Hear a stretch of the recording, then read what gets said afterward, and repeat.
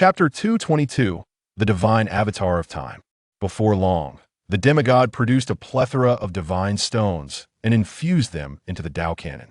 In the next moment, the Tao Cannon absorbed the energy of the divine stones, gradually awakening and unfurling. Though seemingly modest, it appeared to encompass the entirety of this void, containing an entire world within. Undoubtedly, what truly astounded everyone was the profound mystery of the Tao Cannon. Simply gazing upon it was akin to piercing through the essence of all existence, gaining insight into the laws governing the universe. This is the authentic Tao Cannon. The mere imprint version pales in comparison. Tian was exhilarated. The others wasted no time, eagerly delving into the Tao Cannon. Tian promptly activated his 6th-tier divine comprehension technique to begin his study of the Tao Cannon, aiming to cultivate a series of formidable divine arts. He possessed 13 souls, enabling him to simultaneously comprehend and cultivate 13 distinct divine arts.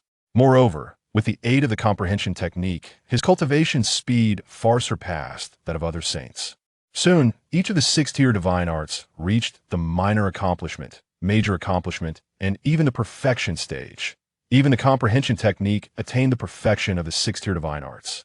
Before long, these divine arts had all reached the 6th-tier perfection stage. Given the limitations of his current cultivation, advancing to the 7th-tier divine arts was no easy feat thus. Tian resolved to cultivate the supreme divine arts. Tian now possessed 8 supreme divine arts, each of which posed immense challenges for advancement, far more so than the divine arts. His 8 supreme divine arts lingered at the introductory stage, and elevating them to the minor accomplishment stage proved exceedingly arduous. However, this moment presented a unique opportunity. Subsequently, Tian began to cultivate and comprehend the supreme divine art of sky devouring. One must acknowledge, the Tao Cannon was extraordinarily remarkable, allowing even the supreme divine arts to be perceived and enhanced through its wisdom. He simultaneously contemplated 8 supreme divine arts, while 5 of his souls endeavored to grasp the Tao technique.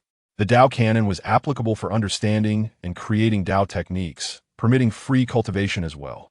Were it not for the Tao Cannon's unsuitability for cultivating the realm of intent, he would have also pursued that avenue. The realm-scale Tao technique, the 10 directions sword realm, and the dark eye were the 3 pinnacle Tao techniques Tian continuously contemplated. With the assistance of the 6th-tier divine arts perfection stage comprehension technique, his progress was remarkably swift. At the conclusion of his comprehension session, he successfully cultivated the 8 supreme divine arts to the minor accomplishment stage, and he perfected the 2nd Tao map of the 10 directions sword realm, the 2nd Tao map of the dark eye, and the 4th Tao map of the realm-scale Tao technique. One could assert that Tian's strength had surged dramatically. Within merely a day, his prowess had escalated, a testament to the efficacy of the Tao Cannon. The time for comprehending the Tao Cannon has concluded. How unfortunate! If only I had a bit more time, I could have elevated that Tao technique, lamented a true saint. Several saints displayed expressions of satisfaction. For instance, Saint Yu bore a smile, indicating significant progress. Of course, when compared to Tian's advancement, their achievements seemed trivial. Tian, how was your progress? Inquired Saint Yin as he approached. My progress is satisfactory. How about you? Saint Yin, replied Tian. As for me, my progress is rather mediocre. On my level, advancing even a small step is exceedingly challenging, requiring multiple comprehensions of the Tao Cannon for a substantial breakthrough, stated Saint Yin. Thereafter, Tian, along with Saints Yin and Yu, exited and returned to the Heavenly Emperor Pavilion. Naturally, Tian also applied for the next opportunity to comprehend the Tao Cannon, though it would require at least 2 to 3 months for a hopeful placement. After all, many sanctuaries find it quite challenging to amass 10,000 world points. They're not as affluent as Tian. At times, even waiting for half a year may be a possibility. Next, I shall elevate those realms of understanding to the first sequence. Coincidentally, my comprehension technique has reached the 6th level of perfection, and my cognitive capacity has significantly enhanced compared to the past. Spending a bit more time should yield hope in grasping the first sequence realm. In the realm of the Yellow Springs, Tian is utilizing the Yellow Springs and the perfected sixth level of his comprehension technique to delve into the essence of darkness, striving to elevate his understanding of the dark realm to the first sequence. Time gradually elapses. One day later, an aura of the first sequence dark realm envelopes Tian. "I have broken through," he exclaimed with delight. With the aid of the yellow springs, it took an entire day to elevate the dark realm to the first sequence. Achieving the same for the other realms seems quite arduous. It will likely require a considerable amount of time. Tian murmured to himself. So far, the only opportunity that assists in breaking through to the first sequence is the extraordinary primordial tree. Nothing else appears promising. However, there is currently no opportunity to comprehend the wonders of the world tree. "I can only take it one step at a time," Tian contemplated. In the days that followed, he began to explore the divine spirit avatar. If he could successfully develop the divine spirit avatar, he could dispatch one to remain in the time training chamber for further comprehension and cultivation. Much like the demigods, such as the Summer King, whose true forms primarily train within the time training chamber while their divine spirit avatars handle tasks outside, he too aspires to create a similar divine spirit avatar. However, it is exceedingly challenging for a sanctuary to accomplish this. On this day, Tian inquired about this matter during a discussion with the Flame Saint. "Flame Saint, why can demigods easily condense divine spirit avatars while sanctuaries are unable to? After all, there are divine spirits within the sanctuaries." Tian sought clarification. The Flame Saint replied with a smile. "It is quite simple. Although divine spirits can leave the body, the soul energy they contain is insufficient to maintain their form. The primary distinction between demigods and sanctuaries lies in the fact that a demigod's soul possesses a trace of divine essence, rendering it nearly indestructible. This allows them to split a portion of their soul and integrate it into the divine spirit, thus augmenting the divine spirit and creating a viable combat avatar. Conversely, we sanctuaries cannot achieve this. The meager soul energy of the divine spirit is utterly ineffective, inferior even to the water avatars formed through the water clone technique." So that's how it is. Tian understood. Suddenly, he recalled his 1,000 souls refinement technique. He currently possessed 13 souls. If he were to integrate one of those souls into the divine spirit, could it potentially form an effective divine spirit avatar? Upon contemplating this, he bid farewell to the Flame Saint, returned to his dwelling, and immediately set about experimenting. "First, let me condense the time-type divine spirit avatar."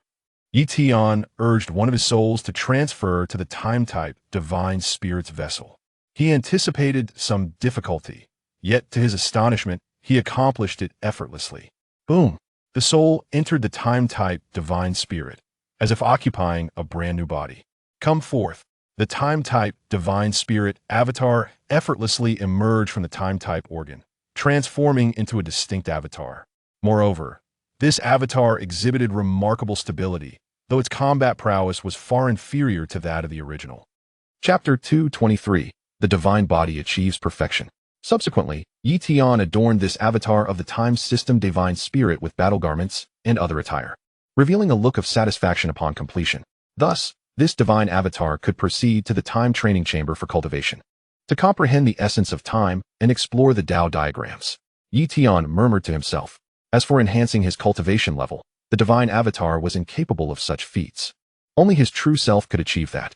Following this, Tian contacted the Summer King, allowing the divine avatar to enter the time training chamber. At the Global True God Council, Tian encountered the Summer King once more, who was utterly astonished upon seeing him. "Tian, is this your time system divine spirit avatar?" The Summer King inquired, astonished. "Indeed." Tian nodded affirmatively. "You have concealed this remarkably well. I was completely unaware that you possessed such a rare talent for the time system." The Summer King remarked with a sense of wonder. Although he was stronger than Tian, the latter had consistently hidden his time system abilities and had never publicly demonstrated his time-related divine powers. Thus, the Summer King was oblivious to this fact. However, with Tian materializing the time system divine spirit avatar, it was evident that he possessed the organs of the time system. Otherwise, such a manifestation would be impossible. As for how Tian could materialize the divine avatar at the Saint Realm with such stability, that was merely a minor detail. "Your time system talent is nothing to boast about," Tian humbly replied. "Tian, You likely haven't encountered other demigods, have you? Take this. The Summer King produced a unique gray leaf, known as the Mysterious Leaf, which could obscure the aura surrounding Tian, rendering even demigods unable to discern the attributes of the time system divine spirit avatar. The time system talent is exceedingly rare, regardless of how you awakened it. Do your best to keep it concealed. The powers of time, as they increase with cultivation, will become extraordinarily formidable. In time, you shall understand. Thank you, Summer King. Tian accepted the mysterious leaf and placed it upon himself. Indeed, his temporal aura began to swirl chaotically, as if filled with myriad essences, yet ultimately indistinguishable. From the Summer King's words, he also gleaned that the time system talent was likely far more precious and significant than he had previously understood. It was no wonder that Yaonin was so well protected, never sent on perilous missions. Tian mused silently. However, this was not entirely favorable. At least Yaonin lacked opportunities for training, and her rate of growth would not accelerate, even with the abundant resources provided by the Summer Kingdom, which could not rival the opportunities presented by the abyssal world. The only advantage was her safety, as she was unlikely to face demise. Under the guidance of the Summer King, Tian's divine avatar was easily granted access to the time training chamber, free from scrutiny. Henceforth, this time system cultivation avatar would train here, comprehending the essence of time and exploring various Dao techniques. Tian murmured, moreover, this avatar can also execute profound Dao techniques. Every soul can naturally invoke this divine power. Soon, Tian made a remarkable discovery, his time system divine spirit avatar. Situated within the time training chamber, while his true self remained outside, could experience the passage of time more acutely, thus enhancing the comprehension of the temporal essence. Consequently, fully grasping the first sequence of the time essence would not require an overly lengthy interval. Tian contemplated inwardly. As time gradually elapsed, a month passed in the outside world. The time training chamber could only maintain an 8-fold acceleration of time, resulting in the passage of 8 months in total. Tian utilized these 8 months for contemplation, slightly enhancing his understanding of the time essence, though his progress in other aspects was minimal. As the divine avatar could accommodate only a single soul and could not simultaneously comprehend multiple teachings. Therefore, his techniques, such as the boundary scales, the 10 directions sword realm, and the dark eye, remained unbroken. However, his primary focus on the third Dao diagram of the 10 directions sword realm saw some slight improvement. Yet fully comprehending the third Dao diagram would still demand considerable time. In the central area of the time flow zone, the Summer King was engaged in his own training. Unlike others, the Summer King's time training chamber was exceptionally unique, harnessing the powers of the time wheel to accelerate time drastically, consuming a significant amount of divine stones. Thus, time flowed more swiftly in his vicinity. However, it could only accommodate the Summer King alone, if several demigods were to join. The resource expenditure would be untenable even for the global True God Council. Currently, the Summer King was on the verge of fully refining the divine herbs from the Yellow Springs realm, while his divine body was approaching complete perfection. Once his divine body achieved totality, he could strive for the True God position. Should he break through to the True God realm, his latent potential would enable him to directly assume the position of the God of Fire, rendering him far more powerful than an ordinary true God. At that moment, the fate of humanity would undergo a monumental transformation. Achieve perfection in my divine body, shatter the limits, he bellowed. A terrifying aura erupted from the Summer King, even affecting the time flow zone. Instantly, other demigods engaged in their training turned their gaze toward the Summer King's secluded area. This aura signified the pinnacle of the demigod realm. The Summer King had succeeded. A mixture of jealousy and envy filled the hearts of the demigods. Yet they were also imbued with anticipation. Regardless of their relationship with the Summer King, his ascension to true God was undoubtedly the best outcome for Earth. Thus, even those with deep-seated grievances against the Summer King hoped for his breakthrough, as it would bring hope for survival to the planet. As several days passed, the Summer King finally emerged from his time training chamber. Everyone, let us convene a meeting. His voice resonated in their ears. At the Global True God Council, the demigods gathered, this time appearing in their true forms. Summer King, has your divine body achieved totality? Bear Emperor inquired. The Summer King nodded. Indeed, I have reached the pinnacle of the demigod realm. My divine body is complete. Once I ignite my divine fire, I can ascend to true God. The Solar Emperor asked. Summer King, what are the odds of your success in this endeavor? In the abyssal world, many demigods had reached the pinnacle yet remained trapped in that realm, repeatedly failing to ignite their divine fire, ultimately succumbing to despair and choosing to fuse with incomplete divine positions, becoming demigod lords. However, No matter how formidable a demigod lord might be, they paled in comparison to a true god. In the eyes of true gods, demigods were akin to ants. Demigod lords were merely slightly more powerful ants. Therefore, humanity could only hope to emerge from this plight with the birth of a true god. No number of demigod lords would suffice. 30%, the Summer King declared. However, if I utilize the Tao Cannon, my chances of success could exceed 70%. 70%. The gathered individuals recognized that this probability was exceedingly high. Many demigods in the abyssal world did not even possess a 1% chance, yet dared to attempt the ascension to true god. Summer King, when do you plan to make your move? Another demigod inquired. In 10 days. I require the resources of the Global True God Council to assist me in this endeavor. Once I achieve true god status, I will repay these resources. Is that agreeable? The Summer King stated. Chapter 224. The Summer King breaks through, the first true god. Faced with the Summer King's 7 out of 10 chance of breaking through to true god, the other demigods naturally had no objections to his request. Should anyone express dissent, once the Summer King ascended to true god, he could easily create trouble for them or suppress them, resulting in far greater losses. Hence, they voiced their agreement. Agreed. Agreed. Agreed. A multitude of demigods unanimously consented. Consequently, the Summer King seized various resources from the Global Council of True Gods, preparing to initiate his breakthrough at the location of the Tao Cannon. Naturally, during this process, all demigods were prohibited from approaching, and a defensive array was activated. This was not due to a lack of trust in the other demigods of the Global Council, but rather the fear that one might betray him to the dark races, potentially sabotaging his pivotal moment of breakthrough, which could result in a permanent loss of the chance to ascend to a true god. Hence, he established the defensive array, forbidding other demigods from nearing, while assigning them to guard the surrounding areas to prevent any unforeseen circumstances. 10 days elapsed. The Summer King was now prepared and commenced his assault on the true god realm. During this critical process, none were permitted to approach the Summer King's seclusion. The Summer King is attempting to ascend to the true god realm so soon. Tian exclaimed in astonishment upon learning the news. Nevertheless, considering that the Summer King had acquired divine herbs and had access to a training chamber, it was not unexpected for him to strive for the true god level. As a member of the Heavenly Emperor Pavilion and a citizen of the Summer Kingdom, Tian naturally wished for the Summer King to succeed in his breakthrough. Should he succeed, it would undoubtedly provide Tian with a formidable ally in the form of a true god. Of course, with the Summer King's endeavor, he could offer no assistance, only silent prayers. At the Tao Cannon, the Summer King found himself alone, the once vast Tao Cannon now diminished to fit within his grasp. This time, I am wholly reliant on you, Tao Cannon, he murmured. Subsequently, he presented an array of divine stones, melding them into the Tao Cannon and invoking its power. This activation was unlike any before, delving into a deeper level of awakening. Boom! The Tao Cannon hovered above the Summer King's head, as countless mysterious energies permeated into his soul. At this moment, the Summer King entered a unique state of enlightenment, enhancing his chances of breakthrough. This was one of the Tao Cannon's applications. When used for the ascent of a demigod, it boasted nearly 100% success rate, albeit with significant consumption and limited to once a year. Thus, few utilized the Tao Cannon for breakthroughs. Yet a majority of the demigods within the Global Council adopted this method. This accounted for the remarkable emergence of so many demigods on Earth after merely a few centuries of cultivation. Thereafter, the Summer King retrieved various resources conducive to igniting divine flames and employed fire laws to kindle the divine fire. Igniting the divine fire involves utilizing the power of laws to stimulate the soul, allowing it to ignite the divine fire and evolve into divine consciousness.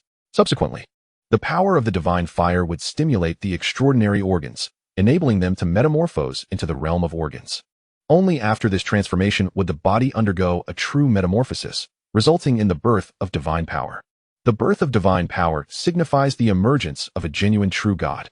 The first step, igniting the divine fire, is the most crucial. Once the divine fire is lit, failure in the subsequent stages becomes nearly impossible. The Summer King began to ignite the divine fire. Boom! The dense fire laws commenced their stimulation of the soul, and with the aid of various resources, his soul began to undergo subtle transformations. Without the Tao Cannon, his chances for success would have been uncertain. Yet now, with the Tao Cannon's assistance, the likelihood of breakthrough soared to over 70%. As time gradually passed, the Summer King grew anxious, and the demigods outside shared his apprehension. Even with a 70% probability, the specter of failure loomed large, especially for the demigods of the Summer Kingdom, who harbored the deepest concerns. However, the journey to the true god realm was neither swift nor simple. necessitating an extended wait. For Earth, the Summer King's endeavor was the paramount concern. All else paled in comparison. Although Tian was also in waiting, his multiple souls ensured his cultivation was not hindered. A day passed. 10 days passed. A month passed. Unbeknownst to anyone, a full 3 months had elapsed. Tian marveled at the length of time the Summer King's breakthrough had consumed, especially given the absence of any news. No one knew what transpired within. During these 3 months, however, Tian made significant progress. He had successfully mastered the third Dao diagram of the 10 Directions Sword Realm and the third Dao diagram of the Dark Eye. His understanding of the temporal realm also advanced considerably, as he elevated his primary sequence of time comprehension to 56%, continuing on this path. Attaining perfection in the primary sequence would not be a distant endeavor. Tian's true form remained industrious, diligently contemplating the sword intent transformation realm. After 3 months of effort, he finally grasped the pinnacle of sword intent transformation, marking the apex of swordsmanship techniques. I never anticipated that while my sword intent has yet to reach its zenith, my swordsmanship techniques have already achieved their utmost limits. Tian murmured. The elevation of sword intent transformation to its extreme conferred a deeper understanding of sword intent, facilitating the journey to comprehend it within the primary sequence. I must strive to achieve comprehension of sword intent within the primary sequence in the coming half-month. Tian resolved. At the Summer King's seclusion, a critical moment was unfolding. After 3 months of arduous effort, though his soul felt somewhat weakened, he persevered with the aid of various soul-replenishing treasures. Moreover, he was on the brink of igniting the divine fire. Another 2 days passed. Boom! Deep within the Summer King's soul, an intangible flame began to flicker to life, illuminating the boundless darkness of the soul sea. Even his divine powers radiated with an infinite white glow, a manifestation of divine firelight. In this instant, he successfully ignited the divine fire. As the divine fire ignited, the impurities within the Summer King's soul were gradually consumed, rendering his essence extraordinarily pure and formidable. With each moment, his soul grew stronger and underwent transformation. Before long, the Summer King's soul underwent complete metamorphosis, evolving into divine consciousness. The power of the divine fire began to spread throughout his body, and under its stimulation, his extraordinary organs began to transform into divine extraordinary organs, evolving into the realm of organs. Gradually, the fiery extraordinary power within the Summer King transmuted into divine firepower. As the divine power manifested, the Summer King's form began to transform into that of a genuine true god. Golden light radiated from his skin, muscles, and bones, while his blood turned to gold. His lifespan continuously surged, and his life level underwent a metamorphosis. Prior to this moment, the Summer King was merely a high-level life form. But now, he had ascended to the status of a top-tier life form. Chapter 225. The Actions of the Summer Kingdom. Invasion of the Giant Elephant Tribe. True God. The Summer King exclaimed, exhilarated. Countless souls on Earth yearned for the emergence of a true God, and that aspiration had finally materialized. He had become a true God, a protector for humanity. Even if Earth were to merge completely with the abyssal world, becoming a part of it, no elite alien race would dare to target humanity. After all, no true God would wish to offend another, unless provoked by substantial benefits. However, merely breaking through to true God was insufficient. He also needed to inherit the title of Fire God. The Summer King produced the Fire God seal, preparing to refine it with his divine consciousness. 1 day, 2 days, 3 days. For a full 7 days, the Summer King finally succeeded in refining the Fire God seal. In an instant, a magnificent phantom of the Fire God throne emerged behind him. At this moment, he fully inherited the divine status of the Fire God, and his power surged once more. With my current strength, although I may be slightly inferior to the evil god, the gap is hardly substantial. Moreover, I have only just broken through, and my cultivation can still advance, entering a period of rapid progress. Once I completely transform all my abilities, my combat power will undoubtedly rival that of the evil god. The Summer King mused. He no longer remained in seclusion and stepped out into the world. Outside, a multitude of demigods anxiously awaited his return. Suddenly, the formation activated, releasing an aura brimming with boundless divine might. Divine might. Though the demigods had yet to see the Summer King, their faces lit up with excitement. It was evident that he had undoubtedly ascended to the true god realm, for such divine aura could only emanate from one of that caliber. With a flourish, the demigods hurried over to greet him. At that moment, every demigod felt a chill of trepidation wash over them, for the Summer King's presence was utterly terrifying, as if a mere breath could annihilate them. Summer King, have you truly achieved the status of true god? The Southern Emperor inquired with palpable excitement. Indeed, I have ascended to true God and inherited the divine position of the fire god. The Summer King affirmed. Wonderful. The demigods rejoiced, their spirits soaring. The distinction between a race with a true god and one without was immeasurable. With the Summer King's ascension, he could wield the wondrous artifacts of the worlds more effectively. Should he choose to aid the earth, he could undoubtedly cultivate more powerful beings, and the plight of humanity would undergo a dramatic transformation. At the Heavenly Emperor Pavilion, Tian received the news promptly.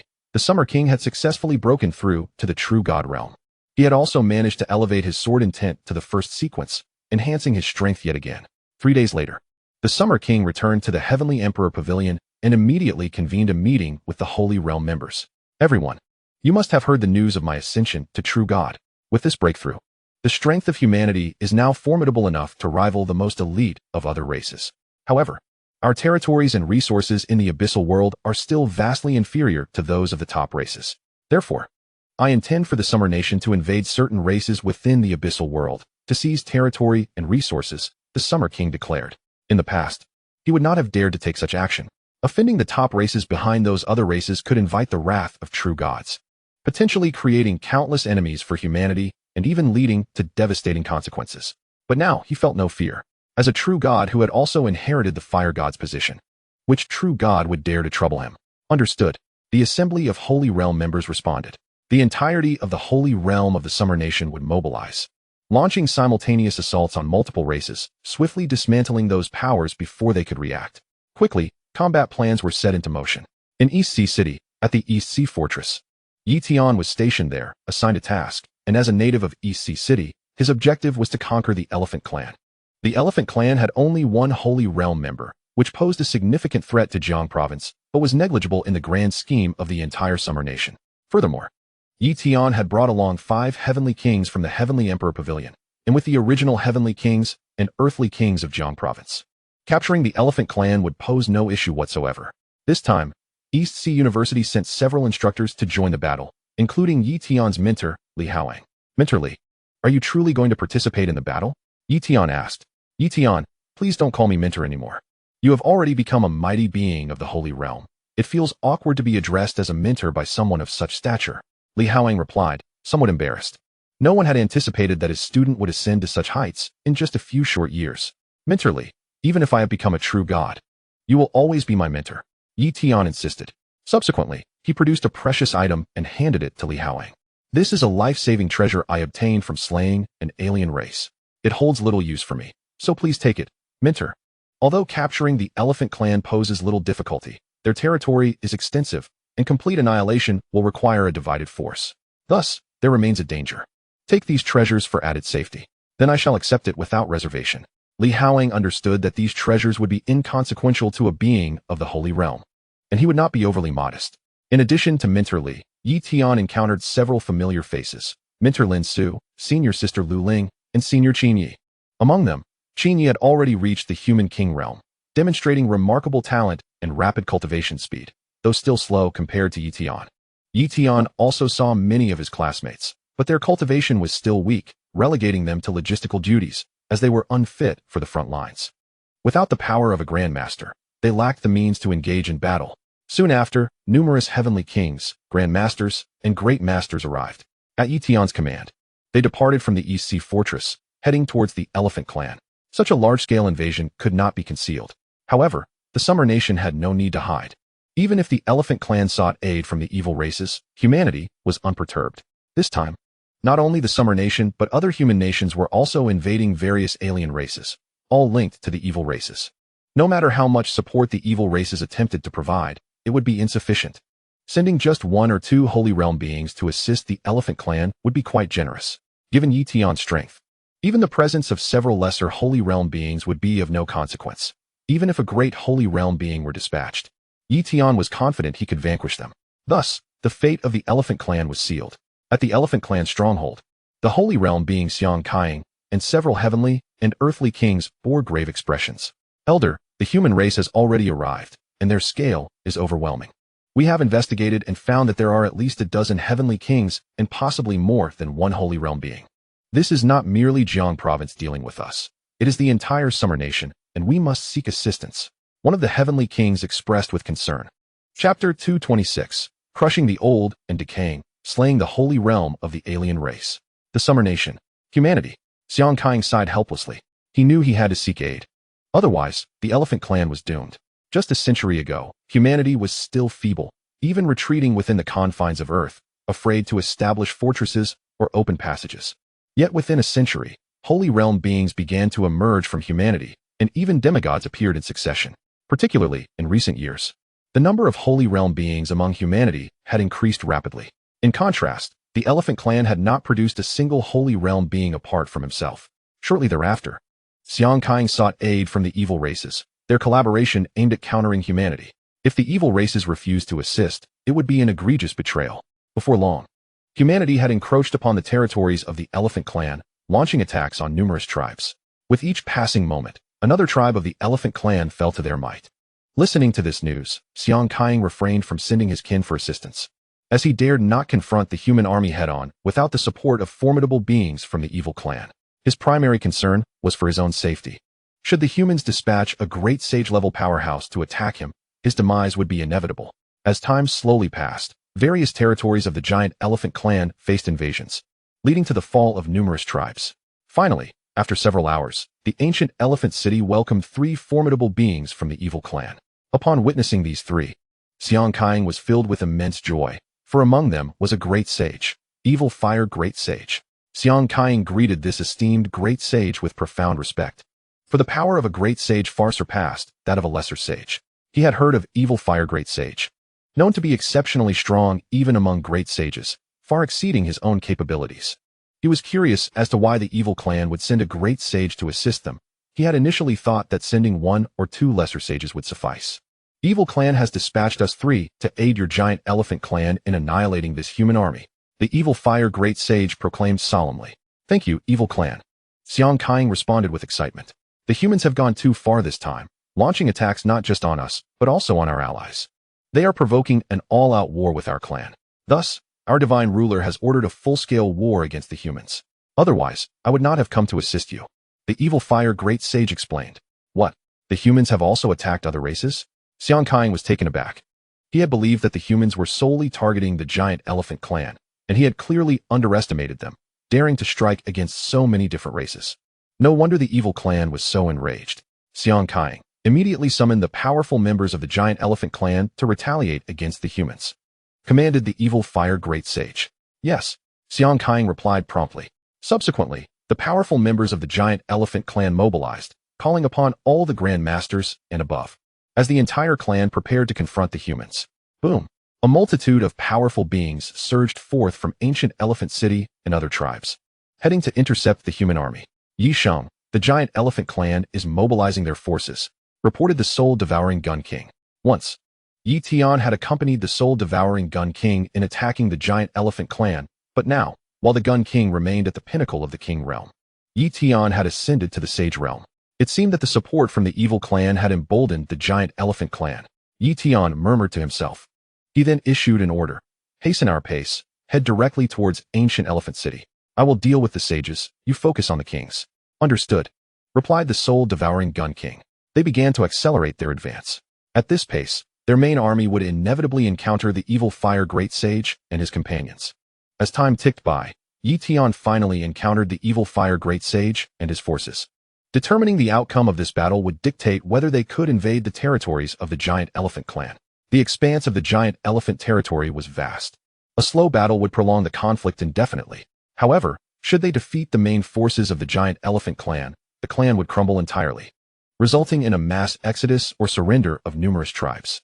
Thus, this battle was of paramount importance. Scatter, Yi Tian commanded.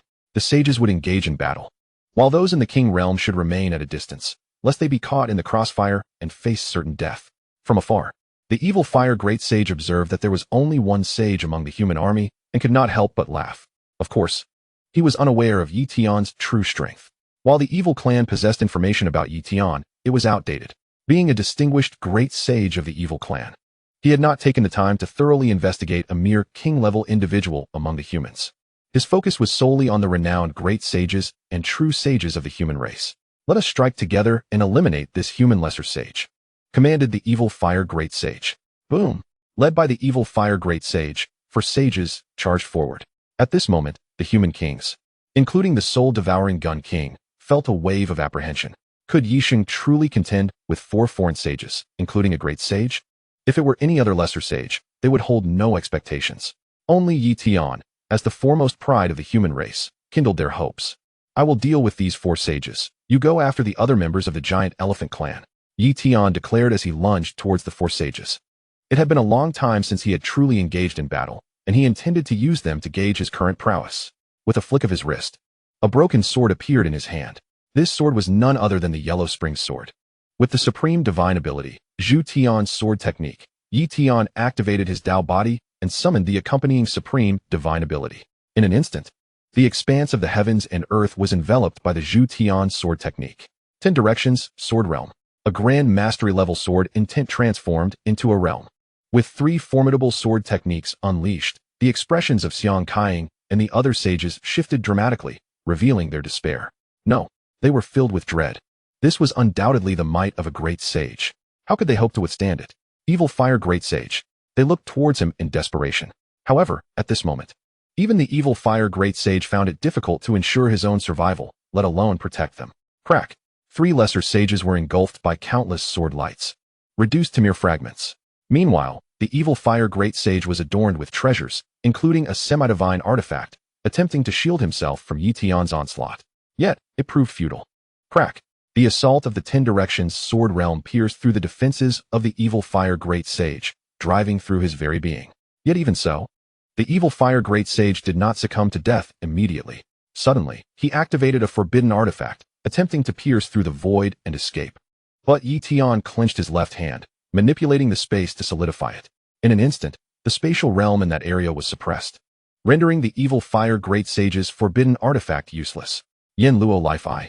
Yi Tian activated this supreme divine ability to test its effects. Buzz. In the eyes of the Evil Fire Great Sage, Yi Tian appeared as an unparalleled deity, his terrifying gaze seemingly encompassing all of void. In that fleeting moment, the vitality within him began to be stripped away. Chapter 227. Complete invasion of the giant elephant clan, clash of semi-divines. The Evil Fire Great Sage attempted to resist, but his life force continued to be siphoned away, his condition deteriorating further. It seemed that the Yin Luo Life Eye could not easily strip a great sage of their lifespan entirely, but it could certainly take a portion. Yi Tian pondered inwardly. Subsequently, he no longer held back, unleashing the 10 Directions sword realm to strike down the now defenseless Evil Fire Great Sage. Boom! The Evil Fire Great Sage fell, his life force extinguished. As the 4 fallen sages lay before them, the giant elephant clan was left bewildered. Meanwhile, the human race erupted in exuberant excitement. To face 4 opponents and effortlessly slay them was a testament to the prowess of their greatest prodigy. That was a great sage of the evil clan, and yet Yi Sheng had dispatched him with such ease. It was absolutely terrifying. The soul-devouring Gun King was utterly astonished. In that moment, he gained a true understanding of Yi Tian's strength. However, this was still not Yi Tian's full power. The Evil Fire Great Sage was not worthy of witnessing the entirety of his might, as the disparity in their strengths was simply too vast. Eliminate them. Yi Tian's gaze fell upon the colossal elephant tribe. This group yearned for escape, yet Yi Tian wielded his mastery over space. With a resounding force, the fabric of space trembled, and the bodies of countless members of the elephant tribe shattered into oblivion, leaving only a few of those farther away to survive. Subsequently, Yi Tian refrained from further intervention, recognizing that the opportunity for training must be afforded to these human warriors, allowing them to hone their skills. He would only intervene should any falter. Gradually, the elephant tribe was entirely decimated.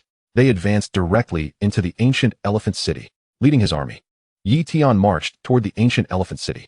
Upon their arrival, it was evident that few formidable warriors remained. There was no need for Yi Tian to take action, as the soul-devouring Spear King and his companions could effortlessly seize control of the ancient elephant city. Afterward, Yi Tian directed the human forces in their conquest of the elephant tribe's territory, solidifying their claim over this domain. His mission was to occupy the lands of the elephant tribe, integrating it as one of the territories of the Xia kingdom. Other matters were of no concern to him. As long as a true saint does not descend, I harbor no fears, Yi Tian murmured while seated upon the throne in the palace of ancient elephant city. The likelihood of a true saint from the evil faction descending here was exceedingly low. After all, the number of true saints was limited, and their attention was divided by the disturbances caused by the human race, leaving them unable to attend to this matter. if they were to venture alone. A true saint would surely fear being encircled and slain. Meanwhile, at the evil faction stronghold, a gathering of demigods seethed with fury upon receiving the news of the fallen saints and the obliteration of various alien races. Is the human race preparing for total war? Fumed the demigod ire. Indeed, the human race has launched a full-scale assault, invading the territories of various alien races neighboring Earth, with only a few allied factions managing to escape unscathed. Moreover, their strikes were sudden. We had no time to react, another demigod responded. What of the evil god council? Did these imbeciles fail to transmit any useful information? Ire retorted coldly. The evil god council did relay some messages, but their ranks lacked even a single demigod, with their most powerful member barely reaching the great saint level. They were privy to little information, only knowing that the orders originated from the Xia King, primarily with the Xia Kingdom as the instigator, while other nations merely lent their assistance. Humph, had it not been for our need to guard against the angelic race, we would have already breached the human ranks. Ire declared. The evil faction was not inherently fearful of the human race. Rather, the angelic race was a persistent nuisance, constantly harassing them from the rear. They required a portion of their demigods and saints to counter the angelic threat, which hindered their ability to fully engage the humans. Moreover, if the humans were to falter, they could retreat back to their stronghold on Earth, complicating matters. Suddenly, a terrifying, ethereal figure descended, accompanied by an overwhelming divine presence. We have witnessed the Lord of the evil god. The assembled demigods bowed in reverence. This formidable apparition was none other than the divine projection of the evil god himself. I shall persuade the fallen dark angel race to seize the opportunity and launch an attack on the angelic race. For a time, they will pose no threat to you. Focus all your efforts on the human race. Should the need arise, I shall descend in person, proclaimed the evil god. Yes. The demigods of the evil faction responded with fervor. Soon after, the demigods of the evil faction engaged in battle with their counterparts from Earth. In terms of sheer numbers, the Earth demigods were indeed inferior to the evil faction. However, the evil demigods were wary of the Xia King, leading to hesitance in combat. When it came to clashes at the true saint level, Earth held its ground firmly. Numerous battles ensued, with both sides sustaining losses. Yet on the whole, the human race found itself at a disadvantage, frequently retreating to Earth. On this day, at Kunlun Fortress, the Antarctic Emperor, Sword Emperor, and several other demigods were embroiled in fierce combat with the evil demigods. Suddenly, more and more evil demigods appeared, swiftly surrounding the Antarctic Emperor and his companions. Ha ha! Antarctic Emperor, Sword Emperor, your demise is imminent. With 13 of us encircling your 5, even the Xia King will be unable to rescue you. The evil demigod sneered. Is that so? The Sword Emperor replied, unfazed. He summoned a treasure tower, from which emerged a figure, none other than the Xia King. Of course, this was not the Xia King's true form, but merely a divine avatar. Furthermore, he had concealed his aura, rendering the evil demigods oblivious to his true power. The Xia King. The evil demigods feigned panic, as they had been ordered to eliminate the human demigods by the evil god, and after several skirmishes, the evil faction had already suffered considerable losses. They were not inclined to prolong the conflict. The fallen dark angels were proving utterly inept, continuously being repelled by the angelic race. If the fallen dark angels could not withstand the pressure, the angelic race would undoubtedly retaliate against the evil faction. Time was of the essence. They needed swift resolution. Moreover, the evil god had assured them that even if the Xia King descended in his true form, should they find themselves unable to prevail, the evil god himself would descend to slay the Xia King. Even with a few true gods supporting the human race, they would not act to save a fallen Xia King, especially given that the Xia King and these demigods had emerged from Earth. This presented an opportunity for the evil faction. Attack! The evil demigods charged forth. At that moment, the Xia King smiled faintly and waved his hand. Chains of fire of heaven and earth bind. Red chains materialized in the void, ensnaring the group of demigods. The speed of this occurrence was astonishing. The evil demigods were caught completely off guard, unable to evade or break free. How could this be? They exclaimed in bewilderment. When did the Xia King become so powerful? Chapter 228, Severing the Evil God's Avatar, the Wrathful Evil God. The Xia King refrained from slaughtering the evil demigods. Annihilating such a large number would incite the evil god to unleash a merciless slaughter upon the human demigods. The human demigods were already fewer in number than their evil counterparts, and they could not afford to sustain heavy losses. Moreover, the evil god was a madman, unlike the Xia King. Thus, he needed only to capture these evil demigods. With the strength of his divine avatar and the power of the fire god, he could manipulate the laws of flame. These evil demigods were no match for him. Evil god, save us! The evil demigods cried out in desperation. In the next instant, a deafening roar echoed as the void tore apart, and a shadowy figure emerged from the rift, clad in a black battle robe adorned with a skull emblem. Wielding a blood-red spear, with a blood-colored disc materializing behind him, an artifact of immense power. The evil god. The Xia King recognized him instantly. He was no stranger to the visage and aura of the evil god. Long ago, the evil god had attempted to descend upon Earth, but only as a projection. Yet, this was the first time the Xia King confronted the evil god directly. Wait, this is not the true evil god. It is but an avatar. The Xia King discerned. However, the avatar of the malevolent deity is certainly not a mere semblance. Rather, it is a manifestation refined through divine power over countless epochs, embodying the essence of a true god, as opposed to a mere spiritual fragment. The King of Summer is acutely aware that any true god, aside from their spiritual manifestations, can cultivate a true god avatar, which possesses formidable combat prowess, unlike the relatively feeble spiritual incarnations. The spiritual incarnation can only harbor a minuscule fraction of divine soul power, cannot wield much divine strength, and lacks a tangible corporeal form, existing merely as an energy entity, thus inherently limiting its combat capabilities. His spiritual incarnation is exceptionally unique, granting him unparalleled combat strength, a feat unattainable by other demigods and true gods alike. This is one reason why many demigods harbor trepidation towards him. King of Summer, release them. The malevolent deity commanded imperiously, pointing his blood-red spear at the King of Summer from a position of superiority. However, with a mere wave of his hand, the King of Summer teleported the demigods from both his realm and the malevolent faction far away, positioning himself directly in the path of the malevolent deity's avatar. The implication was unmistakable. He was intent on engaging the malevolent deity in combat. Seeking death, the malevolent deity seethed with rage. Boom! The malevolent deity unleashed his divine power, striking fiercely at the King of Summer with his blood-red spear. At that moment, the King of Summer ceased to conceal his true strength. Boom! Divine power erupted forth, an overwhelming aura permeating the surroundings. Divine power. King of Summer, you have transcended to become a true god. The malevolent deity exclaimed, astonished. How is this possible? He understood the arduous journey to true godhood. It took him a staggering 30,000 years to achieve his own transcendence. In the subterranean realm, any who could ascend to true godhood within a mere 10,000 years were deemed prodigies, with only a select few managing to achieve such a feat in a few thousand years. Yet the King of Summer had only practiced for several hundred years. Even with the aid of a time cultivation chamber, his total training time could not exceed a millennium. To reach true godhood in just a few hundred years is nothing short of monstrous.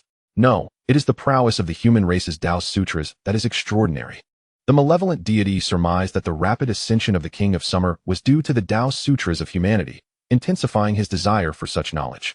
Boom! The clash between the malevolent deity and the King of Summer commenced. As both were avatars, neither held any fear of the other. In an instant, the surrounding area was reduced to scorched earth. Retreat! The Emperor of the South Pole and the Sword Emperor shouted, hastily withdrawing. Meanwhile, the demigods of the malevolent faction found themselves ensnared by the King of Summer, rendered powerless and thus taken captive, one by one. They retreated to a considerable distance, resuming their watch of the battle. May the King of Summer secure victory. This battle is of utmost importance to humanity. The Emperor of the South Pole murmured. Should the King of Summer triumph over the malevolent deity, the malevolent faction would be deterred from invading Earth, allowing humanity to consolidate their holdings and establish a vast territory within the subterranean realm, enabling them to thrive and prepare for full integration into that world. The advantage of the malevolent deity's avatar lay in its artifacts, while the King of Summer lacked such divine implements. However, the King of Summer's strength resided in the uniqueness of his spiritual incarnation, which bore formidable combat capabilities, and even as an avatar, he could wield the authority of the Fire God. Once the divine position of the Fire God is inherited, even a fragment of divine soul power can command the authority of that divine status. Of course, the King of Summer had yet to fully harness the power of the Fire God's position. He was still seeking the opportune moment to deliver a devastating blow to the malevolent deity. Soon, that moment arrived. At this juncture, both the King of Summer and the malevolent deity were severely depleted of divine power. The limitation of avatars lies in their inability to self-replenish divine energy once exhausted. They must rely on their original bodies to restore it. An avatar is akin to a machine. When it runs out of power, it requires recharging to continue functioning. Otherwise, it is rendered ineffective. Now is the time. The King of Summer activated the authority of the Fire God's position. The aura of the fire god-s seal surging forth, his entire being radiating an explosive energy, while the laws of flames in the heavens and earth became extraordinarily potent. Eternal Great Sun Technique. The King of Summer wielded a colossal sun and struck it down upon the malevolent deity's avatar. Boom! The immense power of nuclear explosion rent the surrounding space asunder, shattering the firmament and pulverizing the earth. The might of this strike was unfathomable. It was a culmination of the fire god-s divine power and the most formidable of techniques, comparable to a full-force attack from a true god. You have inherited the fire goddess position. The malevolent deity gasped in shock. Although the fire goddess position is considered a second-tier divine status within the subterranean realm, many divine positions from the ancient era have been obliterated. Acquiring a complete divine status is already a significant achievement, let alone the complete fire goddess position. The malevolent deity longed for a divine position as well. But suitable ones were scarce, and the requirement for a complete divine status made it even more challenging. If a divine position does not align with one's essence, successful integration is impossible. Thus, he had yet to inherit a single divine position to this day. Crack! The true god avatar of the malevolent deity began to shatter. At that moment, the King of Summer pressed his attack relentlessly. Boom! With each successive strike, the malevolent deity could no longer withstand the onslaught. Uft! The avatar of the malevolent deity was pierced through by the King of Summer's blow, and even the artifact in his grasp was seized. Before the avatar collapsed, the malevolent deity roared, "That is my artifact." He had never anticipated that this avatar would meet its demise, nor had he foreseen the loss of his artifact. Smack! The malevolent deity's avatar was utterly vanquished, and that portion of divine soul power dissipated. In a realm of true gods, the essence of the malevolent deity surged forth. Enduring the agony of his soul as he charged towards the earthly realm, he sought to reclaim his artifact. But how could the King of Summer relinquish the artifact he had just acquired? Thus, he swiftly returned to Earth with the artifact, employing a world wonder to suppress it, making it impossible to summon it away, and then began the slow process of refining the artifact. Chapter 229. The Execution of the Malevolent Deity Council. On Earth, in the Global True God Council, at the floating tower of world wonders, the King of Summer arrived. He intended to utilize the floating tower to suppress the two artifacts of the malevolent deity, one blood-red spear and one blood-red disc. These two artifacts served distinct purposes, one for offense and the other for defense. At that moment, the two artifacts trembled, attempting to break free. But the King of Summer firmly restrained them with the floating tower, ultimately rendering them immobile. Once I erase the malevolent deity's mark from these artifacts, they shall belong to me, the King of Summer declared with a smile. Outside the Kunlun fortress, the true god of the malevolent deity descended. Just as the malevolent deity was about to launch a frenzied assault on the Kunlun fortress, the true god of the King of Summer intercepted him. Boom! The two true bodies engaged in a brief clash. At this juncture, the malevolent deity regained his composure and ceased hostilities. He realized that the King of Summer's strength was entirely on par with his own, and he had suffered losses with his true god avatar, his divine soul slightly damaged. Without the two artifacts, in a life-and-death struggle, it was he who might perish. King of Summer, stand down. Return my artifacts to me, release my demigods, and we shall consider this matter resolved. The malevolent deity proposed. The King of Summer chuckled. It appears you have forgotten, your demigods are currently in my possession. How could I possibly take a step back? King of Summer, do you truly wish to force our malevolent faction into a complete confrontation with your human race? The malevolent deity seethed with indignation. A fight to the death? Very well. The Summer King exhibits no fear in the face of the malevolent deity's threats. Ever since the collision between the earthly realm and the subterranean world, the alien races have launched numerous assaults on humanity. Yet the human race is unafraid to fight to the death. Furthermore, the angelic race has formed an alliance with us. Your attempts to provoke trouble with the fallen dark angels have proven futile, as I have just received news that they can no longer withstand the pressure and have retreated. Whether you believe it or not, I, alongside the true deity of the angelic race, possess the capability to vanquish you. The countenance of the malevolent deity shifted, realizing that this possibility indeed exists. Moreover, his reputation in the subterranean world is less than stellar, and so-called friends may not come to his aid. After extensive discussion with the Summer King, a pact was ultimately forged. All the half-gods of the evil race were to be released. One of the two divine artifacts would remain with him, and the territories occupied by humanity would be entirely relinquished, with the evil race promising not to set foot in these domains for a century.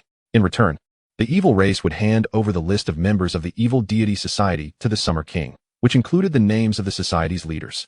The Summer King recognized that negotiations had reached their zenith, Driving the evil race to the brink of madness would be detrimental to humanity as well. Thus, he acquiesced and established a divine oath with the malevolent deity. Subsequently, the Summer King returned with the captured half-gods and one of the divine artifacts, the Crimson Spear, and presented it to the malevolent deity. Soon after, the evil race retreated entirely, ceding those territories to humanity and acknowledging them as belonging to the human race. In the ancient elephant city, Tian awaited news. Before long, the tidings arrived. To his astonishment, the malevolent deity had conceded. Tian exclaimed, "The vast territories of the giant elephant race now unequivocally belong to the Summer Kingdom, specifically to Jiang Province. With such extensive lands, the development of Jiang Province would undoubtedly soar. With the evil race having backed down, there was no longer a need for him to maintain a garrison there." Tian returned to Earth from the ancient elephant city.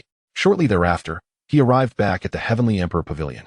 Upon his return, the Summer King presented him with a list, the list of the evil deity society. After a brief inquiry, he discerned that the malevolent deity had betrayed the society, providing the list to the Summer King. While it may not constitute the entire roster, it certainly contained the names of key figures: 3 from the Great Sage Realm, 9 from the Small Sage Realm, 37 from the Heavenly King Realm, and hundreds from the King Realm. This represented the formidable strength of the evil deity society's upper echelons. Naturally, the Summer King would not take this list at face value. Apprehensions would need to be made for interrogation to ensure its accuracy before any executions. If the malevolent deity had intentionally inserted names of individuals not affiliated with the evil deity society, it could lead to wrongful executions, thereby falling into the malevolent deity's trap.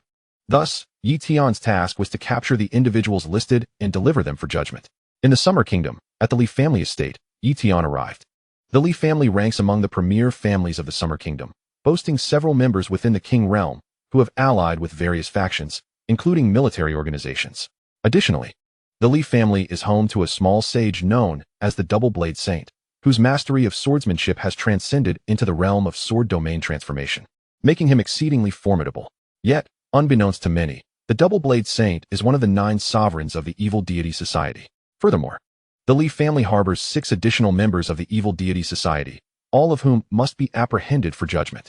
As the King Realm members soared into the sky upon seeing Tian's arrival at the Li family, they respectfully greeted him.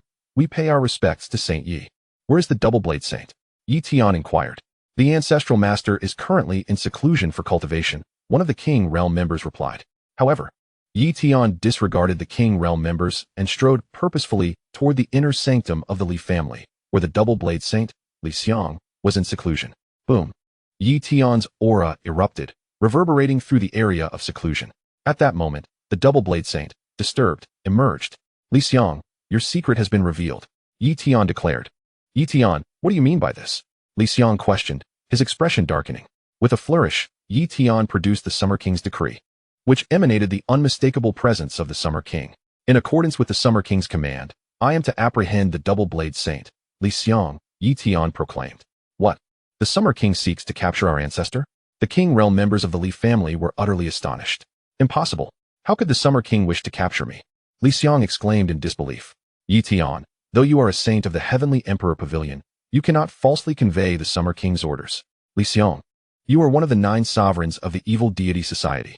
The Summer King has commanded my apprehension of you. If you are innocent, the Summer Kingdom will surely offer an apology. However, if you truly are one of the 9 sovereigns of the evil deity society, then you deserve death." As Tian's words fell, Li Xiang's expression shifted dramatically. Without uttering another word, he immediately attempted to flee. He understood all too well that if captured, he could not conceal the truth from the Summer King. Confounded, he pondered how his identity remained concealed. Known only to the leader of the evil deity society, how could he have been exposed? His only path to survival lay in escaping from Earth to the subterranean world, fully aligning himself with the evil race. Little did he know, it was the evil race that had betrayed him. Attempting to flee? "I shall control space." Tian grasped the air, immobilizing Li Xiang, then struck him with a sword, severely injuring him. Subsequently, he encased him in ice, effectively limiting his mobility. Tian proceeded to locate the 5 members of the evil deity society from the Li family, while leaving the capture of one absent member to others, relieving himself of that burden. Having secured them, Tian departed the Li family without facing any opposition. After all, with the ancestral master of the Saint Realm captured as easily as a chick, who would dare to obstruct him? In the blink of an eye, a day had passed. A significant number of members of the evil deity society had been apprehended and were now being jointly judged by the Global Divine Council. 2 days later, the verdict was delivered. As anticipated, all were indeed members of the evil deity society, with not a single innocent among them. Tian murmured to himself. It made sense. The malevolent deity had already conceded, rendering any need to fabricate names on the list unnecessary. Such actions would only incite the Summer King's wrath, serving no other purpose. The deeds of these members of the evil deity society were subsequently publicized, leading to the exposure of additional members. After all, the malevolent deity was only aware of the names of the key figures, while the ordinary members went unnoticed. For instance, within the Li family, dozens of other members of the evil deity society were uncovered. Following the announcement of these members, they were executed simultaneously, and their families faced severe repercussions. 10 days later, the Summer Kingdom commenced the relocation of a portion of humanity into the subterranean world, transforming the tribes and cities therein into potential new homes for humanity. For example, the people of Jiang province were preparing to migrate to the territory of the giant elephant race, with nearly everyone set to receive vast expanses of land as their own domains. Tian, however, chose not to involve himself in this relocation process. Instead, he intended to venture into the subterranean world for further refinement and to seek new opportunities. Chapter 230, The Ancient Storm. Where shall I go? Tian had limited knowledge of the subterranean world. Although he had visited a few locations, they paled in comparison to the entirety of the subterranean realm. Thus, he was momentarily uncertain about where to embark on his journey of honing his skills. Consequently, he sought counsel from others within the Heavenly Emperor Pavilion. As fate would have it, Saint Yu approached Tian. Tian, are you planning to venture into the subterranean world for training? Saint Yu inquired. Indeed. Tian nodded slightly. Why not accompany me to the Sacred Name Ruins? The Flame Saint will be joining us as well, suggested the Sage of Yu. This time, the evil clan has conceded, allowing our human race to occupy vast territories. The King of Summer has ascended to true godhood, and the evil deities have been expelled. For the foreseeable future, humanity will experience a period of tranquility, making our journey to the Sacred Name Ruins quite feasible. The Sacred Name Ruins? What manner of place is this? Tian inquired, intrigued. The Sage of Yu explained. The Sacred Name Ruins are actually one of the ancient relics, akin to the Mingdu Mountain ruins you have previously visited, albeit of a higher tier, more suited for those in the sacred realm. However, it is perilous to enter the Sacred Name Ruins without the strength of a great sage. Fortunately, unlike the enigmatic Mingdu Mountain ruins, the Sacred Name Ruins possess only one forbidden zone. As long as we avoid that area, the likelihood of a great sage falling is minimal, and for true sages, the risk is even less. Are there any opportunities within the Sacred Name Ruins? Tian asked, his curiosity piqued. Indeed, the Sage of Yu replied. For instance, there exists the Sacred Name Steel. By inscribing one's name upon it, one can achieve eternal renown and significantly enhance their fortune, thereby easing the difficulty of breaking through to higher realms.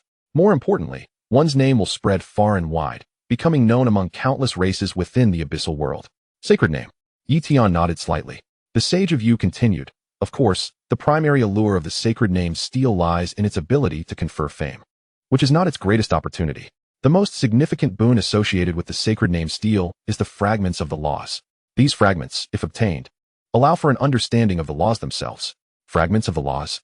Does acquiring them permit one to comprehend the laws? Tian was astonished. It's not that simple. The Sage of Yu cautioned. While law fragments can facilitate an understanding of the laws, the actual chance of grasping them is almost negligible.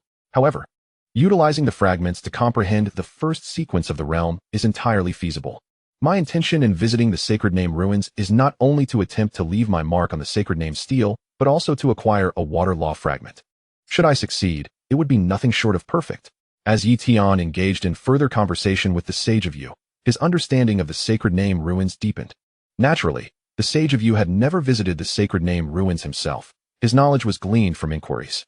Only the Flame Saint had ventured there once, at which time his cultivation was relatively low, merely having just broken through to the Great Sage realm. He had not explored for long before returning due to injury. Now, the Flame Saint had attained true sage status, motivating him to seek further opportunities there. It was precisely because of the Flame Saint's prior visit that the Sage of Yu felt emboldened to go, knowing a true sage would be present to provide assistance in times of need. Tian, will you accompany us? The Sage of Yu asked. Absolutely. Tian resolved. Not knowing where else to go, he deemed the Sacred Name Ruins a worthy destination, where he might acquire numerous law fragments. Possessing the 6th level of the Divine Understanding technique, even if he could not comprehend the laws, he could easily elevate his own understanding to the first sequence. or perhaps even achieve perfection within that realm. As for danger, where is there no peril? If the rewards are substantial enough, the risks are worth taking. Subsequently, Tian contacted the Flame Saint to confirm their departure for the Sacred Name Ruins, set for 5 days hence. After all, the Earth had just claimed vast territories, and many trivial matters required attention before they could leave. Thus, Tian awaited for 5 days. In the Abyssal World, the Flame Saint, the Sage of You, and Tian journeyed towards the Sacred Name Ruins. The ruins are located within the Dragon Clan's territory, characterized by rivers, seas, deep mountains, and islands, with scarcely any plains. The Dragon Clan's domain lies far from the Earth, while the Earth is in close proximity to the Evil Clan. Beyond the Evil Clan's territory, one encounters the Angel Race and the Fallen Dark Angel Race, both of which have expansive realms. Only after traversing through these areas will they reach the Dragon Clan's territory, which is vast enough to encompass the territories of the Evil Clan, the Angel Race, and the Fallen Dark Angels combined. In truth, the number of dragons is limited, rather. It is their numerous subordinate races that occupy substantial land. Each dragon commands a vast territory and possesses many subordinates, holding a position of great esteem. As Tian and the Flame Saint navigated their route, they circumvented races that bore animosity towards humanity, ultimately taking considerable time to arrive at the Dragon Clan's territory. Upon entering, Tian immediately noticed several races with dragon bloodlines. Many of these subordinate races were formidable, with some even possessing beings of the sacred realm. Naturally, even if these dragon subordinates spotted Tian and his companions, they would not initiate an attack. As long as they did not intrude upon their tribes, their passage was unhindered. The spiritual energy in this area was incredibly dense, at least several times greater than that found near the territories surrounding the Earth. Tian marveled. After all, this is the Dragon Clan's territory, so the land is bound to be exceptional. Moreover, the dragons have several true gods, their strength formidable enough to govern this vast realm. Other races, no matter how envious, cannot contend with the dragons, the Flame Saint remarked with a smile. May the day come when humanity enjoys such prosperity, the Sage of You murmured. Continuing their journey, they soon arrived at a deep mountain, known as Sacred Name Mountain, where the entrance to the Sacred Name Ruins is located. Conceal your presence. Nearby is the lair of a demigod dragon. We must remain discreet, the Flame Saint cautioned. Understood. Tian and the Sage of You immediately massed their auras, approaching the entrance to the Sacred Name Ruins. At that moment, Tian sensed a gaze upon them but thought little of it. The powerful being watching them was likely the demigod dragon, and judging by the absence of malice, there was no need for concern. Let us enter. Tian, the Flame Saint, and the Sage of You stepped into the Sacred Name Ruins. Upon entry, they were immediately flung backward by an immense force. Boom! A tempestuous storm erupted, filled with terrifying power. It's an ancient storm. We've encountered one right upon our arrival, exclaimed the Flame Saint. The ancient storm is one of the dangers within the Sacred Name Ruins, its timing and intensity unpredictable.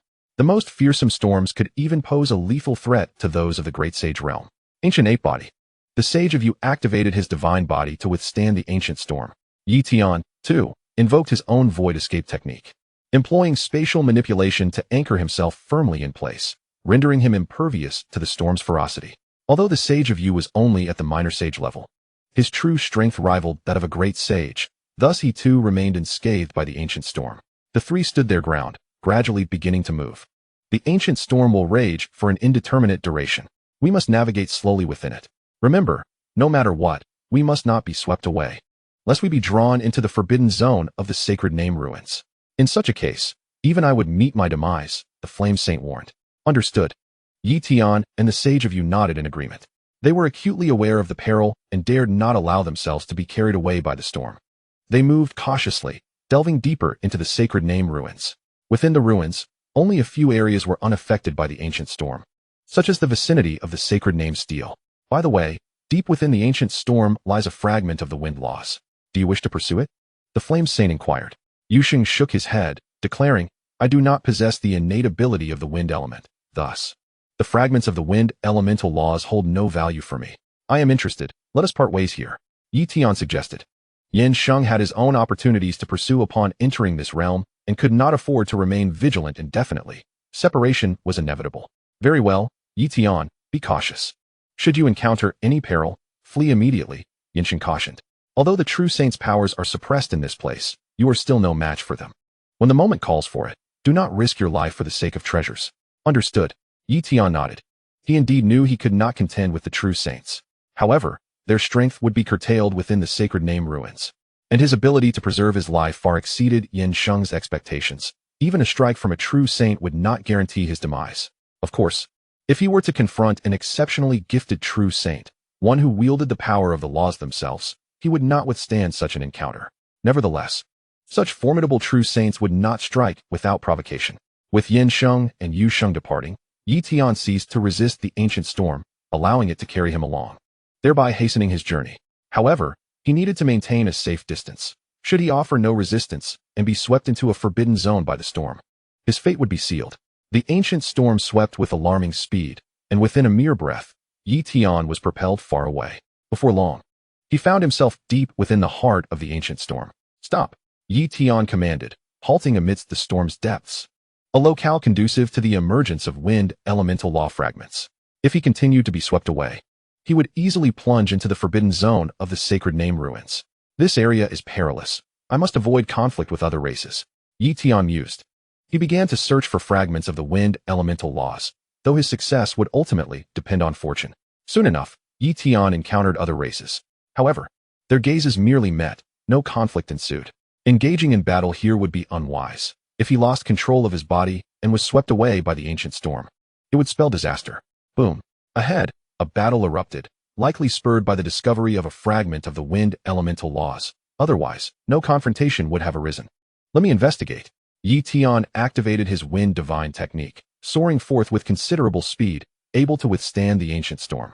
Without the wind divine technique, traversing this tumultuous landscape would have been exceedingly difficult. Within the ancient storm, spatial techniques were largely ineffective. Only wind elemental powers proved advantageous. Indeed, two powerful saints were embroiled in a fierce struggle over a fragment of the wind elemental laws. Yi Tian silently observed. The fragments contained the power of the laws. Only items imbued with spatial laws could store such fragments. Otherwise, they had to be held directly. Thus, these two great saints were unable to secure their prize entirely. At this juncture, Yi Tian also set his sights on the fragment, contemplating how to seize it at the opportune moment. Suddenly, a true saint descended. That fragment of the wind elemental laws is mine. Boom. A terrifying hand descended, seemingly capable of tearing through the ancient storm. Yet, it did not rend the storm. Rather, it intensified its fury. With a thunderous crash, the two great saints were grievously injured and swept away by the storm. Their fates hung in the balance. Should they lose control, they would plunge into the forbidden zone. Yi Tian had no time to ponder their fate. His eyes remained fixed on the fragment of the wind elemental laws that the storm had tossed aside. Observing the true saint's intent to grasp the fragment, Yi Tian weighed his options and believed he had a chance to claim it. Thus, he summoned all his strength to activate the wind divine technique. Attempting to manipulate space to hinder the true saint, he unleashed the technique of the heavenly rock devouring. With this supreme divine ability, he aimed at the fragment of the wind elemental laws. Swish! The fragment was drawn toward him by the heavenly rock devouring, effortlessly disregarding the ancient storm. While the true saint, caught off guard, missed his chance to seize the fragment. You seek death. The true saint roared in fury as the attack bore down upon him. Yi Tian swiftly utilized the wind divine technique to evade, propelling himself away with remarkable speed. Enhanced by his mastery of the 6th level of the wind divine technique and the complete second sequence of the wind elemental realm, the true saint, not particularly formidable, failed to catch up with him. In a brief span of time, Yi Tian had successfully evaded the true saint. At last, I've eluded him. As a mere saint, I have snatched a fragment of the wind elemental laws from a true saint. Others of my kind would scarcely dare to imagine such a feat. Yi Tian exclaimed with a smile. Fortuitously, he had succeeded in obtaining the coveted fragment. However, holding it in his hand drew attention. He needed to utilize it swiftly. Activate the 6th level divine insight technique. One by one, Yi Tian's souls began to comprehend the fragment of the wind elemental laws. With 12 souls, coupled with the divine insight technique, his rate of progress in understanding the wind elemental realm would undoubtedly accelerate. Indeed, countless profound energies surged into Yi Tian's soul, shattering the bottleneck of the wind elemental realm with ease. Boom. Yi Tian successfully comprehended the wind elemental realm to the first sequence, effortlessly breaking free from his constraints. Thereafter, the first sequence of the wind elemental realm surged forward rapidly, yielding results that far surpassed his usual progress, even exceeding the insights gained from employing the primordial tree. Such is the effect of the wind elemental law fragment. No wonder they are so coveted. Such treasures are exceedingly rare. Yi Tian exclaimed with excitement. He estimated that this fragment would only sustain his cultivation for 2 or 3 days before it dissipated into nothingness. In contrast, others would likely require much longer to comprehend it, given his multitude of souls and the 6th-level divine insight technique, which naturally demanded more law power. As time flowed steadily, Tian remained immersed in contemplation, encountering no other races, and thus faced no complications. 2 days later, the wind elemental law fragment was entirely exhausted, dissolving into the void. Yet, his progress was monumental. Chapter 232, The Ancient Demon Whale. The first sequence of the wind elemental realm had risen to a remarkable 72%. Tian was astonished. This was merely a single fragment of the wind elemental laws, yet it elevated his wind elemental realm from the second sequence to 72% of the first sequence. If he were to acquire another fragment, might he not attain complete comprehension of the first sequence of the wind elemental realm? Perhaps. By obtaining several more fragments of the wind elemental laws, he might even grasp the essence of the wind elemental laws themselves. With the elevation of his wind elemental realm, the efficacy of his wind divine technique surged dramatically, enhancing his speed even further. Within the ancient storm, it would become significantly easier to seize additional fragments of the wind elemental laws. Yin Sheng had mentioned that the ancient storm would persist for an extended duration. Seizing this opportunity to acquire more fragments was imperative. Tian resolved. Such treasures as law fragments were never deemed excessive. They were in high demand, utterly unattainable in the outside world, and no one would willingly trade them. Thus, the sole opportunity to acquire these fragments lay within the sacred name ruins. He must seize this chance. Continuing his search for fragments of the wind elemental laws, Tian activated his wind divine technique, moving swiftly while employing his formidable mental prowess to sense the presence of the wind elemental law fragments. Within the depths of the ancient storm, the fragments of the wind law are scarce, yet many from the holy realm come seeking them, resulting in fierce competition that demands not only fortune but also considerable strength. Tian soared rapidly through the tumultuous winds, traversing numerous regions, until he finally stumbled upon a fragment of the wind law. This time, it remained unnoticed by other races.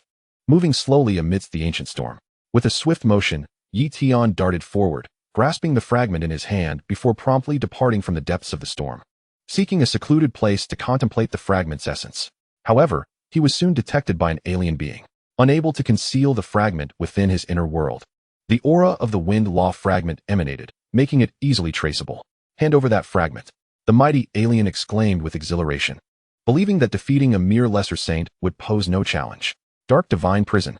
The dark sorcery was unleashed by the alien, instantly enveloping the surrounding area in shadows. Yet, abruptly, a flash of sword light cleaved through the darkness, piercing the alien's form directly. 10 directions, sword realm, slay. With a sickening sound, the alien's body was torn apart, collapsing into the storm, destined to be swept deeper into the ancient storm, ultimately falling into the forbidden zones of the sacred name ruins. The ease of the kill surprised Tian not in the least. After all, the opponent was merely an unremarkable lesser saint, and his current prowess far surpassed that of his earlier breakthrough. Except for true saints, he was among the pinnacle of combatants within the lesser saints. Hence, slaying a typical lesser saint posed no challenge whatsoever. Only those who had mastered supreme techniques or formidable corporeal forms among the lesser saints could be deemed worthy adversaries. Subsequently, Tian encountered no further obstructions from the lesser saints. Some astute ones, witnessing Tian's astonishing speed, dared not to impede his progress. Gradually, he arrived at a more secluded area, commencing his meditation on the wind law fragment. Utilizing the 6th level of divine comprehension and numerous souls, he delved into understanding. His first sequence of wind intent surged rapidly, continuing to advance at an astonishing pace. Unbeknownst to him, his wind intent escalated to an impressive 80%, then to 90%. Ultimately, it reached the pinnacle of the first sequence, with only a final step remaining to grasp the wind law. At this moment, his wind law fragment still had not been exhausted, and he persisted in his contemplation. Yet, comprehending the wind law proved to be an arduous endeavor. Even with his exceptional intelligence and numerous souls, relying solely on one fragment yielded a remarkably low success rate. However, should he acquire another fragment of the wind law, the likelihood of comprehending a sliver of its essence would significantly increase. The ancient storm seemed to be waning, likely not lasting much longer. Seizing this opportunity to obtain another wind law fragment was imperative. Otherwise, once the storm subsided, the chance to acquire such fragments would vanish, compelling him to await the next occurrence of the ancient storm. Tian mused to himself, yet the timing of the next storm remained a mystery to all. Thus, He resolved to search diligently for the wind law fragments during this instance. With a swift rush propelled by the wind god technique, Tian advanced at an accelerated pace. His wind intent having reached the pinnacle of the first sequence, amplifying the efficacy of his technique. Suddenly, he sensed a true saint nearby and quickly evaded detection. He was not yet a match for any true saint and wished to avoid confrontation. As time passed, Tian still had not located any wind law fragments. Yet, there was no recourse for his anxiety. If he could not find one, he would have to await the next fortuitous ancient storm. Deep within the ancient storm, an illusory giant whale emerged, gliding through the tempest. At that moment, several lesser saints beheld the creature, their faces etched with fear. Oh no! It's the ancient devil whale. They lamented their misfortune at encountering such a being. The ancient devil whale was not a true being, but rather a projection materialized within the ancient storm, incapable of departing the storm's confines. Destined to vanish as the storm dissipated. However, the ancient devil whale possessed terrifying abilities that struck dread into the hearts of many saints. Suddenly, the whale opened its massive maw, unleashing a peculiar wave of energy. One by one, the lesser saints found their souls impacted by this wave. This was not a mental assault, but rather a strange phenomenon they termed the ancient devil sound. The ancient devil sound would influence their souls, causing them to lose control over their bodies and consciousness. Flee. They fought against the soul's influence, attempting to escape, but one lesser saint, whose soul was weaker, succumbed to the overwhelming power of the ancient devil sound, losing all control and being swept away by the storm. The reach of the ancient devil sound was extensive, and its effects on the soul could not be easily dispelled. Once overwhelmed, being swept into the forbidden zones by the storm meant certain death. At that moment, the ancient devil whale roamed the depths of the storm, and several true saints, upon witnessing it, attempted to engage in battle. Yet, within mere breaths, they retreated in fear, opting for flight instead. Chapter 233, 6 Fragments of the Wind Law, Comprehending the Wind Law. The ancient devil sound was utterly terrifying. Even true saints struggled to withstand its effects. Thus, true saints too feared the ancient devil whale, for if their souls were influenced, they could lose control of their bodies and be swept into the forbidden zones by the storm, resulting in their demise. The saints hastily distanced themselves from the ancient devil whale, retreating from the depths of the storm. The whale would not endure for long. Once it dissipated, they could resume their search for wind law fragments within the storm's depths. Tian also sensed numerous lesser saints fleeing, even catching sight of true saints in retreat. What is happening? Tian furrowed his brow. Buzz. The ancient devil sound swept toward him.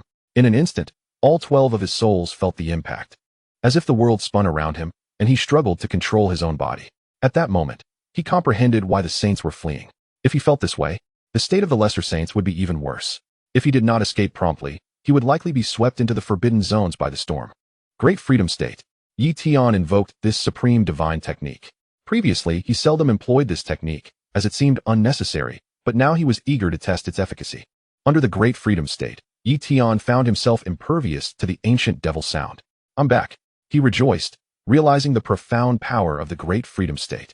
Some supreme divine techniques may appear useless at times, yet they can prove invaluable in critical moments. Tian unleashed the wind god technique and soared through the air, eager to uncover the unfolding events. Before long, he beheld an ancient magic whale navigating the primal storm, its maw emitting an eerie, primordial melody. This was indeed the ancient magic whale. The Flame Saint had previously imparted a wealth of intelligence regarding various occurrences and dangers associated with the sacred relics, including the ancient magic whale, yet the information surrounding it remained scant. After all, the Flame Saint had never encountered the creature, and thus lacked profound knowledge about it. The ancient magic whale's abilities presumably pertained to the manipulation of souls. Its true combat prowess might not be particularly formidable, Tian mused. With a thunderous roar, he summoned his full strength and prepared to engage in battle with the ancient magic whale. His motivation stemmed from sensing the presence of fragments of the wind law emanating from within the beast. Perhaps, the ancient magic whale harbored these very fragments within its being. To battle, Tian charged forward, wielding the yellow spring sword as he clashed with the ancient magic whale. The battle raged on, and Tian soon discerned that while the ancient magic whale's offensive capabilities were lacking, its defense was formidable, seemingly harnessing the powers of the wind law to erect a protective barrier. His strikes barely rippled against its form. No wonder the true saints dared not assault the ancient magic whale. Vanquishing it was an arduous task, Tian reflected. Nevertheless, he refused to relent. Though he could not inflict harm upon the ancient magic whale, it too was unable to affect him. After a fierce exchange, an idea struck him. Perhaps he could launch an attack from within. Tian resolved. He then plunged into the gaping maw of the ancient magic whale, entering its interior. Such an approach was one that other true saints would shy away from, for it would spell certain doom. Yet, bolstered by his state of ultimate freedom, Tian dared to proceed. With a swift motion, he entered the cavernous interior of the ancient magic whale, only to discover an expansive void within. However, amidst this emptiness, he spotted numerous luminous points, each representing fragments of the wind law. Indeed, the ancient magic whale contained the coveted wind law fragments. Tian realized his hypothesis had been correct. He needed to devise a method to obtain these wind law fragments. Approaching one of the fragments, he attempted to seize it, only to be thwarted by an unseen barrier. Undeterred, he prepared to unleash his full power. Heavenly Sword Diagram. A multitude of swords erupted forth, coalescing into the Heavenly Sword Diagram, a supreme divine art. Subsequently, he invoked the sword intent to manifest a realm, layering the attacks for maximum effect. The interior of the ancient magic whale was besieged by the ferocious sword energy, causing the wind law fragments to waver precariously. Yet, even amidst such turmoil, the ancient magic whale refused to crumble. Heavenly Pung Devouring. Tian activated this technique once more, finally dislodging a fragment of the wind law. Under the relentless onslaught, one of the wind law fragments broke free, landing firmly in Tian's grasp. Indeed, there were limits to what could be achieved here, and shattering those limits was the key. Securing this fragment, Tian then set his sights on another. After a series of assaults, he successfully acquired yet another wind law fragment. Thus, through repeated efforts, Tian ultimately obtained a total of 6 wind law fragments. At that moment, the ancient magic whale appeared to be veering towards a forbidden zone. Upon witnessing this, Tian hastily exited the creature's interior. Once outside, he could only watch as the ancient magic whale gradually vanished from sight. What a pity, Tian murmured. However, he had secured 6 wind law fragments, which undoubtedly warranted extreme caution. He needed to depart immediately. Employing the wind god technique, Tian made his escape, intent on avoiding any lingering presence. Fortunately, the other saints had been frightened off by the ancient magic whale, allowing him to safely transport the 6 wind law fragments to a secluded and secure location. There, he devoted himself to comprehending the fragments, striving to grasp even a hint of the wind law. With determination, he settled cross-legged, utilizing spatial manipulation to anchor himself, and commenced his meditation. 12 souls, coupled with his 6th-tier divine comprehension technique, perpetually delved into the intricacies of the wind law. Time passed gradually, and one fragment after another was exhausted. Just as the 5th wind law fragment neared depletion, enlightenment dawned upon him. Boom! The first tier of the completed wind realm began to metamorphose, erupting forth with an overwhelming force that symbolized the purest essence of the wind. This was the wind law. In comparison, the wind realm seemed utterly insignificant. The wind law had been comprehended. Tian uttered softly. Following this revelation, the imprint of his wind god technique began to transform, ascending from the 6th tier to an unprecedented 7th tier of divine art. Now, with the 7th tier wind god technique combined with the wind law, he stood amidst the ancient storm like a deity of the winds. Whoosh! Tian activated the wind god technique, achieving a velocity 10-fold that of before, effortlessly surpassing the speed of those true saints. Except for those who had grasped the law themselves. Such individuals were exceedingly rare among the true saints, akin to a phoenix among chickens, making encounters with them infrequent. Chapter 234, The Path of Sacred Names.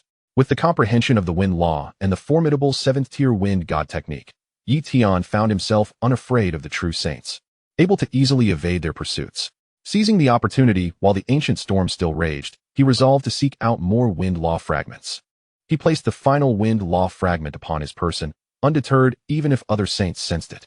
With a swift motion, Tian plunged deeper into the heart of the ancient storm, in search of additional wind law fragments. Soon, he encountered a true saint. Upon spotting Tian, the saint's eyes lit up with greed, and he flew directly towards him. However, after Tian employed the wind god technique, even the wind law itself remained concealed, rendering the saint unable to even glimpse his figure. In a surreal moment, Tian could perceive the bewildered expression upon the saint's face. As time elapsed at last, 2 days later, Tian discovered another wind law fragment. Yet, as this fragment was unearthed, the ancient storm began to abate, gradually dispersing. With the ancient storm dissipated, Tian descended to the ground and departed the area, heading towards the sacred name tablet. The Yu Saint and others might still be present. If he hurried, he could potentially encounter them. Before long, Tian arrived at the sacred name tablet, where a multitude of saints had gathered. Upon sensing the presence of two wind law fragments upon Tian, their eyes gleamed with avarice. Boom. A brazen true saint descended before Tian, threateningly demanding, "Hand over the wind law fragments." Begone. Tian dismissed the intruder with indifference. The true saint was infuriated, ready to strike down Tian. However, before he could make a move, the flame saint descended. "Hi Bo Zhensheng, do you intend to attack a member of the human saint realm?" The flame saint spoke coldly. "Ah, it is the flame saint. I misunderstood." The true saint fled in embarrassment. The flame saint's power is regarded as unparalleled within the saint realm. While there are a few true saints capable of surpassing him, they are exceedingly rare. The earlier true saint, whose strength paled in comparison to the flame saint, naturally dared not act arrogantly. Upon witnessing the flame saint's intervention, the other true saints retracted their gazes, yet this did not imply they had abandoned their intentions towards the fragments of the wind law. Tian, you are truly remarkable. You have seized two fragments of the wind law at once. Impressive, praised the flame saint. It was merely luck. Tian smiled. It is a pity I lack the innate ability for wind. Otherwise, I would indeed wish to trade for a fragment of the wind law from you. The flame saint jested. Flame saint, what have you shown? Tian inquired. He is still undergoing the assessment for the saint name monument. If he fails, he will not be able to leave his name there. Given how long he has been in there, it is highly likely he will not succeed. The flame saint replied. However, he has only recently broken through to the saint realm. Once his cultivation reaches the pinnacle of the minor saint realm and he masters a top-tier technique, he will likely be able to leave his name on the monument. Flame saint, have you left your name on the saint name monument? Tian asked curiously. I have. The flame saint nodded slightly, adding, in fact, it was just a short while ago that I succeeded. The last time I came, I failed to leave my name. This time, however, I succeeded. Otherwise, do you think that Hai Bo Zhensheng would have feared me? It was my recent success that instilled such dread in him. Flame saint, how can one view the list of names on the saint name monument? Tian inquired with interest. If someone successfully leaves their name, the saint name monument will manifest, revealing the list of names from the past million years, the flame saint explained. Just as Tian was preparing to partake in the assessment for the saint name monument, a figure emerged from the peak where the monument was located. As though stepping forth from a distorted void, it was none other than Yusheng. Yusheng. Tian approached him. Upon sensing Tian's aura of the wind law fragments, Yusheng was immediately taken aback. Tian, you have actually obtained two fragments of the wind law, he exclaimed, a hint of envy in his voice. Your luck is extraordinary.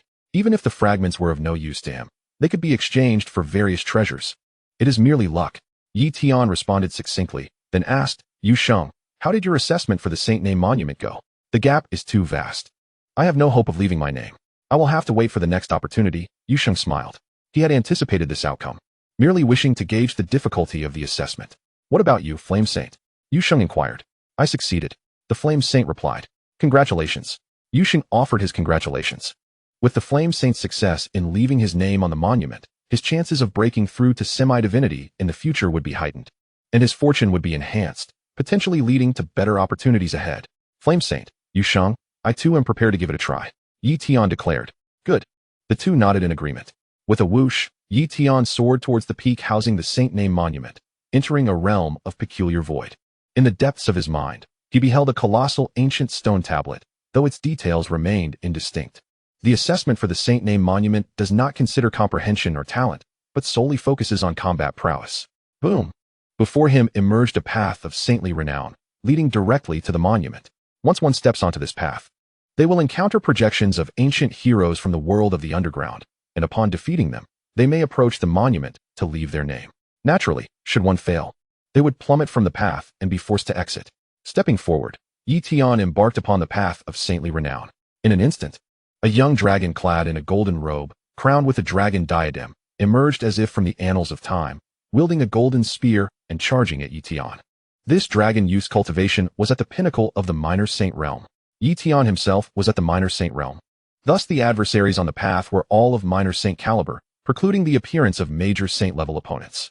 Although Tian was at the initial stage of the minor saint realm, his opponent was at the pinnacle. Die! Tian unleashed his sword intent, obliterating the foe in a single strike. With a resounding crash, the dragon youth dissipated.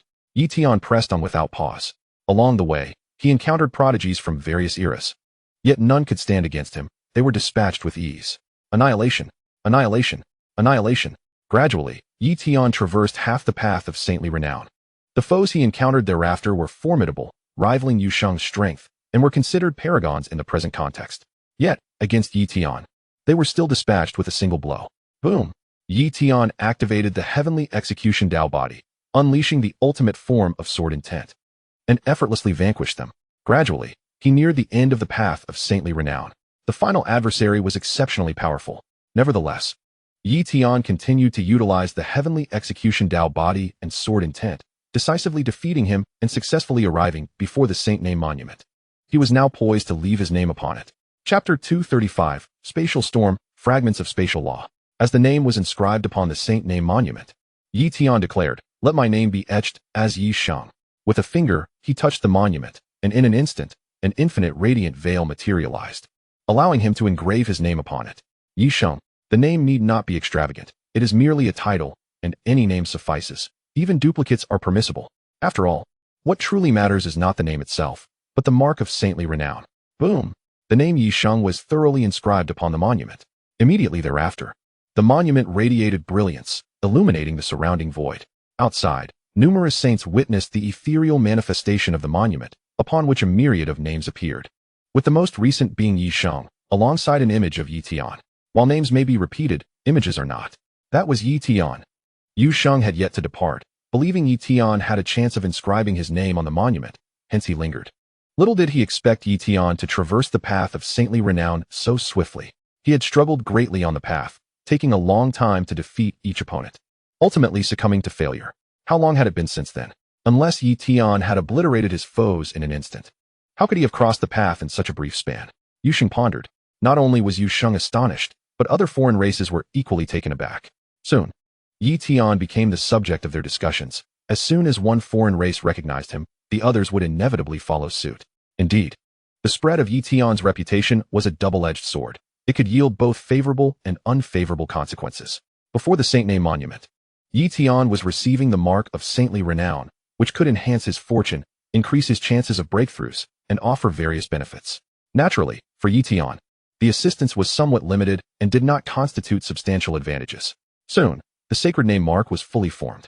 At this moment, Yi Tian could sense the various enhancements provided by the sacred name mark, yet given his own prodigious nature, these augmentations were negligible. Perhaps for other sacred realm beings, the benefits conferred by the sacred name mark would be substantial. Fortunately, the sacred name ruins offered additional advantages, such as fragments of various laws, which represented the greatest opportunity. Yi Tian pondered. Subsequently, he exited from the sacred name stele. Upon emerging, Yi Tian encountered Sage Yu and Sage Yen, who were still present. Yi Tian, congratulations, they exclaimed in unison. After exchanging a few words with Sage Yen and Sage Yu, Yi Tian prepared to depart. As he was leaving, he noticed numerous gazes fixated upon him. Yi Tian, should you not leave the sacred name ruins first? I fear that some true sages may take action against you. Sage Yen cautioned. Sage Yen, rest assured, those true sages cannot harm me. Yi Tian replied with a smile. Cannot harm you? Sage Yen, knowing well that Yi Tian did not jest and possessed hidden cards, refrained from further questioning. After all, Yi Tian had managed to seize 2 fragments of the wind law from the depths of the ancient storm, returning unscathed. Such an accomplishment was not merely a stroke of luck. It demonstrated formidable strength, at the very least the capability to evade true sages. Thus, Sage Yen ceased his inquiries. Shortly thereafter, the 3 parted ways, each in search of their own fortunes. Indeed, a true sage is following me, Yi Tian scoffed, swiftly employing the wind god technique to make his escape. Were it not for the inability to slip into the spatial interlayers within the ruins, he could have evaded these true sages with greater ease. The sacred name ruins, the spatial wasteland. Yi Tian journeyed onward, arriving at this location. The spatial wasteland was a realm where fragments of the spatial law existed, akin to the ancient storm. However, the spatial wasteland was far more perilous. It was home to spatial tempests, a danger far more terrifying than the ancient storm. Within the ancient storm, beings of the great sage realm could still navigate and maintain their footing, and even formidable lesser sages had little difficulty. Yet, the ancient storm pervaded the entirety of the sacred name ruins, with only a few locations untouched by its fury. Conversely, spatial tempests were confined to the spatial wasteland, never dissipating. While the ancient storm appeared sporadically, the spatial tempest was a constant presence, never fading. Only the most elite great sages and true sages dared to venture into the spatial tempest, Yi Tian mused, possessing immense strength and an innate talent for spatial manipulation. Having attained the perfection of the second sequence in the spatial realm, coupled with mastery over the supreme divine art of space control. He was naturally unafraid of the mere spatial tempest. At the entrance to the spatial wasteland, Tian stepped inside. Boom! Instantly, he was engulfed in the spatial tempest, the terrifying spatial forces threatening to rend his body asunder. Utilizing the void escape technique, Tian activated this body technique while maintaining his mastery over space, stabilizing himself and evading harm from the tempest. Within the spatial tempest, the wind god technique proved less effective, yet the teleportation technique worked wonders. Whoosh, whoosh, whoosh. Tian traversed through the spatial tempest with remarkable speed. Before long, he reached the heart of the spatial tempest. The tempest's power was even more formidable here, and it was only in this region that fragments of the spatial law would manifest. I hope to find several more fragments of the spatial law. If so, I can comprehend the spatial law. Tian anticipated eagerly. The spatial law was immensely more potent than the wind law. Once comprehended, his strength would experience a tremendous surge, and even his void escape technique would rapidly advance under the refinement of the spatial law. However, there were few sacred realm beings here in the depths of the spatial tempest. Tian mused after exploring for a while. It was likely that this area was perilous. True sages, facing the spatial tempest, found it far less manageable than he did, and could not endure for long. After all, risking their lives without the assurance of finding spatial law fragments was not worth the gamble. This was advantageous for Tian, significantly reducing competition. Naturally, any true sage bold enough to seek spatial law fragments in the tempest would undoubtedly be exceptionally powerful, and he would need to flee at the first sign of encounter. As time passed, half a day slipped by. Finally, Tian discovered a fragment of the spatial law. Fortune smiled upon him. He had found a fragment. Tian promptly emerged from the depths of the spatial tempest, seeking a secluded area within the tempest to fully exploit the fragment for his comprehension of the spatial realm. Thus, Tian's understanding of the spatial realm rapidly ascended from the second sequence to the first sequence. Moreover, it continued to improve. After a significant duration, the fragment of the spatial law was completely expended. His first sequence comprehension of the spatial realm had reached a remarkable 66%, an impressive advancement. Tian rejoiced. Subsequently, he continued his quest for more fragments of the spatial law within the depths of the tempest. Chapter 236, Comprehending the Spatial Law. A day passed. 2 days passed. Tian still had not located any fragments of the spatial law. The fragments of the spatial law were far scarcer than those of the wind law. Tian frowned. Nonetheless, the spatial tempest persisted, even if true sages occasionally ventured here to explore over time. It was entirely normal for the fragments of the spatial law to be nearly depleted. The ancient storm appeared only sporadically. Thus it was unsurprising that there were more wind law fragments available. He would need to delve deeper into the spatial tempest to have any hope of finding fragments of the spatial law. Tian pressed on deeper. However, continuing further posed significant danger. Should he encounter a shift in the spatial tempest, he could easily be swept into a forbidden zone. Yet, Tian had great confidence in his mastery of space and possessed various means, thus he dared to proceed. At the deepest part of the spatial tempest, Tian arrived, where the tempest's power was even more fearsome, with dense waves of spatial force battering against him. He activated all manner of body techniques, relying on his formidable defenses and mastery of space to withstand the onslaught. Moreover, he faintly sensed the presence of a forbidden zone, akin to an endless abyss that threatened to consume all. He understood all too well that falling into such a place would almost certainly result in death. This was not the illusory domain forbidden zone of the Mingdom Mountain. He could not count on such luck here. Therefore, he had to exercise utmost caution. Subsequently, he searched this area for fragments of the spatial law. After half a day, he finally found a fragment of the spatial law. A smile broke across Tian's face. He had successfully located another fragment, sufficient to elevate his understanding of the first sequence spatial realm to perfection. Of course, to fully comprehend the spatial law, he would need to find at least 5 or more fragments. First, I shall utilize this fragment, Tian resolved. He then distanced himself from the area, seeking a tranquil spot on the outskirts of the spatial tempest to begin his study of the spatial law fragment. Commencing his comprehension, the divine technique of enlightenment activated, and he delved into understanding. As time flowed on, Tian's first sequence comprehension of the spatial realm steadily progressed. Gradually, the first sequence of space's artistic essence reached a state of complete perfection. At this moment, however, the fragments of spatial laws had been entirely exhausted. I hope to discover more fragments of spatial laws. Otherwise, it will be impossible to comprehend them this time. Tian thought to himself. 1 day passed, then 2, and 3. Unbeknownst to him, Tian spent 10 days searching within the spatial storm. During this time, He traversed various locations within the storm and encountered several true saints, who sensed the fragments of spatial laws on him and sought to seize them. Nevertheless, he effortlessly eluded them, encountering no danger. 6 fragments of spatial laws. Tian murmured. It was through repeated risks taken near the forbidden zones that he had fortuitously acquired so many fragments. He resolved to cease his search, estimating that even with a few more days of effort, obtaining another fragment would be exceedingly difficult. Thus, he found a secluded area and devoted himself entirely to the comprehension of the spatial laws. Let me strive to grasp the essence of the spatial laws, he whispered. As days progressed, fragment after fragment of spatial laws was consumed. Tian exerted all his effort in invoking the 6th level of divine powers, even engaging his soul in full operation, all in pursuit of understanding the slightest hint of spatial laws. Finally, just as the 6th fragment was on the verge of depletion, an aura of spatial laws manifested around him. Once he comprehended the spatial laws, the surrounding storm seemed to come to a standstill. Control space. Tian waved his hand. With the integration of spatial laws, he directly commanded the storm in that region. Indeed, the spatial laws are immensely powerful, Tian smiled. In the midst of the spatial storm, he felt confident that he could create trouble for a true saint, perhaps even sending them into the forbidden zone with a degree of probability. Of course, this was merely a possibility. Should he encounter a formidable true saint, he would find himself at a loss. Therefore, he had no intention of courting danger by engaging in combat with a true saint. There was no necessity for that. He must escape. Tian continued to teleport, swiftly departing the ruins of space. The benefits of comprehending the spatial laws lay in his ability to continuously refine his escape techniques and collect fragments of wind laws using the spatial laws.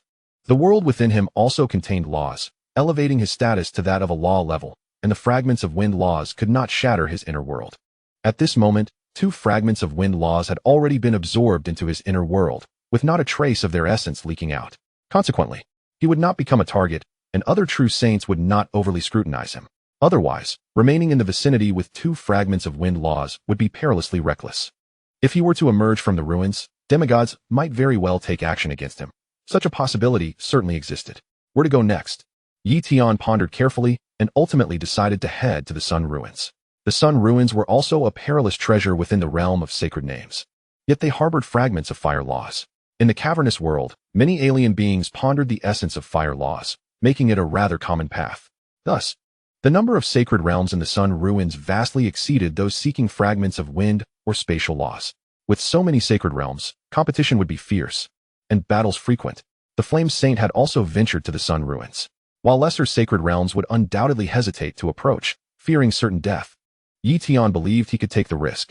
After all, he had comprehended the powers of 2 laws, and when combined, they allowed him to wield terrifying sword intent. Thus, he set off for the Sun Ruins. Tian soared toward the Sun Ruins, and before long, he arrived. What an intimidating temperature, he thought. It was said that the Sun Ruins were remnants of the Sun Star that had fallen into the realm of sacred names, transforming into the Sun Ruins. Therefore, the area was saturated with the power of solar flames, pure solar flames that even lesser sacred realms struggled to withstand. Only the greater sacred realms could endure them with difficulty. As Tian stepped into the Sun Ruins, the powerful solar flames surged around him. Heavenly Pung Body, devour. I command you to devour. Tian's form resembled a small black hole, swallowing the solar flames to refine his body and strengthen the Heavenly Pung Body. It seemed that only he would dare to do such a thing. Deep within the Sun Ruins lay the fragments of fire laws. Tian murmured. Chapter 237, The Remnant of the Sun Star's Essence. Tian made his way deeper into the Sun Ruins.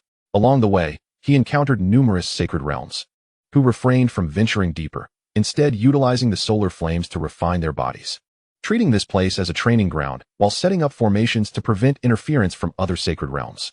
For them, this was the best choice. After all, these sacred realms were not particularly strong. The likelihood of successfully seizing fire law fragments was nearly non-existent, and the chances of losing their lives were far greater. Upon reaching the depths of the Sun Ruins, Tian quickly sensed a fierce battle among the sacred realms, and it was on the level of true saints. The terrifying waves of battle surged forth, unmistakably indicating that these were not ordinary true saints, even if they were not on the level of the Flame Saint. They were not far off. I cannot approach, Tian thought. This time, he genuinely had no confidence in locating the fire law fragments, but even if he failed, it was of little consequence. Nevertheless, safety remained paramount. Subsequently, Tian searched one place after another but found no fire law fragments. However, he did uncover some other broken materials, which held some value, at least capable of being preserved under the solar flames due to their hardness. Consequently, Tian devoured these materials, using the heavenly pung to refine and strengthen his body. 1 day, 2 days, 3 days, 5 whole days passed, and Tian still had not found any fire law fragments. He sensed the aura of fire law fragments only once, but it was quickly followed by a fierce battle among several true saints, forcing him to abandon the pursuit. On a particular day, a terrifying aura erupted from the depths of the sun ruins as a fearsome golden crow phantom descended, seemingly enveloping the entire area. What is happening? Tian wondered. Could it be the remnant of the golden crow has appeared? He prepared to investigate and swiftly flew over. Soon, he arrived at a location where numerous sacred realms had gathered, yet they were not engaged in combat. At that moment, he finally spotted the Flame Saint, who immediately appeared beside Tian. Tian, what brings you here? The Flame Saint inquired. I came to try my luck. Tian explained. He then curiously asked, Flame Saint, what is happening here? Could it be the remnant of the golden crow? Not at all. The Flame Saint shook his head, revealing that a fragment of the primordial essence of the sun star had been discovered, which had formed a primordial world. Recently, multiple saints had engaged in fierce combat, inadvertently creating an entrance that exposed this primordial realm. At present, this primordial world remained unstable, and they were all in a state of anticipation. Once stability was achieved, it was likely that everyone would rush in. What is the significance of the sun star's primordial fragment? Tian inquired curiously. The Flame Saint elucidated. You must be aware of the laws, right? The primordial fragment of the sun star is akin to a collection of fire law shards. It's worth surpassing that of individual fire law fragments by a considerable margin. Even the primordial energy of the sun star is exceptionally precious, capable of refining the physical body. Even without seizing the sun star's primordial fragment, merely entering the primordial world to cultivate and refine the body is immensely beneficial. However, if one's physical form is not sufficiently robust, one risks being reduced to ashes. Understanding dawned upon Tian. As time passed, several hours slipped by. Finally, the primordial world of the sun star stabilized, and the entrance became firmly established. I shall enter first, a true saint exclaimed, eager to be the first to cross the threshold. In the blink of an eye, several true saints surged into this primordial world, with the Flame Saint among the first to enter, while Tian was the last to follow. Within the primordial realm of the sun star, a multitude of saints poured in. Suddenly, one true saint could no longer endure and attempted to flee. Yet, it was too late. No. His form was incinerated into ashes by the primordial energy of the sun star. He was not the only one to fall. Several other saints also succumbed, unable to withstand the onslaught, while only a few managed to escape due to their formidable strength. Witnessing this, the Flame Saint felt compelled to rescue Tian, knowing he would inevitably enter. However, to his astonishment, he discovered that Tian had withstood the scorching force of the sun star's primordial energy. Though his face bore signs of discomfort, he was not in peril. At that moment, Tian activated the celestial pung body, the yellow springs body, and the boundary scale technique, employing several 6th-tier divine abilities to remain unscathed. This was not his limit, but with so many true saints present, he deemed it unnecessary to reveal all his abilities. Even so, many true saints cast their gazes upon him, only to swiftly divert their attention to the primordial fragment of the sun star, the true treasure they coveted. Swish, swish, swish. They all soared towards the primordial fragment, yet as they drew near, their bodies began to falter. The sun star from the ancient era of the cavern world was not to be compared with the sun of the earth. It was a truly terrifying celestial body, one that even true gods dared not approach. Although this primordial fragment was but a fraction of its former glory, it was still beyond their reach. Suddenly, a true saint declared, without comprehending the fire laws, one cannot possibly approach this primordial fragment. I refuse to believe it. Another true saint retorted, unleashing all his abilities and summoning half artifacts for protection as he flew towards the primordial fragment. He was not the only one to take such a risk. However, with a resounding boom, the primordial fragment unleashed its primordial flames, instantly piercing through the half artifacts and wounding the true saint. Fortunately, his strength was formidable, allowing him to escape at the critical moment, albeit gravely injured, fearing that other true saints would seize the opportunity to strike. At that juncture, the remaining true saints hesitated, furrowing their brows, uncertain of how to proceed. The Flame Saint refrained from attempting it himself, knowing that his strength was insufficient to approach. The recently fallen true saint was comparable to him in power and was a natural fire body, yet he had not managed to endure. He, too, would be unable to withstand it. Nevertheless, some true saints had already taken a seat within their limits, beginning to contemplate the primordial fragment of the sun star, hoping to glean insights into the fire laws from it. Others followed suit, seeking that elusive glimmer of hope. The flame saint also settled down to meditate. Tian, however, continued to advance, seeking a closer vantage point for his contemplation. He activated various techniques, positioning himself slightly nearer before commencing his meditation. Although he could unleash all his powers to draw even closer, he found no need for such measures. Great divine understanding technique. Activate. Contemplate. Tian poured his efforts into his understanding, swiftly elevating his comprehension of the fire essence. Soon, his mastery of the fire realm ascended to the first tier. Chapter 238. The Golden Crow Body achieves minor completion. Meditating near the primordial fragment of the sun star. The effects were naturally not as potent as directly engaging with the fire law shards, as this was merely dispersed energy creating a fire-rich environment. For other saints, it was nearly impossible to comprehend the fire laws in this place. However, Tian held considerable promise, albeit requiring ample time to grasp the fire laws. He was in no rush, prepared to invest additional time in contemplation. Thus, days slipped by. Some true saints, feeling hopeless about acquiring the sun star's primordial fragment, opted to leave in search of fire law shards elsewhere in the sun ruins. Perhaps, they reasoned, without other true saints competing, their chances of obtaining fire law shards would increase, rendering their time here a waste. Gradually, the number of true saints remaining dwindled. Eventually, even the flame saint conceded defeat. Tian, are you not leaving? The flame saint inquired. Flame saint, I find this place highly conducive to cultivation. I wish to remain here for a while longer. Tian replied. Very well, but take care. The flame saint admonished before departing. Another 10 days elapsed. Tian's mastery of the first-tier fire essence had reached perfection, leaving him just a step away from comprehending the fire laws. I must comprehend the fire laws swiftly. Tian mused. He understood well that within the cavern world, there were surely true saints who had grasped the fire laws. Should word of this spread and reach the ears of those adept in the fire laws, they would undoubtedly come to the sacred name ruins to seize the primordial fragment of the sun star. At that point, there would be no chance left for him. Therefore, he must be the first to comprehend the fire laws, allowing him to claim the primordial fragment. Just then, the last true saint departed, leaving him alone. Seizing the opportunity with no one else present, he fully activated various body techniques and defensive measures to test his proximity. Boom! As Tian activated his diverse techniques, his physical strength reached an unprecedented level. Additionally, being a longevity body, his physical prowess far surpassed that of true saints. He approached the primordial fragment of the sun star step by step, as the terrifying primordial energy surged towards him. This overwhelming energy threatened to incinerate his form.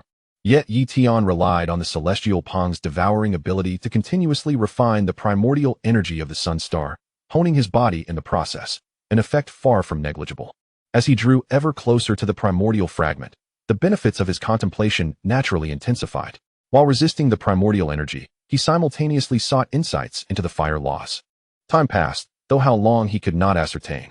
Finally, Tian comprehended a fragment of the fire element's principles, and in that moment, he felt the remnants of the sun star's essence seemed less daunting. He enveloped himself with this faint understanding of fire laws and gradually approached the fragment of the sun star's essence, ultimately grasping it firmly. Suddenly, an overwhelming surge of memories inundated his mind. Golden Crow Tao Body. This was unmistakably a top-tier Tao Body inheritance. The Golden Crow Tao Body, indeed, was this very inheritance. Tian was astounded. This was the most formidable legacy of the Yamu clan, and he never expected to encounter it here. On the Tao Body rankings of the subterranean world, the Golden Crow Tao Body held the third position, showcasing its extraordinary power, nearly epitomizing the essence of fire, surpassing even spatial Tao bodies like the Void Escape Tao Body. This truly illustrated the might of the Golden Crow Tao Body. However, mastering the Golden Crow Tao Body was an immensely daunting task. Firstly, if one was not a longevity body, they could hardly hope to cultivate the Golden Crow Tao Body. One must also grasp the essence of Supreme Yang. Since Tian had already comprehended the fire laws, he naturally met the cultivation prerequisites with greater ease. The fragment of the sun star's essence was not something he could easily transport. Should he successfully cultivate the Golden Crow Tao Body, he could devour and refine it, subsequently advancing the Golden Crow Tao Body to the minor achievement stage, which would indeed be a far superior choice, Tian mused. Thus, he commenced his cultivation of the Golden Crow Tao Body right there. It would not be long before he succeeded. With the aid of the fire laws, Tian absorbed a substantial amount of solar essence energy, rapidly transforming his physical form. Gradually, the Golden Crow Tao body approached completion. Boom! A colossal illusion of the Golden Crow manifested behind Yi Tian, and even within the fire elemental organ world, a Golden Crow specter emerged. Simultaneously, he awakened an unparalleled divine ability. Golden Crow Solar Rift. This was an offensive supreme divine ability, and when combined with the fire laws, its destructive power was undeniably formidable. As the Golden Crow Tao body reached completion, Yi Tian's physical prowess surged significantly. Moreover, his body voraciously absorbed the surrounding solar essence energy. Then, Yi Tian seized the fragment of the sun star's essence and swallowed it whole. Were it any other true saint, they would have perished for such audacity. Yet, Yi Tian endured it with the Golden Crow Tao body. It felt as though he had ingested a sun, his body enveloped in countless flames. Nevertheless, thanks to the Golden Crow Tao body and the supreme divine ability of Tianpeng Devour, he could timely absorb the energy from the sun star's essence fragment. Furthermore, his other consciousness could utilize the fragment to comprehend the fire laws. Gradually, his understanding of the fire laws incrementally improved. As time passed, aided by the sun star's essence fragment, the newly cultivated Golden Crow Tao body exhibited signs of a breakthrough. Boom! The Golden Crow Tao body experienced another advancement, transitioning from the initial stage to the minor achievement stage, resulting in a further enhancement of his physical capabilities and strength. Moreover, following the breakthrough of the Golden Crow Tao body, the fragment of the sun star's essence was firmly suppressed by Yi Tian, temporarily preventing it from affecting his body. This fragment of the sun star's essence would sustain his cultivation for a considerable duration. He felt he had struck a tremendous fortune. Yi Tian murmured. Of course, once the sun star's essence fragment vanished, other saints would undoubtedly suspect him. He must depart immediately. Yi Tian exited the area and swiftly fled from the sun ruins. He intended to find a secluded spot within the sacred name ruins to conceal himself and also to cultivate for a while. On the following day after Yi Tian's departure, a true saint arrived, having received news from the outside world. He had comprehended the fire laws and sought to retrieve the sun star's essence fragment. However, upon entering, he found no trace of it. Consequently, he began to inquire about the situation and learned that the last individual present was Yi Tian, prompting him to search for Yi Tian. Yet, many alien races speculated that this true saint had taken the sun star's essence fragment, deliberately diverting suspicion onto Yi Tian. After all, how could a mere minor saint possibly comprehend the fire laws and abscond with the sun star's essence fragment? Even if he had grasped the fire laws, there was no way he could conceal the fragment. When Yi Tian left, other true saints had observed him and detected no signs of the sun star's essence fragment. Thus, they all believed that the true saint was orchestrating the events. Chapter 239, The Source of Weak Water. Yi Tian was aware that a true saint who had comprehended the fire laws was searching for him, as relayed by the flame saint. Therefore, he resolved not to venture out for the time being. He would remain here to cultivate. Yi Tian concealed himself in the ruins of the sacred name ruins. Retrieving the refining void tower, which he shrank to a minuscule size, akin to a speck of dust, and entered its interior for cultivation. This way, the likelihood of that true saint locating him was exceedingly low. In the ensuing days, Yi Tian simultaneously cultivated and comprehended the fire laws. As time passed, the true saint searched extensively but ultimately left without finding him. Yet, Yi Tian remained in seclusion, immersed in his cultivation. One day, a thunderous sound erupted. Yi Tian's cultivation broke through, advancing from the initial minor saint stage to the intermediate minor saint stage. Additionally, his mastery of the fire laws had significantly improved. When he had just broken through, he had barely grasped the mere surface of the fire laws, not even achieving 1/10 of the realm. But now, his comprehension of the fire laws had reached at least 3/10 of the realm. His fire laws had experienced a dramatic increase in power. Furthermore, his Golden Crow Tao body had made substantial progress, having reached the pinnacle of the minor achievement stage, not far from the major achievement stage. All thanks to the effects of the sun star's essence fragment. With plenty of the sun star's essence fragment remaining, he decided to reserve it for further contemplation of the fire laws. Yi Tian promptly emerged from the refining void tower and stored it away. The true saint should have already departed. Even if he had not, with my mastery of the wind laws and the perfected 7th level of wind divine technique, he would hardly be able to catch up to me, Yi Tian thought to himself. Moreover, in terms of defensive capabilities, even a true saint would struggle to deliver a decisive blow. Thus, he remained unfazed. With a swift motion, Yi Tian departed, setting his sights on another location within the sacred name ruins, Weakwater Lake. Deep within Weakwater Lake, the water laws resided, and the Rain Saint had also ventured there. Shortly, Yi Tian arrived at Weakwater Lake and attempted to contact the Rain Saint, but to no avail. The Rain Saint was likely within the lake, shielding communication signals. rendering contact impossible, Tian speculated. Subsequently, he too entered the depths of weak water lake. The weak water within the lake was ethereal, yet possessed a terrifying corrosive effect. Without water elemental innate abilities, it was nearly impossible to navigate within weak water lake, let alone descend into its depths. Hence, the saints who ventured to weak water lake were predominantly of water elemental bloodlines. Weak water lake is truly vast, Tian murmured. The lake contained a universe, as if it encompassed layers of worlds. Weak water lake comprised 3 zones. The uppermost layer bore low danger, but yielded no fragments of water loss. The middle layer presented significant hazards, with a minuscule chance of encountering water law fragments, yet one should not expect to find them. Only at the lowest tier is there a certain probability of discovering fragments of the water rule. However, that place is fraught with peril, posing a threat even to those of the great sage realm who may find themselves meeting their demise. It is not that the weak water at the bottom can corrode the physical form of a great sage, but rather that a peculiar plant known as the 3,000 floating vines resides there, deeply rooted in the riverbed of the weak river Frians. A single strand of this vine possesses power rivaling that of a great sage. If a multitude of these vines were to entwine and strike, even a true sage would find it insurmountable. The critical issue is that the great sages at the lowest layer of the weak water lake are unable to unleash their full potential. For instance, a fire sage would find their fire-based abilities completely suppressed in the weak water lake, which is one of the reasons other elemental sages hesitate to enter. Of course, entering the lowest tier of the weak water lake does not guarantee an encounter with the 3,000 floating vines. One might be fortunate enough to avoid them altogether. My fire rule will undoubtedly be ineffective here, but I possess numerous other methods, so I am not afraid, Tian murmured. He then delved deeper into the weak water lake. Upon reaching the lowest area of the lake, Tian commenced his search for the water rule fragments. Whether or not he would find them remained uncertain, but he decided to proceed with patience. As time passed, he ventured further into the depths. Suddenly, a floating vine surged towards him from a distance, resembling an unparalleled spear piercing through the void at incredible speed. It was one of the 3,000 floating vines. Tian quickly realized the danger. This single vine wielded attack power comparable to that of a great sage. Under such conditions, the average great sage could hardly exert much strength, leaving them no choice but to flee before even one floating vine. Transformation of sword intent. Decapitation. Tian's sword intent instantly merged with the wind and space rules. He deliberately refrained from incorporating the fire rule, knowing it would be stifled by the weak water lake and disrupt the balance of his sword intent. Thus, he infused only the wind and space rules.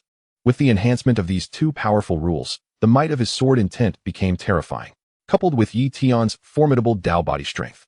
The impact on his power was not significant. Boom! Countless beams of sword light struck the floating vine, leaving numerous wounds, yet failing to vanquish it. The 3,000 floating vines seemed to sense that Tian was not to be trifled with, and the vines swiftly retreated. Tian chose not to pursue. The true prowess of the 3,000 floating vines was on par with that of top-tier true sages, and even the most formidable sage would struggle to contend with them in such an environment. He had no desire to court disaster. Subsequently, Tian departed from that location, continuing his search for the water rule fragments. Along the way, he encountered several other water element true sages, who all kept their distance, avoiding any confrontation. Suddenly, a powerful tremor resonated from afar. Tian immediately soared towards the source, quickly sensing a group of true sages engaged in battle with numerous floating vines. It appeared that these sages were not inclined to retreat, but were intent on seizing something. As time elapsed, more and more floating vines surged towards the fray, engaging in combat with the group of true sages. Numerous floating vines were wounded, yet they quickly healed, and these vines could even merge to form more formidable entities. What treasure could these true sages possibly be after, as there was no trace of water rule fragments? Tian pondered. He continued to close the distance, finally discerning their objective. At the heart of an underwater mountain range at the lake's bottom, a pool of silvery droplets caught his eye. These silvery droplets were not ordinary weak water.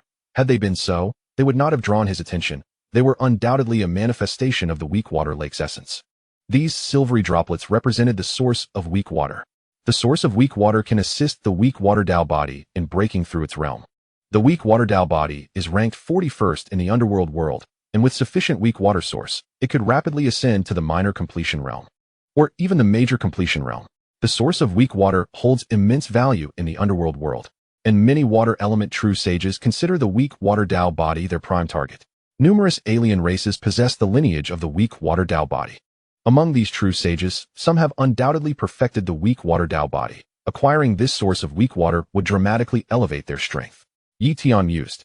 The disparity in power between a true sage at the threshold of the Tao body and one at its major completion is astronomical. The latter could easily obliterate the former. Thus, their fervor for the source of weak water is understandable, much like the remnants of the sun star's essence, which could enhance the Jinryu Tao body and nearly elevate it to the major completion realm. The Jinryu Tao body ranks third on the Tao body leaderboard of the underworld world. Had it been ranked in the lower tiers, it would have easily reached the major completion realm long ago. Naturally, the value of the source of weak water pales in comparison to that of the sun star's essence remnants, yet it is enough to entice these true sages. Boom. The true sages continued their relentless combat against the 3,000 floating vines. Each attempt to approach the source of weak water was thwarted by the vines. Tian found himself intrigued by the source of weak water. Even if he had no need for it, he could sell it. However, lacking the requisite strength, he dared not involve himself. As time passed, more and more floating vines arrived, and the strength of the 3,000 floating vines grew increasingly formidable. Gradually, the true sages found themselves overwhelmed. Boom! The true sages began to falter, retreating in haste. Tian also made his timely exit to avoid drawing the attention of the 3,000 floating vines. Clearly, the weak water lake harbored not only fragments of the water rule, but other treasures as well. Tian thought to himself. Days passed, and Tian found himself targeted by the 3,000 floating vines on multiple occasions, yet he successfully eluded them each time. One day, he arrived at a valley at the lake's bottom, sensing the presence of water rule fragments. Open! Tian unleashed a sword strike that cleaved the valley, uncovering a fragment of the water rule. At last, I have found it. Tian felt a surge of elation. He promptly distanced himself from the area, incorporating the water rule fragment into his inner world. Ever since he comprehended the space rule, he could now collect these water rule fragments without fear of being pursued by other alien races.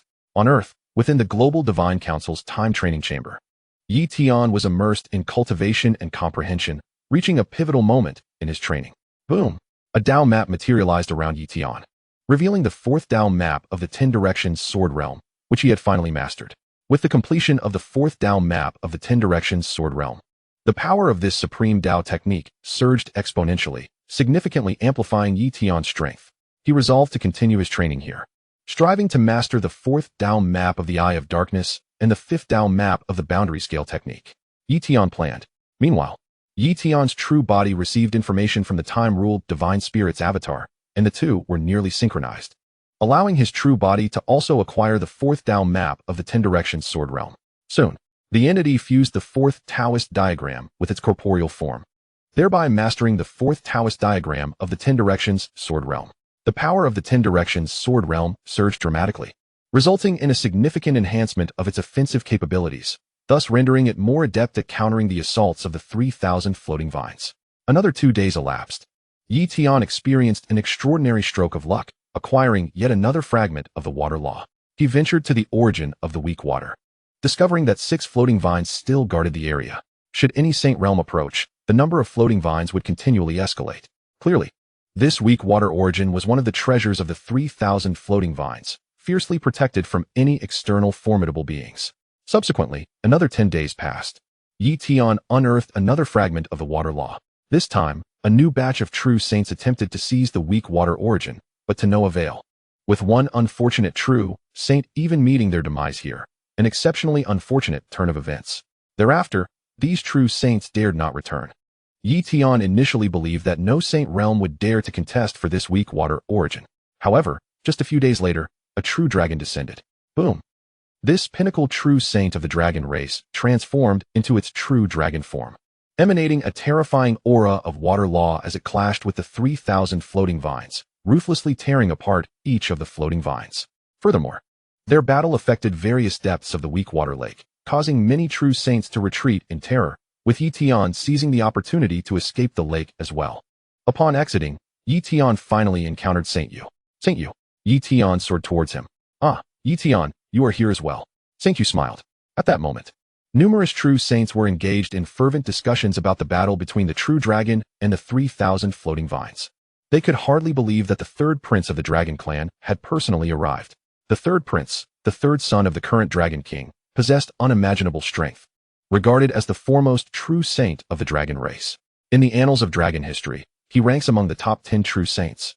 Reputed to have comprehended 30% of the water law, rumored to have suppressed his cultivation to perfect several Tao bodies, including the weak water Tao body, without aiming to ascend to the demigod realm. Mastery of the Tao body to perfection within the true saint realm allows for a breakthrough into the demigod realm, whereupon the Tao body can be refined to a state of completeness. A perfected Tao body enhances the chances of breaking into true God status, establishing a more formidable foundation. And upon ascending to true God, one's power would be even more terrifying. It is said that the third prince's weak water Tao body has yet to reach perfection. Thus, he has undoubtedly come for the weak water origin. Once he obtains it, his Tao body will surely ascend to perfection. We have no hope of competing for the weak water origin against the third prince. They dared not vie with him, knowing full well they could not match his might. Soon, a true dragon emerged from the depths of the weak water lake, transforming into a human form. His countenance was striking, adorned with a dragon crown and clad in resplendent golden armor, without a trace of disarray. Evidently, in the conflict against the 3,000 floating vines, the third prince had maintained complete dominance. At this juncture, the third prince cautioned esteemed guests. I advise you to refrain from approaching the 3,000 floating vines for the time being. They are merely the avatars of the true entity. I have provoked them. In their true form, the blood sea floating vine is an almost demigod-level plant life form. What? The blood sea floating vine? The multitude of true saints gasped in astonishment. If it were indeed the blood sea floating vine, they could be obliterated in an instant. It was astonishing that the 3,000 floating vines had evolved into the blood sea floating vine, with the visible floating vines merely serving as its avatars. Thank you, third prince, for the warning. They expressed their gratitude in unison. After the third prince departed, he lingered his gaze on Tian for a few moments, but said nothing before swiftly taking his leave. Chapter 241. Preparing to depart from the sacred name relic. Following the departure of the third prince, the saints dared not venture into the deepest layers of the weak water lake. After all, the blood sea floating vine resided there, an entity that even the third prince could not contend with. Naturally, they would stand no chance against it, unable to withstand even a single blow. Consequently, the true saints gradually retreated, unwilling to seek out the water law fragments any longer. After all, no amount of water law fragments could outweigh the value of their own lives. Tian first exchanged a few words with Saint Yu before parting ways. He intended to find a nearby location to comprehend the water law fragments. This will do. Tian arrived at a desolate ruin, utilizing the empty refinement tower as his retreat. He then commenced his cultivation. With the aid of the water law fragment, Tian swiftly elevated his comprehension of the water realm from the second sequence to perfection in the first sequence, rapidly advancing his understanding of the first sequence water realm. Unbeknownst to him, the first water law fragment was nearly depleted. Subsequently, he produced the second water law fragment, continuing his endeavor to enhance his understanding. Ultimately, he perfected the first sequence water realm, leaving only one step remaining to grasp the water law itself. Thereafter, he retrieved the third water law fragment, attempting to comprehend the water law. However, after exhausting the third fragment, he still failed to achieve comprehension. Clearly, he still lacked several water law fragments. With the blood sea floating vine lurking at the bottom of the weak water lake, and with other true saints presently hesitant to descend, Tian found himself in a quandary. After all, life is singular, and he dared not act recklessly. Soon, he devised a plan to send his divine spirit avatar down to investigate. Although his divine spirit avatar lacked the strength of his true self, it was still comparable to a formidable great saint. After all, the divine spirit avatar, aside from lacking a Tao body, possessed no other forms of supreme powers. Yet it could still execute sword techniques and wield the law. Let us condense a water system divine spirit avatar. Tian resolved. Boom! A fragment of his soul directly entered the divine spirit within the water system anomaly organ, seizing control of the divine spirit, and subsequently absorbed a vast amount of water system energy before emerging from the organ. Thus, the divine spirit avatar was formed. Shortly thereafter, Tian equipped this avatar with clothing and weaponry before allowing it to infiltrate the weak water lake. The water system divine spirit avatar was exceptionally compatible with the weak water lake, capable of showcasing its strength perfectly, so even upon entering the deepest layer of the lake, it could still exert considerable power, albeit with limitations in endurance and defense. This avatar would likely be unable to withstand the attacks of the 3,000 floating vines, managing to endure only a few strikes before needing to flee. Of course, the purpose of dispatching this avatar was merely to scout, to ascertain whether the blood sea floating vine lay in slumber. After all, the blood sea floating vine had always remained dormant, acting solely through its avatars. The 3,000 floating vines, This time, the third prince awakened the blood sea floating vine, but it might very well return to slumber soon thereafter. Thus, he needed to investigate. Within the Weakwater Lake, Tian swiftly descended to the lowest layer, cautiously searching. As time slipped by, the passage of hours remained unknown. One day, a floating vine surged forth, launching an assault on Tian. Tian exerted his utmost effort, employing his sword intent to weave a realm that harmonized the wind law and space law to counter the attack. However, this water elemental deity's physical form lacked the powers of wind and spatial anomalies, thus unable to unleash the full might of these two laws. Nevertheless, it still augmented his offensive capabilities significantly. He had anticipated that his strikes would be thwarted, yet to his astonishment, he managed to withstand the assault of the floating vines. Albeit his body was hurled away, it was the 3,000 floating vines, not the blood sea floating vines. Tian exclaimed in surprise. Moreover, the onslaught of the 3,000 floating vines had diminished in strength. He could sense numerous fissures along one of the floating vines, which, though healed, still bore visible scars. Evidently, the damage inflicted by the third Prince Long was not easily remedied. The blood sea floating vines had not appeared, likely in a state of slumber. And the combat prowess of its doppelganger, the 3,000 floating vines, had severely waned. This was fortuitous. Escape. Tian attempted to flee, and the weakened assault and pursuit capabilities of the 3,000 floating vines enabled his water elemental deity avatar to indeed make its escape. The other true saints have yet to arrive. This moment is the most opportune to search for fragments of the water law, Tian declared with enthusiasm. Thus, he commenced his quest for water law fragments, confident that this water elemental deity avatar was sufficient for the task. Time gradually passed. Tian ultimately discovered another fragment of the water law amidst the ruins of battle. It was likely a remnant of the conflict between the third Prince Long and the blood sea floating vines, which had decimated this area, thereby revealing the hidden water law fragment. Indeed, by meticulously searching within the battle-scarred remnants, he managed to unearth several more water law fragments. 3 days later, Tian emerged from the Weakwater Lake. He was acutely aware that true saints would soon come to probe the area, and at that juncture, there would be no opportunities left for him. Additionally, his water elemental deity avatar could not conceal the water law fragments, so it was prudent to depart swiftly. The water elemental deity avatar returned, merging back into his body, relinquishing its avatar form. Splendid. This time I have amassed a total of 9 water law fragments, sufficient for me to comprehend the true essence of the water law. With some despair, Tian proclaimed with elation. He then resumed his meditation on the water law fragments. Days passed in this manner. At long last, boom, the essence of the water law emanated from Tian. He had finally grasped the water law, including the wind law, fire law, and spatial law. He had now comprehended 4 distinct laws. Prior to entering the sacred name relic, he had not understood a single law. Now, he wielded the power of 4, resulting in a significant enhancement of his strength. Such is the allure of the relics. Of course, this was also due to his possession of an extraordinary level of enlightenment techniques and multiple souls. Otherwise, such rapid advancement would not be feasible. Other true saints, regardless of how many law fragments they acquired, could not fathom the laws. It is merely a matter of giving him a modicum of opportunity, and he can maximize the benefits, achieving remarkable progress. The opportunities from the ancient storm, spatial ruins, solar star ruins, Weakwater Lake, and sacred name relic are limited. Further comprehension of other laws is unattainable. Tian pondered whether it was time to leave the sacred name relic. The opportunities within the cavernous world extend beyond this place. Remaining here would be a waste of time. Venturing elsewhere would be far more advantageous. However, before departing, he needed to bid farewell to the Flame Saint and the U Saint. Chapter 242, The Third Prince Long Takes Action, Extending an Invitation. Soon, Tian contacted the Flame Saint and the U Saint, informing them of his intent to leave the sacred name relic.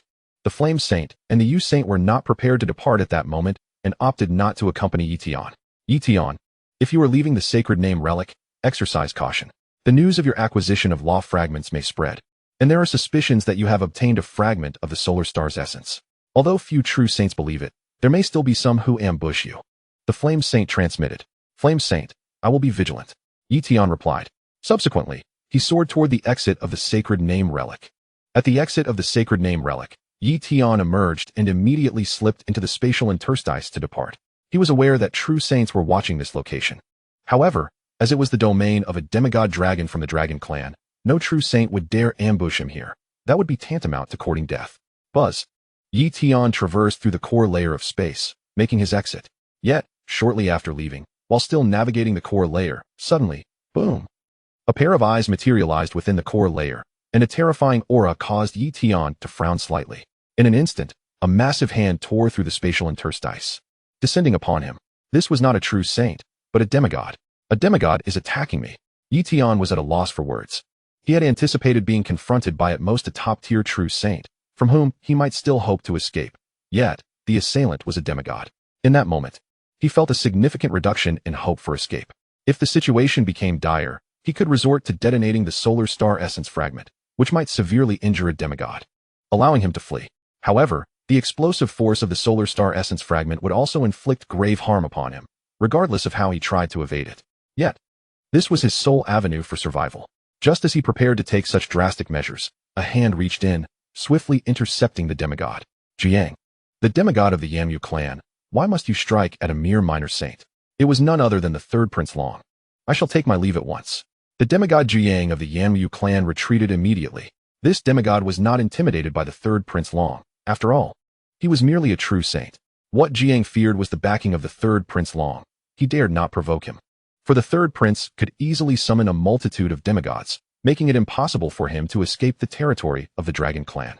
Should the Dragon Clan kill a demigod, the Yamyu clan would not dare to utter a word of protest. Swish! The space warped. Tian and the third Prince Long emerged from the core layer of space. Thank you, third Prince Long. Tian expressed his gratitude. He was astonished that the third Prince Long had come to his aid, especially within the core layer of space. This was no coincidence, but rather a deliberate act to find him, enabling his rescue. After all, while true saints could enter the core layer of space, unless they possessed spatial talents, they would have to exert themselves to tear apart the space to do so. Who would be so idle as to exert themselves to tear space apart unless they were specifically seeking him, knowing that the demigod Jiang would come after him? I paid attention when Jiang entered the territory of my dragon clan and learned that he intended to target you, which is why I came to your aid in time. The third Prince Long remarked indifferently. Before Tian could respond, the third Prince Long continued. Are you curious as to why I chose to save you? Indeed. Tian nodded, intrigued.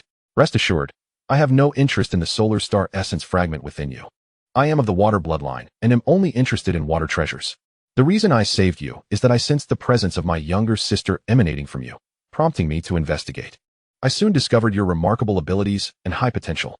Moreover, I require your assistance with a certain matter, which is why I intervened, the third Prince Long explained. Younger sister? Tian recalled the dragon maiden and promptly produced the dragon scale belonging to her. Is Long Ying the younger sister of the third Prince Long? Indeed. The third Prince of the Dragons said, I have 3 sisters in total. Long Ying is my youngest sister and the princess of the Dragon Clan. The title of Dragon Clan Princess astonished Tian, who had not anticipated that the dragon maiden bore such a distinguished lineage. He had assumed she was merely an ordinary dragon girl, only to discover she was the daughter of the Dragon King. The Dragon King is a true deity, whose power surpasses that of ordinary deities, for the Dragon King embodies one of the divine positions, and a top-tier one at that, rendering their strength unfathomably formidable. Prince of the Dragon, how can my abilities be of assistance? Tian inquired with curiosity. Come, let us first visit my dragon palace, the third prince invited. Very well. Tian nodded in agreement. In the domain of the Dragon Clan, along the Xianshui River, the third prince's dragon palace was situated. Within the Dragon Clan, any prince or princess who attains the sacred realm is permitted to venture forth and establish their own dragon palace, cultivating their own loyal followers. The third prince was among them, having constructed his palace along the Xianshui River, where he commanded a considerable entourage. Before long, Tian followed the third prince to the magnificent Xianshui Dragon Palace, where he encountered numerous enchanting maidens of the Clam tribe, all serving as attendants to the third prince. In addition to these Clam maidens, the prince also commanded an elite force from the Dragon Snake tribe, each possessing power at the King realm, with their leader achieving the small sacred realm level. This clearly demonstrated the terrifying strength of the Dragon Clan. The third prince alone was far more powerful than the forces of the Jiang province in the Summer Kingdom, comparable to top-tier powers. Inside the Xianshui Dragon Palace, Tian and the third prince took a seat, while the Clam maidens presented an array of exquisite spiritual fruits and fine wines. These wines were not the ordinary varieties found on Earth, but rather brewed from heavenly fruits, possessing the ability to enhance one's cultivation. Tian, this is our Dragon Clan's unique fine wine, Dragon's Roar. The third prince raised his cup, and Tian followed suit, and together they indulged in the drink. Upon taking a sip, Tian immediately sensed the exceptional quality of the Dragon's Roar. Even he felt his cultivation increasing after drinking it. Accompanied by a subtle enhancement of his comprehension, this was not a temporary boost, but a permanent elevation. Prince, this dragon's roar can actually enhance one's comprehension? Tian asked, visibly astonished. The third prince smiled and explained, the dragon's roar contains a special ingredient known as the blood bodhi fruit. This fruit not only serves as a brewing ingredient, but is also a treasure that enhances comprehension. However, if one consumes too much of the dragon's roar, it will no longer provide such benefits, rendering any slight improvement rather insignificant.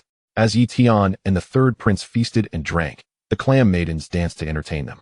One must admit, the third prince lived in considerable comfort. After their meal and drinks, the third prince dismissed the clam maidens, leaving only Tian and himself in the vast palace. At this moment, the third prince finally broached the matter at hand. You must possess a unique talent for time manipulation, do you not? He inquired. What? How could you possibly discern that? Tian exclaimed in shock. The Summer King had provided him with the mixed Xian leaf to obscure the aura of his time-related powers, making it undetectable even to demigods. Yet the third prince saw through it. You are curious as to how I perceived it, aren't you? At this point, a fragmented eye materialized on the third prince's brow. Indeed, it was a fractured eye. This is our dragon clan's candle dragon eye. It can unleash the power of time. However, this particular eye is one I have transplanted, and to activate it requires a considerable price. Yet, using it to see through your time-related abilities is quite effortless, the third prince elucidated. I see. Tian understood. It seemed he had fortuitously encountered the third prince, who possessed the incomplete candle dragon eye, thus revealing his secret. Prince, now that you have discovered my time manipulation abilities, do you require my powers for something? Tian asked. Indeed, the third prince replied. In truth, our dragon clan has a type of true dragon that wields time powers, known as the candle dragon. However, since the last candle dragon perished over several 100,000 years ago, we have not seen another born among our kind. As fate would have it, a member of our clan has manifested the bloodline of the candle dragon, yet to transform into a candle dragon. A particular treasure is required, one that we are unable to obtain. Could it be that the one capable of transforming into a candle dragon is you, Prince? Tian queried. Naturally not. The third prince shook his head. If I possessed the candle dragon bloodline, I would not struggle to fully control this incomplete candle dragon eye. As for who that individual is, I shall not disclose that information at this time. Is it true that the treasure's location can only be accessed by those with time manipulation abilities? Tian inquired. The third prince earnestly explained, in the cavernous world, there exists a treasure site known as the Dark Ruins. Within the Dark Ruins lies a peculiar area filled with terrifying time energy. Only those at the sacred realm may enter the Dark Ruins. Those below the demigod level cannot gain entry. Thus, only those at the sacred realm can tread into that time-laden domain. We have conducted experiments, and when a true sage entered that area, they were ravaged by the forces of time, their lifespan rapidly diminishing, unable to withstand it. Despite the dragon clan's long lifespan, we too cannot venture deep into that region without exhausting our lives. We have prepared various treasures to counteract the forces of time, yet none have proven effective. Ultimately, our clan's true deity deduced that only the power of time could contend with the time energies present there. At this moment, Tian comprehended that the third prince sought his assistance to venture into that time-infused area to search for a time-related treasure. Prince, what treasure do you require me to find? Tian asked. The time-sacred flower. The third prince declared. The time-sacred flower is a celestial treasure of time, capable of fully awakening and enhancing the candle dragon bloodline. Coupled with our dragon clan's other means, it would allow for a transformation into a candle dragon. However, the time-sacred flower can only be found within that realm. Tian hesitated, saying, although I have awakened my time manipulation abilities, I cannot guarantee I can withstand the time energy that even true sages struggle against. Of course, the third prince affirmed. If you were to venture there now, your chances would be negligible. However, I can personally ensure that a top-tier time-related technique is bestowed upon you. If you master it, your odds of success would be greatly enhanced. Top-tier time technique. Tian's heart stirred at the prospect. Such techniques were exceedingly rare, and finding one would be nearly impossible. Thus, he promptly acquiesced. In truth, had he refused, the third prince or the dragon clan would not have allowed him to leave, potentially inciting their ire. Hence, he was left with no choice but to comply. Excellent. The third prince rejoiced, for if this endeavor succeeded, he would gain his father's attention and rewards. The birth of a candle dragon was of paramount importance to the dragon clan, something they had long aspired to achieve. In fact, he could have approached Tian from the outset, but upon learning of Tian's peril, he decided to rescue him, hoping to elicit gratitude. thereby increasing the likelihood that Tian would agree to his proposal. Thus, a mutually beneficial arrangement emerged. Otherwise, if Tian had been uncooperative, acquiring the time-sacred flower would have proven exceedingly difficult. Prince, what is the name of the top-tier time technique you mentioned? Tian inquired. The Candle Dragon Eye. Prince Long San remarked. This is the premier temporal technique crafted by the first generation of Zhu Long using his Zhu Long Eye. Once mastered, it is likely to possess 70% of the Zhu Long Eye's efficacy. Subsequently, Tian awaited the Zhu Long Eye within the Xian Shui Dragon Palace, while Prince Long San proceeded to his father's Dragon Palace to seek an audience with the Dragon King. The Zhu Long Eye is a pinnacle temporal technique, its value immeasurable. Lacking such a legacy himself, Prince Long San sought his father's permission to bestow the Zhu Long Eye upon Tian. Upon entering his father's presence, he greeted, "Greetings, father." The Heavenly River Dragon King inquired, "My son, what brings you here today?" "Father, I have discovered an individual endowed with temporal abilities, already at the Holy Realm, possessing considerable strength, and also a Longvu being, thus vitality is not an issue. If he receives the Zhu Long Eye, once he masters it, he should be able to access the temporal forbidden zone of the Dark Ruins to acquire the temporal sacred flower," Prince Long San reported. "Is he willing?"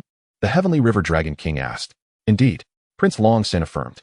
After a moment of contemplation, the Heavenly River Dragon King replied, "You may grant him the Zhu Long Eye, but he must swear an oath not to pass it on to anyone else. Furthermore, during his cultivation of the Zhu Long Eye, he must remain within your quarters and not depart." "Understood," Prince Long San exclaimed joyfully. Thereafter, the Heavenly River Dragon King commanded the retrieval of the Zhu Long Eye's legacy and entrusted it to Prince Long San.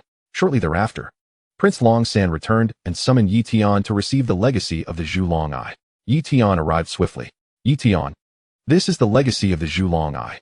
You must swear an oath not to disseminate it to others before you can accept this legacy," Prince Long San declared. "Very well." Tian promptly swore the oath and commenced the acceptance of the Zhu Long Eye's legacy. Boom! An overwhelming torrent of knowledge surged into his mind, and the legacy orb subsequently shattered into fine powder. After a considerable duration, Tian finally assimilated the legacy, having thoroughly obtained the Zhu Long Eye's inheritance. "Tian, for the Dragon Clan's requirements, you must now cultivate the Zhu Long Eye here. Once you master it, please inform me," Prince Long San instructed. Tian comprehended the Dragon Clan's rationale, having bestowed the Zhu Long Eye's legacy. It was only natural they would not permit him to leave. Thus, he began his cultivation of the Zhu Long Eye within Prince Long San's quarters. Chapter 244, the third diagram of the Zhu Long Eye. The Zhu Long Eye is an elite temporal technique, characterized by its formidable training difficulty and stringent requirements. Firstly, one must comprehend the second sequence of the temporal realm, which is the minimum prerequisite. Additionally, the practitioner must be a Longvu being, otherwise, the physical form will be unable to withstand the power of the Zhu Long Eye and will gradually disintegrate. It is rare to find individuals who meet the training requirements for the Zhu Long Eye. This rarity is precisely why Prince Long San was so exhilarated upon meeting Tian, as he perfectly fit the criteria. Of course, mastering the Zhu Long Eye during the Heavenly King realm is comparatively easier. However, now that Tian has ascended to the Holy Realm, the difficulty of cultivating the Zhu Long Eye has somewhat increased. Nonetheless, for Tian, the increase in difficulty is negligible. I meet the cultivation requirements, and I can now directly practice the first diagram of the Zhu Long Eye. Tian mused. He then began to contemplate the first diagram of the Zhu Long Eye. The sixth level of divine comprehension technique activated. Simultaneously, his various souls exerted themselves to comprehend the diagram of the Zhu Long Eye. Even the temporal divine avatar situated in the temporal cultivation chamber of the Global Divine Council on Earth began to engage in the study and cultivation of the Zhu Long Eye. Due to the avatar's prolonged stay in the temporal cultivation chamber, the speed of comprehension was significantly accelerated. At the current pace of progress, he might completely master the Zhu Long Eye within a month, especially considering the extensive time spent in the temporal cultivation chamber. Days passed steadily. Finally, on the 32nd day, Tian successfully cultivated the first diagram of the Zhu Long Eye. Boom!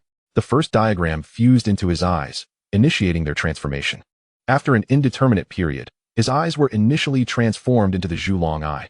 However, this was not the genuine Zhu Long Eye, merely a manifestation forged through the Zhu Long Eye's technique, capable of wielding only 70% of its true power. Let me test the efficacy of the Zhu Long Eye. Tian activated the Zhu Long Eye to manipulate the flow of time. Buzz! The surrounding time began to accelerate rapidly. Twofold, threefold, fourfold, fivefold, tenfold. Upon reaching tenfold, the acceleration of time hit its limit, unable to be further expedited. Likewise, he could decelerate time by the same factor of 10. Naturally, should he master the second diagram of the Zhulong Eye, his ability to manipulate time would grow even more formidable. The Zhulong Eye's control over the passage of time could be sustained indefinitely, provided his temporal energy reserves did not deplete. After mastering the Zhulong Eye, I have become a human embodiment of the temporal cultivation chamber, Tian exclaimed with exhilaration. For others, it would be impossible to cultivate while simultaneously maintaining time acceleration. However, he was capable of doing so. One of his souls could manipulate the Zhulong Eye to accelerate time, while the others could focus on their cultivation. Of course, after accelerating time with the Zhulong Eye, he could only contemplate the realm of time or the laws of time, unable to delve into other realms or laws. However, the pivotal point is that once he masters the second and third diagrams of the Zhulong Eye, the potential for acceleration would be astounding, surpassing even the temporal wheel of Earth. The Zhulong Eye is an extraordinarily formidable secret technique, Tian mused. He did not immediately seek out Prince Longsan. After all, he had only mastered one diagram, and wished to cultivate several more before venturing into the temporal forbidden zone of the Dark Ruins, thereby enhancing his chances of survival. Going now could pose a significant danger. Thus, he continued his cultivation of the Zhulong Eye. Prince Longsan, aware of the Zhulong Eye's arduous training, refrained from disturbing Tian, occasionally dispatching some young maidens from the clam tribe to deliver spiritual fruits, food, and other resources that could temporarily enhance comprehension. Overall, the treatment was quite favorable. Meanwhile, Tian perpetually activated the Zhulong Eye, accelerating time, allowing for prolonged cultivation. However, he frequently needed to restore his temporal energy, resulting in a higher consumption of resources. In less than a month, he mastered the second diagram of the Zhulong Eye, advancing the technique further, enabling a 15-fold acceleration of time. However, maintaining such a pace consumed excessive energy, rendering it unsustainable unless he consumed semi-divine elixirs to replenish his strength. Therefore, he continued to maintain a 10-fold acceleration for the cultivation of the Zhulong Eye. The comprehension difficulty of the third diagram was significantly heightened, necessitating an extended period for mastery. This time, Tian dedicated 2 full months to his training, yielding a cumulative effect of 20 months under the 10-fold time acceleration. Ultimately, he successfully mastered the third diagram of the Zhulong Eye. He could no longer continue cultivating the Zhulong Eye, as the fourth diagram was even more esoteric. And with just 3 diagrams, his eyes were beginning to struggle to bear the strain. The pinnacle of ocular Dao techniques demands a certain threshold of cultivation. Attempting to forcibly advance when one's prowess is insufficient proves futile. Tian mused silently. For supreme Dao arts, such as the 10 Directions Sword Realm, he could effortlessly cultivate multiple Dao diagrams simultaneously without any hindrance. The dark eye, while imposing minimal strain on the eyes themselves, profoundly affected the cultivator's mental state. The candle dragon eye, however, was distinct. Its immense burden rested almost entirely upon the eyes. Consequently, Tian chose to suspend his cultivation of the candle dragon eye's fourth Dao diagram until he ascended to the Great Saint Realm or attained comprehension of the time principle. Upon mastering the candle dragon eye, Tian informed the third dragon prince, who arrived shortly thereafter, astonished by the rapidity of Tian's progress. Tian activated the candle dragon eye, though he refrained from unleashing its full might. With a thunderous roar, his eyes transformed into the candle dragon eye, emanating terrifying temporal fluctuations. The third dragon prince's own candle dragon eye was but an incomplete variant. Even at full power, it could not penetrate Tian's mastery. Thus, Tian concealed the true extent of his candle dragon eye cultivation, remaining imperceptible to even the prince himself. Excellent. The third dragon prince exclaimed with fervor before inquiring if Tian was prepared to venture into the Dark Ruins. He urged Tian to specify any requisites promptly. After a moment's contemplation, Tian requested a treasure capable of restoring his temporal energy, thereby sustaining the candle dragon eye for extended periods. The prince readily consented and soon procured the celestial sea pearl from the dragon clan. This superior spiritual artifact harbored vast reserves of pure energy, enabling rapid replenishment of temporal power when refined. However, it was only lent temporarily and would be reclaimed in due course. Tian devoted some time to refining the celestial sea pearl, after which the third dragon prince escorted him to the Dark Ruins.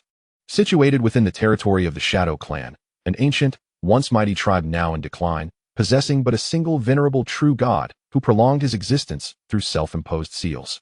The Shadow Clan frequently explored the Dark Ruins, but dared not trespass into its time-forbidden zone. Upon arrival, the presence of the Dragon Prince did not escape notice by the Shadow Clan's demigods, though none dared provoke him. Within a Shadow Clan enclave, a demigod remarked disdainfully at the Dragon Clan's persistence in entering the dark ruins, forewarning the fatal peril of the time-forbidden zone. Unperturbed, Tian closed his eyes to cultivate further. Soon, the Dragon Prince led Tian deeper into the dark ruins, halting before the time-forbidden zone. Tian sensed the overwhelming temporal energies. Even the ambient temporal aura was enough to instill dread. Time flowed at an accelerated rate here. Any ordinary Saint Realm cultivator would succumb swiftly, their lifespan drained in mere moments until death ensued. Enter, but if you cannot endure, retreat at once, the Dragon Prince advised, more concerned for the clan's future support than Tian's welfare. Should this attempt fail, Tian could continue refining his powers and return when his Candle Dragon Eye and cultivation reached greater heights. I shall exert every effort to obtain the time-sacred flower, Tian solemnly vowed, though aware such declarations bore no risk, given his ongoing subordination to the Dragon Clan. Stepping into the time-forbidden zone, Tian immediately activated the Candle Dragon Eye. A temporal barrier materialized around him, repelling the relentless assaults of the zone's time forces. His temporal energy rapidly depleted, necessitating the use of the Celestial Sea Pearl to restore his powers swiftly, thereby maintaining the barrier's integrity. Enduring this is feasible, Tian murmured, advancing cautiously. The Dragon Prince, observing from afar, exhaled in relief. Yet, as Tian delved deeper, temporal distortions severed the prince's perception of his presence. May he return with the time-sacred flower. The prince silently hoped. Tian discovered time sand scattered upon the ground, a temporal material of considerable value beyond the zone. The prospect of acquiring numerous temporal materials exhilarated him. The Dragon Clan sought only the time-sacred flower. Any additional treasures would be his to keep, promising a meteoric rise in wealth and status. Despite the allure of abundant time sand, Tian restrained his desire, prioritizing the sacred flower. According to the Dragon Clan's projections, the time-forbidden zone undoubtedly harbored the time-sacred flower, concealed within its most densely temporal depths. Pressing onward, Tian found the first Dao diagram of the Candle Dragon Eye straining under the immense temporal pressure, threatening to erode his lifespan. He then invoked the second Dao diagram's mastery to withstand the assault, though the colossal energy expenditure demanded constant activation of the Celestial Sea Pearl to sustain peak condition. Eventually, he reached the zone's core, where he immediately discovered a treasure, a time-glazed gemstone of S-rank temporal quality. Surpassing even the finest specimen he had encountered in the Yang Clan world, he secured the gem carefully. Continuing his search, Tian amassed a trove of S-rank temporal materials, each capable of inciting fervor among true saints. Time-sacred flower, where are you? He whispered fervently. After over an hour's journey, he spotted a blossom clinging to a sheer cliff face. The flower radiated a silvery luminescence, boasting 6 petals and a silver halo above its bud. Enveloped by an intense temporal aura, it was the time-sacred flower, identical to the illustration provided by the Dragon Clan. Tian swiftly approached, plucked the flower, and retrieved a special wooden box to secure his prize. This wooden box was bestowed upon him by the Dragon Clan, specifically designed to contain the time-sacred flower, ensuring that not a trace of its energy would dissipate. Once secured, Tian absorbed the time-sacred flower into his inner world. At last, this alleviates my burden. I can now earnestly search for other time-related materials, Tian mused. Thus, he diligently scoured the vicinity for materials linked to time. In a short while, he stumbled upon the coveted God-tier time material he had long desired. While his other innate abilities had ascended to the divine level, his time-related talent remained at the peak of S rank. Should he acquire this God-tier time material, he could elevate his time talent to the divine realm, thereby enhancing his mastery over temporal arts. Although higher cultivation levels diminish the impact of innate talent, even the slightest disparity can lead to vastly different achievements. Hence, he yearned intensely for his time-related abilities to reach the divine level. The crystal he discovered, known as the Time Celestial Crystal, was indeed a God-tier time material. Its value beyond imagination. Upon touching the Time Celestial Crystal, he began to absorb the essence of time. Time Essence 1. Boom. Instantly, Tian's time talent broke free from its constraints, advancing to the level of a divine ability, and it continued to rise gradually. This substantial Time Celestial Crystal had a high likelihood of pushing his time talent to its divine limits. Without hesitation, he resumed his search for more time-related materials, delving deeper into the forbidden depths of time.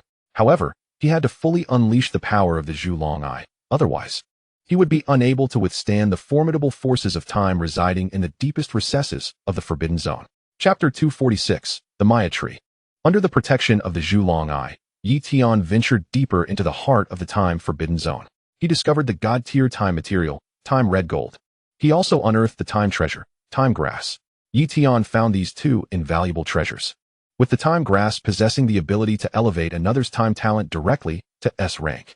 For instance, Yao Anan from the Xia Kingdom, who also wielded time abilities but had not yet attained S rank, could greatly benefit from this time grass.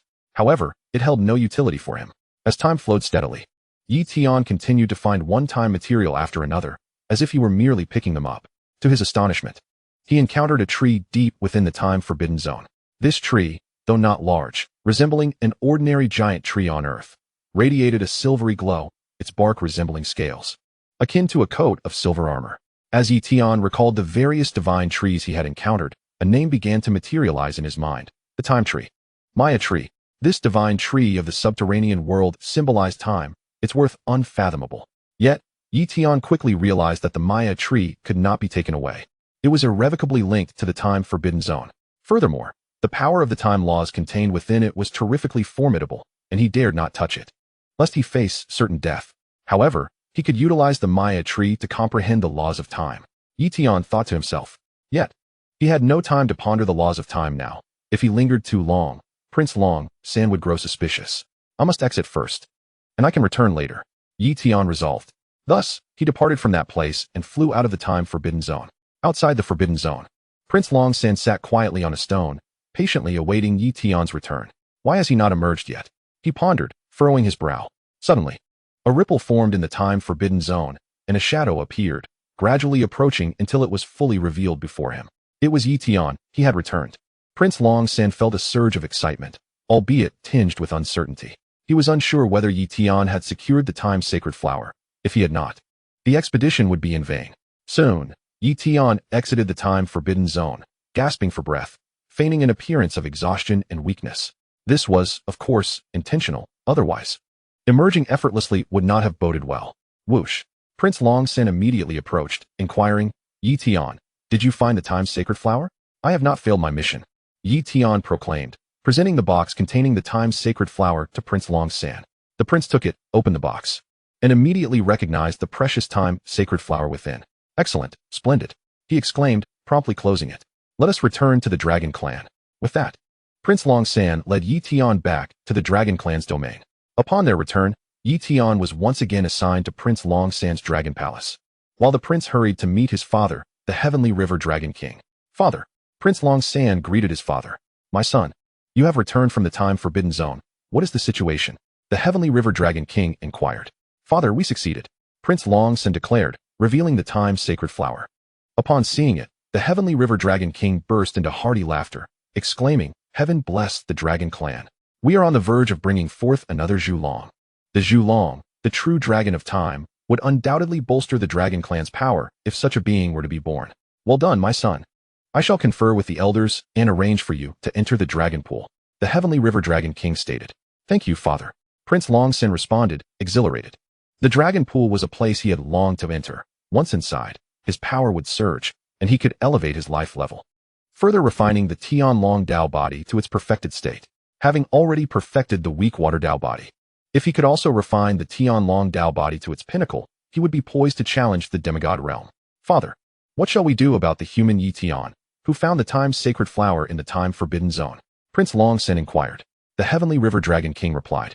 Humans are a race with significant potential. Having embarked on the path of cultivation for merely a few centuries, they have already birthed a true deity. We should not offend them. Moreover, according to your account, Tian possesses extraordinary talent and time abilities, and having mastered the Zhulong Eye, we can only choose to befriend him. Here's what we shall do.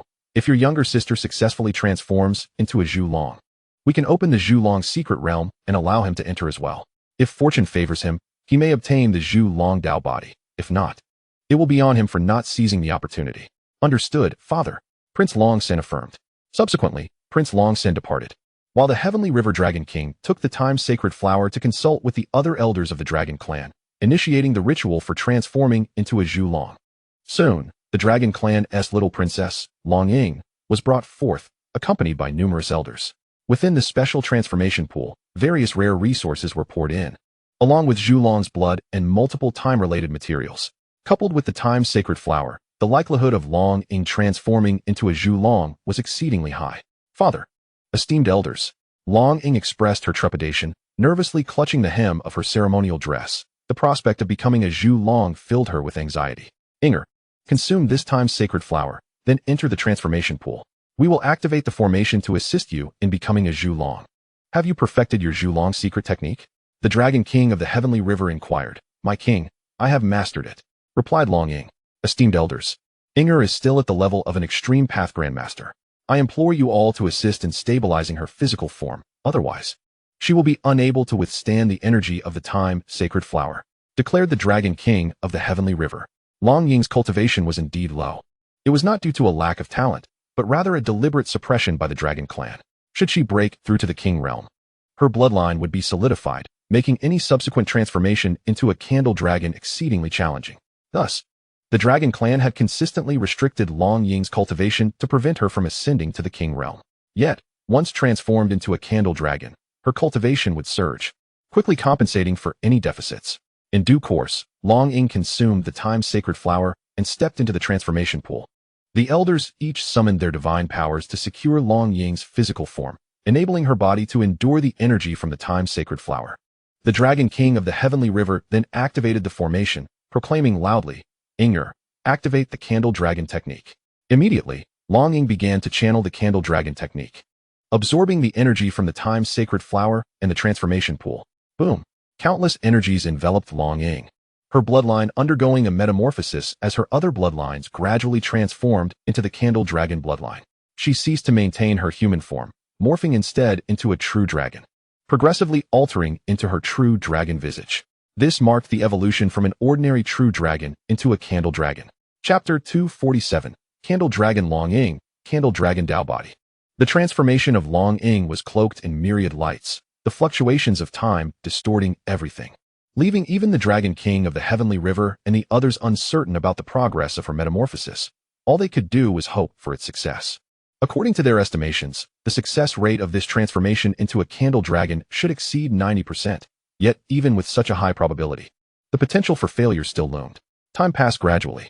Eventually, amidst the golden radiance, a pair of eyes emerged, filled with the essence of time, the eyes of the Candle Dragon. The Dragon King of the Heavenly River and the others rejoiced. This signified that Long Ying had successfully transformed into a Candle Dragon. Within the transformation pool, the Candle Dragon form of Long Ying was voraciously consuming various energies. Although she had metamorphosed into a Candle Dragon, her body remained exceedingly weak post-transformation, necessitating countless resources to nurture her physique, during which her cultivation would rapidly ascend. King Realm, Earth King Realm, Heavenly King Realm. Unbeknownst to her, Long Ying's cultivation had reached the pinnacle of the Heavenly King Realm. The transition from an extreme path grandmaster to the Heavenly King Realm was not an exaggeration, as the Candle Dragon was among the most elite true dragons.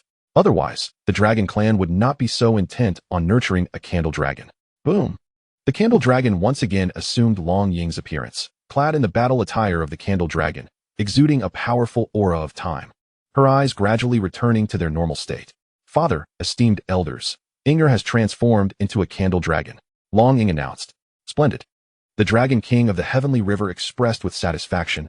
Inger, have you acquired the legacy of the Candle Dragon? Father, I have obtained it, but I have yet to peruse it thoroughly.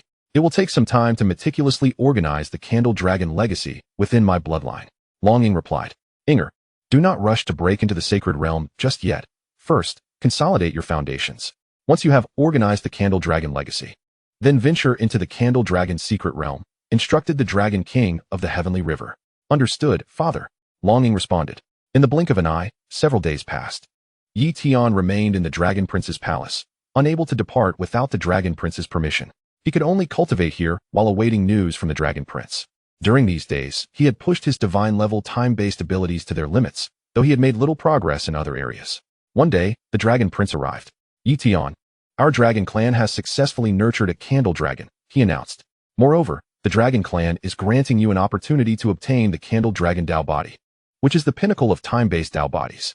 Whether you can acquire it depends solely on you. The Candle Dragon Dao Body. Tian was astonished. The generosity of the Dragon clan was truly remarkable. They had bestowed upon him the supreme technique of the Candle Dragon's Eye and were now offering him the Candle Dragon Dao Body, which was entirely beyond his expectations. Thank you, Dragon Prince. Yi Tian expressed his gratitude. Yi Tian, this is my father's decision. I am merely a messenger, the Dragon Prince stated candidly. Come with me to the Candle Dragon's secret realm. Very well. Yi Tian nodded.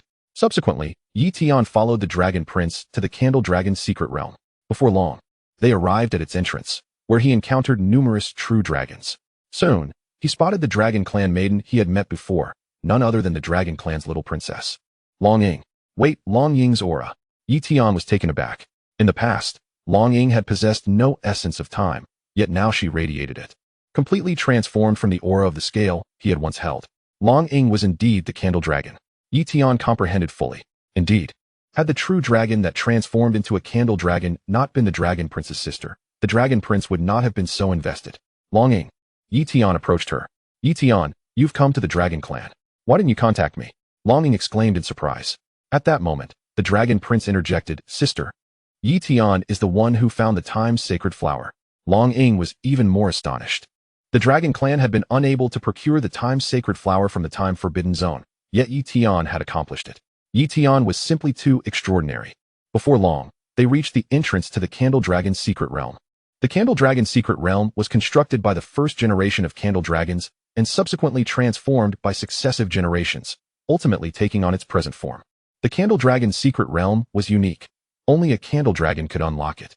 Within the Candle Dragon's secret realm lay the special legacy of the Candle Dragon. A knowledge transmission absent from bloodline inheritances, including the Candle Dragon Tao body and various techniques suitable for Candle Dragon cultivation, sufficient to elevate the Candle Dragon step by step. Yi Tian obtained permission to enter the Candle Dragon's secret realm alongside Long Ying. Naturally, they were not alone. Several demigods accompanied them, and the Dragon Prince also entered. Had it been solely Yi Tian and Long Ying, the Dragon Clan would have been concerned about the possibility of Yi Tian suddenly attacking Long Ying, even though such a likelihood was minimal. Nevertheless, the Dragon Clan wished to avoid any misstep that might lead to the fall of their only Candle Dragon. Little Princess, it is time to open the Candle Dragon's secret realm, one of the demigods announced. Very well. Long Ying advanced to the entrance of the Candle Dragon's secret realm, produced a drop of Candle Dragon blood, and utilized the unique soul aura of the Candle Dragon to unlock the secret door. Boom! The door to the Candle Dragon's secret realm swung open, revealing a vast passageway that gradually unfurled. Enter. This secret door will remain open for a month. The demigod from the Dragon Clan proclaimed. Whoosh! Yi Tian and the others stepped into the Candle Dragon's secret realm. Upon entering, he immediately sensed the distinct nature of the realm. The passage of time here was significantly accelerated compared to the outside world. Even more astonishing to Yi Tian was the abundance of resources within the Candle Dragon's secret realm, including the presence of demigod medicines and divine medicines. Before long, those demigods began to gather these demigod and divine medicines. The Dragon Clan had not accessed the Candle Dragon's secret realm for an extensive period, and this time of opening would yield resources that belonged to the Dragon Clan, sufficient to enhance their strength. It could be said that the Dragon Clan was poised to reap immense rewards. Yi Tian gazed enviously at the demigod and divine medicines before him. Yet, he understood that these resources were beyond his reach, as the Dragon Clan would never bestow them upon him. Before long, they arrived at the Zalong's secret realm's Zalong Palace, which was architecturally designed to resemble a colossal Zalong, with the dragon's mouth serving as the entrance. Upon entering the Zalong Palace, Yi Tian was ushered into the inheritance of the Zalong Tao body. According to the records, this is the place of the Zalong Tao body's inheritance. The Zalong can acquire the Zalong Tao body without undergoing any assessment, whereas as a member of the human race, despite having perfected the Zalong Eye and possessing the extraordinary ability of time manipulation, you must still pass an evaluation to attain the Zalong Tao body. Spoke the demigod of the Dragon Clan. Understood. Yi Tian nodded and proceeded into the realm of the Zalong Tao body's inheritance. Boom. His body seemed to transcend into a domain of time. Soon, the assessment for the Zalong Tao body commenced. Chapter 248, Comprehending the Laws of Time. The assessment for the Zalong Tao body diverged significantly from previous Tao body evaluations. While other Tao body assessments required him to comprehend profound principles, the Zalong Tao body's evaluation was entirely different. It presented him with a dragon scale, which, rather than being a genuine scale, was composed of countless intricate lines, essentially forming a fragment of the Zalong Tao diagram. Please comprehend one of the 365 dragon scale diagrams of the Zalong Tao diagram. Achieving understanding will allow you to pass the assessment. Time limit, 10 days. To comprehend this dragon scale diagram, Yi Tian sat in silence, beginning to delve into the intricacies of the scale. This diagram was imbued with the essence of the power of time, yet it differed starkly from other Tao diagrams. The latter were intricate amalgamations of lines, each component indispensable and infinitely variable. In contrast, the internal structure of this dragon scale was remarkably stable, yet it harbored layers upon layers of complexity. Evidently, the 360 dragon scale diagrams of the Zilong Dao diagram could interconnect, while each remained stable and relatively unchanging, albeit with considerable difficulty in mastering them. The complexity was daunting. Presently, Tian could not even fathom its entire structure. How could he comprehend it? Fortuitously, he had perfected the Zilong Eye. Otherwise, he would have found it impossible to grasp this dragon scale diagram. Summoning the Zilong Eye, Tian activated this supreme time technique, and his eyes transformed into those of the Zilong, allowing him to instantly penetrate the intricacies of the dragon scale diagram, unveiling its internal structure layer by layer. Unlike other Dao bodies, which did not necessitate the cultivation of specific diagrams, the Zilong Dao body was indeed unique, seemingly borrowing from the effects of Dao techniques. Tian contemplated. Subsequently, he began to comprehend the dragon scale diagram. Days passed swiftly. By the third day, he successfully grasped the essence of the dragon scale diagram. Congratulations to the examinee for passing the assessment. Please accept the inheritance of the Zilong Dao body. Boom! An overwhelming torrent of knowledge surged into Tian's soul, which he swiftly assimilated. Within the ocean of his soul, dragon-scale diagrams materialized one after another, coalescing into a complete Zilong Dao diagram. Furthermore, the Zilong Dao diagram seemed to possess a kind of sentience, transforming into a humanoid form. The Zilong Dao diagram is exceedingly intricate, far surpassing other top-tier Dao bodies in terms of cultivation difficulty. Tian murmured. For other elite Dao bodies, one merely needed to comprehend the corresponding principles and follow the cultivation methods to achieve mastery. However, the Zilong Dao body was exaggeratedly more complex, even more challenging than some top-tier Dao techniques. Yet, considering that the Zilong Dao body ranked second on the list of Dao bodies within the abyssal realm, this was entirely reasonable. Such a formidable Dao body naturally comes with a tenfold increase in cultivation difficulty. In truth, it was only arduous for others. For the Zilong, it was likely not a challenge at all. It was presumed that Zilong could effortlessly master the Zilong Dao body, which was deliberately designed for themselves, thereby raising the cultivation difficulty for other races. For other races to cultivate the Zilong Dao body, they must pay a far steeper price. My Zilong, I can accelerate time. It will not take long for me to master the Zilong Dao body. Tian mused. He then departed from this place. At that moment, Long Ying and the other true dragons were awaiting him. Tian, we should head out, exclaimed the third prince of the dragons. Very well. Tian nodded in agreement. Along the way, the third prince inquired, Tian, have you acquired the inheritance of the Zilong Dao body? By a stroke of luck. Tian smiled. Upon hearing this, the third prince immediately felt envious. The Zilong Dao body ranks as the second among the elite Dao bodies. Once mastered, its power is unparalleled. However, merely obtaining the inheritance does not equate to mastery. It will take a significant amount of time. Tian humbly replied, there is no rush. Spending 10 or even several decades is worth it. Do not be anxious. It is worthwhile to invest that time, the third prince remarked, fully aware of the challenges faced by outsiders in cultivating the Zilong Dao body. The Zilong Dao body had been disclosed on rare occasions, yet it remained exceedingly difficult for other races to master. It seemed that since ancient times, only a few had ever succeeded in cultivating the Zilong Dao body. Thus, the third prince did not believe Tian could achieve mastery in a short period. Soon, they exited the Zilong secret realm. At this juncture, Tian bid farewell to Long Ying and the third prince, as he was preparing to leave the Dragon Clan's territory. Tian, are you leaving so soon? I had planned to show you around the Dragon Clan's domain, Long Ying said, feeling disheartened. The third prince interjected, little sister, you have just transformed into a Zilong. Your focus should be on cultivation and not wandering aimlessly. I will visit the Dragon Clan again. Tian smiled. I shall return when time permits. Finally, he had departed. After leaving the Dragon Clan, Tian traversed continuously without encountering any assaults. It was only then that he released a sigh of relief. He then set his sights on the dark abyss, yearning to delve into the tree of time, the Maya tree, to comprehend the laws of time. If he could grasp the laws of time, the 365 dragon scale diagrams of the Zilong Dao body would become easily comprehensible, allowing him to master the Zilong Dao body instantaneously. Thus, it was evident that comprehending the laws of time was of paramount importance at this juncture. After a while, he arrived at the dark abyss and subsequently entered, making his way to the time-forbidden zone. Unlike his previous visit, he was without the heavenly sea pearl. However, He could utilize various rare materials to restore his strength, enabling him to endure for a considerable duration. Upon entering the time-forbidden zone, he hastened toward the innermost depths. Before the Maya tree, to begin his contemplation of the laws of time, Tian sat cross-legged, embarking on his pursuit of understanding. His grasp of the essence of time had already reached its first complete sequence within the time training chamber, allowing him to directly attempt to comprehend the laws of time. With the assistance of the Maya tree, Tian gradually began to unveil the profound truths of time. Time passed without him realizing it, and gradually, traces of the power of the laws of time began to manifest upon him. However, his various rare materials were exhausted, rendering him unable to continue his cultivation here. Although he still possessed the supreme divine ability of the earth vein, this power primarily consumed physical energy and could swiftly replenish earth-type and metal-type abilities, as well as light-type abilities, but it was not particularly effective in restoring time-type abilities. Furthermore, the Zilong I required time-type energy to sustain itself, rendering reliance on the earth vein rather ineffective.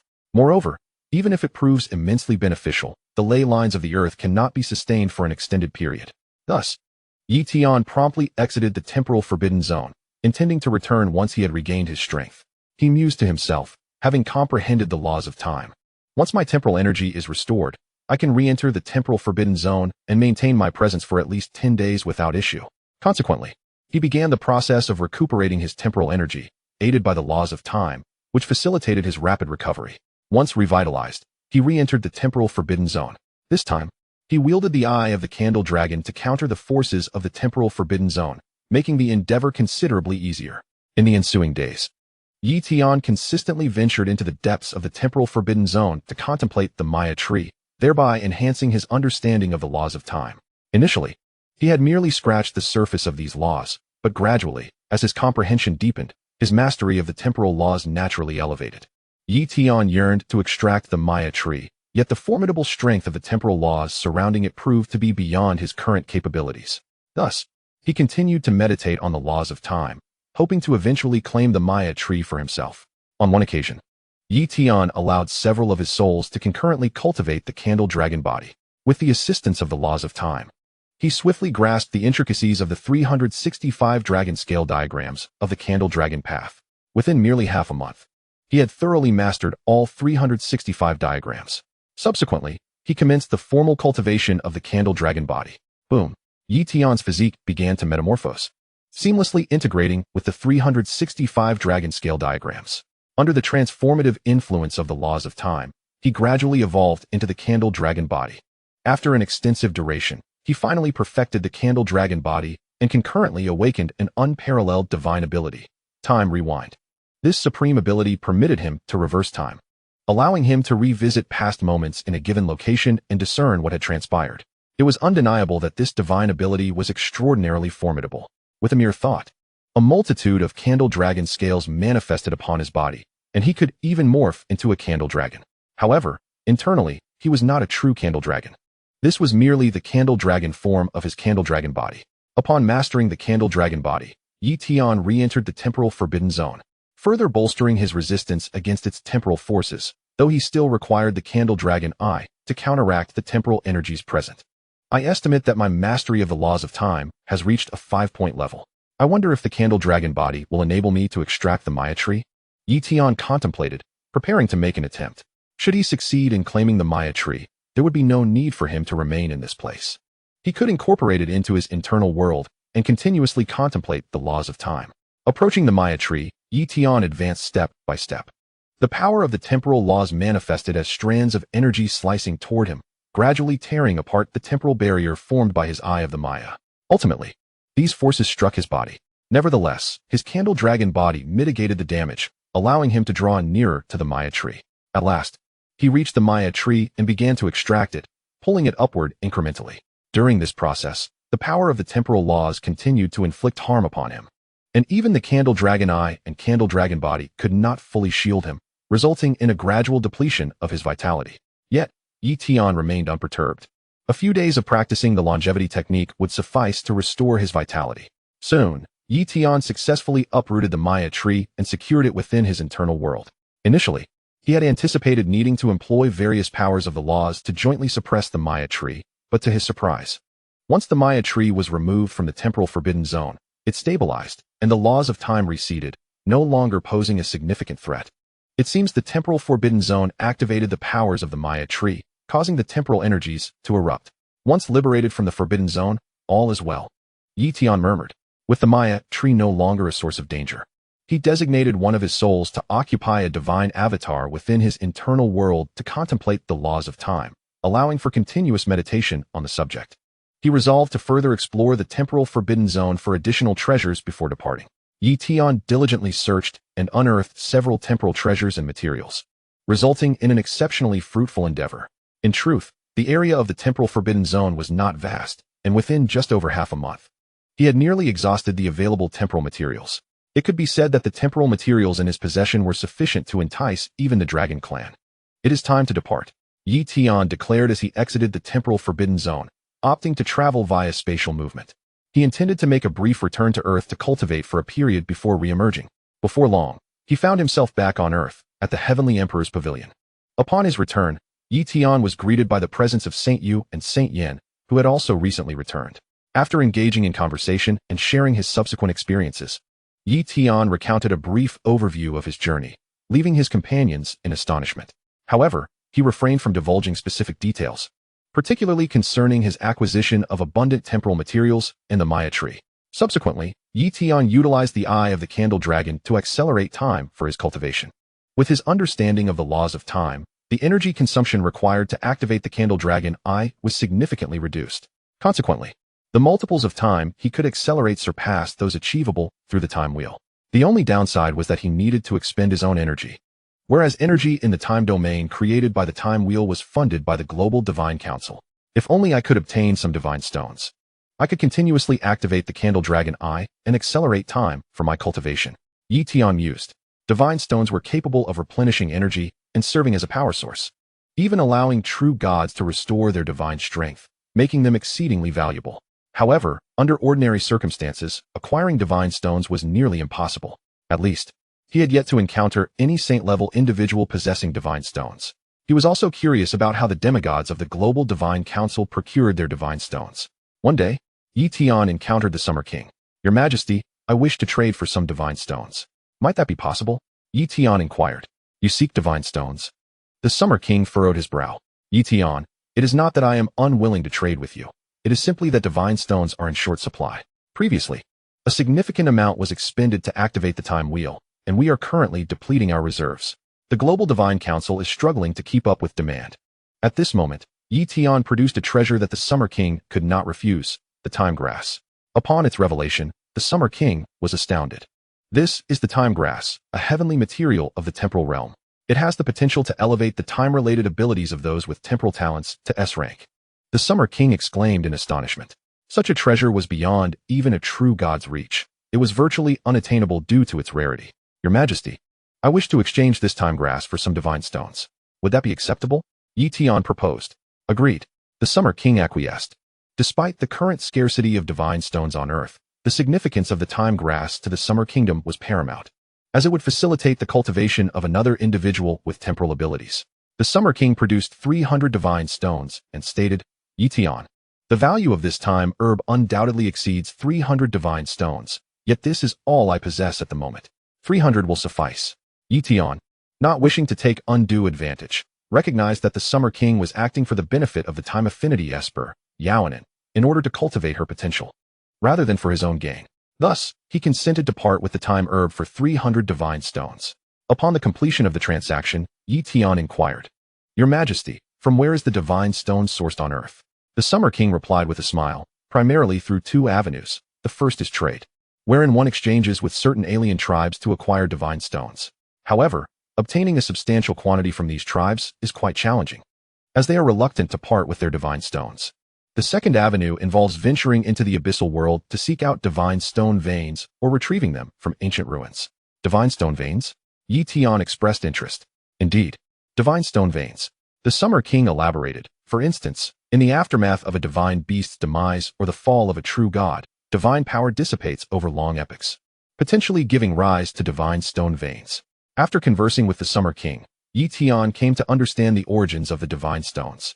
However, regardless of the means, acquiring a significant number of divine stones was no simple feat, "Your Majesty. Would it be possible for you to trade these time materials with some alien tribes in exchange for divine stones? I only require half of the stones, with the remainder belonging to the Summer Kingdom. Tian produced an array of divine-grade materials, astonishing even the Summer King. So many time-related materials. The Summer King was taken aback. Where did you procure such an abundance of time materials? Subsequently, Tian recounted the existence of the time restriction zone within the Dark Abyss. You entered the time restriction zone and emerged unscathed? The Summer King was even more astonished. At that moment, Tian activated his Candle Dragon Eye. Boom! The aura of the Candle Dragon Eye erupted, granting him dominion over the surrounding time. The Candle Dragon Eye. No wonder. The Summer King realized, very well, I shall assist you in trading these time materials. Tian did not even inquire about the potential return of divine stones from the materials, as he trusted the Summer King would not cheat him. After all, throughout their journey, the Summer King had invested significantly in his cultivation. The reason Tian opted not to trade the time materials himself was due to his trepidation. With his current level of cultivation, approaching those elite alien tribes would certainly attract unwanted attention, possibly even inciting the intervention of top-tier demigods. The sheer volume of time materials he possessed was too valuable, worth an immense number of divine stones. Thus, he chose to let the Summer King handle the transaction, allowing the king to profit as well. The Summer King took the time materials and departed. In the days that followed, Tian devoted himself to rigorous cultivation. He absorbed the power of the divine stones to restore his time-related abilities, thereby enabling him to sustain a time acceleration of 20 times. Furthermore, as his mastery of the time principle deepened, his consumption of energy would diminish. Additionally, he labored to refine his Candle Dragon Eye, striving to master the fourth diagram of the Candle Dragon Eye. One day, Tian experienced another breakthrough in his cultivation, reaching the advanced Minor Saint realm. Yet, this modest enhancement did not significantly amplify his power. At present, he had comprehended the principles of time, space, fire, water, and wind. The next step involved grasping various other principles to elevate those mighty abilities to the 7th level of divine mastery, while also striving to advance all his various body forms to the minor completion stage. Elevating each supreme body form to the minor completion stage would result in a substantial increase in his strength. During this period, he had been utilizing the time principle to refine his Candle Dragon body, yet achieving the minor completion stage for the Candle Dragon body would require further time. Meanwhile, in the angelic tribe, the Summer King's avatar arrived to pay homage to the true god, Angel King Bai Shi. I pay my respects to the Angel King. The Summer King greeted politely. Bai Shi smiled and inquired, what brings you to my angelic tribe, Summer King? Is there perhaps a collaboration in the works? Indeed, there is a collaboration. The Summer King, avoiding any circumlocution, produced the time-related materials, stating, I wish to trade these time materials for some divine stones with the angelic tribe. Time materials? How intriguing. However, should it merely be a trivial amount, there would be little need for a transaction, Bai Shi remarked. There is much, the Summer King asserted, including numerous divine-grade time materials. Upon hearing this, Bai Shi became genuinely interested. Divine-grade time materials, when incorporated into the crafting of artifacts, could imbue them with traces of temporal power. If sufficient divine-grade time materials were amassed, they could even be forged into a time artifact. Thus, the value of divine-grade time materials in the abyssal world was exceptionally high, attracting even the interest of true gods. With a wave of his hand, the Summer King revealed a plethora of divine-grade materials. Bai Shi, taken aback by the sheer quantity, exclaimed, I am truly curious. From where on earth did you acquire such an abundance of divine-grade materials? They were obtained from the abyssal world, the Summer King replied, withholding further details. Bai Shi understood that the Summer King would not divulge any more information, yet the allure of the time materials was undeniable. Very well, I agree to the trade. Subsequently, both parties engaged in negotiations regarding each type of time material, deliberating on the price. After several hours, the final price was established at 630,000 divine stones. Does this price suit you? Bai Shi inquired. It is acceptable. The Summer King concurred. While he could potentially negotiate a higher price with other true gods, it was unnecessary. Having already approached the angelic tribe, it was prudent to collaborate with them, rendering the exact amount inconsequential. Shortly thereafter, Bai Shi procured the 630,000 divine stones. It must be noted that the angelic tribe was exceedingly affluent. No human tribe could amass such wealth collectively. Following the completion of the transaction, the Summer King departed. Once he was gone, Bai Shi murmured to herself, the human tribe has suddenly acquired such a wealth of time materials. They must have access to temporal treasure within the abyssal world. However, those temporal treasures are fraught with peril, accessible only to those who have mastered the time arts. It seems the human tribe has cultivated a formidable time affinity esper. Hidden quite deeply, she then broke into a joyful smile. With such a wealth of time materials, she could commence the crafting of an artifact imbued with temporal power, significantly augmenting her strength. Upon his return to the Summer Kingdom, the Summer King promptly sought out Tian. Tian, here are 320,000 divine stones. The Summer King presented a staggering sum of divine stones to Tian. Witnessing such wealth for the first time, Tian was overwhelmed with excitement. Such riches were beyond the reach of even demigods. Indeed, the former Summer King could not have produced such a sum. Thank you, Your Majesty. Tian expressed his gratitude. I should be thanking you. The Summer King replied with a smile.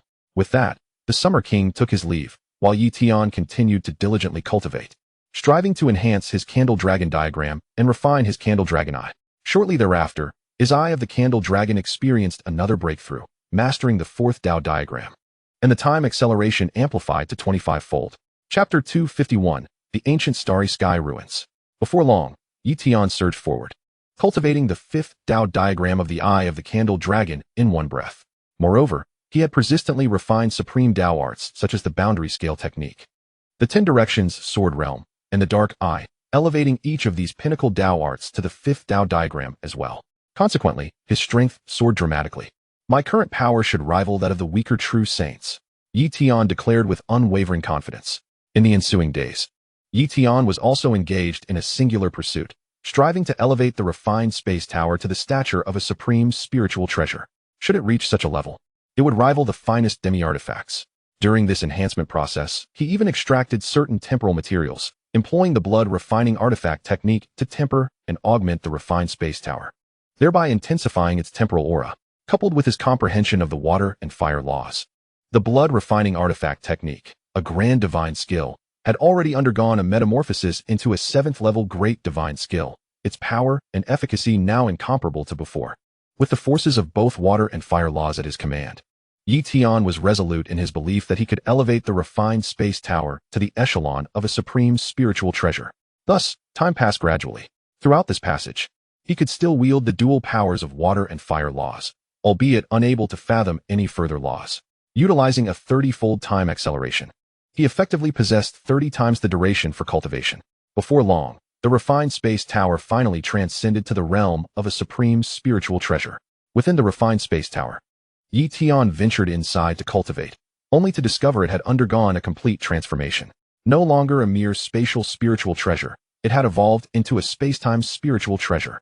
With a mere thought, he manipulated the tower and found that it could accelerate time by 3-fold, though at the cost of substantial energy. However, when governed by the time law, the expenditure was minimal. Indeed, this was no longer merely the refined space tower. Such a name now seemed inadequate. Instead, it was aptly christened the Space-Time Treasure Tower, Tian murmured. The power of the Space-Time Treasure Tower now far surpassed that of the former refined space tower, unquestionably eclipsing other top-tier demi-artifacts. In battle, it could easily immobilize space-time and suppress formidable adversaries.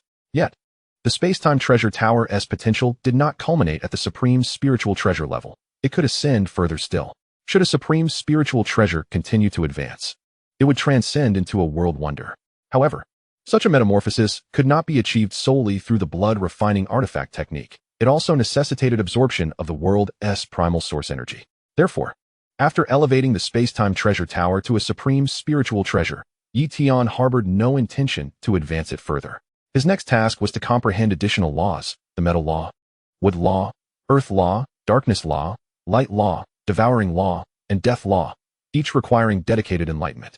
Tian pondered the vast number of laws he needed to master.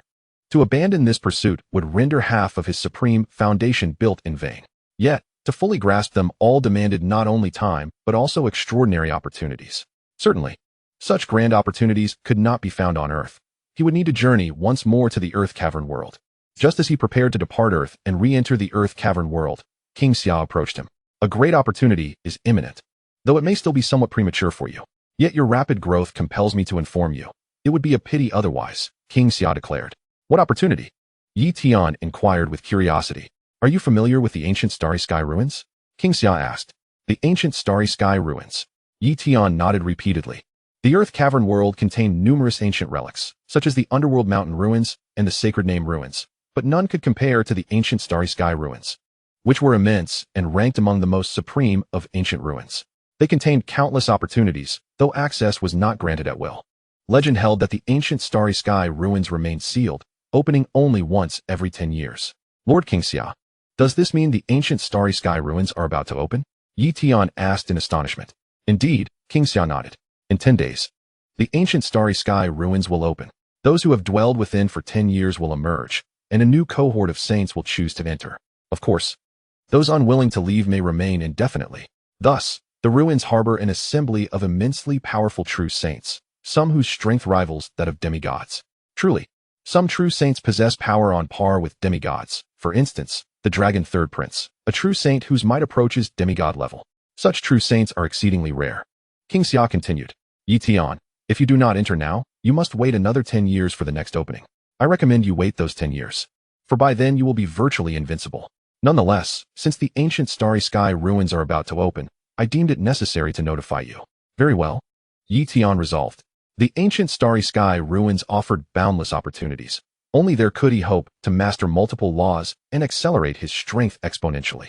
Waiting 10 years would not afford such rapid advancement. As for danger, he felt no fear whatsoever. His current power rivaled that of a true saint. And in terms of survival ability, he was comparable to the most elite among them. Hence, his safety was assured in his mind. Moreover, Yansheng would also enter the ancient Starry Sky ruins.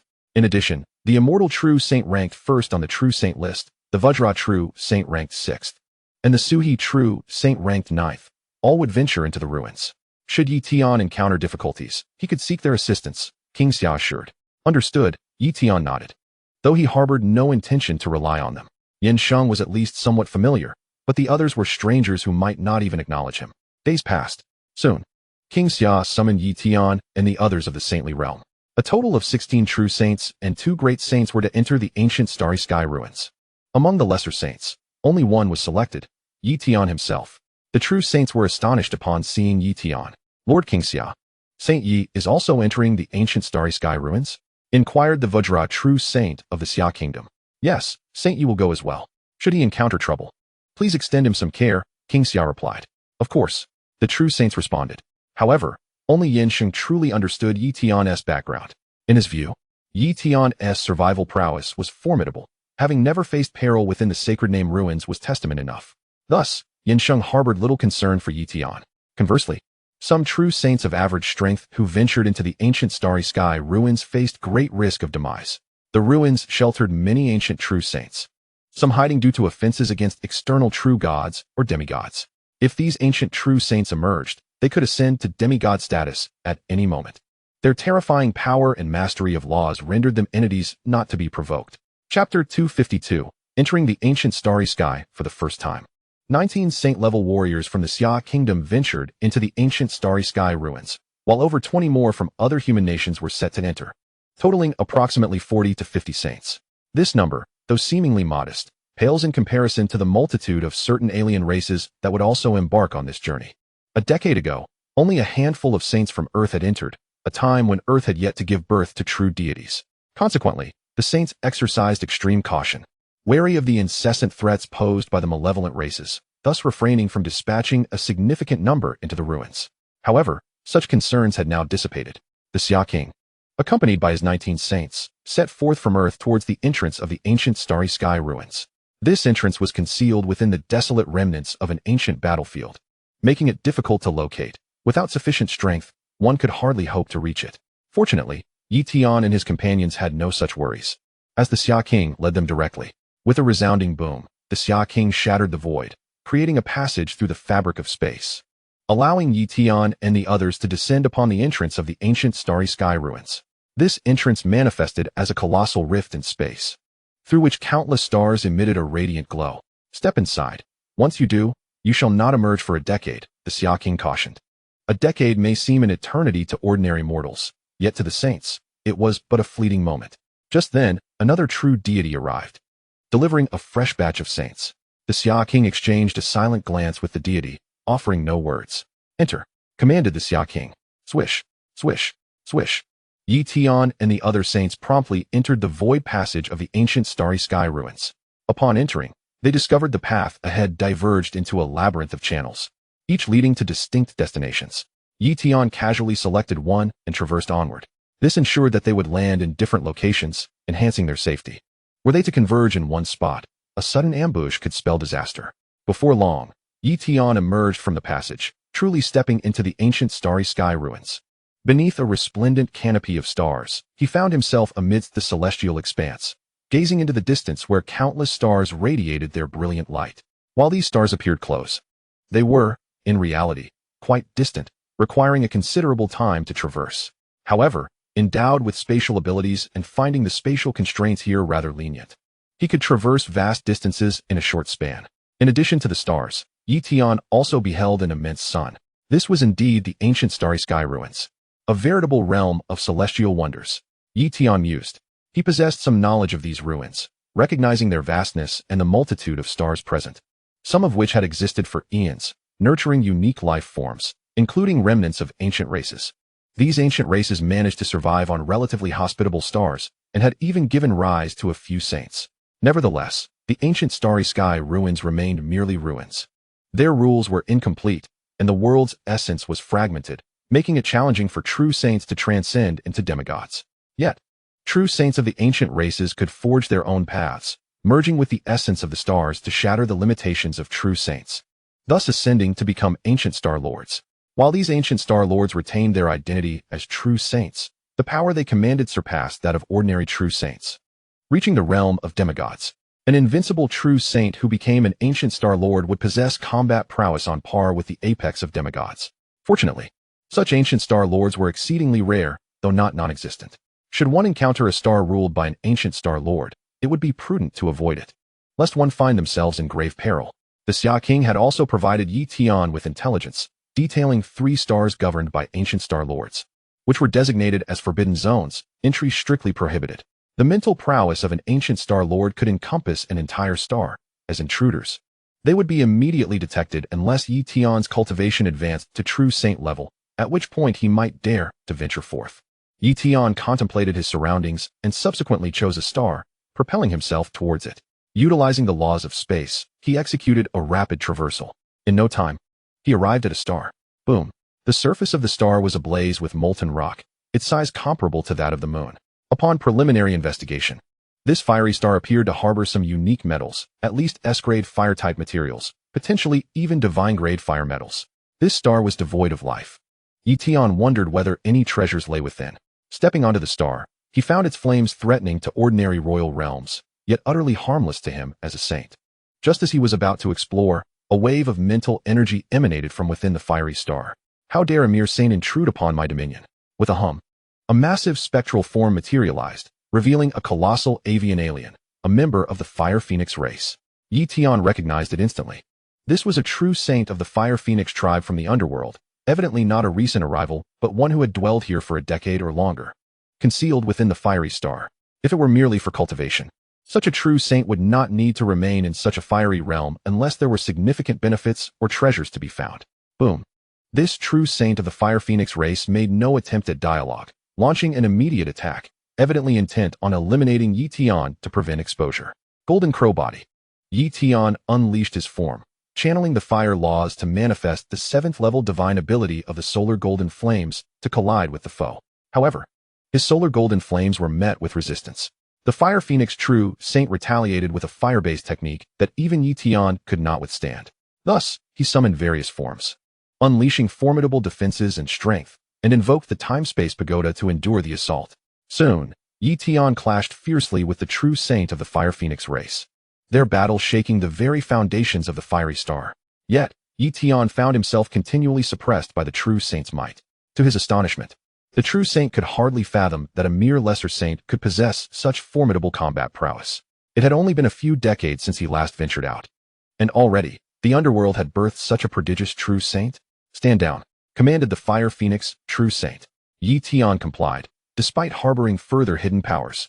Even if fully unleashed, he could not significantly augment his strength to overcome this formidable opponent.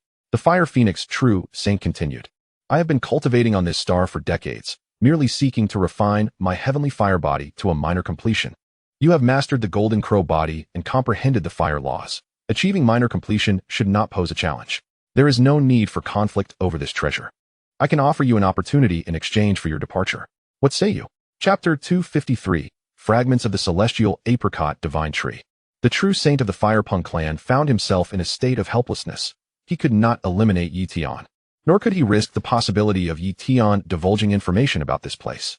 The location, a rare treasure trove that could aid in the Fire Dao Body's advancement to a minor completion stage, was not something he wished to expose. With no other recourse, he could only stabilize Yi Tian, hoping the latter would keep this secret. Opportunities, do tell, Yi Tian expressed a burgeoning interest. The true saint of the Firepunk clan began. You have comprehended various realms, including the Wood Realm. Not far from here lies a star, a fragment of the ancient Qimu star from the primordial era, which has transformed into a brand new celestial body. On this star, there exists the ruins of an ancient battlefield, where once stood a fragment of the celestial apricot divine tree, one of the 10 great divine trees of the ancient subterranean world. Even a mere fragment could elevate your Wood Realm understanding to a state of perfection and perhaps grant you insight into the laws of wood. A fragment of the celestial apricot divine tree. Yi Tian was genuinely intrigued. Where is it? He inquired. You must guarantee not to disclose the circumstances of my location, insisted the true saint of the Firepunk clan. Agreed. Yi Tian acquiesced. Under the true saint's demand, he vowed an oath. Otherwise, the true saint would withhold the information, leaving Yi Tian without this opportunity. The true saint also pledged, swearing that the fragment of the celestial apricot divine tree indeed existed. After the oaths were exchanged, the true saint revealed the location and sketched a map. With the location confirmed, Yi Tian promptly set off towards the star. Once he departed, the true saint remarked coldly, I have indeed spoken the truth. The fragment of the celestial apricot divine tree is there, but it is fraught with danger. Even I had to expend a life-saving artifact to barely escape. Your strength is inferior to mine, merely augmented by various top-tier Dao bodies with formidable defenses. Alas, should you become ensnared, no amount of defense will avail you. In his estimation, should Yi Tian perish, the secret of this place would remain undisclosed. He calculated Yi Tian's chances of survival to be nearly non-existent. Upon arrival, Yi Tian found himself before a verdant star, abundant with towering trees and rich in wood elemental energy, a natural sanctuary for those gifted with wood abilities. From the exterior, one would never suspect this was a fragment of the Qimu star, nor that it bore the marks of ancient battleground ruins. Yi Tian, however, did not rush into this star. He was not foolish. If this place were devoid of peril, why would the true saint of the Firepunk clan seek the fragment of the celestial apricot divine tree? Even without a wood affinity, the fragment could command an astronomical price in the market. Thus, the inherent danger here must be significant enough to threaten even the true saint. However, the true saint had not witnessed all of Yi Tian's capabilities, mistakenly believing this place could pose a threat. Yet, Yi Tian still held mastery over the laws of time. Even when confronting top-tier true saints, he could escape utilizing the time and space laws. If those laws proved ineffective, then the true saint would not have escaped either. Awaken. Eyes of Darkness. Yi Tian's gaze transformed into the Eyes of Darkness, a supreme technique capable of dispelling illusions, attacking, and probing. Though it could not unveil much, it might reveal some traces. Soon, Yi Tian's Eyes of Darkness detected a plethora of life forces, tree-like entities. He mused. In the subterranean world, there existed the Treant clan, and these life forms likely belonged to an alternative category of tree life, classified as special beings. Yi Tian was aware that the ancient stellar relics housed numerous unique life forms, so he felt no surprise. The life forms detected by the Eyes of Darkness appeared to be ordinary tree beings, but there must be far more formidable tree entities lurking nearby, which the eyes could not perceive. Yi Tian surmised that the limitations lay within the power of his Eyes of Darkness. If he comprehended the laws of darkness, he could unveil more. It was time to enter. Yi Tian fortified himself with various top-tier Dao bodies, even activating the supreme technique of boundary scales, alongside numerous divine abilities, all to ensure his defenses were at their zenith and ready for swift escape. With a swift motion, Yi Tian entered the star's interior, arriving at an ancient forest. Traces revealed that beneath this ancient forest lay the ruins of an ancient battlefield, buried under a plethora of broken weapons and shattered structures, all obscured by the towering trees. The fragment of the celestial apricot divine tree must exist here. The true saint had sworn an oath, indicating he had discovered it, but failed to claim it. Thus, it was highly probable that the fragment resided near an extraordinarily powerful special life form. Suddenly, a colossal tree attacked Yi Tian, revealing itself as a tree-like life form. Its assault comparable to that of a pinnacle minor saint. Seeking death, Yi Tian unleashed the 7th tier of divine ability, the solar golden flame. Boom! The solar golden flame engulfed the entity, and without the support of wood laws, it was no match for Tian. In an instant, the creature was reduced to ashes. Subsequently, Tian encountered several more tree-like life forms, dispatching them with ease. At this juncture, the mysterious powerful life form had yet to appear, causing Tian to question the level of danger present. Hours passed. Suddenly, the area was engulfed by countless branches, transforming into a tree domain. Tian had witnessed such a technique in the ruins of the underworld mountain, where the life tree executed a similar maneuver to seal the surroundings. The key was that this tree-like life form had reached the pinnacle of true saint, making this technique all the more formidable, even capable of spatial confinement.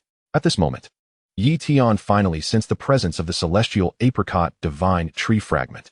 He beheld a colossal tree growing deep in the earth not far away, previously concealed and even eluding the eyes of darkness. Now, as it attacked Tian, it was inevitably revealed. Beside this giant tree lay a withered, lifeless tree, or rather, a segment of a root, devoid of vitality. This root unmistakably belonged to the celestial apricot divine tree, exuding the essence of wood laws. No wonder the true saint of the Firepunk clan claimed a fragment of the celestial apricot divine tree existed here. He must have discovered it in this manner. Tian comprehended the situation. Chapter 254, Comprehending the Laws of Wood. Boom! The colossal tree-like life form instantly manifested numerous avatars, each possessing strength rivaling that of a great saint, with 3 of them even exhibiting true saint-level combat prowess. These avatars surged toward Tian, showing no intent of restraint. Tian understood that if even the true saint of the Firepunk clan could not defeat this giant tree-like life, he too stood little chance of overcoming it. He was acutely aware that his power was vastly inferior to that of the colossal tree-like entity, rendering any comparison utterly futile. Thus, he needed to swiftly extract the root of the celestial apricot divine tree and make a hasty escape. He could only rely on the laws of time and space. He murmured to himself. As the tree-like avatars launched their assault, he instantaneously teleported to his target. Harnessing the might of the spatial law, he managed to navigate within the confines of this arboreal realm, albeit unable to breach its boundaries. In an instant, he arrived at the root of the celestial apricot divine tree and reached out to seize it. The immense tree entity was taken aback. How dare he approach its very essence? It was tantamount to courting death. Consequently, the colossal tree unleashed its full might against him. In that critical moment, Tian summoned the full power of the Candle Dragon body and the Candle Dragon eye, while simultaneously invoking another temporal technique, albeit its effect was minimal. It would still contribute in some measure. Time stagnation. Under the influence of the Candle Dragon eye and the time stagnation techniques, the tree entity's attacks became exceedingly sluggish. Tian exerted control over the speed using the laws of time, rendering the tree's movements too slow to pose any threat to him. However, the tree entity was immensely powerful, and the consumption of his temporal abilities was alarmingly rapid. At this rate, he could only sustain it for a few fleeting seconds. Nevertheless, he had other means. Suddenly, Tian retrieved a fragment of the sun star's essence from his inner realm. This fragment was once feared even by the most formidable true saints. Despite the considerable energy it consumed, it retained its terrifying potency. With the Sunstar fragment as his energy source, he unleashed an unparalleled divine technique, the Golden Crow's shattering sun. Wielding the Golden Crow body and the Sunstar fragment, he executed the Golden Crow's shattering Sunday instantly. A blazing sun seemed to materialize in his hand, crashing down upon the tree entity's realm barrier. In that moment, an explosion resounded. Endless radiance tore through everything, and the arboreal realm was obliterated. Countless trees in the outside world were incinerated to ashes, and the ground itself fractured. The very star trembled, as if on the verge of collapse. Suddenly, amidst the blinding light, a figure emerged. It was Tian. At that moment, he appeared somewhat disheveled. Although he was shielded by the fire laws and the Golden Crow body, and endeavored to evade the backlash of the Sunstar fragment, he was still caught in its wake. Had he unleashed the full power of the Sunstar fragment, survival would have been impossible. Fortunately, he possessed multiple supreme body protections, and the Tianping body absorbed a significant amount of holy energy, allowing his recovery speed to be astonishingly rapid, akin to an immortal being. Thus, despite sustaining serious injuries, he was recuperating swiftly. The energy expenditure from the Sunstar fragment was considerable, yet acquiring the root of the celestial apricot divine tree made it all worthwhile. Tian murmured to himself. He soared into the cosmos, when suddenly, a branch swept through the void towards him. Though it was riddled with cracks, it still emanated a formidable aura. Clearly, the colossal tree entity had not perished. Having reached the pinnacle of true sainthood, such a being would not succumb easily. Mastering space. Time stagnation. Tian deftly manipulated the laws of time and space to slow the tree entity's attacks, while he made a rapid retreat. After he had distanced himself sufficiently, the tree entity ceased its pursuit. There might be treasures on that star, but he had no time to explore. He would return when his strength had grown. Subsequently, Tian entered a floating meteorite within a certain expanse of the ancient starry sky ruins, carving out a hollow within, where he placed the temporal tower and entered it to cultivate. He then extracted the root of the celestial apricot divine tree for careful examination. Remarkably, it seemed that the root had not completely perished. Tian mused. He could sense faint traces of life emanating from its roots, although weak. It endured. Most ordinary roots would have succumbed by now. Its survival since the ancient era was primarily due to its formidable essence, being one of the 10 divine trees of the abyssal world. The celestial apricot divine tree bore innate celestial apricots, which not only extended lifespan, but could also permanently enhance comprehension and even strengthen the soul. Tian pondered. Naturally, the innate celestial apricots could also elevate cultivation levels. Regrettably, restoring such a divine tree would entail a monumental cost. For now, he would utilize it to comprehend the laws of wood. Restoration would take time, and there were no other options available. Tian settled cross-legged, placing the root of the celestial apricot divine tree before him, surrounding it with some nourishing soil and additional resources conducive to the growth of tree-like entities, ensuring its last vestiges of vitality would not dissipate. Thus, he quietly contemplated the laws of wood. With the assistance of the 6th tier of the divine insight technique and the collaborative understanding of multiple souls, Tian's comprehension of the wood law gradually ascended to the pinnacle of the first sequence. Days passed, and Tian's understanding of the wood law reached completion of the first sequence. He then devoted himself entirely to grasping the wood law, expending 10 full days before he managed to gain a glimmer of insight. He successfully comprehended the wood law, but this was the limit. The power within the root of the celestial apricot divine tree was exceedingly weak. To grasp more of the wood law, restoration was imperative. Thus, Tian transplanted the root of the celestial apricot divine tree into his inner realm, allowing one of his souls to continuously nurture the root with the wood law. After comprehending the wood law, Tian's longevity technique underwent a transformation, evolving into the 7th tier of the divine technique, with far superior effects. Its application now vastly surpassed its previous limitations. Given the enhancement of the longevity technique, he now harbored hopes of attaining a higher form of longevity. Unfortunately, the longevity technique could not be applied to the root of the celestial apricot divine tree. Otherwise, his life force might expedite its recovery, Tian murmured. With a swift motion, Tian exited the temporal tower and departed rapidly. He intended to explore other regions of the ancient starry sky ruins. Now nearly aware of his precise location within them, he resolved to venture to that star. Based on the information provided by King Xia, it possessed opportunities, and he might obtain numerous benefits there. Tian mused. Thus, he hastened away. Chapter 255, Misty Sea Star, Ascension to the Great Saint Realm. The star Tian aimed for was named Misty Sea Star, renowned within the ancient starry sky. The Misty Sea was vast, continually drawing energy from the cosmos and transforming it into exceptionally pure, unique energy, gradually accumulating into a misty expanse. Consequently, many saints sought to enter the Misty Sea for cultivation. However, for true saints, the allure of Misty Sea Star was limited. It was more suited for lesser saints and great saints. True saints would find their cultivation here somewhat ineffective. The peculiar energy of Misty Sea Star cannot facilitate the rapid enhancement of a true saint's cultivation. However, the ancient cosmic ruins are replete with opportunities, which is why true saints refrain from wasting their time here. Even if a true saint desires to transcend their boundaries, they would avoid the Misty Sea, as the distractions are excessively potent. Nonetheless, numerous ancient clans within the ancient cosmic ruins flock to Misty Sea Star, leveraging its environment to bolster their cultivation.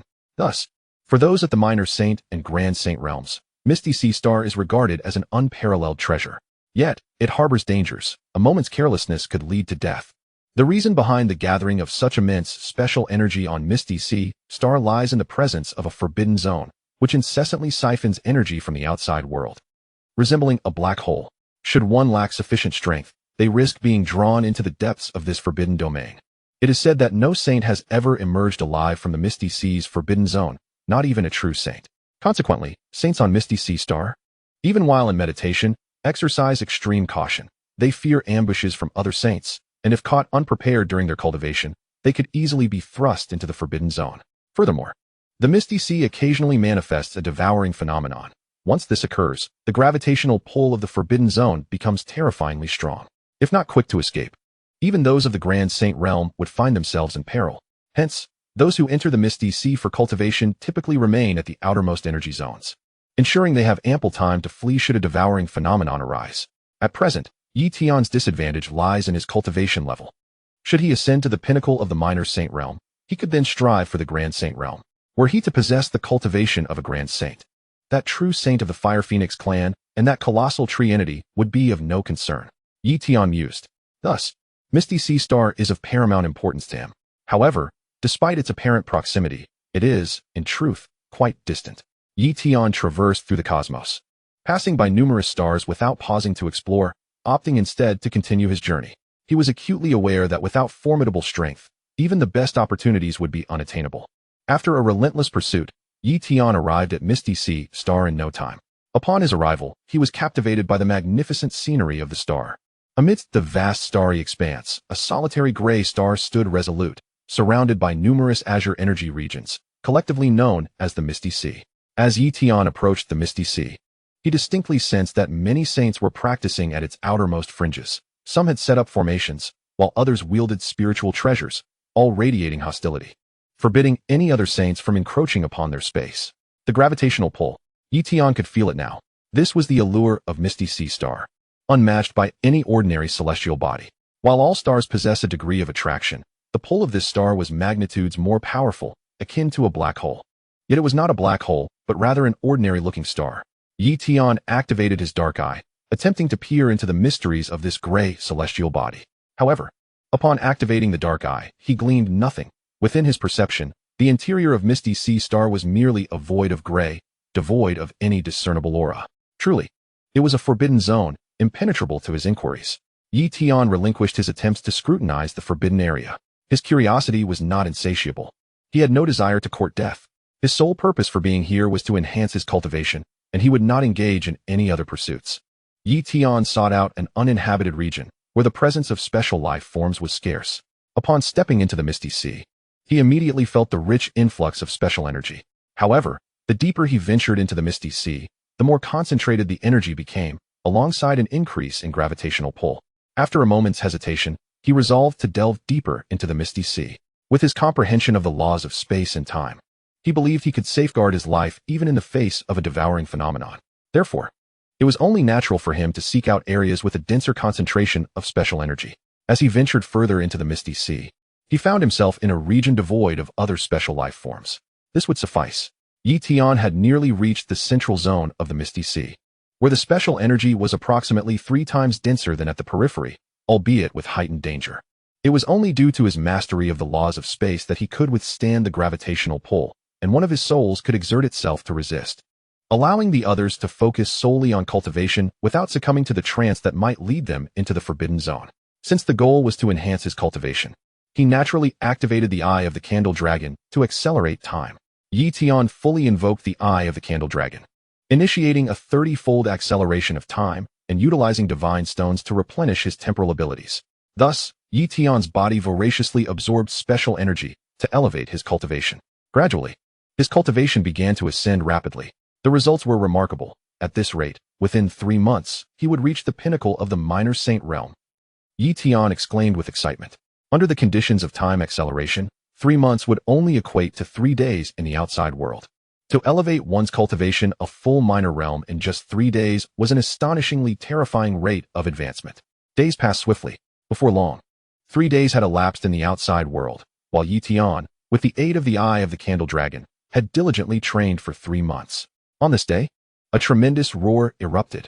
Tian's cultivation finally broke through, advancing from the high Minor Saint realm to the pinnacle of the Minor Saint realm, just a step away from the Grand Saint realm. Continuing his cultivation, he would directly challenge the Grand Saint realm. Tian murmured. He remained vigilant against other saints, wary of any special life forms that might exploit his moment of breakthrough to attack him. He must be prepared to retaliate. After a day or two, Tian, no longer hesitating, commenced his assault on the Grand Saint realm. His various insights began to stimulate his extraordinary organs, prompting these faculties to undergo transformation. This process took longer than his breakthrough to the Minor Saint realm, but with time acceleration, it was not overly lengthy. Boom! The aura of Yi Tian's breakthrough resonated outward, and a torrent of special energy surged into his body, facilitating the rapid refinement of his extraordinary organs. The commotion generated by his breakthrough was far too significant to remain concealed. Soon, it attracted the attention of other saints. A minor saint taking the opportunity to break through to the Grand Saint realm here? That would be tantamount to courting death. The disturbance was considerable. This was no ordinary minor saint, regardless of what kind of saint he was. They intended to exploit his moment of vulnerability during the breakthrough to eliminate him and seize his treasures. In an instant, 3 peak Grand Saints approached with menacing intent. Chapter 256, Slaying the True Saint of the Fire Phoenix Clan. 3 peak Grand Saint Special Life Forms. Yi Tian sensed their arrival and felt no fear. Immediately, one of his souls activated the Dark Eye. Boom! The assault of the Dark Eye surged directly toward the 3 peak Grand Saints. Naturally, these 3 powerful beings managed to withstand the psychic attack of the Dark Eye. However, shortly thereafter, the 10 Directions Sword Realm descended. This was yet another top-tier Dao technique. Thunderous roars erupted. The 3 peak Grand Saint Special Life Forms exerted their full strength to shatter the 10 Directions Sword Realm. Had Yi Tian not been constrained by the need to break through his limits, he could have effortlessly slain them. Yet presently, his mobilized strength was restricted. As the 3 supreme beings at the pinnacle of the Grand Saint realm closed in, Yi Tian unleashed the 7th tier Great Divine Art, the Solar Golden Flame.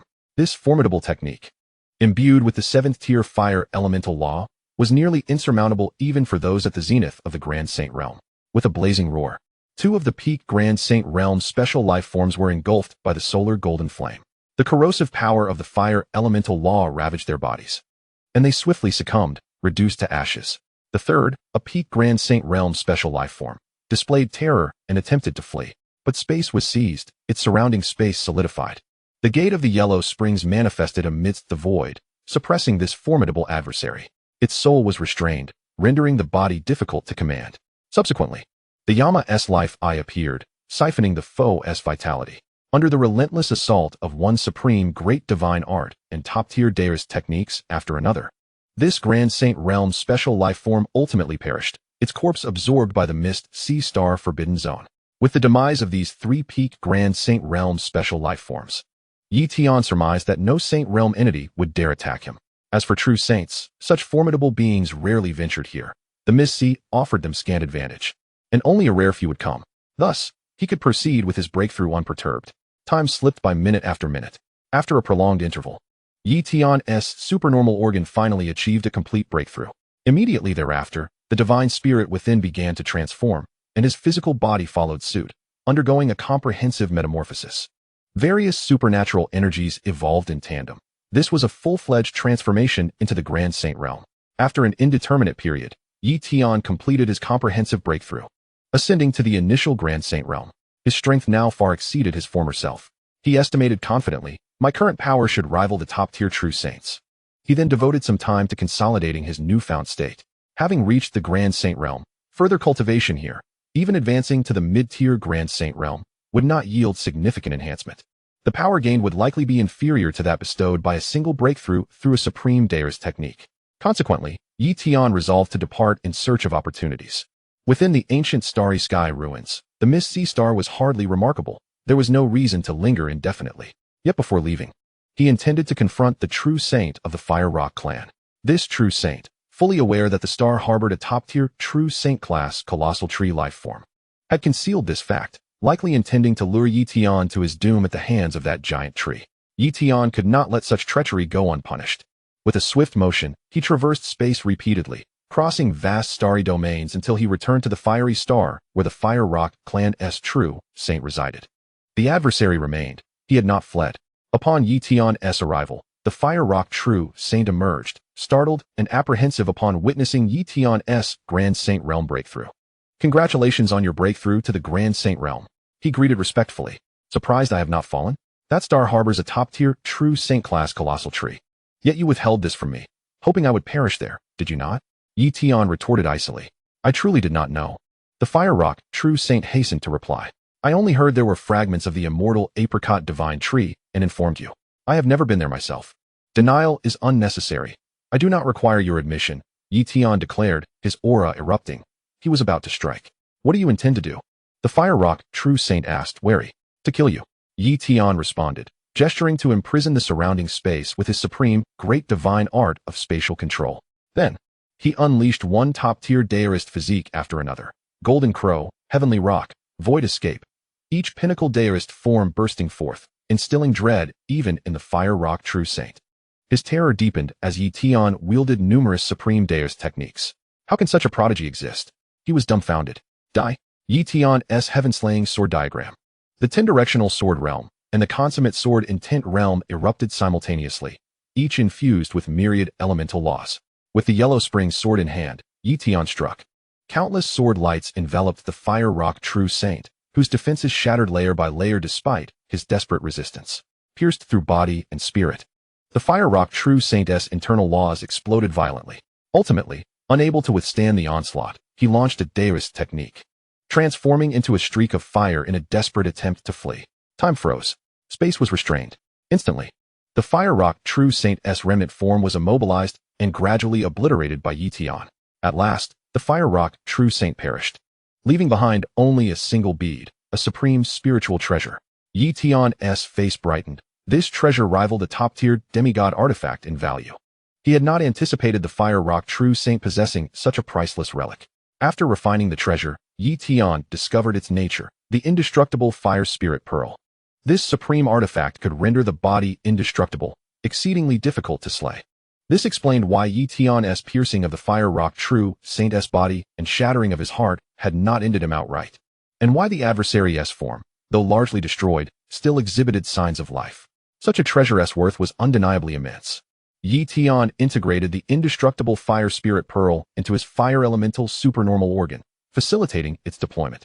He then ventured into the star's interior. The Fire Rock True Saint had claimed this place merely aided the heavenly fire deist physique's breakthrough to a minor accomplishment, but Tian suspected deceit. Passing through countless flames, he entered the star's core, seeking the site where the Fire Rock True Saint had lingered. The residual aura was still present, allowing easy location. Chapter 257, The Sword World's Marvel. Here it was. Within the star's interior, Tian realized the Fire Rock True Saint had deceived him. This was no mere treasure ground to aid the heavenly fire deist physique's advancement. Rather, it was the gestation site of a world marvel. Above seas of molten lava, a crimson longsword was in the process of incubation. This longsword was no mere spiritual treasure, but a world marvel surpassing such artifacts. The ancient starry sky ruins formed part of the underworld realm, sharing the same world origin, ensuring this world marvel retained its form. Unlike the time wheel world marvel Tian had seized from the Yang clan world, which degraded into a supreme spiritual treasure upon entering Earth world, this longsword would not degrade in the underworld realm. Its value was staggering. A sword-type world marvel was perfectly suited to Tian, yet it remained incomplete in its gestation. He mused silently, anticipating the day it would be fully born. The true saint of the Fire Phoenix clan has lingered here solely for this extraordinary artifact of the world. Naturally, the cultivation environment here is quite commendable, and during the gestation process of this sword-type world artifact, one can comprehend the essence of sword intent, with the potential to grasp the laws of the sword path. Unfortunately, this true saint of the Fire Phoenix clan does not follow the sword path and has not perceived the sword intent. Otherwise, after so many years of contemplation here, he might indeed have had a genuine chance to understand the laws of the sword path. Tian murmured. Yet, this was merely a possibility, not a certainty. However, Tian harbors immense confidence in himself, believing he can grasp the laws of the sword path. It seems my fortune truly favors me. Upon entering the ancient cosmic ruins, I have arrived in this vicinity. What incredible luck! Tian speculated that such fortune could be linked to the sacred name mark. He was already fortunate, and with the sacred name mark, his luck naturally intensified. Next, he resolved to contemplate the sword intent here. His sword intent still resided at the perfected level of the second sequence, and with the aid of this sword-type world artifact, he should swiftly elevate it to the perfected level of the first sequence. He settled into a meditative posture, activating his transcendent comprehension technique, and began his pursuit of understanding. He refrained from accelerating time, lest it hinder his contemplation. As time flowed by, Tian quickly grasped the sword intent of the first sequence, and it rapidly ascended, gradually reaching the first, second, and third levels of proficiency. Unbeknownst to him, his sword intent of the first sequence soared to the perfected state. Next, he aimed to attempt comprehending the laws of the sword path. During the gestation of the sword-type world artifact, the power of the laws of the sword path continuously fluctuated. marking the most opportune moment for contemplation. If successful in this gestation, any future endeavor to comprehend the laws of the sword path through the sword-type world artifact would become exceedingly arduous. It is akin to the wheel of time. Once a world artifact has been successfully nurtured, attempting to utilize the world wheel to comprehend the laws of time becomes immensely challenging. Thus, Tian proclaimed his fortunate circumstances. Even if he could not await the day the sword-type world artifact was born, merely grasping the laws of the sword path would be a monumental gain. 1 day, 2 days, 10 days. Over a month later, Tian finally discerned a glimmer of the laws of the sword path. Boom! The aura of the laws of the sword path enveloped Tian, as if continuously slicing through the surrounding void, showcasing a terrifying edge. He had comprehended the laws of the sword path. With a wave of his hand, a realm of the sword path materialized. This was no longer a mere transformation of sword intent, but rather a realm of the laws of the sword path. This represented the true sword realm. The sword intent realm formed through the transformation of sword intent could only be deemed a truncated version of the sword realm, while the current sword realm constituted the genuine realm of law, far surpassing its predecessor in might. Should it be amplified by other laws, the potency of the sword realm would become unfathomably terrifying, serving as his most formidable offensive means. After comprehending the laws of the sword path, Tian could sense that the successful gestation of this world artifact was imminent, most likely within the next few months. The moment a world artifact is birthed, it generates a tremendous phenomenon. When the world artifact on Earth was born, the entire world felt its presence. Consequently, such artifacts cannot be concealed and are controlled by the global divine council, rather than being privately possessed. Tian mused. Therefore, he must remain here, awaiting the birth of this world artifact, so he could seize it at the first opportunity. With his spatial laws, he would be able to suppress this world artifact, conceal its aura, and then swiftly escape. The true saint of the Fire Phoenix clan had brought about his own demise. Had he been forthright with me, perhaps I would not have sought to kill him, and he would not have met his end. He could have awaited a few more months to acquire this world artifact, which, if sold later, would provide sufficient resources for him to break through to semi-divine status, thereby becoming a formidable semi-divine being. Tian did not dwell on these thoughts. Continuing his contemplation of the laws of the sword path, he delved deeper, persisting in his pursuit of understanding. Days turned into weeks. A month, 2 months, 3 months. After a full 5 months, the world artifact was truly on the verge of being birthed. Compared to 5 months prior, Tian had successfully comprehended the laws of the sword path to a remarkable 9/10 level, a commendably high state. Naturally, his understanding of other laws had also progressed. Considering he possessed a multitude of souls, each capable of perceiving a distinct law. For instance, the laws of time advanced the quickest, aided by the tree of time. And now the laws of time had reached a 3rd level of understanding. Following closely were the fire laws, now at a 1st and 3rd level of comprehension. The laws of the sword path ranked 3rd. Boom! Countless energies were absorbed by this sword-type world artifact, and the entire fire star gradually dimmed, as if the flame's energy had been entirely drained. Shortly thereafter, this world artifact was fully birthed, unleashing a terrifying wave that radiated from the fiery star, spreading throughout the cosmos.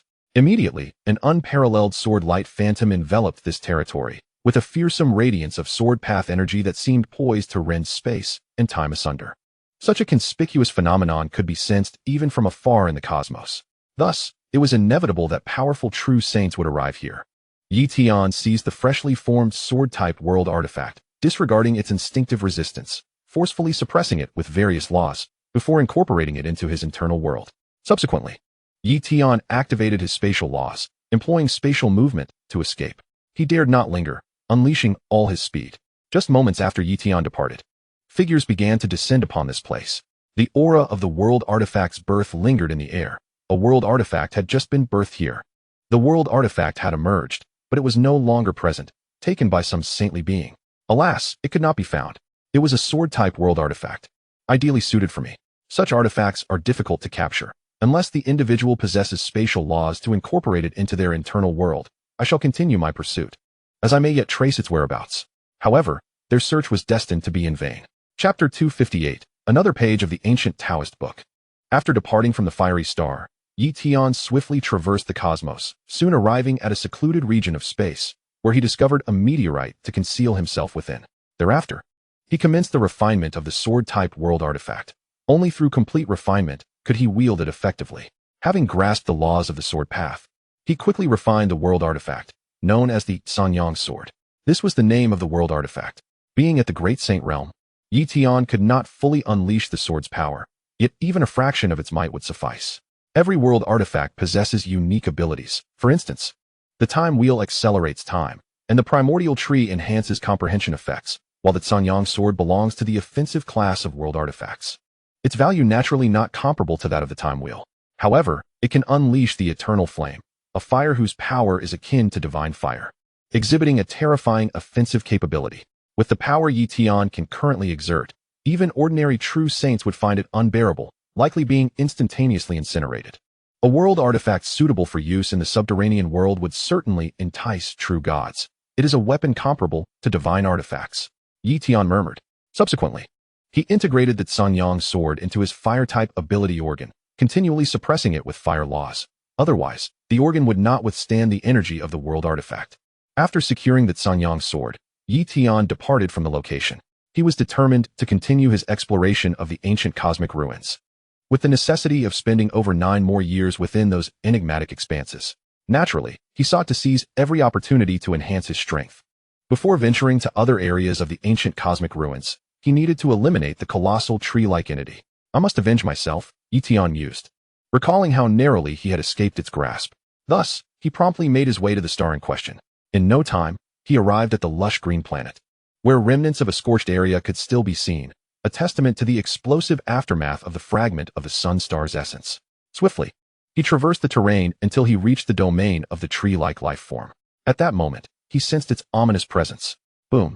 The tree-like entity emerged, displaying faint cracks upon its form, indicative of the lingering damage from the explosion of the sun star's essence. Upon spotting Tian, it radiated an aura of rage intertwined with a glimmer of fear, anger for the injury he had inflicted upon it, and fear stemming from its apprehension of Tian's connection to the sun star's essence. Nevertheless, it immediately launched an assault. The realm of trees descended, unleashing an endless barrage of wooden spikes. In response, Tian activated the Eye of the Candle Dragon, harnessing the power of time manipulation to decelerate the onslaught of the tree creature's attack. Subsequently, he brandished the Sanyang sword, a remarkable artifact, channeling the fire element to initiate its power, albeit with rapid energy consumption. Blade Domain. He unleashed the power of the sword path, intertwining it with other principles, delivering a mighty blow. In an instant, a multitude of wooden spikes were obliterated, and the very fabric of space was penetrated as the strike hurtled towards the tree-like entity's core. Crack! The creature's form was pierced, yet it remained only lightly injured. With a resounding roar, Tian engaged in a relentless battle, employing various techniques and divine abilities, intertwining the forces of the laws to sever and shatter the branches of the colossal tree. He then utilized the Tianpeng Dao body's devouring ability to consume the branches, denying the creature any chance of recuperation. Kill! Kill! Kill! Tian continued his relentless assault, inflicting repeated injuries upon the tree-like life form. Soon, he found his strength waning. Yet he persevered, sustained by the supreme divine ability of the Earth Vein. Ultimately, he triumphed over the colossal tree-like entity, annihilating it down to its roots. At last, he had vanquished it. Tian sighed in relief. He then employed the Tianpeng devouring technique to consume the remains of the tree-like entity, continuously refining it to strengthen his Tianpeng Dao body. After several hours of recuperation, he began to explore the planet. This celestial body was neither particularly large nor small. Tian meticulously examined one area after another, encountering numerous plant-based life forms, all of which he swiftly dispatched. One day, he stumbled upon a palace buried deep underground. Though in a state of disrepair, he discerned its origins from a fragment of a broken plaque, the Kumu Wolf Palace. He had come to understand a bit about the Kumu Wolf. Legends spoke of the ancient era when the heavenly court was among the most formidable ancient powers, holding numerous divine positions, including that of the Kuimu Star Lord, presided over by the Kumu Wolf God. This deity was a formidable, true god, though arguably less powerful than the Lord of the Yellow Springs, for the latter's divine position vastly overshadowed that of the Kumu Star Lord. Yet, a divine position merely indicated status, not strength. Thus, Tian did not underestimate the prowess of the Kumu Wolf God. Uncertain of the treasures that might lie within the Kumu Wolf Palace, Tian cautiously entered, activating various Dao bodies and manipulating the principles of time and space. Prepared for any unforeseen occurrences, the palace was severely damaged, seemingly torn asunder, but remnants of objects still lingered. Shattered vases and tables had decayed, crumbling to ash at the slightest contact. These items were of no significant worth, easily succumbing to the ravages of time. Not only had the objects turned to dust, but the formations had also deteriorated. Tian noted fragments of formation discs, their exceptional material allowing them to endure. Soon, he arrived at a grand hall within the Kuimu Wolf Palace, where a plethora of texts remained preserved. However, upon touching some of the tomes, they disintegrated into ash, clearly composed of inferior material unable to withstand the passage of time. Yet, after a brief search, he discovered several texts preserved by unique materials. Among them was a page from an ancient Tao tome, 6 special secret arts, a dozen divine techniques, and several miscellaneous writings. Tian carefully examined the page from the ancient Tao tome, which detailed one of the 108 ancient Tao techniques, the starry holy garment. This defensive technique bore resemblance to the boundary scale technique. Yet the starry holy garment could be utilized not only for oneself, but could also be enlarged to protect a group. Therefore, its efficacy far surpassed that of the boundary scale technique, showcasing potential that was incomparable. With the starry holy garment, my defenses would be greatly enhanced. Tian felt a surge of satisfaction. More importantly, this technique could be permanently transformed into a suit of armor, affixed to his being, providing constant protection. Chapter 259, Black Holes and the Law of Devouring. Aside from the exceptional starry holy garment, the other divine techniques held little value for Tian, as he was not in need of additional divine powers. There was no necessity to cultivate these techniques into divine abilities, as that would be a waste of time. Only those of significant worth would pique his interest for cultivation. However, it was evident that the divine techniques here were rather mediocre. The miscellaneous writings bore little value as well, resembling mere biographies. Yet, from the special secret arts, Tian unearthed something remarkable, the King Yu Forbidden Technique. This specialized forbidden technique was akin to the longevity technique, but was of a considerably higher tier. The longevity technique merely classified as an exotic technique, while the King Yu Forbidden Technique belonged to the realm of Tao techniques. The King Yu Forbidden Technique primarily consumed one's lifespan to enhance celestial treasures and flora. For instance, a millennium-old treasure could be nurtured into a 10,000-year grade treasure, or even developed into semi-divine or divine herbs through the application of this technique. However, the cultivation of a divine herb required a substantial sacrifice of lifespan. For most, this would be an unwise endeavor, as lifespan was a precious commodity. Using it to nurture divine herbs would be deemed a foolish waste. Yet Tian was exhilarated. This seemingly impractical forbidden technique was perfectly suited for him. He possessed the longevity technique, allowing him to replenish his lifespan by consuming his innate potential, rendering him untroubled by the prospect of lifespan depletion. Any lifespan he expended could easily be restored through the longevity technique. Thus, the forbidden technique of the Azure Wood was perfectly suited for him. Henceforth, whenever divine elixirs were scarce, he could cultivate them himself, thereby facilitating the eventual transformation of his divine body upon reaching the demigod realm with far greater ease. Tian murmured to himself. Naturally, besides nurturing divine elixirs, he could also cultivate divine trees. A hum resonated as his spiritual energy probed into his inner world, focusing on the roots of the immortal apricot divine tree. Previously, restoring the immortal apricot divine tree had been impossible, but now, with the cultivation of the Azure Wood Forbidden Technique, it was achievable. Once he had fully explored this place, he would commence practicing the Azure Wood Forbidden Technique. Tian carefully collected all the scriptures before venturing to explore other areas. Unconsciously, he arrived deep within the Kuimu Wolf Hall, now reduced to ruins. Yet, he discovered a colossal wolf claw emanating a faint aura of divine power. It was the claw of a true deity. Tian discerned. The origins of the Kuimu Wolf Hall's divine wolf claw were self-evident. It was most likely the claw of the Kuimu wolf god.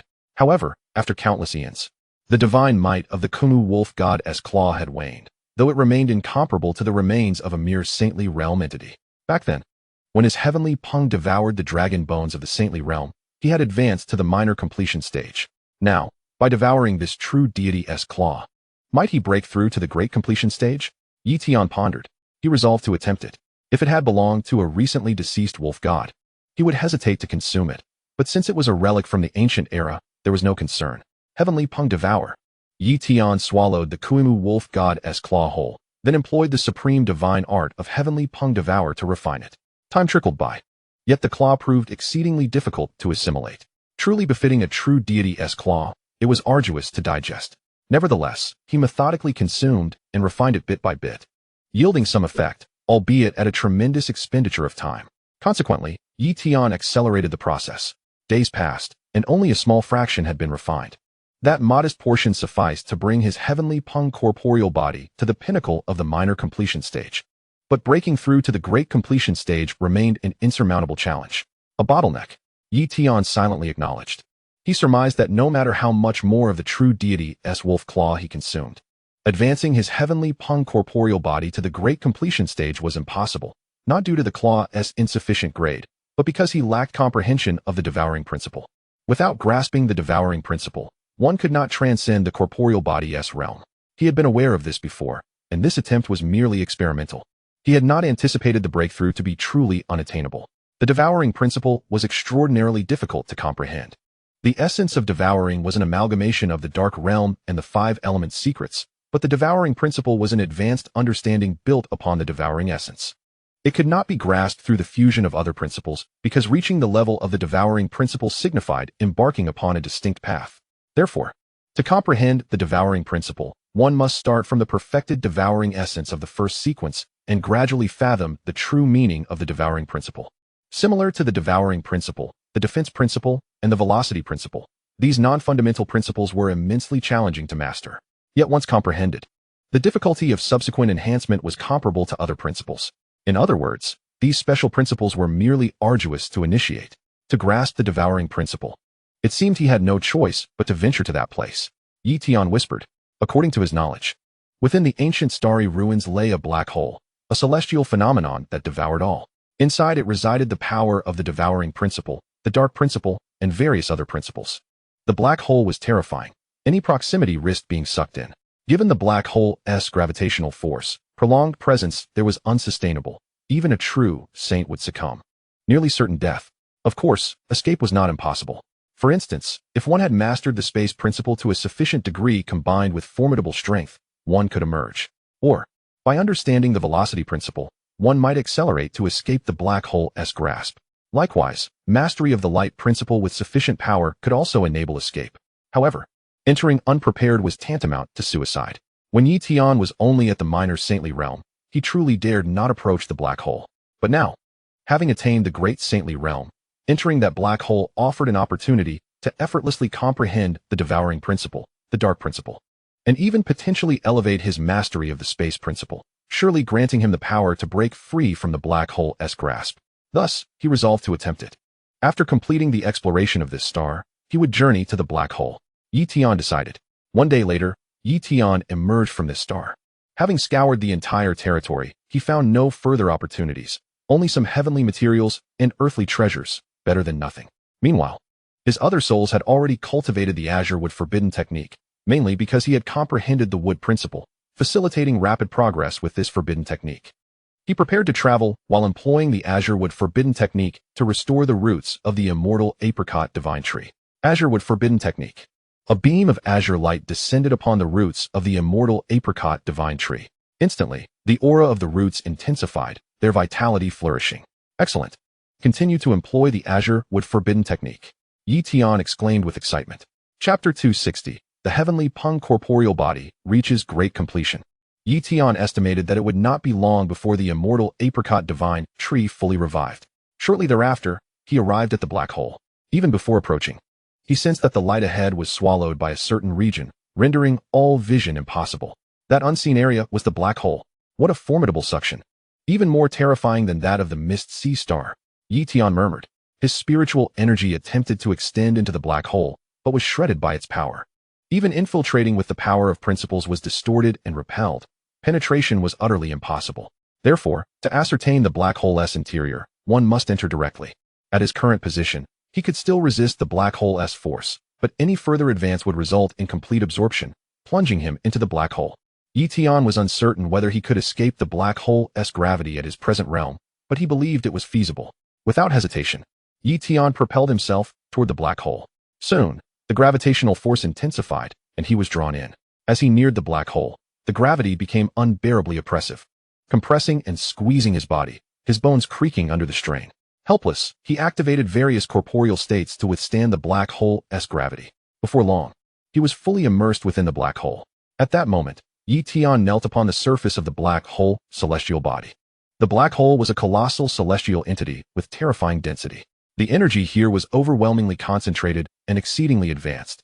compressed to such an extent that refining it was extremely difficult. Nonetheless, Tian employed Heavenly Pung Devour to absorb some of this immensely compressed energy into his body, successfully refining it to replenish his physical exertion. There must have been many true saints who had ventured here before, Tian conjectured. Yet now, even walking was arduous, and his spiritual energy was distorted, rendering it difficult to survey his surroundings. Thus, it is exceedingly rare for these true sages to encounter one another within the confines of a black hole. Tian advanced step by step, the sound of his bones crackling resonating in the air. He observed that all matter within the black hole appeared to be interconnected, nearly immovable, even with all his might. He could not inflict damage upon any part of this realm. Here, there existed no flora, no fauna, nor rivers, only an indomitable ground. Furthermore, the very fabric of space was warped, and all laws of power were distorted by the black hole's might. After traversing several dozen steps, Tian halted, preparing to attempt an escape from the black hole. He understood that only through a determined surge could he hope to break free. If he could escape, he would. But if not, then he would remain trapped. Boom! Tian unleashed his entire Dao body, employing every means at his disposal, even invoking the laws of space and time. Then, he propelled himself toward the void beyond the black hole. With a whoosh, Tian broke free from the surface of the black hole, soaring toward the outside, hoping to elude its gravitational pull. However, after covering a certain distance, his speed diminished, and ultimately, he could not escape the black hole's grasp, plummeting back down. I was so close to breaking free, Tian murmured. He had exerted all his effort in that attempt. Further attempts would likely lead to failure. Thus, he resolved to comprehend the laws here, waiting for a higher realm of understanding before trying again. Should he later acquire the ability to easily escape the black hole's gravity, he could freely traverse between the black hole and its exterior, returning whenever he wished to ponder the laws. Commence the contemplation of the laws, Tian declared. Within the black hole, the most suitable laws for contemplation included the laws of devouring, darkness, gravity, space, and celestial bodies. A multitude of Tian's souls were seen engaging in the understanding of these various laws, allowing for simultaneous advancement. The profound techniques of enlightenment remained active, consuming the potential of various innate abilities, while he also utilized a plethora of attribute materials, placing them upon himself to restore his innate potential. As time gradually passed, Tian's understanding of the laws progressed. Among them, the essence of devouring gradually evolved into the law of devouring. Boom! The aura of the law of devouring emanated from Tian, signifying his comprehension of this law. Upon grasping the law of devouring, Tian realized that his Tianpeng Dao body was on the verge of a breakthrough. Indeed, employing the law of devouring, he activated the supreme divine ability of Tianpeng to consume the claws of the wolf god, shattering the shackles binding his Dao body. Boom! His Tianpeng Dao body began to metamorphose, transitioning from the limit of the minor completion realm to the major completion realm. This marked his first major completion realm Dao body, and it was a top-tier one. His Tianpeng Dao body had absorbed various holy bodies and other special physiques, rivaling the top 10 Dao bodies. Even the Dao body of the third Prince of Dragons paled in comparison to this Tianpeng Dao body. With the transformation of the Tianpeng Dao body, Tian's physical strength surged dramatically, rendering his body increasingly formidable. After some time, his physical metamorphosis concluded, and his power escalated. Moreover, traversing the interior of the black hole became significantly easier for him. However, he did not attempt to escape the black hole again. Instead, he continued to ponder various laws, planning to attempt his departure once the time was right. Thus, days passed by. While Tian contemplated the laws, he also absorbed the surrounding energy to compensate for his body's consumption. After all, continuously activating his entire Dao body to counterbalance the black hole's might was an immense drain. Without constant energy absorption, he would struggle to sustain himself here. Fortunately, he possessed the Tianpeng devouring technique, which enabled him to absorb energy rapidly. Coupled with the supreme divine ability of Earth's veins, he could even draw upon the power of the black hole. Otherwise, he would truly be unable to cultivate here for an extended period. Unbeknownst to him, 2 months had elapsed. At this point, Tian's progress was monumental. For instance, his understanding of the law of devouring had risen to the 2nd level, while his grasp of the law of space had reached the 2nd level as well. He had also comprehended the laws of darkness and celestial bodies, both of which had attained the 2nd level of understanding. Now he possessed a plethora of law power, rendering his strength terrifying. Moreover, within the environment of the black hole, his various Dao bodies were advancing rapidly. For example, his celestial body had reached the minor completion realm, and his void escape Dao body had achieved the same. If this pace of progress continued, his strength would ascend to an exceedingly formidable level. Now, I should be able to break free from the black hole. Tian prepared to test this hypothesis. Whoosh! Tian activated various Tao bodies and laws, directly bursting forth from the black hole, liberating himself from its gravitational influence. In no time, he truly emerged from the depths of the black hole. Indeed, the more powerful the understanding of the laws, the easier it is to escape from the black hole. Tian murmured. He then re-entered the black hole. Such a remarkable place warranted further cultivation. At the very least, it was an excellent location for understanding the laws until the realms of the devouring law and others reached the third level. Chapter 261. All intent merges into law. Power rivals the third prince of dragons. Inside the black hole, Tian was walking, preparing to explore its depths. Naturally, his other souls continued to comprehend various laws without hindering his own cultivation. Initially, when he first entered the black hole, he could only walk slowly, his bones still crackling. However, he had since adapted, now capable of flying within the black hole at a decent speed. Of course, flying would consume far too much energy. So he opted for swift running, which significantly reduced expenditure. Unbeknownst to him, a day had passed, and the area he had explored within the black hole was scarcely noteworthy. Suddenly, Tian stumbled upon a skeleton, a true sage's remains. The bones were shattered, and the time of death appeared to be less than a decade ago. Tian deduced.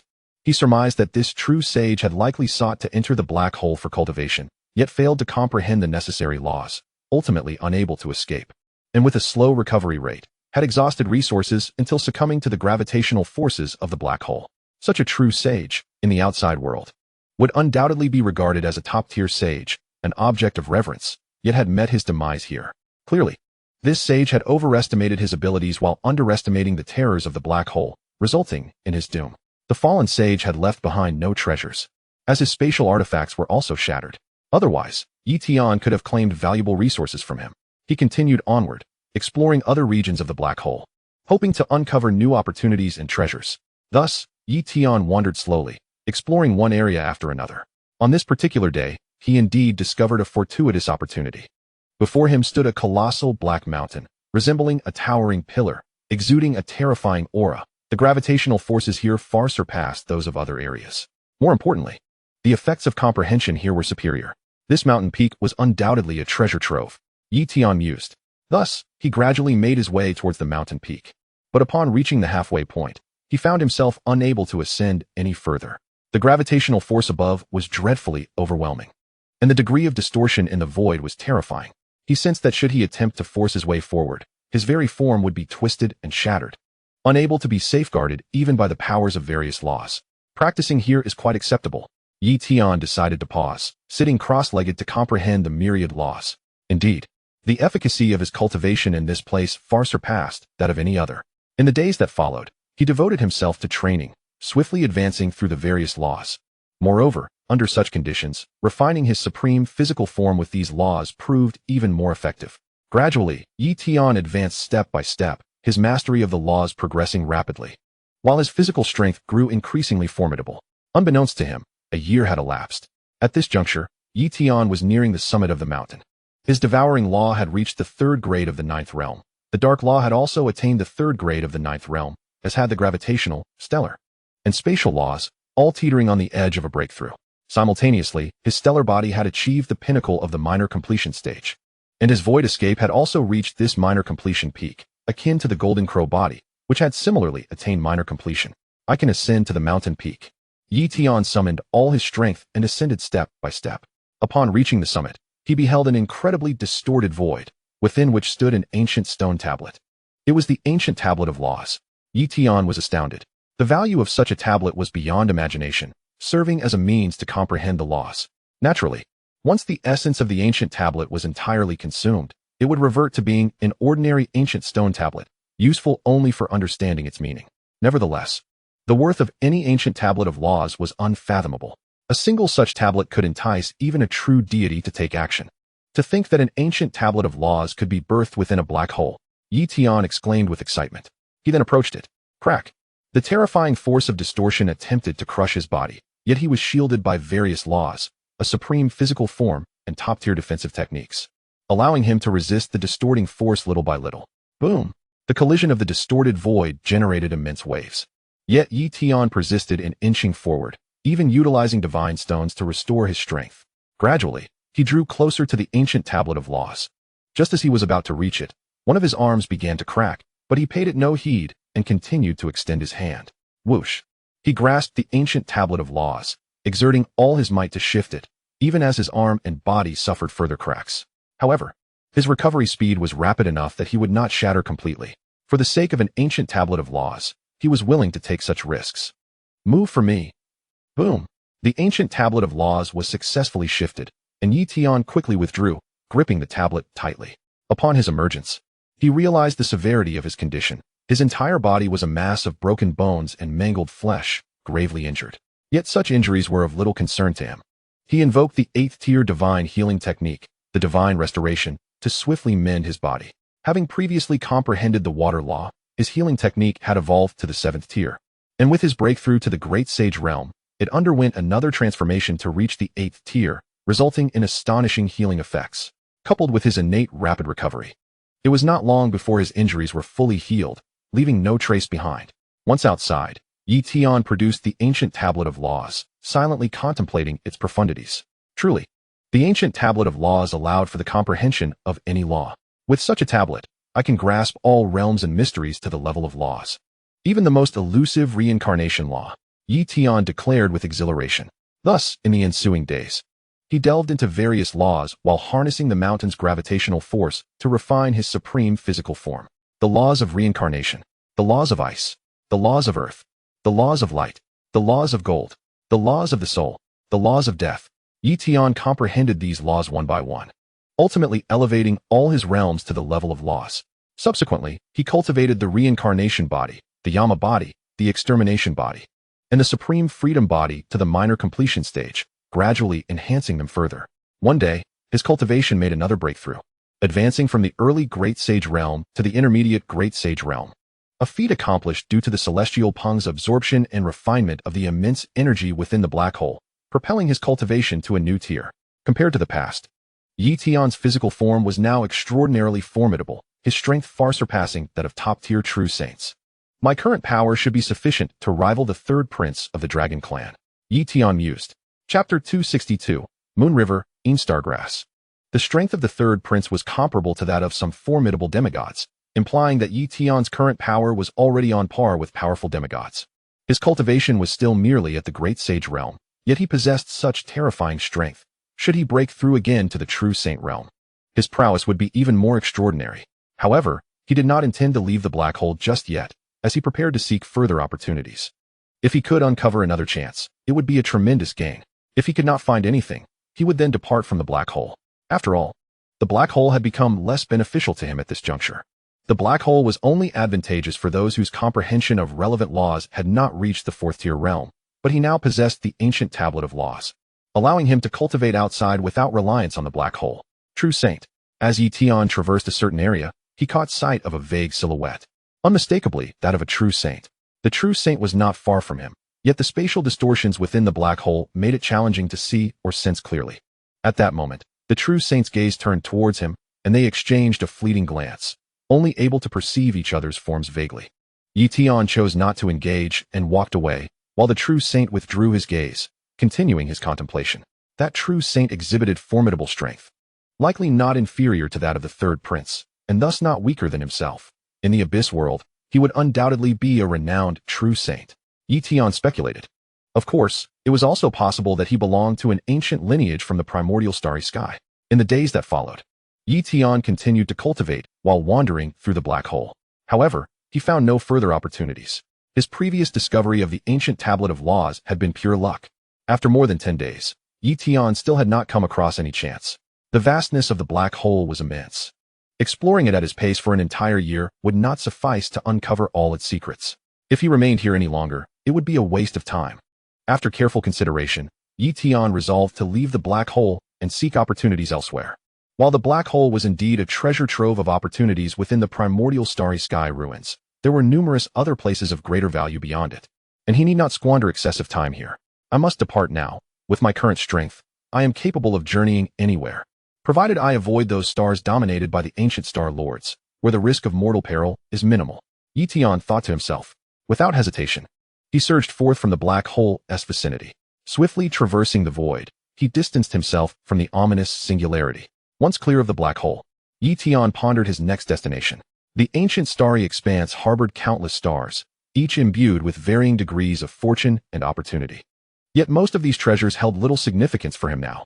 For instance, certain sacred sites contained fragments of cosmic laws, but these fragments no longer enticed Tian, as they primarily attracted those at the Saint Realm who had yet to comprehend the laws. At his current stage, the acquisition of supreme Taoist inheritances and abundant resources outweighed the need for mere law fragments. Reflecting upon the intelligence he had gathered about relics scattered throughout the ancient starry expanse, his thoughts settled on a singular location, the Moon River. The Moon River was a fabled treasure trove within the ancient starry expanse's ruins, said to have formed from the shattered remnants of the Daoan star during the primordial era of the Earth Cave world.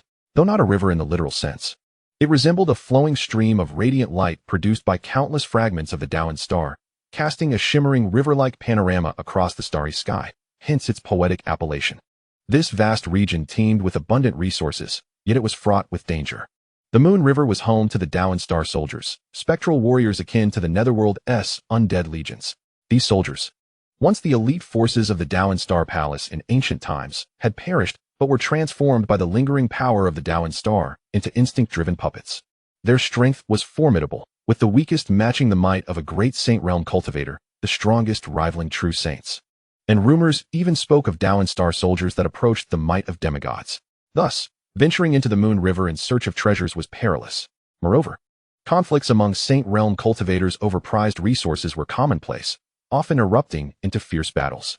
Tian's primary motivation to enter the Moon River was the pursuit of the Daoan Star herb, a rare celestial herb unique to this domain. This precious plant possessed the power to heal spiritual wounds and significantly amplify one's soul. With a sufficient supply of Daoan Star herb, Tian could further cultivate his thousand souls forging Taoist technique, allowing him to split and nurture multiple souls simultaneously. Such an advancement would enable him to comprehend all cosmic laws concurrently and even train various Taoist arts in parallel, greatly accelerating his progress. Then it shall be the Moon River, Tian resolved decisively. With a burst of speed, he traversed the void, arriving at the Moon River after some time. The spectacle was breathtaking. Standing at the river's edge, Tian admired the resplendent vista, a radiant, flowing ribbon of soft light illuminating the starry expanse.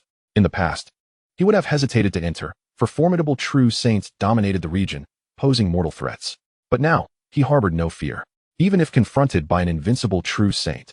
While victory might be elusive, escape was plausible. Furthermore, such peerless beings were exceedingly rare and might not even be drawn to the Moon River, which was less enticing to many true saints than, say, the black hole. Tian's presence here was solely driven by his need for the Daoan Star herb and other fortuitous opportunities. Let us proceed, he murmured. As he stepped into the Moon River, it felt as though he had entered an entirely different realm. Everywhere lay scattered stellar fragments and debris, enveloped in profound silence. Occasionally, faint ripples of battle energy emanated from distant regions, signaling ongoing skirmishes. Within the Moon River, Tian's spiritual senses remained unshackled, expanding his perception. He discerned a vast expanse. Yet, no Daoan Star herb was immediately apparent. Undeterred, he vanished and reappeared elsewhere, continuing his search. He was well aware that the Daoan Star herb would not be easily found. Many Saint Realm cultivators had already scoured this realm for resources, likely denuding the more accessible areas. The herbs were probably confined to perilous regions. Soon, a soldier radiating starlight entered Tian's perception. A Daoan Star soldier. Recognizing one of great Saint Realm caliber, its strength rivaled the pinnacle of that realm. The soldier charged at Tian without hesitation. Yet Tian merely raised his right hand and clenched lightly. With a crisp snap, the soldier was ensnared by the supreme divine skill of spatial manipulation. Harnessing the power of the spatial law, Tian effortlessly crushed the spectral warrior. He then consumed the shattered remnants of the soldier's armor and spear with his celestial rock devouring technique, refining the materials within. Chapter 263. The demigod Great Axe pressing onward in his quest for the Daoan Star herb. Tian journeyed deeper. Half a day passed in the blink of an eye. Suddenly, Tian detected the unmistakable aura of the Daoan Star herb. This herb emitted a gentle Daoan Star glow and exuded a unique fragrance, making it easy to sense. The herb grew atop a meteorite fragment, its roots embedded firmly.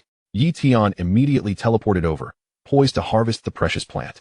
In that instant, a grand formation materialized, encapsulating Tian and severing his connection to the herb. At once, he understood.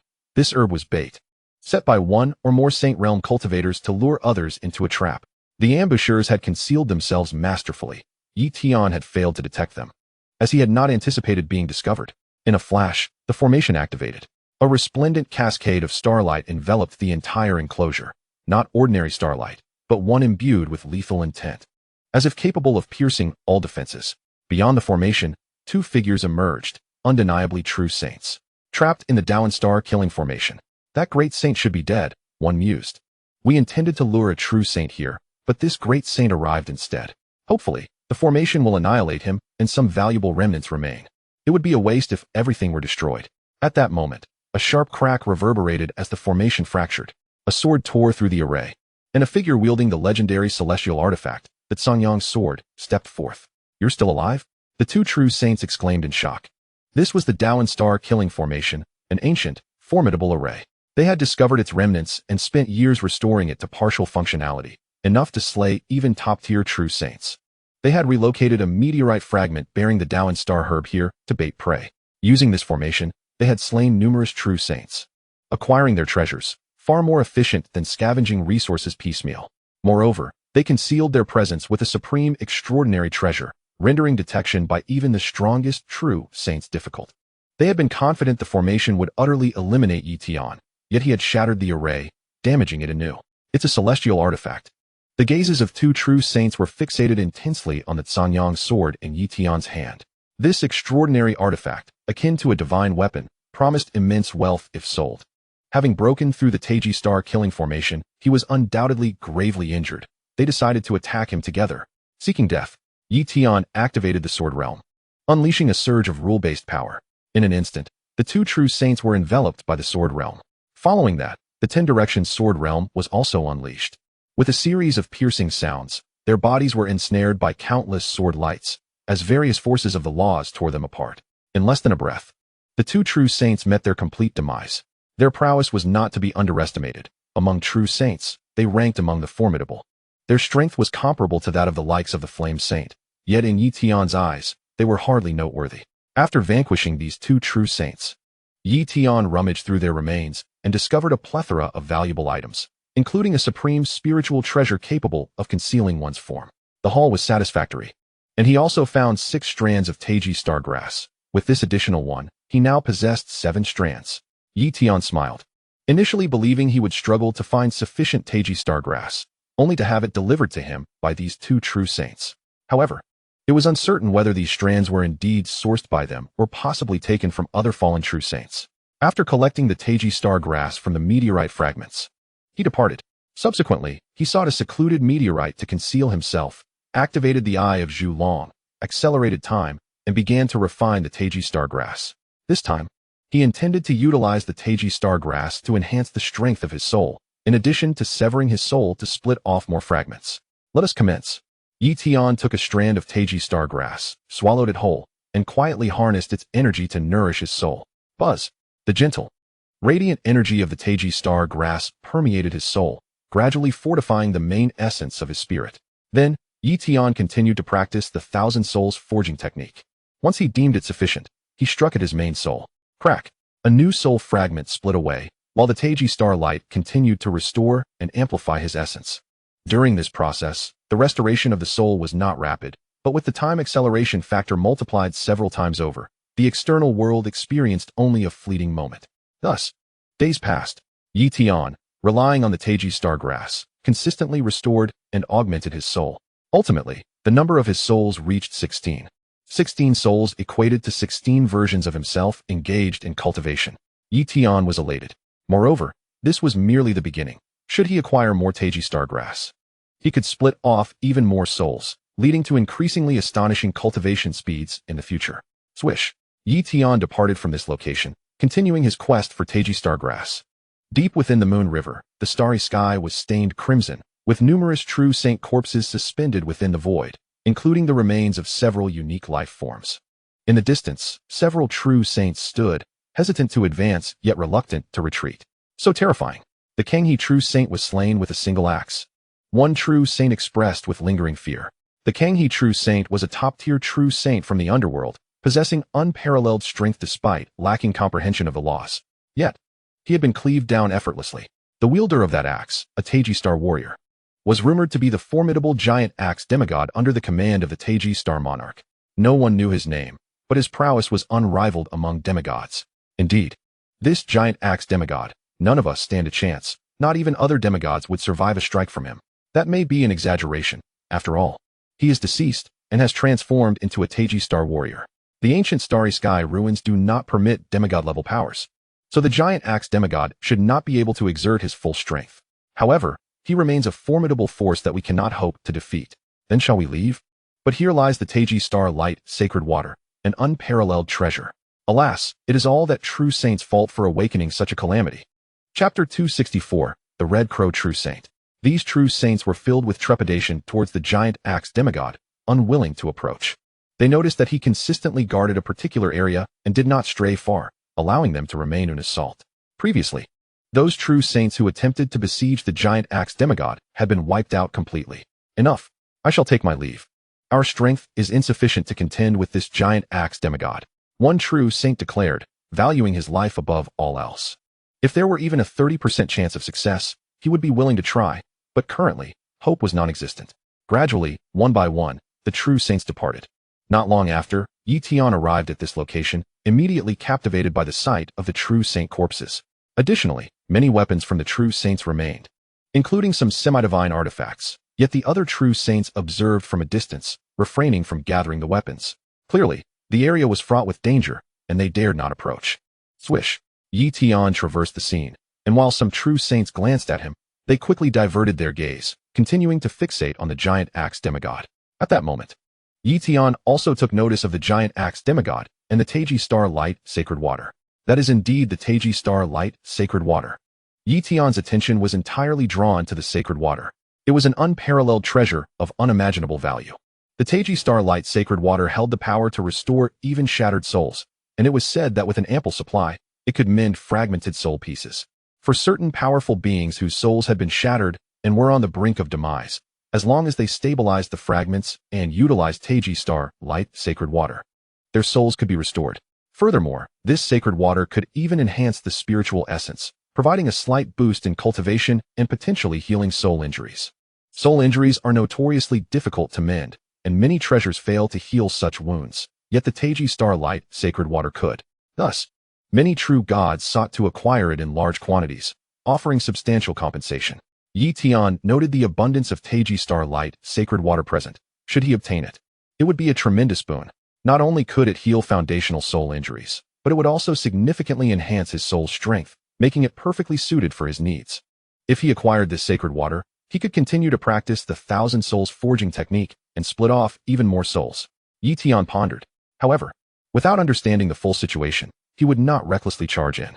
The numerous true saints that had perished here, nearly all in an instant, indicated the formidable strength of the giant axe demigod. At that moment, the true saints continued to discuss amongst themselves, showing no signs of caution. Thus, Tian gleaned information regarding the origins of the giant axe demigod from their conversations. The giant axe demigod, a subordinate of the Taiji Star monarch. Tian furrowed his brow slightly. He was uncertain about the extent of his opponent's capabilities. Misjudging their strength could result in severe injury or even death. It would be prudent to have someone test the prowess of the giant axe demigod. Just wait a moment. Tian murmured to himself. He had faith that a true saint would soon arrive to challenge the foe, particularly one comparable to the third prince of the dragon, who would undoubtedly be willing to take the risk. Thus, he settled down nearby, meditating quietly. Indeed, not long after, a true saint descended, drawing the attention of many true saints who displayed expressions of astonishment and even dispersed, clearly recognizing the formidable power of this individual. I have encountered the true saint of the Crimson Crow, the assembly of true saints reverently declared.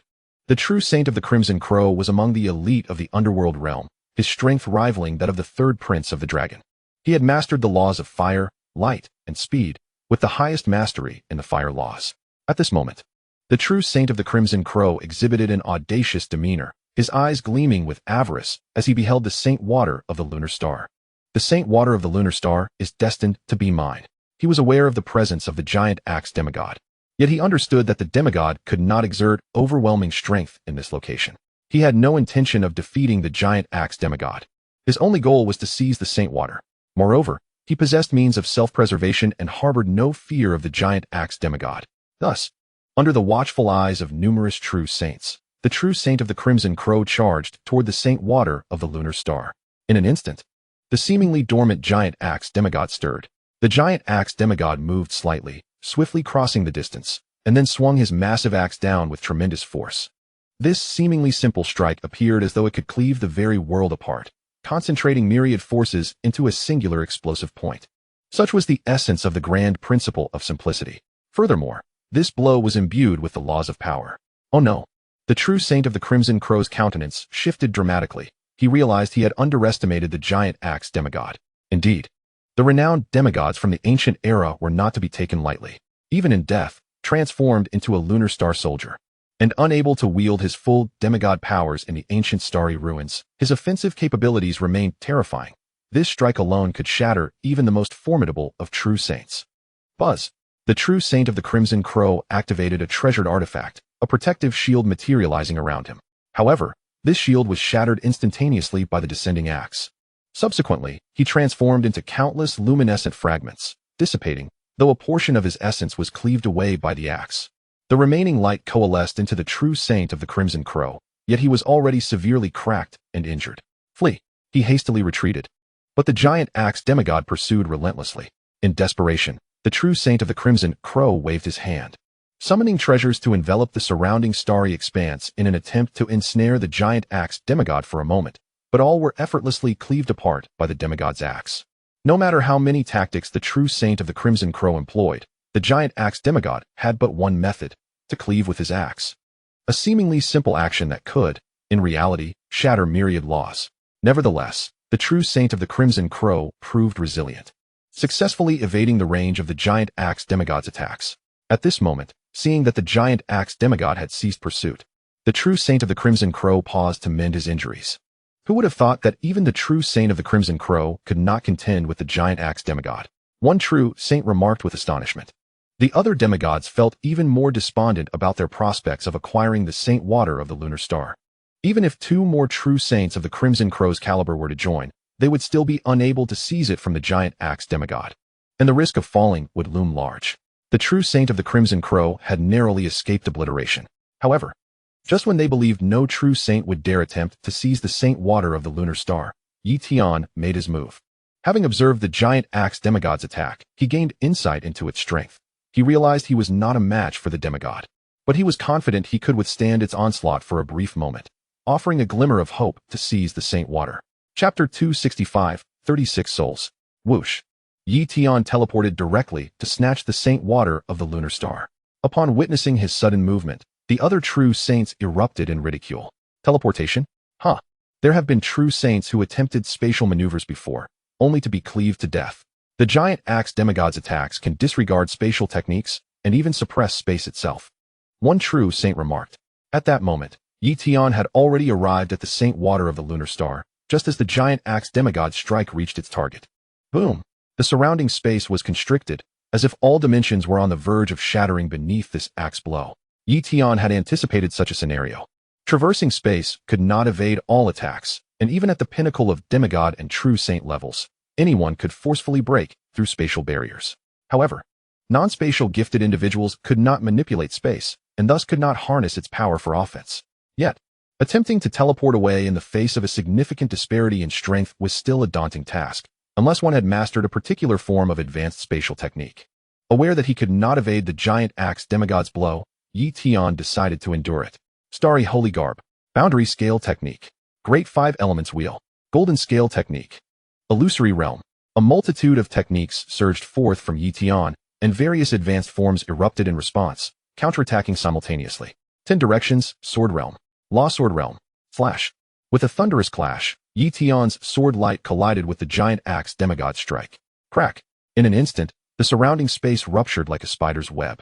Spreading across the area, Tian was struck by the giant axe demigod's blow, sent hurtling away as his multiple layers of defense were breached. However, he ultimately endured the impact. Immediately after, Tian activated his dark eye, launching a mental assault against the giant axe demigod, though its effectiveness was minimal. Boom!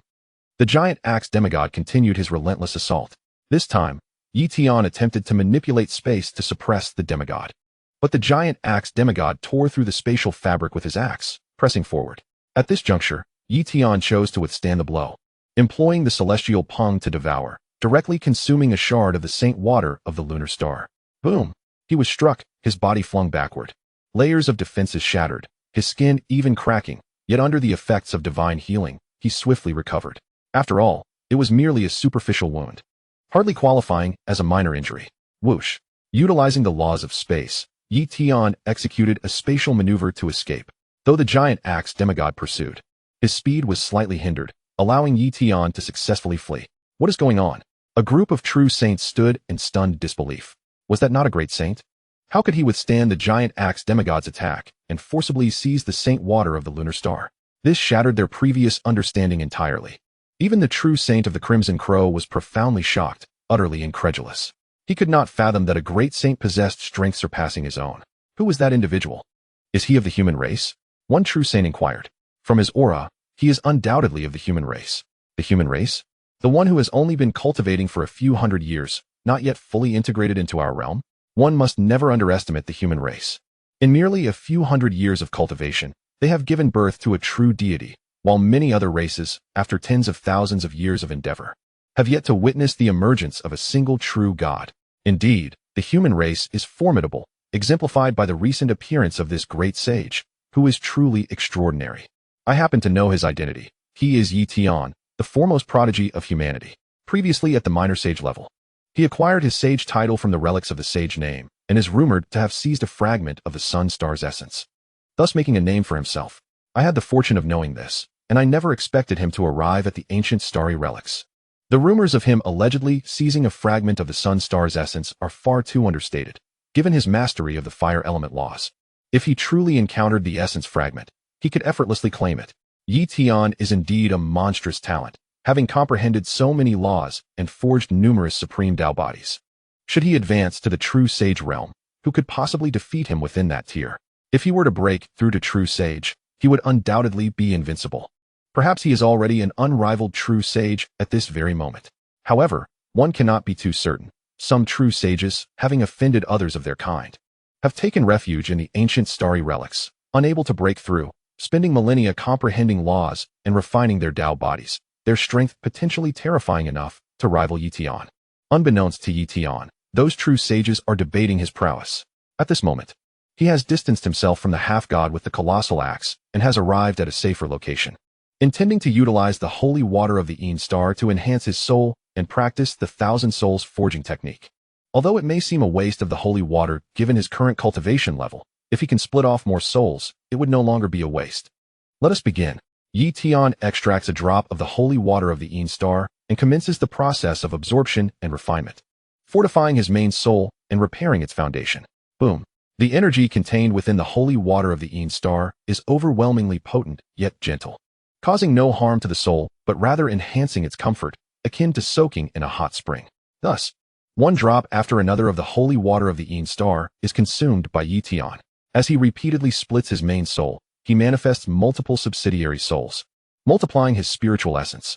While he divides his soul, the other souls continue their cultivation, not hindering his progress in the slightest. Days pass. 1 day, 2 days, 3 days, and the number of Tian's souls continues to grow. On this day, he has successfully split off 36 souls, and the holy water of the Een star is nearly depleted. Furthermore, he finds himself unable to split off any more souls, as it seems that 36 is the current limit. I have comprehended the laws of the soul, and still cannot manifest a 37th. Tian muses that unless he breaks through his current cultivation level, he might have a chance to split off a 37th soul. But for now, 36 souls are ample. With 36 souls, he can concurrently cultivate various Tao bodies, laws, and supreme techniques, all advancing without interference from one another. And he even has surplus souls to refine resources to enhance his cultivation. Tian murmurs to himself. Subsequently, he spends another 10 days in the Moon River region, discovering 7 or 8 more Een star grasses before deciding to depart. He initially came to utilize the Een star grass to practice the thousand souls forging technique. But having reached a bottleneck in his cultivation of the technique, further soul splitting is unnecessary, and there is little reason to collect an excess of Een star grass. Moreover, he possesses the holy water of the Een star. In comparison, the Een star grass is utterly inferior. Even if he could continue to split his soul now, the Eenstar grass would likely serve him no purpose at all. Thus, there is no reason for him to linger here any longer. Chapter 266, Reincarnation and Nirvana. Beyond the Moon River, Tian emerges. Where to next? He contemplates this question. There is no necessity to visit mundane places, for they hold no worthwhile opportunities. Suddenly, a thought strikes him. Reincarnation Hell.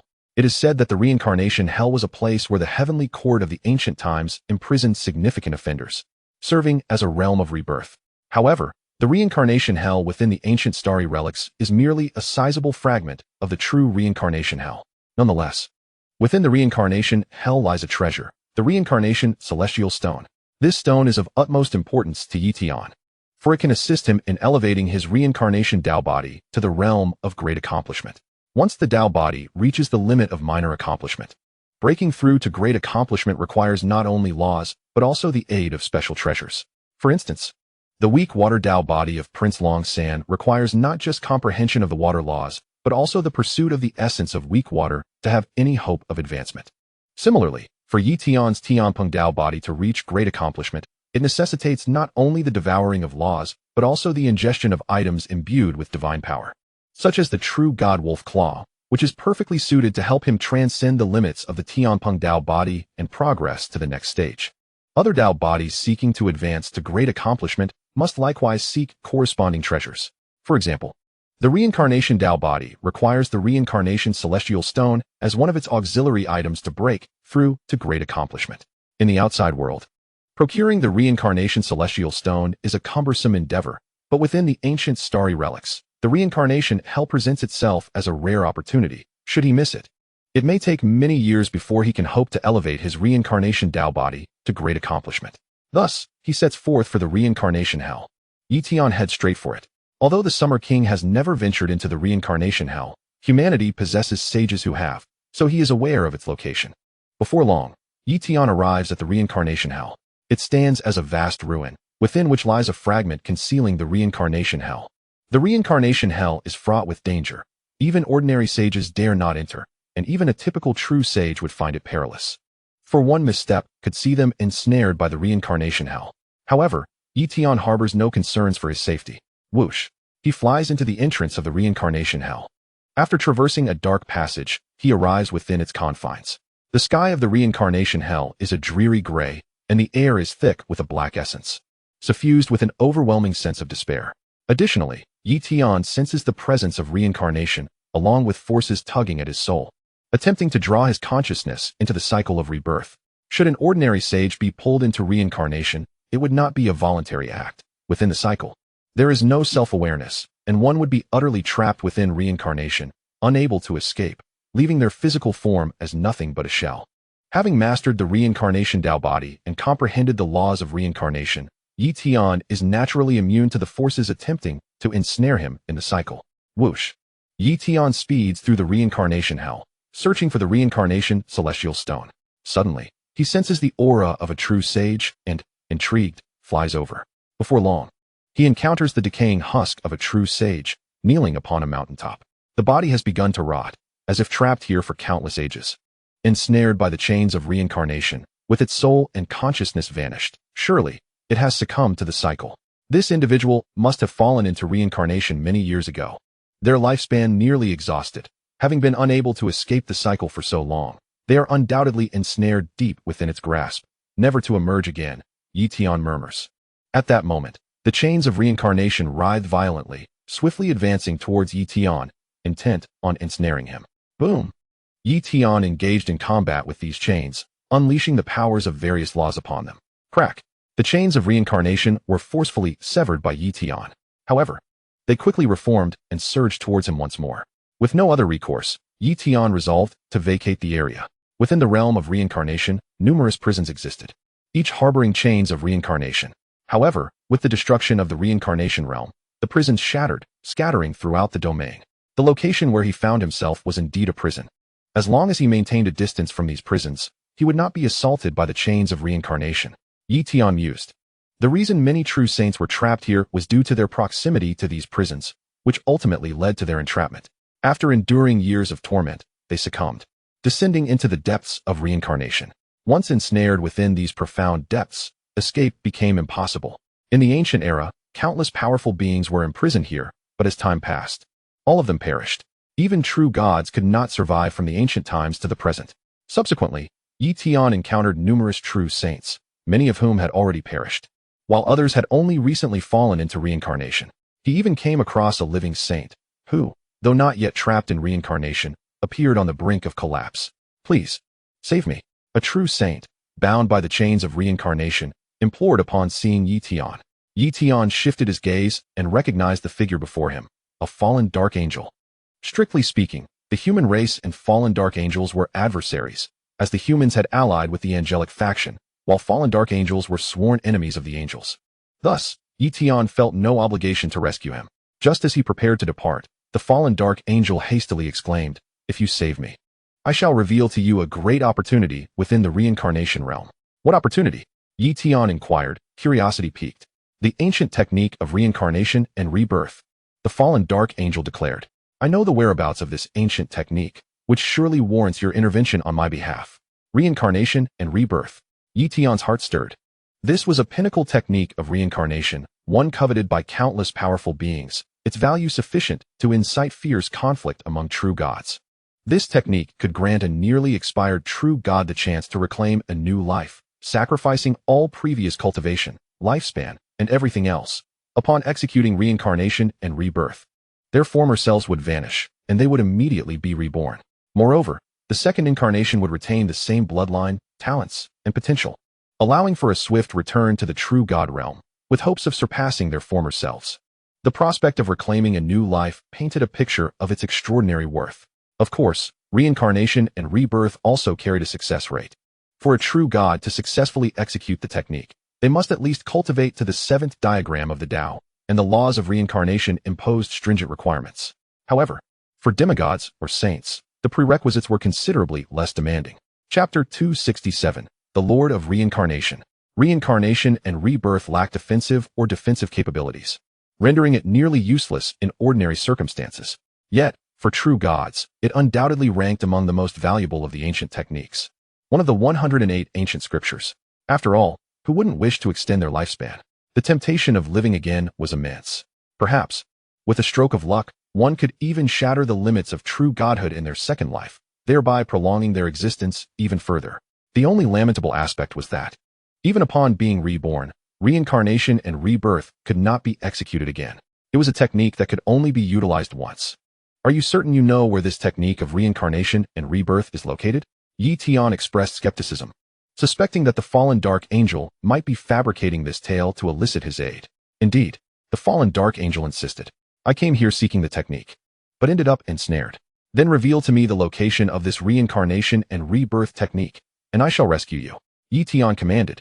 However, the fallen dark angel was not foolish. He realized that if he divulged the information, Tian would likely renege on his promise to save him. Thus, he replied, "O true saint of the human race, I am not naive. If I reveal this to you and you choose not to rescue me, I will be left powerless.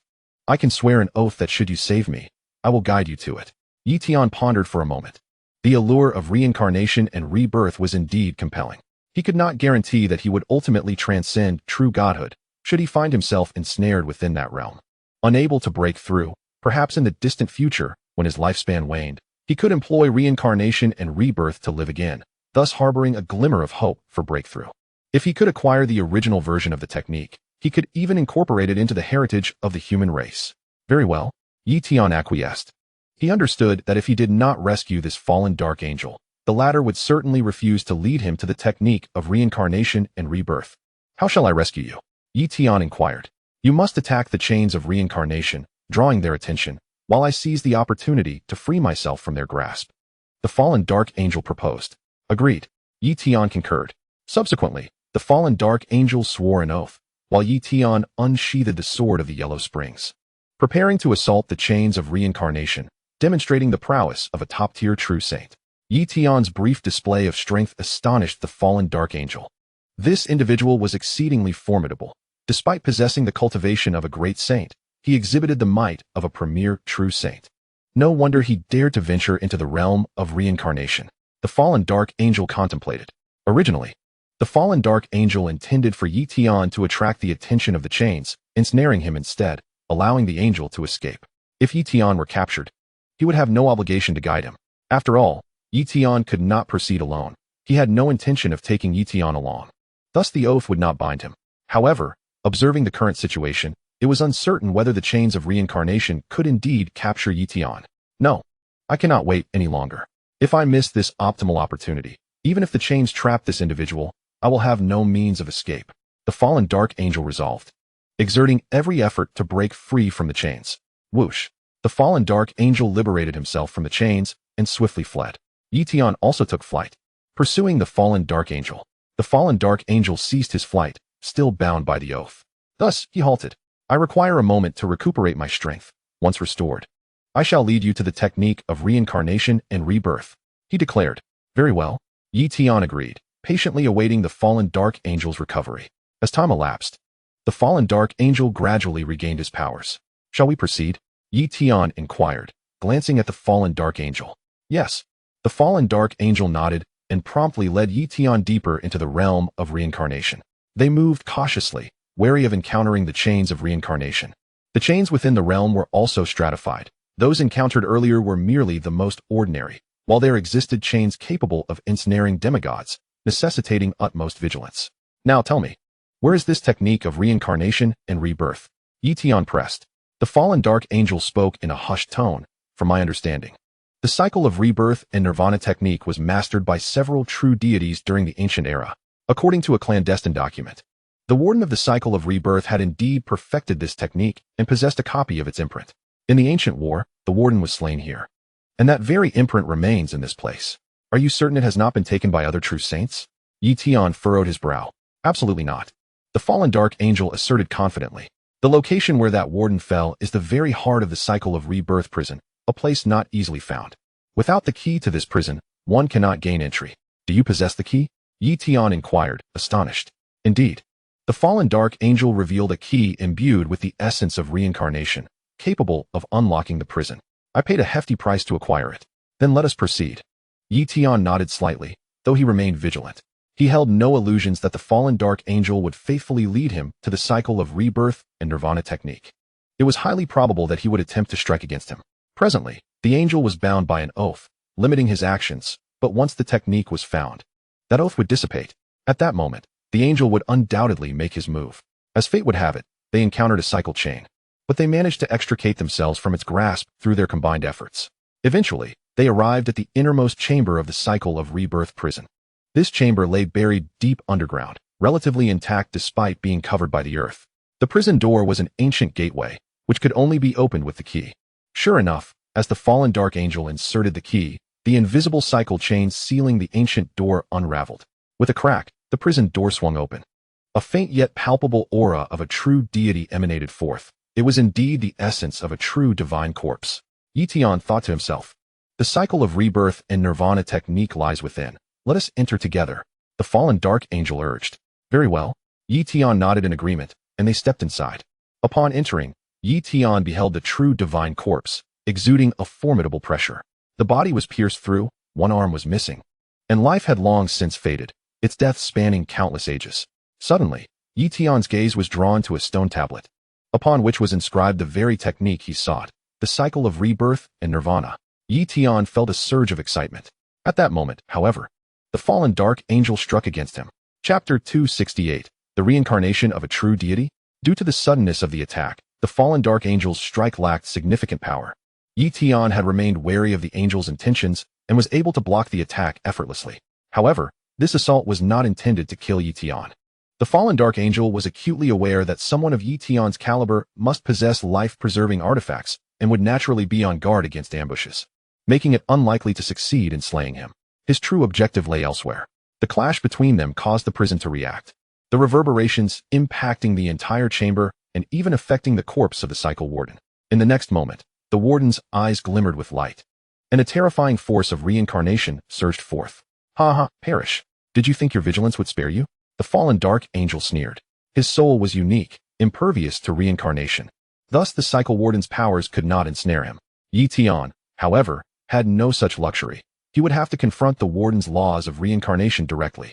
The fallen dark angel believed that Tian would inevitably be influenced by the warden's might, plunging deep into the cycle, unable to escape its grasp. Yet, he thought, if Tian could withstand this power for but a moment, he would be free. The force of the cycle laws.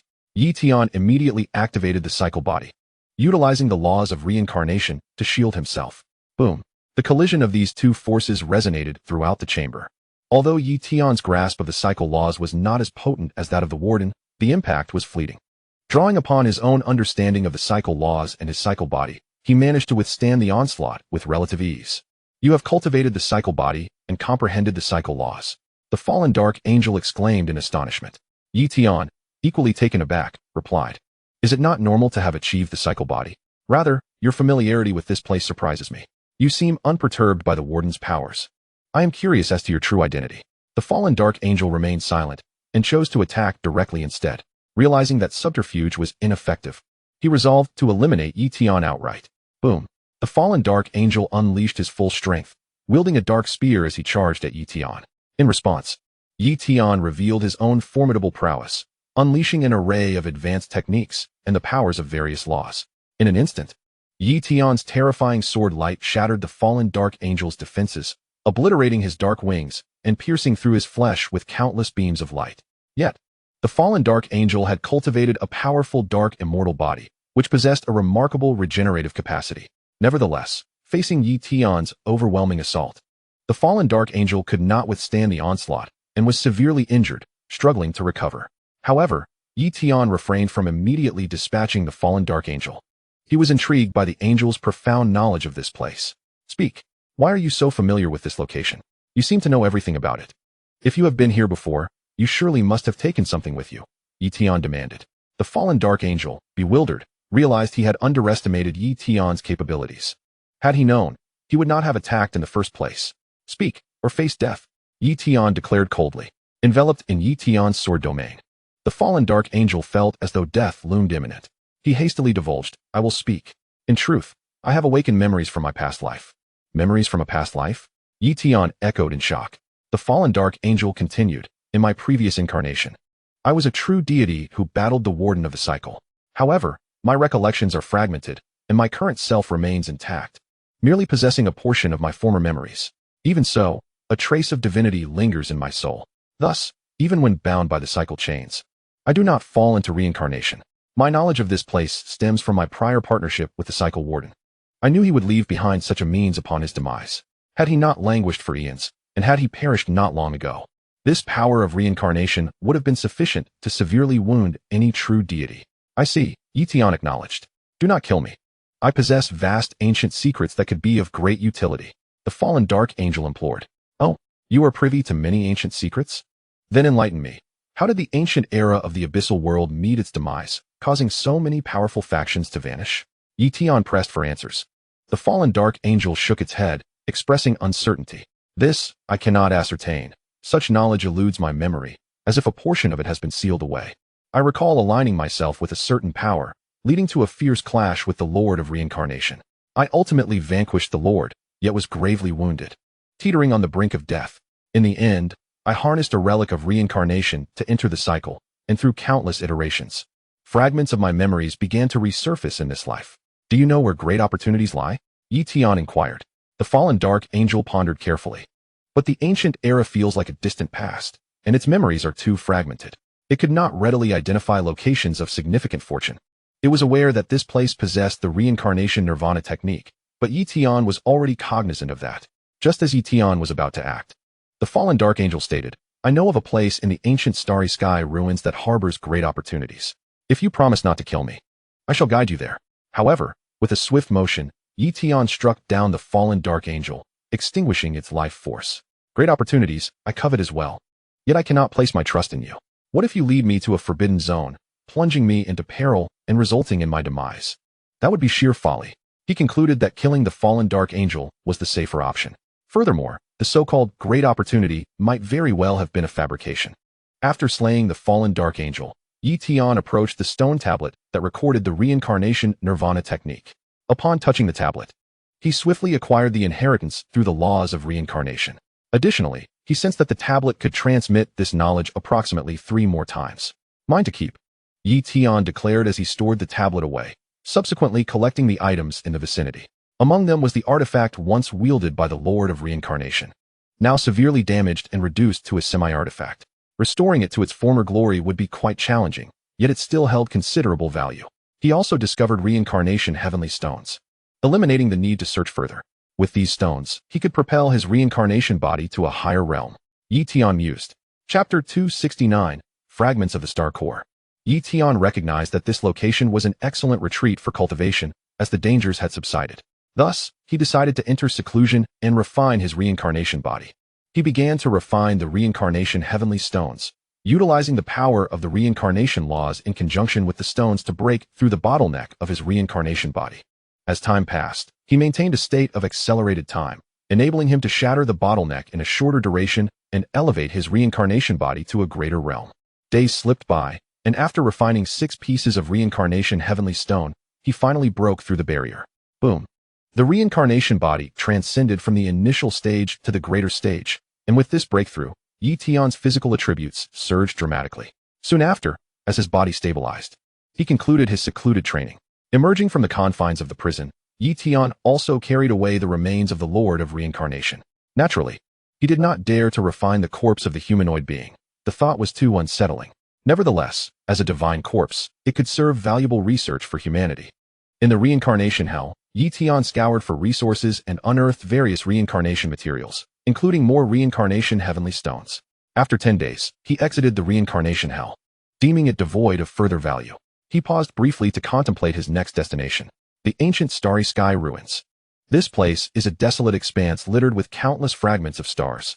It is said that in ancient times, the heavenly court mobilized a multitude of stars to form a grand array, which was ultimately shattered, resulting in the obliteration of many stars and their transformation into innumerable fragments. The ancient starry sky ruins was one of the primary battlegrounds, rich with star fragments.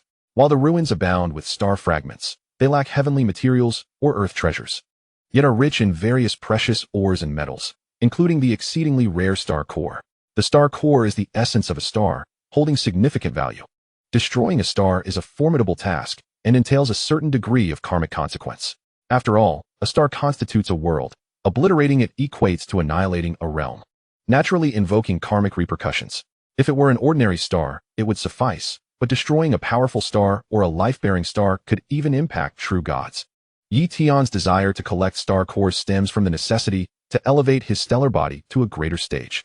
For utilizing a star core presents the most effective means of breakthrough. However, ordinary star cores are of little use. The stars he previously encountered were mere ordinary stars, not life-bearing ones, essentially formed from star fragments. It is only within the ancient starry sky ruins that they can manifest as stars. Otherwise, they cannot coalesce into stars in the external world. The star cores of these stars hold little value. Of course, the stars beyond Earth also possess negligible worth, even less than the ordinary stars within the ancient starry sky ruins. What Tian seeks are the star cores from the ancient era, imbued with unique primordial power, granting them special properties. I do not require complete star cores from the ancient stars. A fragment from an ancient star will suffice. Tian contemplated. With that, he swiftly traversed towards the ancient starry sky ruins. Soon, Tian arrived at the ancient starry sky ruins, witnessing an endless expanse of fragments, all still in their fragmented state, scattered throughout. The most significant danger within the ancient starry sky ruins lies in the multitude of ancient killing formations concealed within. Should one be triggered, even the most formidable true sage could be instantly annihilated. Thus, few true sages venture here in search of or materials. The potential rewards do not match the inherent dangers. Should one fail to find treasures and instead fall victim to an ancient killing formation, the outcome would be tragically grim. Only true sages in dire need of specific materials would dare to take such risks. Entering, Tian ventured forth cautiously. In this perilous ancient starry sky ruins, he remained vigilant. The ancient killing formations meld seamlessly with the environment, making them difficult to detect, and reckless attacks are to be avoided. Some formations remain dormant, and unwarranted assaults could inadvertently activate them. Thus, encountering an ancient killing formation in the ancient starry sky ruins is nearly inevitable. The dangers here surpass those of the Moon River, which merely consists of fragments from the lunar star, whereas this realm is composed of a multitude of ancient star fragments. Tian murmured. With that, he proceeded with utmost caution. Before long, he found himself confronted by an ancient killing formation. In one moment, he was gliding through the air, And the next, with the slightest contact with a fragment, the surroundings transformed dramatically. Boom! An ancient killing formation was triggered. Countless starlights scattered through the void, coalescing into a terrifying spear of starlight. At this moment, he found himself ensnared, unable to evade, and had no choice but to endure the onslaught. Boom! The spear of starlight surged forth. Tian waved his hand, attempting to counter the spear of starlight with his celestial armor, but it was swiftly pierced. Nevertheless, Tian activated various defensive measures, even deploying the sword realm, opting to confront the spear of starlight head-on. Crack! The spear of starlight shattered. But Tian was also sent flying. In the next instant, he burst forth from the ancient killing formation. Indeed, this ancient killing formation was terrifying. That single strike could have slain an ordinary pinnacle true saint. Tian murmured. He probed with various techniques, but could discern nothing of this ancient killing formation. Clearly, the intricacies of such an ancient formation exceeded his comprehension, and he was currently incapable of destroying it. With so many ancient killing formations existing here, having endured through countless ages without destruction, it was apparent that he could not hope to dismantle them. He pressed onward, albeit with heightened caution. Days turned into weeks. Tian encountered the ancient killing formations thrice, yet managed to navigate through them with the passage of time. One day, Tian finally sensed the presence of a star core. Ahead, a massive fragment of a celestial body captivated him. He soared towards it, and with a swift stroke of his sword, he rent the celestial fragment asunder, reaching inside to seize a shard of the star core. This piece, the size of a basketball, was a deep, obsidian hue, yet it was indeed a fragment of a star core. Such a substantial shard should suffice to elevate my celestial Tao body to the realm of great perfection, Tian mused. Subsequently, he commenced a period of seclusion, striving to break through to the great perfection level of his celestial Tao body. He swallowed the star core fragment and began his cultivation. Chapter 270, The Sea of Divine Slaying Swords. Boom! Tian's form continuously absorbed the energy of the star core fragment, utilizing the laws of the stars to shatter the bottleneck of his celestial Tao body. Gradually, the barrier was shaken, and it began to tear apart. Soon after, crack! The bottleneck of the celestial Tao body was completely ruptured, transitioning from the minor achievement stage to the stage of great perfection. Concurrently, Tian's physical prowess surged remarkably. The celestial Tao body had also ascended. Now I possess 3 pinnacle Tao bodies that have attained the realm of great perfection. Tian felt an exhilarating rush. If only he could elevate several more Tao bodies to the great perfection stage during his time in the ancient starry ruins, it would be magnificent. At that point, his power would escalate to an unfathomably terrifying level.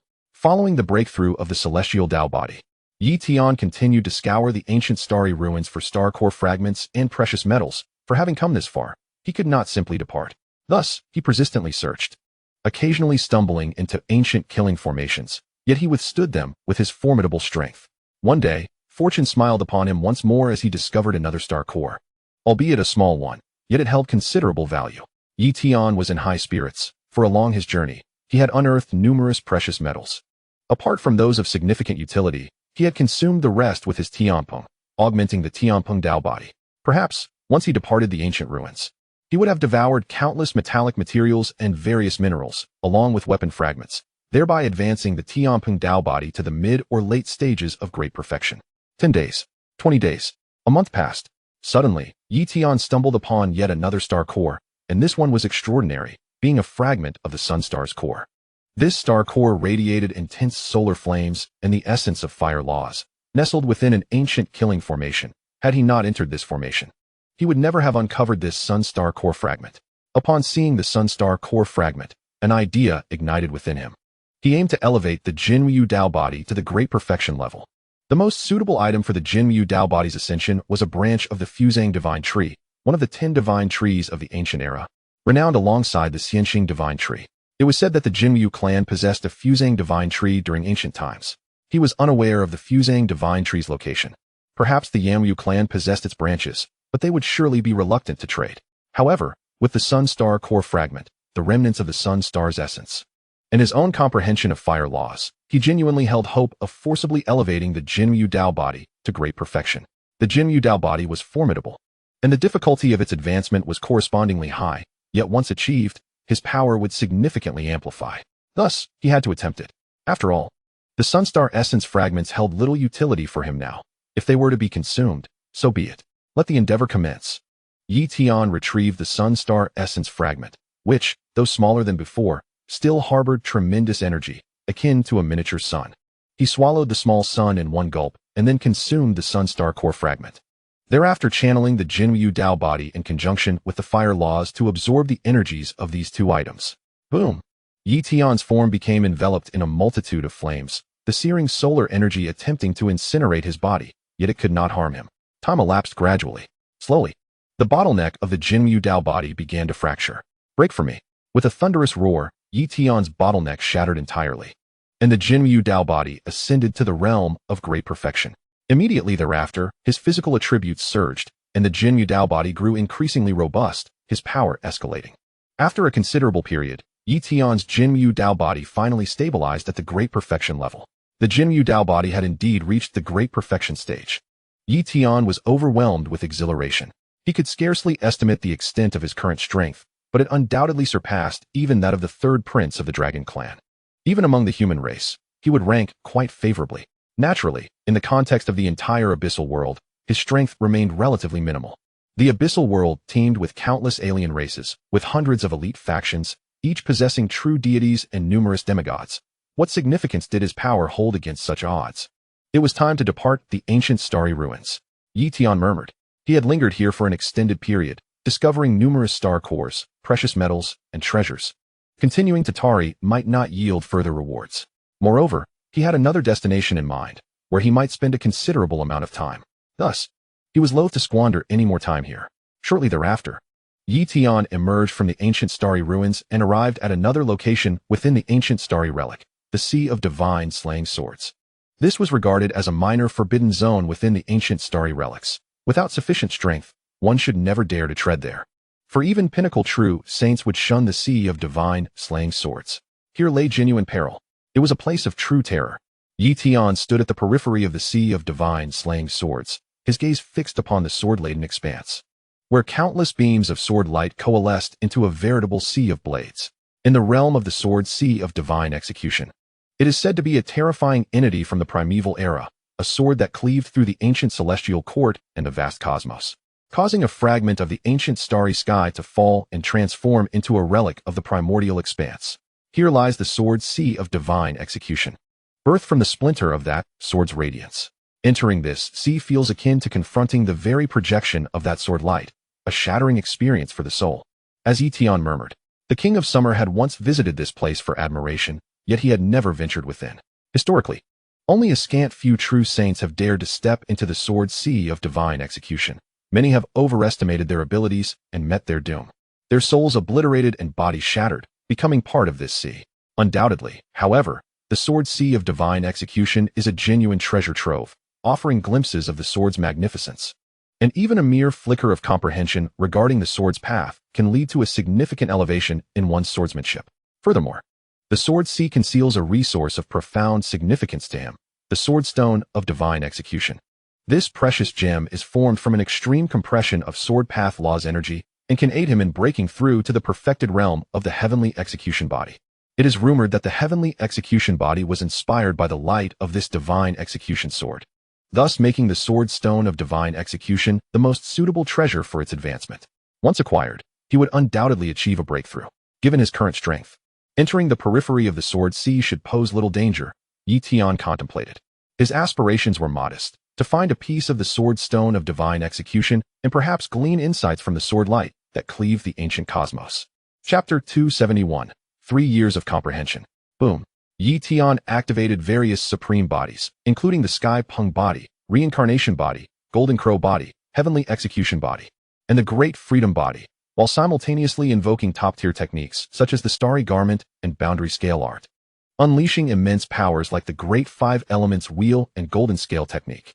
Layers of radiant light enveloped him, augmenting his defenses to the utmost before he stepped into the sword sea of divine execution, wary of the unknown intensity of its assaults. Upon entry, he quickly assessed the situation, prepared to reduce his defenses as necessary, for maintaining full defense would deplete his energy far too rapidly. Swish. As Yi Tian stepped into the sword sea, an onslaught of sword light descended upon him. Clang, clang, clang. He withstood a barrage of relentless attacks, relying on his formidable defenses to hold firm. However, these defenses could only shield him from physical assaults. the sword light bore an attack that transcended mere flesh, striking at his very soul. An intangible force disregarded all corporeal barriers, lacerating his essence.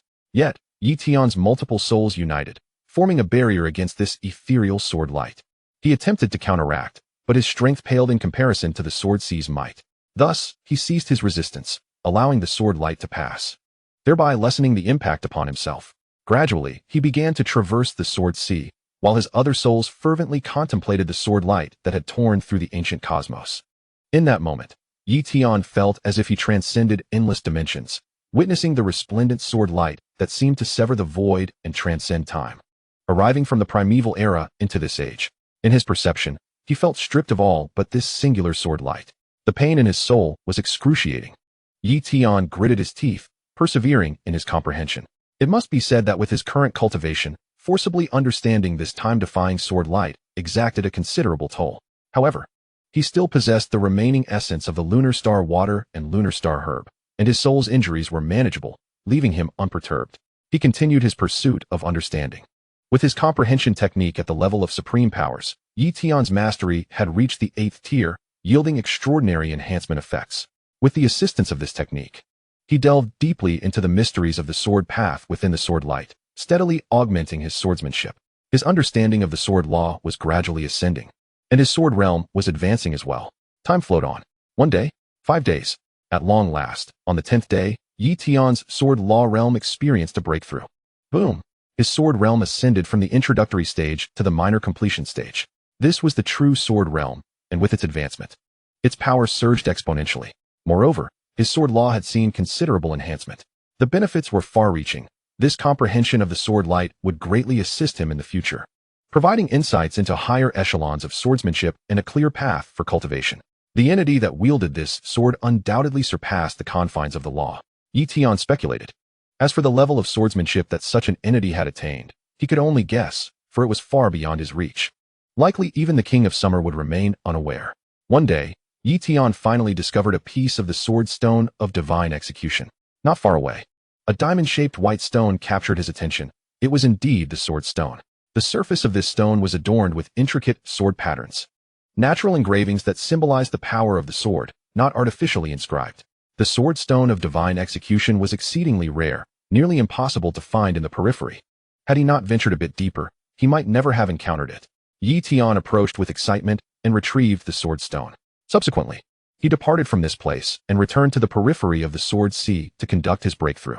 The sword energy was dense here, perfectly suited to facilitate the advancement of the heavenly execution body.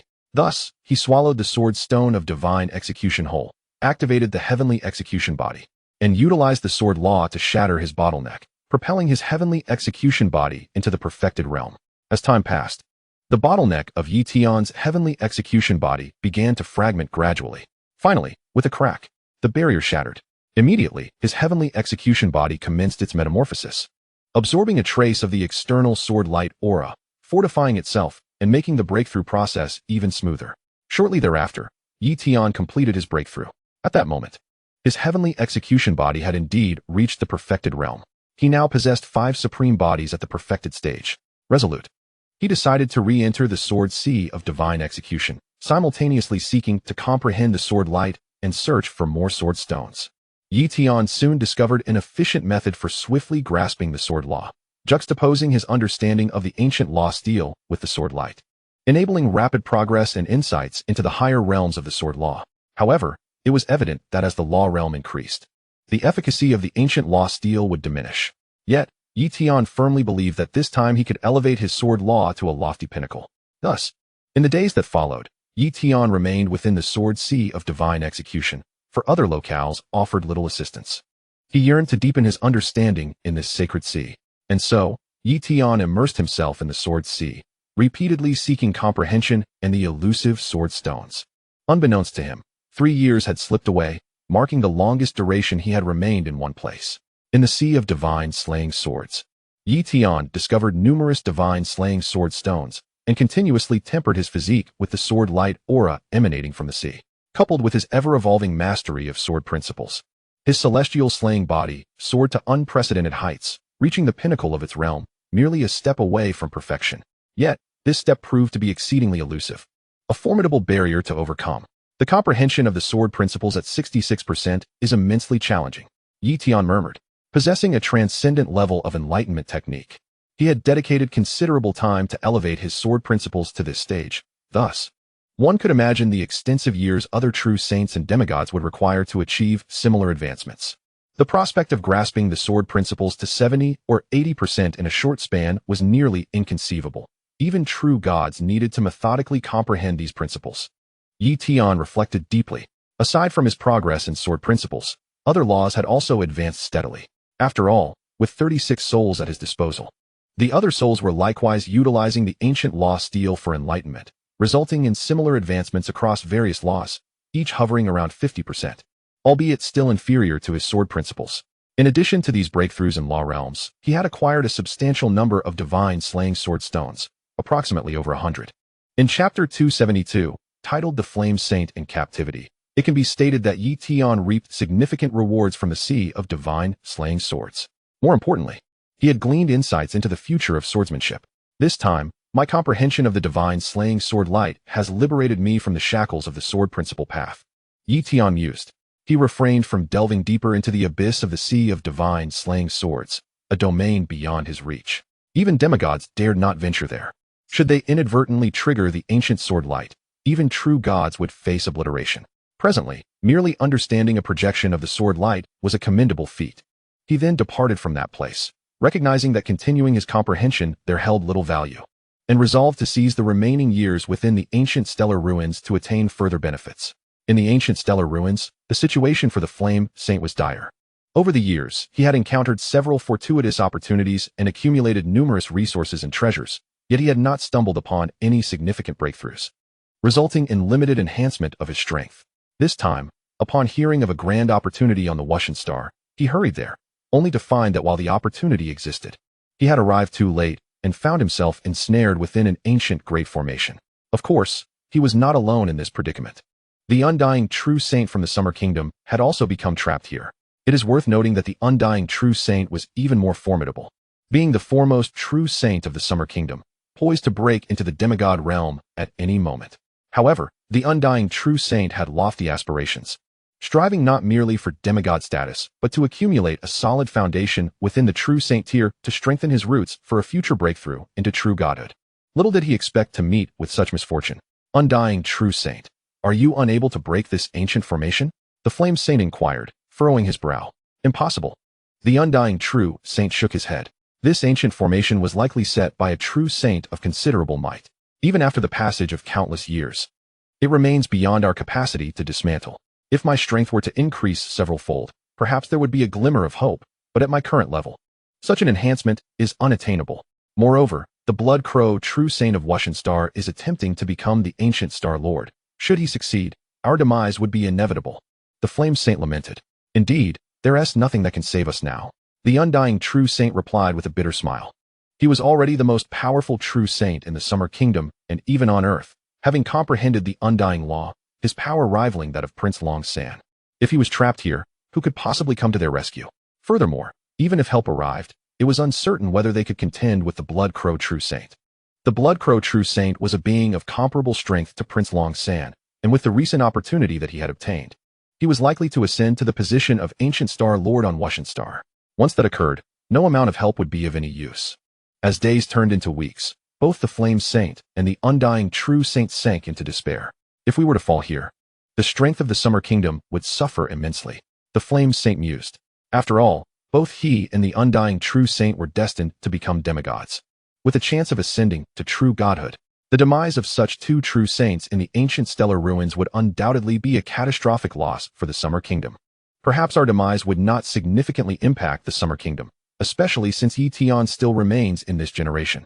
The Flame Saint suddenly pondered. A thought struck him. Could it be that Tian might be able to rescue us? He suggested to the undying true saint. Tian, the undying true saint frowned. When he entered the ancient stellar ruins, he was merely at the minor saint level. Although he managed to escape the clutches of a true saint, his power was only that of an invincible great saint at best. Even if we were to exaggerate his abilities, considering he could rival an average true saint, the rapid growth he has achieved in such a short period likely only equates him to a top-tier true saint, and he may not even be capable of defeating them, let alone rescue us. Clearly, the undying true saint held little faith in Tian. Let us convey our situation to Tian. Perhaps it might offer a sliver of hope. If Tian were to gain a miraculous opportunity and his strength were to soar beyond that of yours, we might stand a chance, provided the Blood Crow true saint has not yet become the ancient Star Lord. The Flame Saint insisted. Of course, he was well aware that the possibility was minuscule, yet it was still a glimmer of hope. They could not afford to simply wait for death. Then you shall communicate with Tian, but you must clearly articulate our circumstances. If there is no assurance, he must not come. Tian is almost destined to become a true saint, and not just any true god. He cannot perish here, the undying true saint cautioned. That is assured. The Flame Saint replied. Subsequently, the Flame Saint utilized a special artifact to enhance his wristwatch, transmitting a message through the ancient killing formation. This way, there was a reasonable chance that the message could reach Tian. However, this was contingent upon Tian's location being able to receive the signal. Otherwise, it would remain undelivered. In the ancient stellar ruins, Tian was en route when suddenly his wristwatch received a message. It's from the Flame Saint. Tian exclaimed as he opened the watch to read the message. The Flame Saint and the undying true saint are trapped. Tian was taken aback. The undying true saint was an immensely powerful true saint, the foremost in the Summer Kingdom, with strength only second to Prince Long San. As long as he did not venture into overly perilous areas, it was virtually impossible for him to encounter danger. Thus, it was shocking that he had been ensnared within an ancient formation. Wushan Star, the Blood Crow true saint, the ancient Star Lord.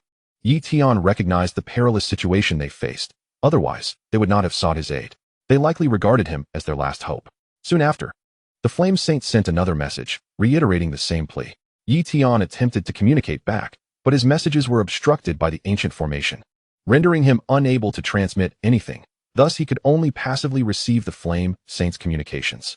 Knowing the location of Wushan Star, I shall go directly, Tian declared as he tore through space, utilizing the principles of space to traverse swiftly.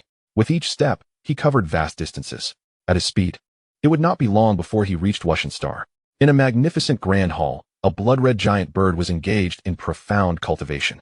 This formidable creature was none other than the true form of the Blood Raven Saint, who possessed the noble bloodline of the Golden Crow. Coupled with numerous fortuitous encounters, he had risen to prominence as a renowned true saint within the ancient stellar relics. Furthermore, he was a being birthed from those ancient remnants, belonging to the primordial legacy. Thus, he harbored aspirations of becoming the master of the ancient stars. In these ancient celestial relics, it was impossible for non-native beings to ascend to the rank of Star Master. At this pivotal moment, he was on the verge of achieving that very status. Soon, a terrifying will of the celestial body descended upon the Blood Raven Saint, merging his soul with the essence of the Crow God Star, thus granting him dominion over it. In that instant, he had unequivocally become the master of the ancient stars. Chapter 273, Dominating the Ancient Star Master. Within the grand primordial formation, both the Flame Saint and the undying true saint sensed the changes emanating from the Crow God Star. The pervasive psychic energy enveloped the formation itself. This was dire news. The Blood Raven Saint had succeeded. He had successfully tamed the will of the Crow God Star and ascended to the rank of Star Master. This was to be expected, for he had acquired that invaluable treasure, making his rise to the status of Star Master a foregone conclusion. At this moment, the Flame Saint's expression shifted dramatically. This is bad. If Tian receives my message and believes he possesses the strength to rescue us, it would spell disaster. Such a possibility was not out of the question. He had to inform him that the Blood Raven Saint had become the master of the ancient stars. He promptly attempted to send another message. However, this attempt proved fruitless. It's futile. The undying true saint shook his head. The Blood Raven Saint is now the master of the ancient stars. His power has sealed the entire Crow God Star, and no information can escape. At this moment, they awaited their fate, praying that Tian would not come. I have finally become the master of the ancient stars. The Blood Raven Saint reveled in his triumph. His psychic power now radiated throughout the Crow God Star. Nothing could remain concealed, and any strong beings daring to approach would find it impossible to evade his scrutiny. Moreover, the benefits of becoming the master of the ancient stars were manifold. Not only had his strength drastically increased, but he could also extend his lifespan, relying on the will of the Crow God Star to prolong his existence.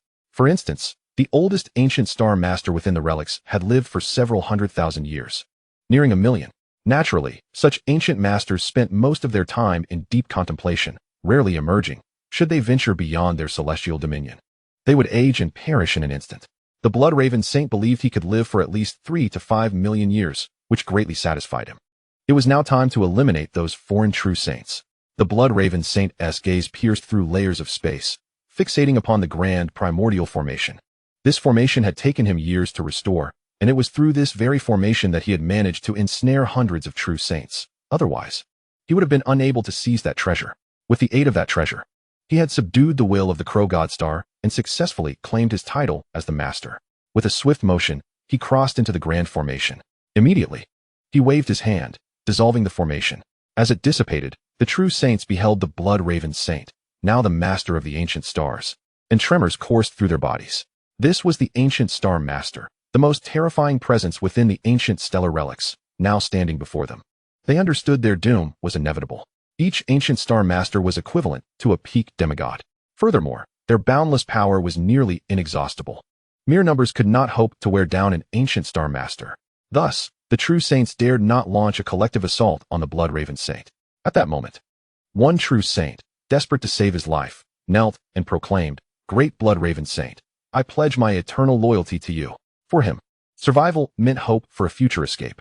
Yet, the Blood Raven Saint retorted, "I have no need for the loyalty of mere insects, especially despising outsiders." With a flick of his hand, the true saint was instantly engulfed in a fiery crimson blaze, reduced to ashes in an instant. This was the power of the Blood Raven Saint after becoming the master of the ancient stars. With a mere gesture, he could annihilate a top-tier true saint. The Flame Saint's pupils constricted. The slain true saint had power comparable to his own, yet was dispatched so effortlessly by the Blood Raven Saint. This was the might of an ancient star master. It was no wonder that throughout the ages, true gods had warned true saints never to tread upon the stars ruled by ancient masters, for it would inevitably lead to death. Flee, one after another. The true saints tore through the void, seeking to escape. They recognized that allegiance was futile. Only by fleeing did they hold a glimmer of hope. "Do you think you can escape?" The Blood Raven Saint thundered. Suppression. The void solidified, and all things came to a standstill. Die. Countless flames descended upon the true saints. At that critical juncture, a battle garb woven from starlight shielded the Flame Saint and the undying true saint. It was the ancient celestial art, the Starry Saint garb. Both the Flame Saint and the undying true saint recognized this ancient technique, yet they were bewildered. Who would employ the Starry Saint garb to rescue them? Suddenly, they thought of one individual, Tian. Tian, flee. He is now the master of the ancient stars. The Flame Saint bellowed. They were not entirely confident in the Starry Saint garb's defenses, hence their voices carried a tone of desperate determination. However, the flames unleashed by the Blood Raven Saint were indeed blocked by the Starry Saint garb, while the other true saints were not so fortunate, turning to ashes one by one. Among them, only the Flame Saint and the undying true saint survived. This actually held? The Flame Saint was astonished. He himself would have been unable to withstand such an onslaught, yet Tian had managed to do so. What kind of power was this? With a swift motion, the void split open. Tian emerged. "Flame Saint, undying true saint, retreat. Leave this to me," he declared. "None shall escape." The Blood Raven Saint roared in fury. Yet, he soon encountered the true essence of terror. The 10 Directions, Sword Realm. This pinnacle technique had been cultivated by Tian over several years to the 8th diagram of the Tao. Were it not for his insufficient cultivation, he could have even advanced it to the 9th diagram or even the perfect 10th diagram. Boom! The 10 Directions, Sword Realm manifested, directly suppressing the Blood Raven Saint. The terrifying power of the sword principles, reaching a staggering 66%, unleashed an onslaught of unimaginable ferocity. Not only that, but Tian's own Sword Realm and the supreme divine ability, the sword diagram of heavenly extermination, were also unleashed. In an instant, the Blood Raven Saint was sent crashing deep into the earth, and the surrounding area transformed into ruins. Even the foundational structure of the grand primordial formation lay in ruins. Impossible. The Blood Raven Saint was left in shock. He was the master of the ancient stars. Yet he had been so thoroughly bested on his own territory by Tian. Kill. The Blood Raven Saint summoned the fire principles and the power of the Crow God Star to empower himself, charging at Tian. However, Tian unleashed a series of peak Tao bodies, activating numerous principles. He even employed the laws of time and space. In a heartbeat, time and space were solidified by Tian, and a terrifying sword light pierced through the Blood Raven Saint's defenses, penetrating his heart. However, the Blood Crow True Saint remained unscathed, owing to the blessing of the ancient Star Master. At this moment, both the Flame Saint and the Undying True Saint had retreated to a considerable distance, watching in utter bewilderment as Yi Tian relentlessly pummeled the Blood Crow True Saint. Am I seeing this correctly? Yi Tian is dominating a being of ancient star master level. Flame Saint turned to inquire. You are not mistaken. This is indeed true.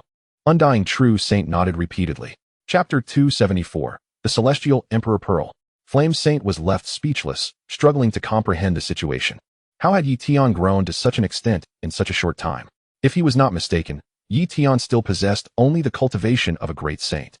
Of course, even if Yi Tian had indeed broken through to the true saint realm, the amplification of his strength would not be overly exaggerated. After all, the terrifying power Yi Tian exhibited was not merely due to an increase in cultivation level, but rather stemmed from his exceptional Dao body, various supreme Dao techniques, and mastery of the laws. Yi Tian's understanding of the laws surpassed that of any formidable opponent he had encountered. The astonishment in Undying True Saint's heart was beyond imagination. Although he was aware of Yi Tian's prodigious talent, he had never engaged with him directly and had only heard other true saints speak of him prior to this moment. Moreover, when they had first entered the ancient starry ruins, he had not perceived Yi Tian as particularly formidable. But now, he had no choice but to acknowledge that he had severely underestimated Yi Tian.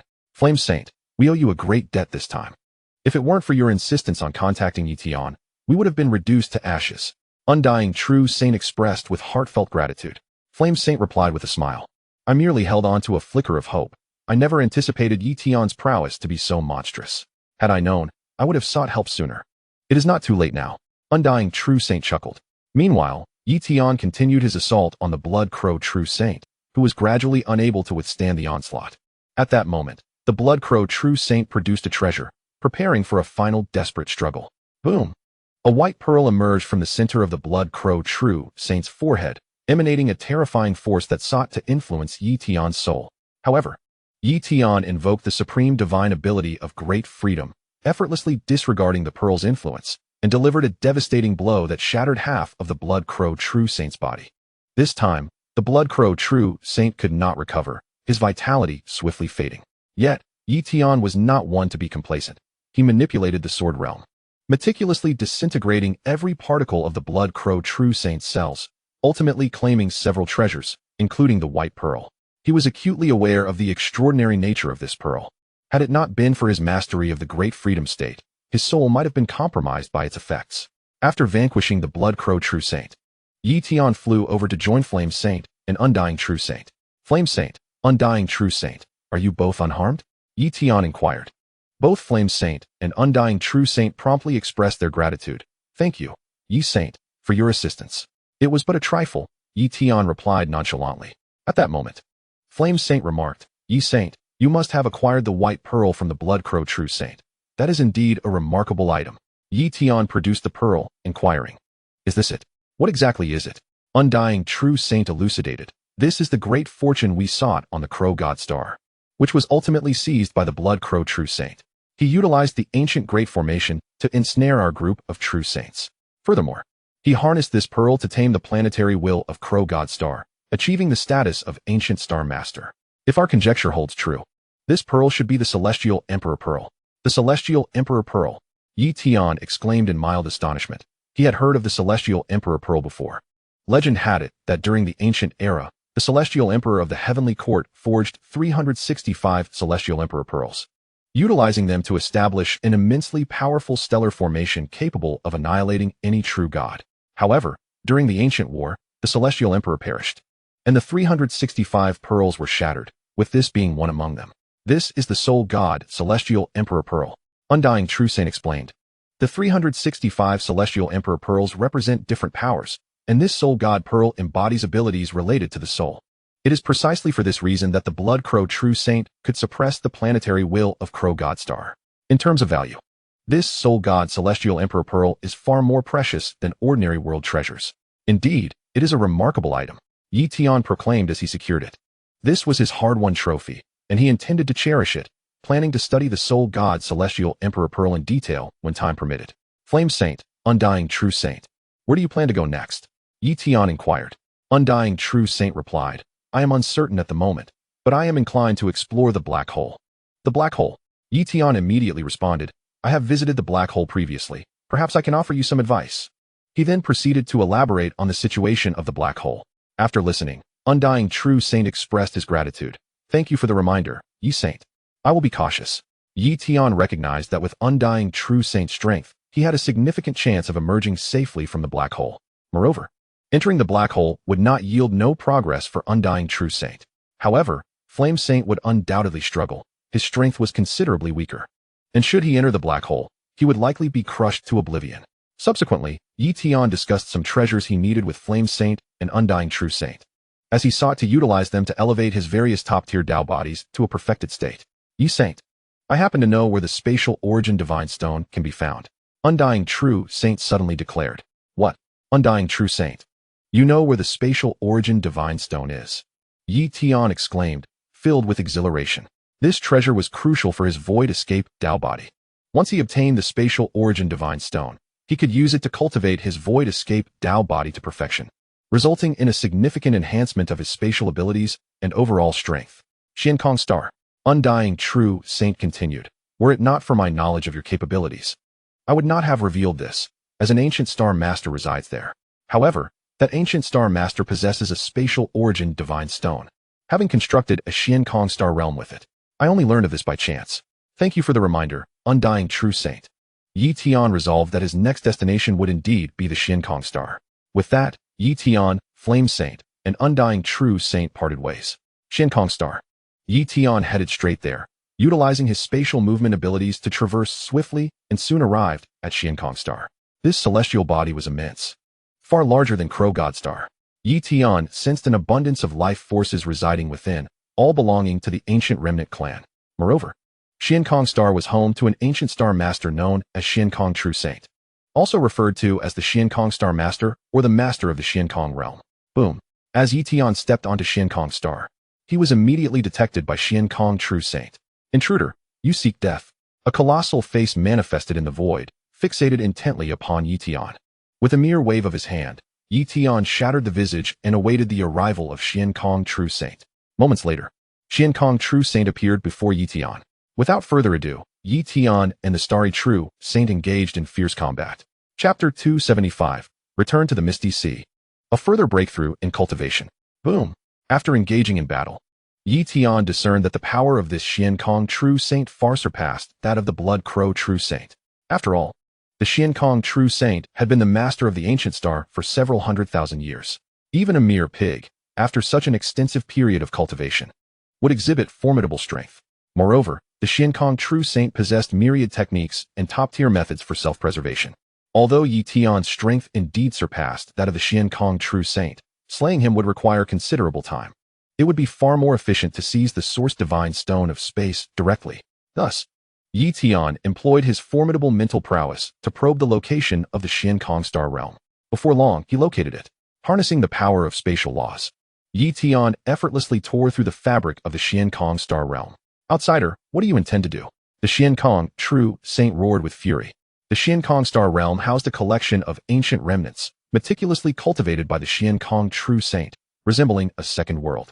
Suddenly, a colossal hand rent the starry expanse, and a great hand formed from the laws of space reached into the depths of the Xiankong Star Realm, seizing the Source Divine Stone of Space. Crack! The Source Divine Stone of Space was plucked away by Yi Tian, causing the entire Xiankong Star Realm to begin its collapse. This was not a true world, but rather an illusory realm. The ancient remnants within were merely echoes of their consciousness, akin to a virtual world on Earth.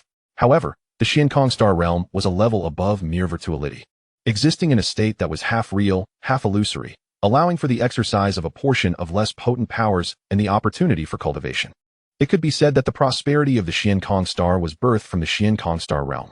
Yet now, Yi Tian had shattered it, inciting the Xiankong True Saint's unbridled rage. However, he realized he could not confront Yi Tian. Xiankong True Saint, I have taken what I came for, and shall not linger, Yi Tian declared as he stepped out of the Xiankong Star and departed. The Xiankong True Saint dared not pursue. He could only unleash the combat prowess of an ancient star master within his realm. Venturing outside would render him vulnerable to Yi Tian's swift annihilation.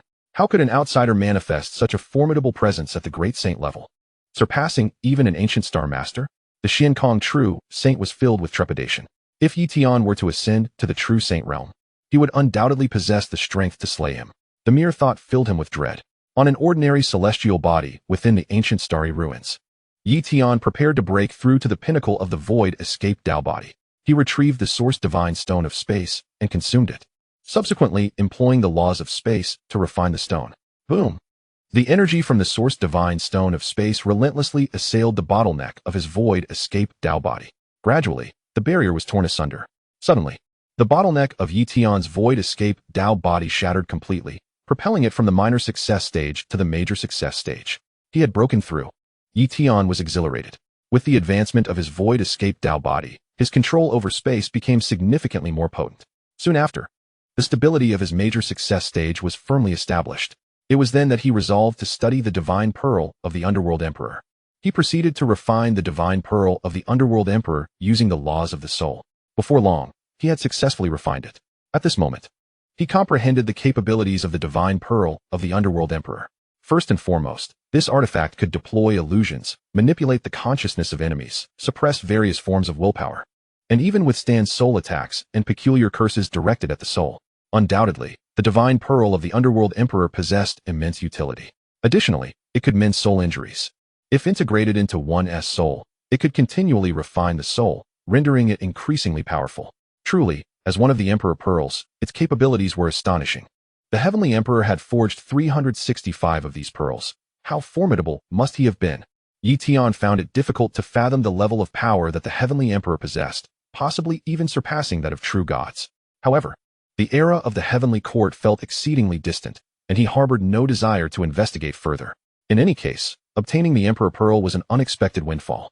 With it, he need not worry about the enhancement of his soul. Once he ascended to the true saint realm, perhaps he could continue cultivating the thousand souls forging Tao technique, allowing him to generate even more souls. At that point, with the aid of the Emperor Pearl, he could endlessly produce soul after soul. Tian pondered. Next, he contemplated his next destination, but found himself at an impasse.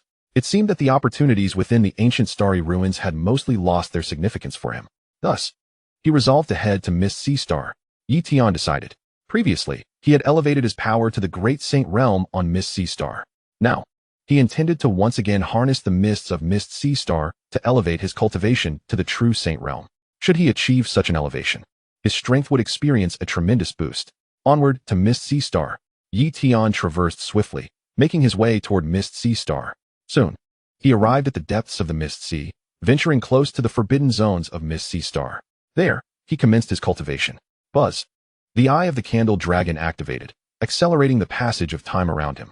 Compared to the past, Tian had now cultivated the eye of the candle dragon to the 8th diagram, capable of accelerating time by 45 times. However, such acceleration demanded immense energy, and he could not sustain it for long. Nevertheless, maintaining a 30-fold acceleration required merely a slight expenditure of divine stones, which posed no issue. Thus, he currently engaged in cultivation with a 30-fold time acceleration. Boom! An abundance of mist sea energy surged into Tian's body, which he rapidly absorbed, enhanced by the sheer density of the energy present. At this rate of efficiency, his cultivation would undoubtedly advance swiftly. Days turned into weeks, and before he knew it, half a year had elapsed. On this day, Tian's cultivation finally broke through, ascending from the mid-level Great Saint Realm to the high-level Great Saint Realm. In truth, it was akin to 15 years of cultivation, making such an enhancement entirely reasonable. However, he had not relied on any resources, merely absorbing the energy of the Mist Sea. Yet, Tian clearly sensed that the assistance from the Mist Sea had diminished significantly. The energy here was primarily suited for the minor saint and great saint realms, offering little aid to the true saint. He was now on the verge of the true saint realm, hence the efficacy was naturally reduced. Nevertheless, as long as there was still some effect, he was content. Tian was not solely focused on cultivation. His other souls were also diligently practicing various techniques, with none remaining idle. Chapter 276, The Primal Sloth Beast. As time passed, Tian's progress slowed, yet his power continued to grow steadily. One day, his divine stones ran out, forcing him to reduce the time acceleration to 15 times. In the blink of an eye, another 2 years had slipped by. At this moment, Tian stood just a step away from the pinnacle of the Great Saint Realm. Moreover, his myriad of laws and unparalleled techniques saw a significant enhancement. On this day, Tian's longevity body finally experienced a remarkable breakthrough. Boom! After continuously practicing the longevity technique, Tian elevated his longevity body to an advanced state. At this juncture, his lifespan surged once more, and his physical prowess also saw an increment. Subsequently, Tian persisted in his cultivation, striving to elevate his cultivation level to the pinnacle of the Great Sage realm. Achieving this would enable him to challenge the true Sage realm. Days passed, and finally, on this momentous day, Tian shattered his bottleneck, advancing to the pinnacle of the Great Sage realm. With his cultivation now at the zenith, he stood merely a step away from the true Sage. Tian was exhilarated. Upon breaking through to the true Sage realm, his power would augment further. Of course, it would not be a qualitative leap, as his current cultivation did not substantially contribute to his combat strength. Thus, the breakthrough would yield only a marginal increase in power. Here, amidst the foggy sea, he resolved to strive for his true Sage breakthrough. Although the quality of energy here was not exceptionally high, its abundance sufficed for his needs. Therefore, Tian began to challenge the true Sage realm within the foggy sea. He prepared himself, utilizing various laws to stimulate his extraordinary organs. After all, others had succeeded in breaking through without comprehending the power of the laws. So with his understanding, success was a foregone conclusion, and failure was an impossibility. Boom! All of Tian's extraordinary organs began their metamorphosis under the influence of the laws. During this transformation, these organs voraciously absorbed the surrounding energy. Countless energies from the foggy sea surged into Tian's body, facilitating the evolution of his extraordinary organs. As these organs transformed, the divine essence within them also underwent a metamorphosis, leading to a profound change in Tian's physical form and cultivation. This intense transformation demanded an immense amount of energy. Moreover, Tian was not an ordinary great sage. The energy required for his breakthrough far exceeded that of others in the same realm. Heavenly Peng, devour it all. Countless energies were consumed by Tian, rendering a vast area of the foggy sea into a vacuum. Immediately, energies from other regions surged towards this spot, astonishing many great sages who came to investigate. Although they discerned Tian was challenging the true sage realm, none dared to interfere. For his breakthrough aura was exceedingly terrifying. Who would dare court death? As time elapsed, Tian's breakthrough process gradually neared its conclusion. With each passing moment, his aura grew stronger, causing many great sages to refrain from approaching, retreating to a safe distance. After a considerable time, Tian finally completed his breakthrough, emerging as a true sage. Of course, in terms of cultivation, he was still at the initial stage of the true sage realm, with intermediate, advanced, and peak true sages above him. However, the specifics of cultivation mattered little to him. With his current strength, he could effortlessly vanquish ancient star lords like Bloodcrow True Sage in a mere couple of strikes, and even defeat ancient star lords like Xian Kong True Sage within a short span. His combat prowess had undoubtedly reached the apex of demigod strength. Just as Tian reveled in his triumph, an unexpected turn of events unfolded. Boom! A colossal vortex materialized on Fogsea Star. The force of this vortex was so formidable that numerous beings of the Saint Realm were drawn into its maw. Tian initially believed he could evade its grasp, yet he underestimated the vortex's power. The primary reason was his proximity to the forbidden zone of Fogsea Star, rendering his escape impossible. In an instant, he, along with the other saints, plummeted into the forbidden zone of Fogsea Star. The vortex that appeared was akin to a passage, and they seemed to be swallowed into the inner world of the forbidden zone. At that moment, Tian sensed the presence of a life force, one that was at the demigod level. They had been consumed by a demigod level being. "This is bad. We've been swallowed by a primal sloth beast," exclaimed a knowledgeable great sage, recognizing the entity. "What is a primal sloth beast?" Tian inquired, curiosity piqued. The great sage, filled with despair, explained. The primal sloth beast is one of the ancient divine beasts, yet it is notoriously lethargic and never cultivates. Thus, most primal sloth beasts remain at the demigod stage. If they were not so indolent, achieving true divinity would be effortless for them. Moreover, the primal sloth beast is a defensive ancient divine beast, famed for its unparalleled defenses. Deemed the strongest in the era of antiquity. Could this primal sloth beast have survived since the ancient times? Tian pondered. That is unlikely. Even the Zilong, who wields the power of time, could not endure from the ancient era to the present. A mere sloth beast, regardless of its slumber, could not possibly exist until now. Typically, a primal sloth beast spends its entire life in one location, and before its demise, it condenses all its life force into a new egg, thus giving rise to the next generation of primal sloth beasts. This Fogsea Star is likely the result of successive generations of primal sloth beast shells, concealing a primal sloth beast within. This great sage elaborated. In the ancient starry skies, beings could not ascend to the demigod realm, yet there are exceptions. Fogsea Star. being the manifestation of successive generations of primal sloth beasts, can partially resist the rules of the ancient starry sky remnants. Thus, the primal sloth beast could maintain its demigod-level cultivation. Furthermore, the age of this particular primal sloth beast was unfathomable, leaving its true strength a mystery. Even if it were weak, its defenses, renowned as the best in ancient times, indicated that other beings would find it exceedingly difficult to slay it. Swish, swish, swish. One by one, saints were consumed by the primal sloth beast, its terrifying gastric acid dissolving them. Some saints, in their final moments, unleashed their full might, striking the beast's stomach wall. However, their efforts caused not even a ripple. At this juncture, Tian had stabilized his position. He activated various Dao bodies, wielding the wondrous artifact, the Sanyang's sword, unleashing nearly 70% of the sword's laws along with others to assault the inner stomach wall of the primal sloth beast. Boom, boom, boom. With each strike, Tian's attacks merely caused tremors against the stomach wall. He could not pierce through it. Such was the might of the ancient divine beast's first-rate defenses. It was truly terrifying. Ordinarily, the interior is the most vulnerable area of a creature. Yet even against this weakest point, he could inflict no damage. Tian was utterly perplexed. However, his relentless strikes did elicit some discomfort from the primal sloth beast. Leave. The beast opened its massive mouth, forming a passage, seemingly wishing to let Tian escape. Chapter 277. Supreme Dao Technique, Chaotic Scales. Leave. Leave. The primal sloth beast's mental force inundated Tian's mind. Its booming yet somewhat juvenile voice echoed.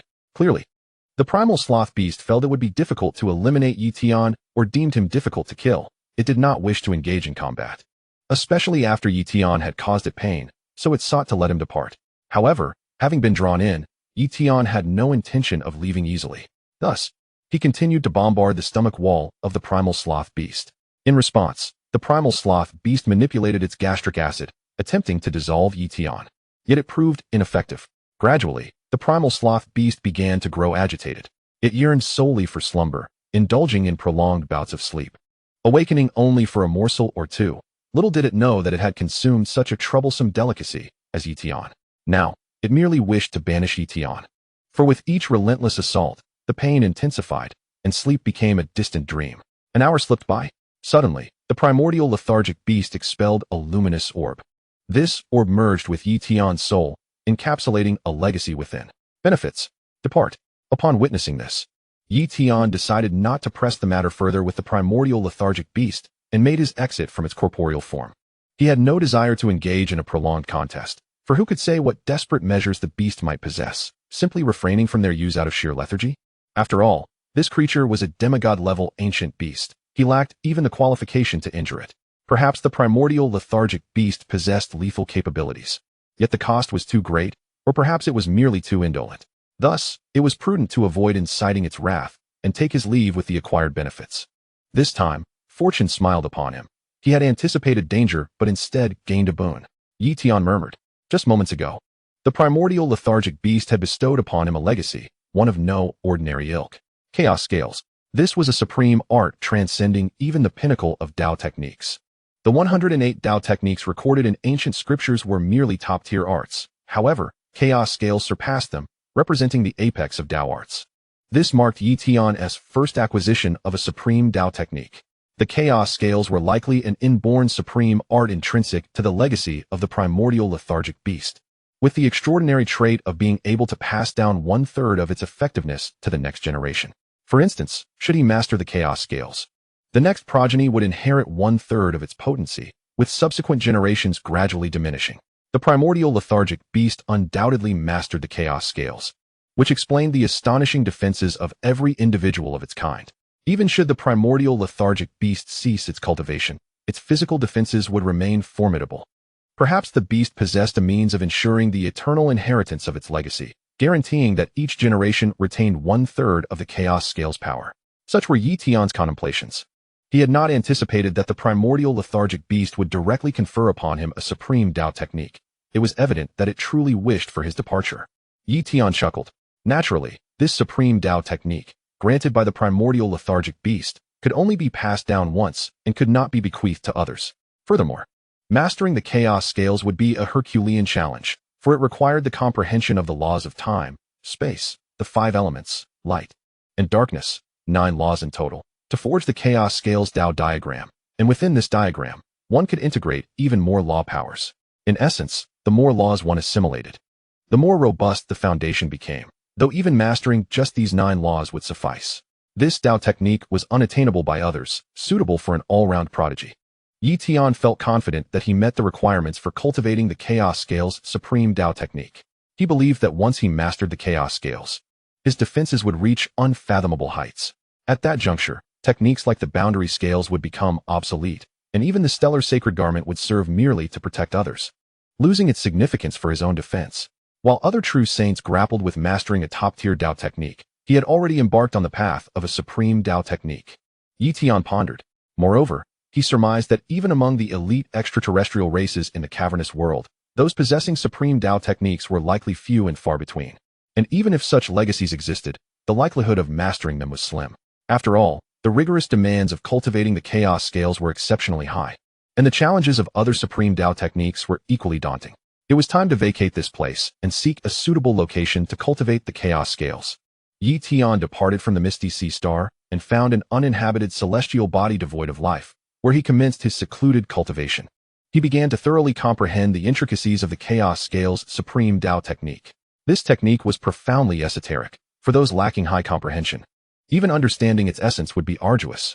Utilizing his profound comprehension techniques, he diligently probed its depths, taking several days to grasp its fundamentals before beginning his cultivation. The Chaos Scales not only demanded mastery of 9 laws, but also imposed stringent requirements on the physical body and level of life. A frail body or low life tier would result in catastrophic failure during cultivation. Tian was assured of his qualifications, hence he dared to proceed. Commencing, Tian began to decipher the Chaos Scales Dao diagram. This was indeed the most formidable step. Should other true saints attempt this, they might toil for millennia without success. Yet Tian's every essence was fully engaged, augmented by the blessing of his profound comprehension techniques and the effects of temporal acceleration. Days turned into weeks. It must be said, the Chaos Scales Dao diagram was immensely profound. Even the first diagram took Tian a full 3 months to comprehend. And that was with the benefit of 15 times temporal acceleration. One can only imagine the amount of time he invested. Boom! The 9 laws coalesced into a singular Chaos Scales Dao diagram. Subsequently, other laws seamlessly integrated into the Chaos Scales Dao diagram, rendering it increasingly potent. Ultimately, an impeccably flawless Chaos Scales Dao diagram began to merge with Tian's physical form. Boom! Tian's body underwent a monumental transformation. It was not merely an enhancement of physical strength, but an elevation of defensive capabilities. Every inch of his skin, flesh, and bone was profoundly altered under the influence of the Chaos Scales Dao diagram. It was as if an invisible layer of scales fused with every cell of his being, rendering them extraordinarily resilient, with defensive power amplified to unimaginable levels. After a considerable duration, the first Dao diagram of the Chaos Scales Supreme Dao technique was successfully cultivated. Notably, the Chaos Scales comprised a total of 36 Dao diagrams, far surpassing the mere dozen of top-tier techniques, existing in an entirely different echelon. Given his current level of cultivation, he was poised to complete at least 3 more Dao diagrams. Therefore, Tian continued his cultivation of the second Dao diagram of the Chaos Scales. Chapter 278. Return to Earth, the Shock of the Summer King. Months passed, and Tian successfully cultivated the second Dao diagram of the Chaos Scales.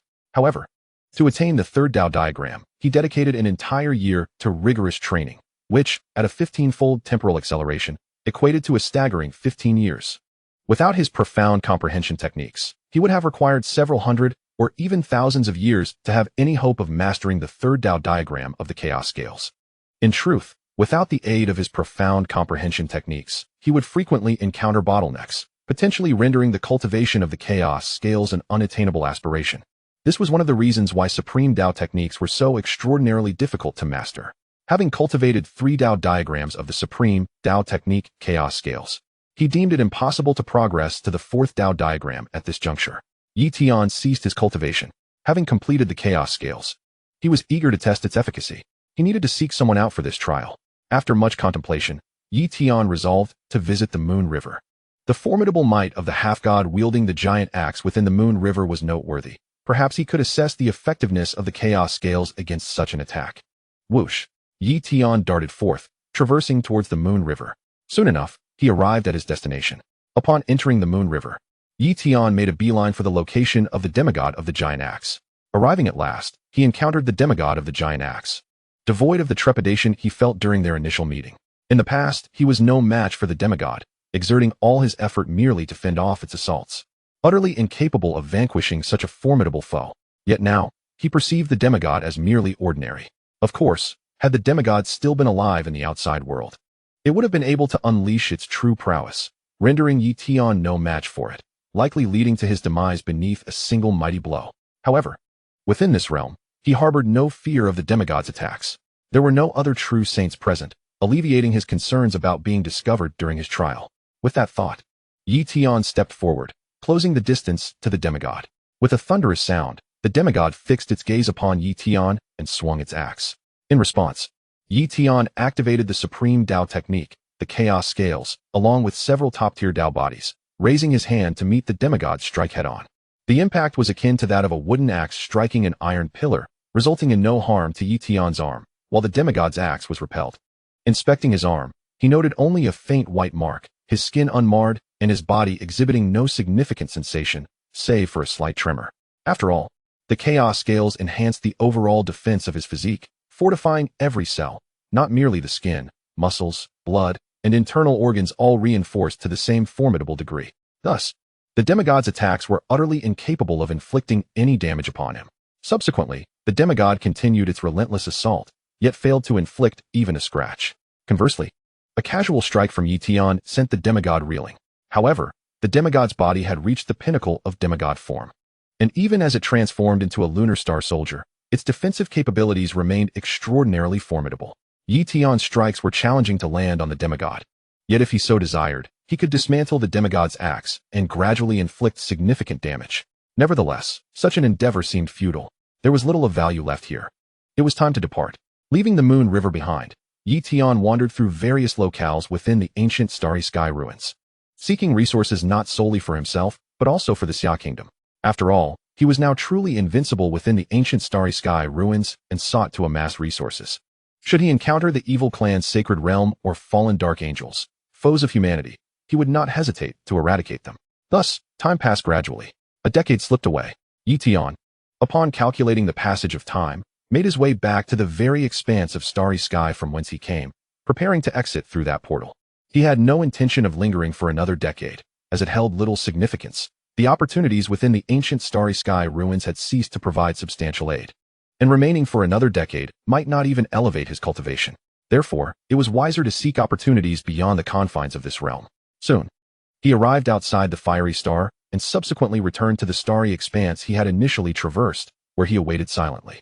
As the portal opened, he would be able to depart through it. Seconds ticked by. At last, a humming sound heralded the opening of the spatial portal, officially granting access to the ancient Starry Sky ruins. With a rush, Tian stepped through the portal, leaving the ruins behind.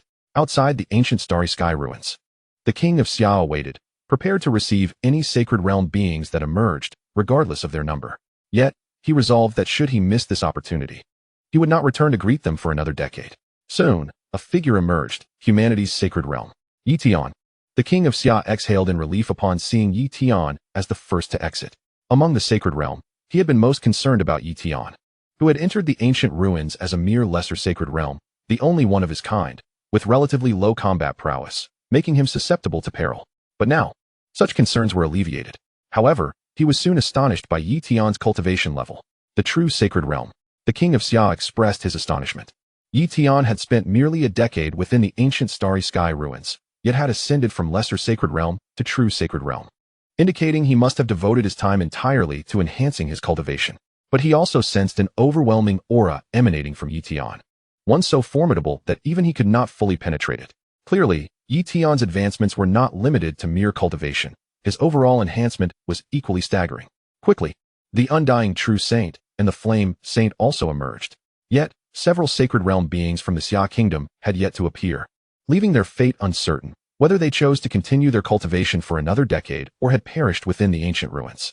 Besides the true saints of the Xia Kingdom, numerous true saints from other human nations likewise remained unaccounted for. Let us return. The king of Xia led the many sacred realm beings back to Earth. Upon their return, he sought to understand the circumstances surrounding the ancient Starry Sky ruins from these true saints. requiring each to submit a map and intelligence regarding the ruins, a preparation for those who would follow. The information Tian had acquired was also gleaned from the efforts of previous generations of humanity, allowing for immediate purpose upon entry, sparing them the time-consuming task of gathering extensive intelligence. When Tian presented the map and intelligence of the ancient starry sky, the king of Xia was once again taken aback. The wealth of information Tian provided was astonishing, encompassing various details, including not only black holes, but also intelligence regarding the Fog Sea Star Forbidden Zone. Innate sloth beasts. The king of Xia inquired, Tian, did you venture into the Fog Sea Star Forbidden Zone? Chapter 279, Invincible Demigod. Yes. Tian nodded. He revealed the secrets of the Fog Sea Forbidden Zone, driven by a desire to prevent any future powerful true saints from recklessly entering and potentially losing their lives. Thus, he deemed it necessary to disclose the truths of the Fog Sea Star Forbidden Zone. I have heard of the innate sloth beasts. According to your account, that beast possesses the cultivation of a peak demigod with an incredibly powerful physique. How did you survive? The king of Xia was truly astonished. Based on Tian's description, this innate sloth beast seemed impervious even to the mightiest of demigods. It was only due to its inherent laziness that it did not pursue the path to true godhood. And not just any true god at that. Tian explained, it could do me no harm. My attacks were enough to cause it discomfort. And it was too indolent to engage me further, thus allowing me to escape. What? The innate sloth beast could not contend with you? The king of Xia was filled with curiosity regarding Tian's prowess. Indeed, Tian affirmed. Tian, let us engage in a friendly spar. Allow me to witness your strength. The king of Xia proposed. Very well. Tian was intrigued by the prospect of a contest with the king of Xia, fully aware that he could not best him, yet wishing to ascertain his standing among demigods. With a resounding boom, a pearl materialized, an artifact. This is the artifact I recently acquired, the Pearl of the Multiverse. It is said to be forged from a fragment of the ancient shattered starry sky by a certain top-tier true god, incorporating numerous materials, and therein lies an entire realm. We shall engage in combat within the Pearl of the Multiverse, ensuring no damage befalls the outside world, the king of Xia stated. Agreed. Tian followed the Summer King into the interior of the Multiverse Pearl.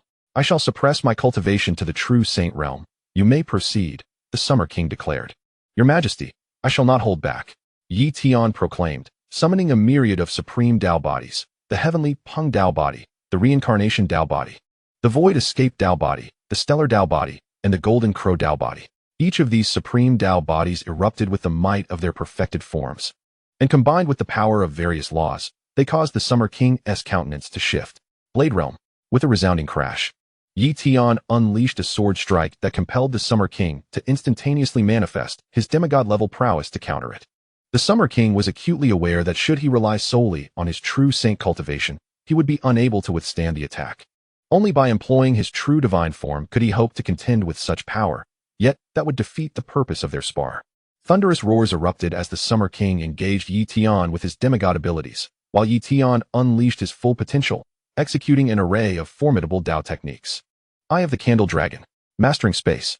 The forces of the laws of time and space were pushed to their utmost limits. However, being a true god, even with only a fraction of his power revealed as a demigod, the Summer King remained unassailable by Tian. Suddenly, Tian unleashed a technique that transcended the pinnacle of Tao swordsmanship. God-slaying sword light strike. This technique was born from his years of imitation of the god-slaying sword light from the ancient era. Even though it contained but a mere hint of divine essence, it surpassed ordinary supreme Tao techniques, eclipsing even the 10 Directions sword realm. It represented Tian's most formidable offensive means, capable of manifesting the full force of sword laws alongside other principles. Upon witnessing this god-slaying sword light, the Summer King was momentarily taken aback and was left with no choice but to employ a supreme Tao technique for defense, still being forced back several steps. Your Majesty, I concede. Tian refrained from utilizing the unparalleled Tao technique, Chaos Scales, as he wished to keep this trump card concealed. Moreover, as Chaos Scales were a defensive technique rather than an offensive one, its deployment would not alter the outcome, rendering it meaningless. Tian, in truth, I am the one who has lost. I pledge to use only my true saint cultivation, yet I find that even that cannot withstand your onslaught. You have comprehended far too many laws, and each law's realm surpasses mine. Even I, a true god, find my understanding of the laws inferior to yours. Furthermore, you have mastered an abundance of perfected supreme Tao bodies, something no demigod has ever achieved. The Summer King lamented. Your Majesty, with my current strength, What tier would I belong to among the demigods of the abyssal world? Tian inquired. The Summer King smiled and replied, your current prowess far exceeds that of the top demigods. However, if we were to categorize, the abyssal world indeed possesses such a classification. The first tier consists of demigods capable of reversing the odds to slay weaker true gods. Such demigods are exceedingly rare. I know of only a handful. These demigods could ascend to true godhood at any moment, yet they seem to refrain from breaking through to forge an even more formidable foundation. The second tier comprises those nearly invincible within the demigod realm, a significant portion being demigod lords. These lords have forsaken their chances of becoming true gods, possessing only immense combat power, while others have forcefully ascended to this tier through their own might.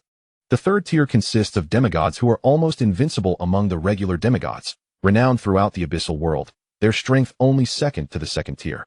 The fourth tier encompasses the most elite demigods, of which there are many. The fifth tier refers to top-tier demigods, whose cultivation has reached the pinnacle of the demigod realm, granting them the strength of top-tier demigods. Other demigods lack the qualifications for categorization and are all deemed ordinary demigods. These 6 tiers of demigods are distinctly categorized as ordinary demigods, top-tier demigods, elite demigods, invincible demigods, supreme demigods, and transcendent demigods. Once the Summer King concluded, Tian asked, Your Majesty, to which tier do I belong? The Summer King responded, when considering your overall strength, you currently reside within the invincible demigod tier, albeit barely entering this realm. You still face challenges against some formidable figures within the invincible demigods. However, you possess versatility. Even if you cannot defeat them, escaping would be an effortless endeavor. Having absorbed the Summer King's insights, Tian came to understand. Should he truly unleash the unparalleled Dao technique, Chaos Scales, he would be deemed genuinely invincible among the invincible demigods, even if he could not best the supreme demigods. Those supreme beings would find it impossible to breach his unparalleled Dao technique, Chaos Scales. Only against transcendent demigods would he face insurmountable odds. After all, these transcendent demigods could overpower even weaker true gods. Tian, you are indeed at the true saint realm, yet you possess the strength of an invincible demigod.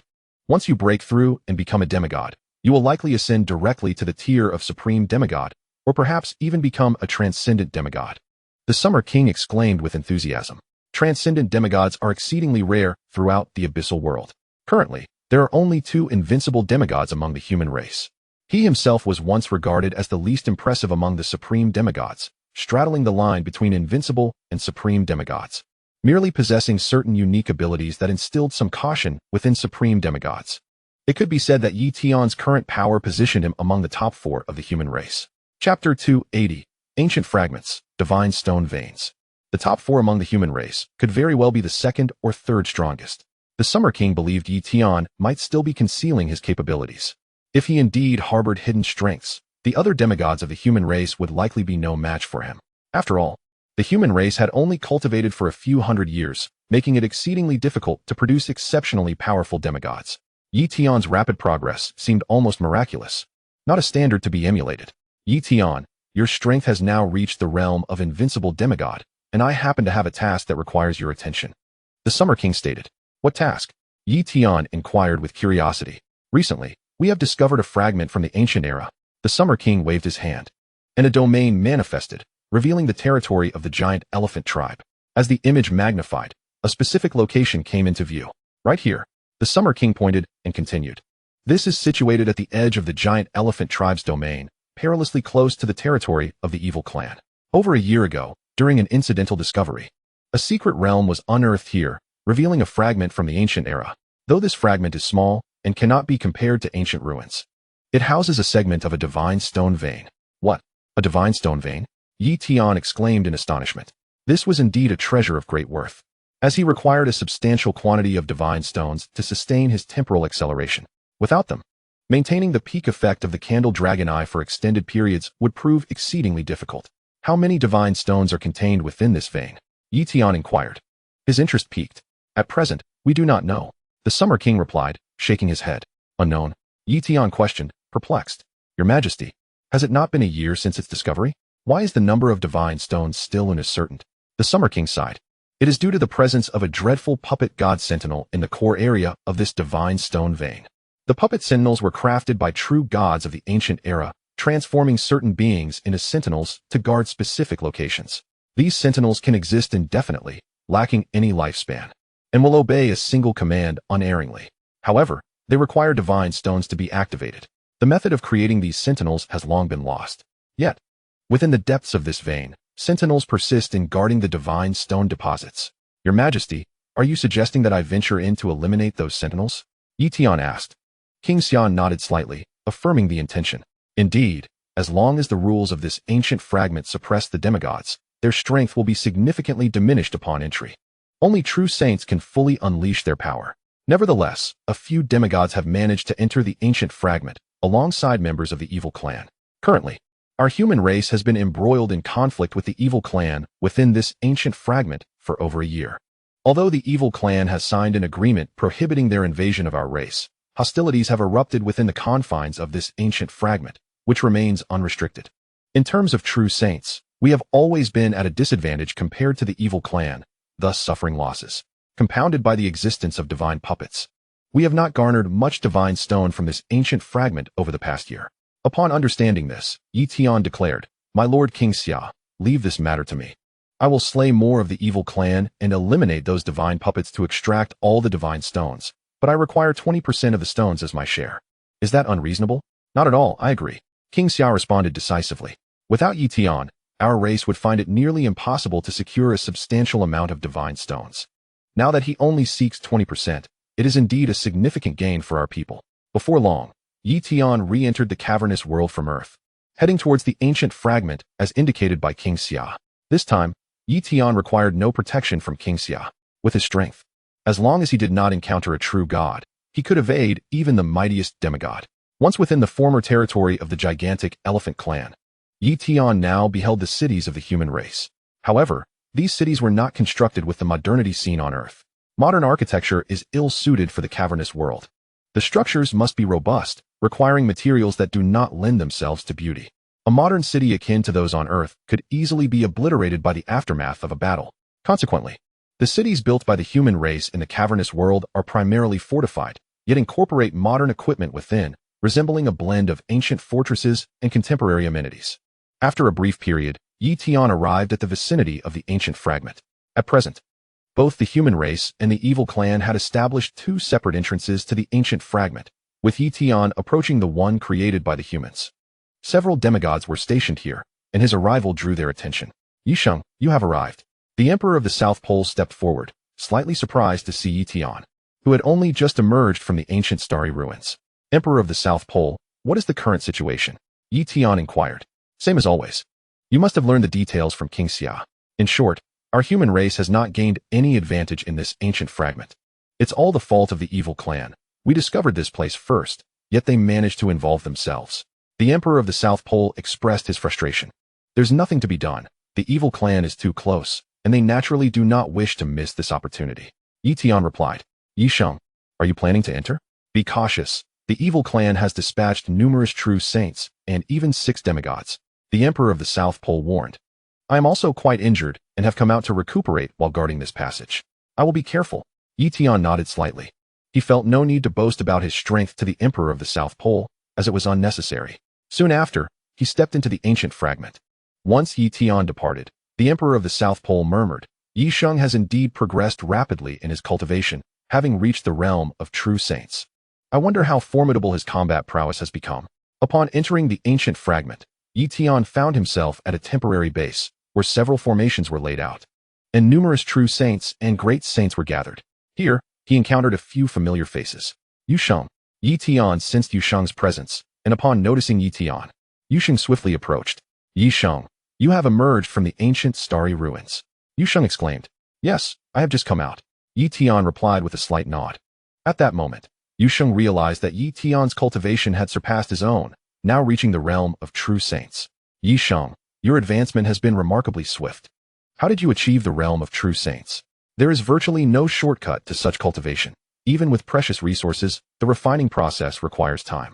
You have ascended from the minor saint realm to true saint in merely a decade. How is that possible? I have visited numerous treasures and ruins. Yet after 10 years of opportunities, I have only managed to break through to the great saint realm. The ancient starry ruins are replete with opportunities, and I have mastered the power of time, allowing me to accelerate it. Thus, My actual training time has been extensive, Tian explained. It seems the ancient starry ruins truly hold abundant opportunities. Once I reach the realm of true saints, I too shall visit the ancient starry ruins.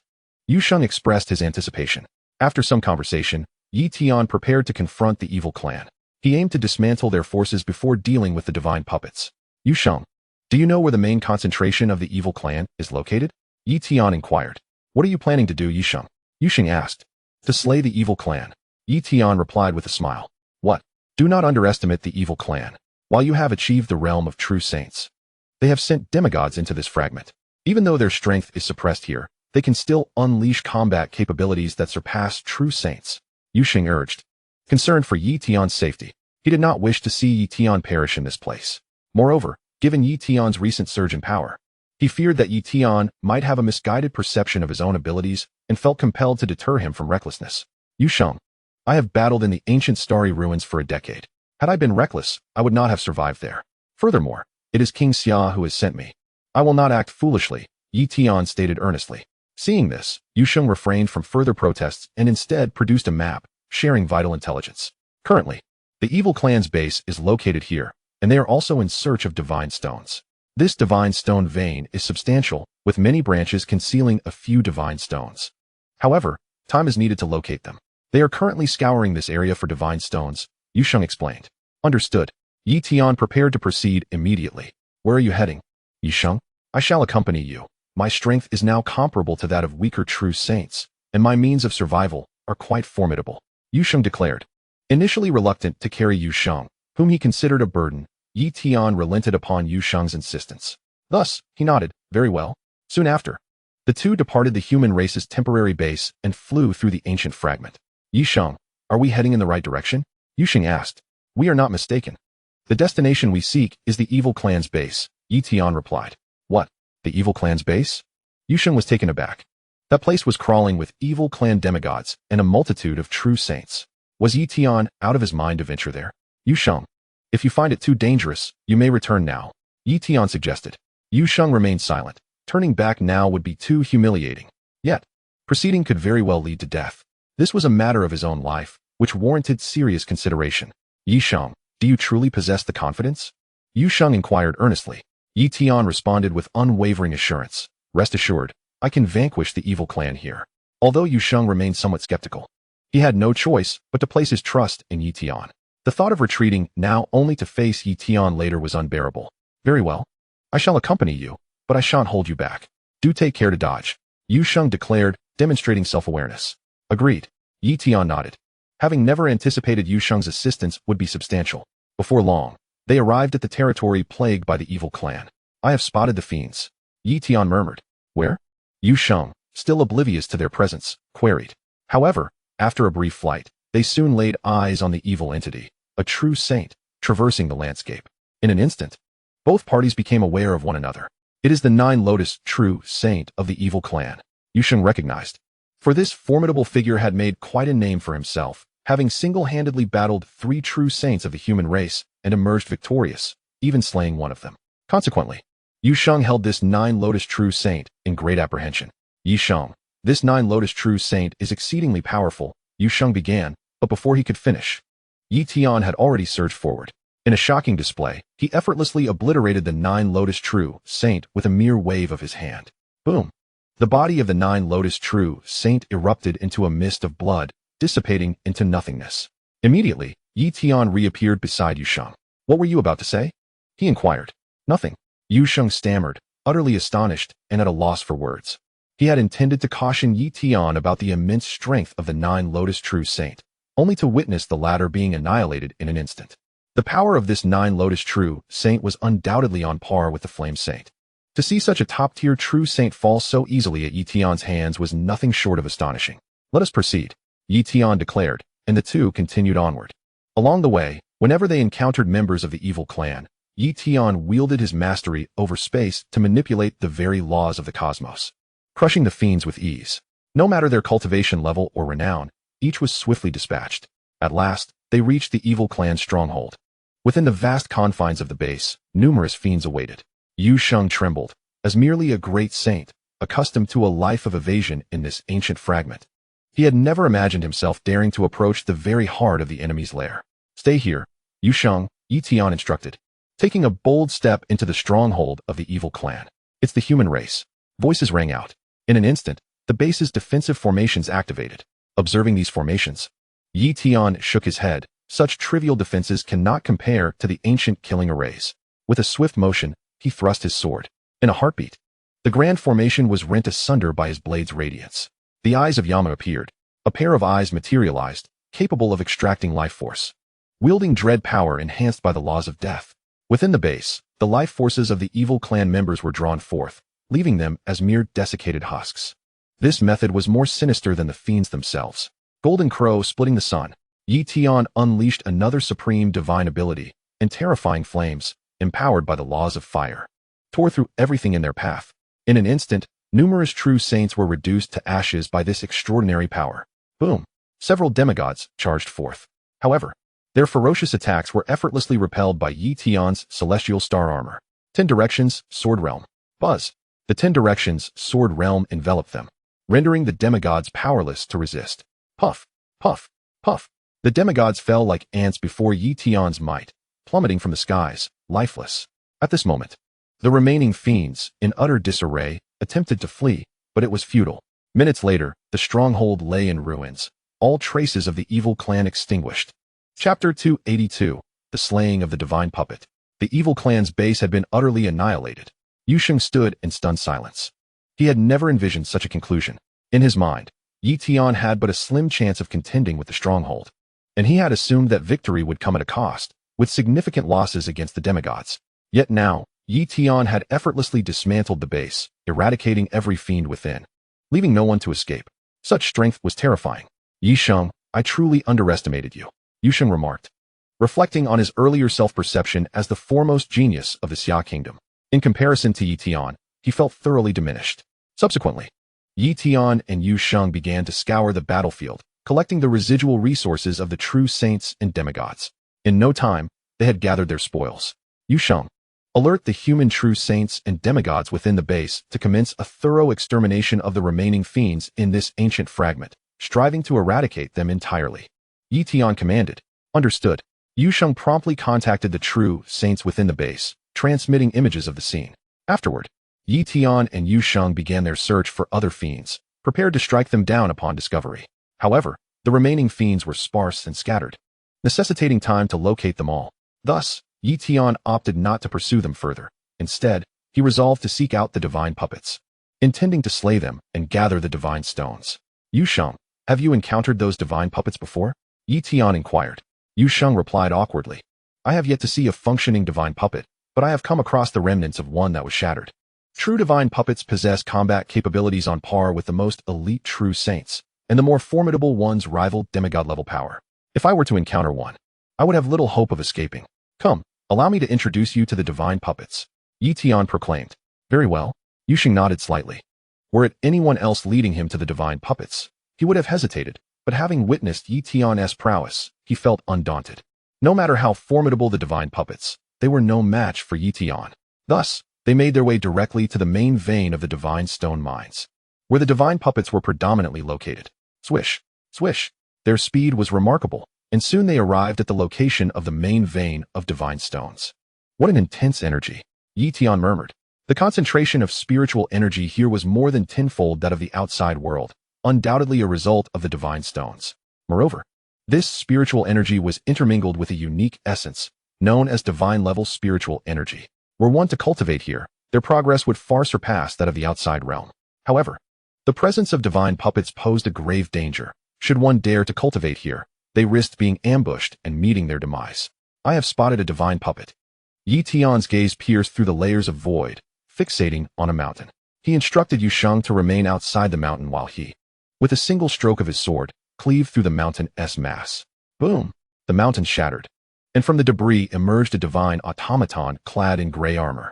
This automaton was crafted by a demigod of the ape lineage, possessing an extraordinarily robust physique and an overwhelming aura, yet it lacked true demigod-level combat prowess, falling just shy of such might, roughly equivalent to the strength of the Flame Saint.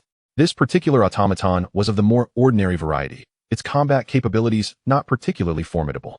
Were the battlefield populated solely by such automata, even a true saint like the undying true saint could effortlessly sweep them aside. Boom! The automaton's eyes radiated a chilling, murderous intent as it wielded a long staff, striking down with tremendous force.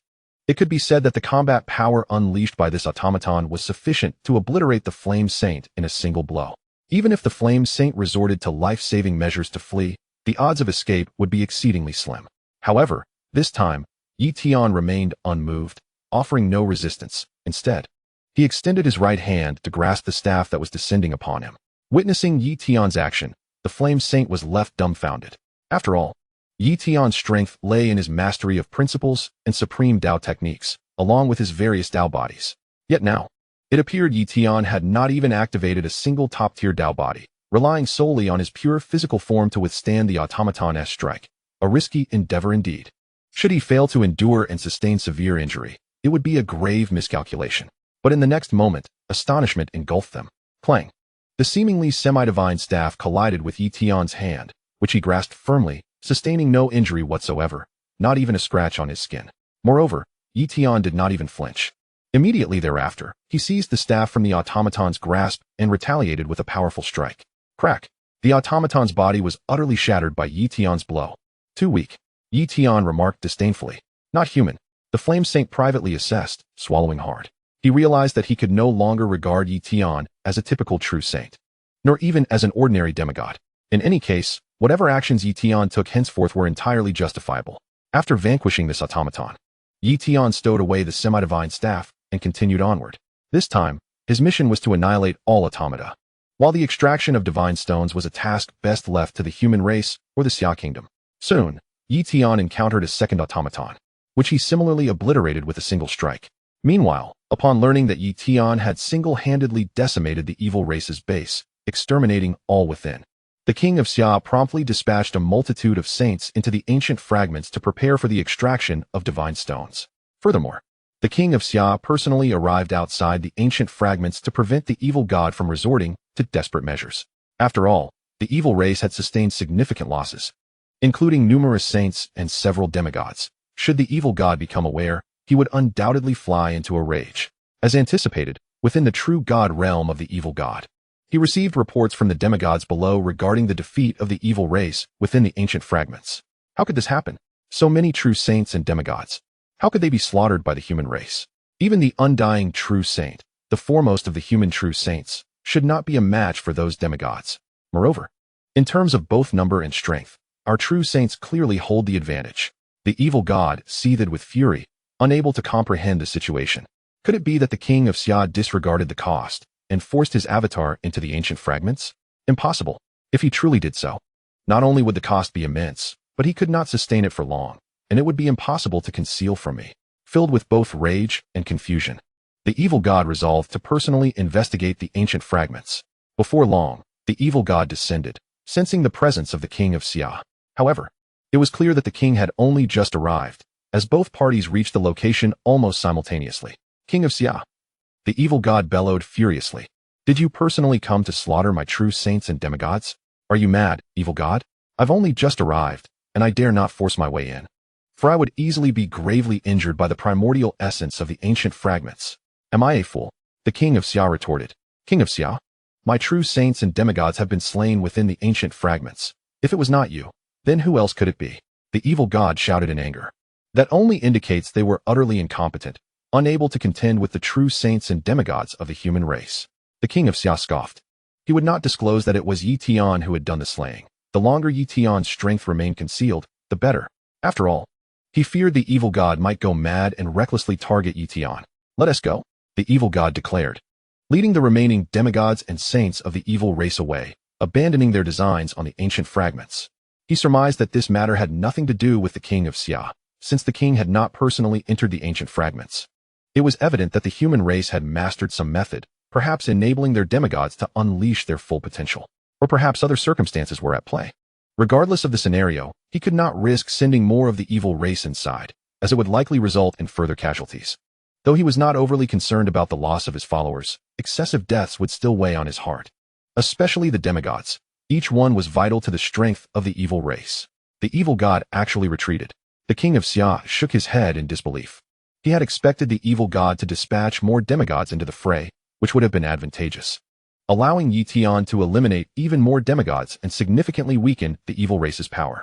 However, the evil god was not deceived and left without further ado. Nonetheless, the king did not depart, remaining vigilant against a potential return from the evil god. Although there was an agreement between the human race and the evil race preventing invasion, the evil god could not secretly assassinate human true saints and demigods. Yet, should he disregard the oath and pursue such an action, it would certainly not be a welcome development.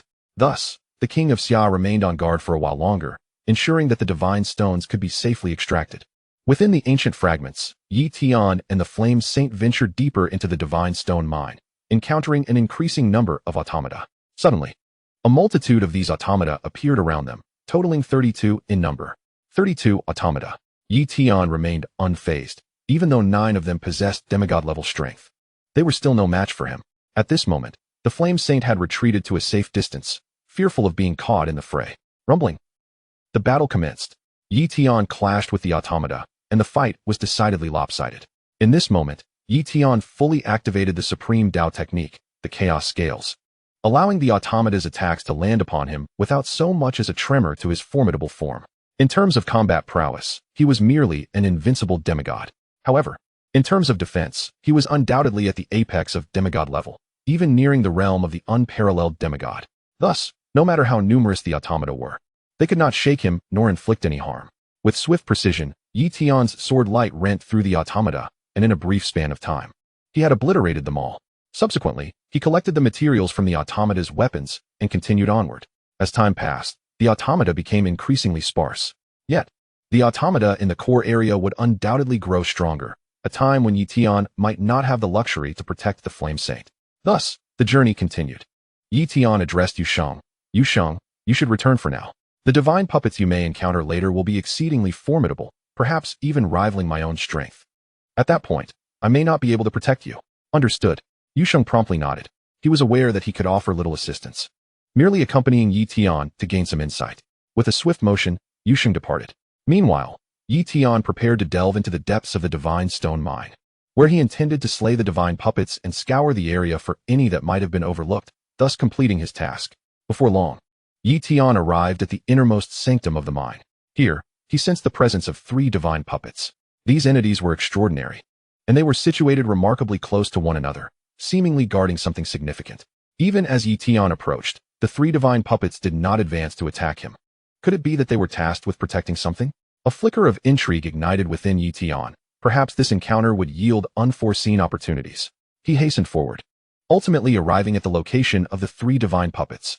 To his astonishment, nestled within the depths of the divine stone mine was a magnificent palace. The 3 divine puppets stood sentinel, evidently bound by a command to remain at their post.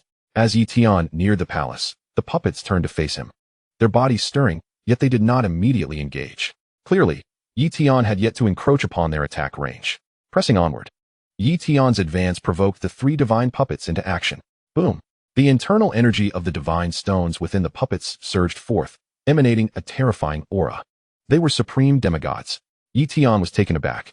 The fact that the most elite demigod combat power could erupt in this ancient fragment indicated that even an invincible demigod would be at risk of annihilation here.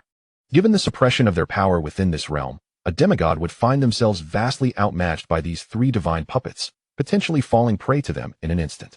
However, Tian was not merely any adversary. He was a true sage, possessing the combat prowess of an invincible demigod. Attack! Divine Sword of Extermination. Tian unleashed his might against the 3 divine puppets, the forces of various principles erupting in a fierce display. To his surprise, Tian's assaults met with remarkably resilient defenses from the puppets. Clearly, these beings had once been invincible demigods, or the strongest of their kind, and were subsequently refined by a true god using extraordinary methods, rendering their physical defenses exceedingly formidable. Tian mused, for he had not managed to breach their defenses, merely shattering the armor that adorned them. Evidently, their innate defenses surpassed their external armor, which served more as decoration. Naturally, the 3 divine puppets were also unable to penetrate Tian's defenses, their attempts effortlessly thwarted by his supreme technique, the Chaos Scales. With relentless strikes, Tian continued to deplete the energy of the divine stones within the puppets. Gradually, the combat effectiveness of the puppets began to wane. An hour passed, then 2. And after a grueling 10 hours of conflict, the 3 divine puppets were finally drained of energy, rendered inert. These puppets can be preserved for further study. Tian waved his hand, drawing the 3 divine puppets into his internal realm. Afterward, he ventured into the enigmatic palace itself. Inside the palace, the surroundings were quite austere, appearing as though hastily assembled. A single hall contained an ancient bronze coffin, which rested upon an altar. The altar seemingly absorbing energy from the outside world to sustain the energy supply within the coffin. Additionally, the complexity of the formations here was overwhelming. Even Tian found himself momentarily perplexed by the palace's nature. Chapter 284, Rebirth, Divine Formation. Could it be that the true God had not yet perished? Was he utilizing this method to extend his life?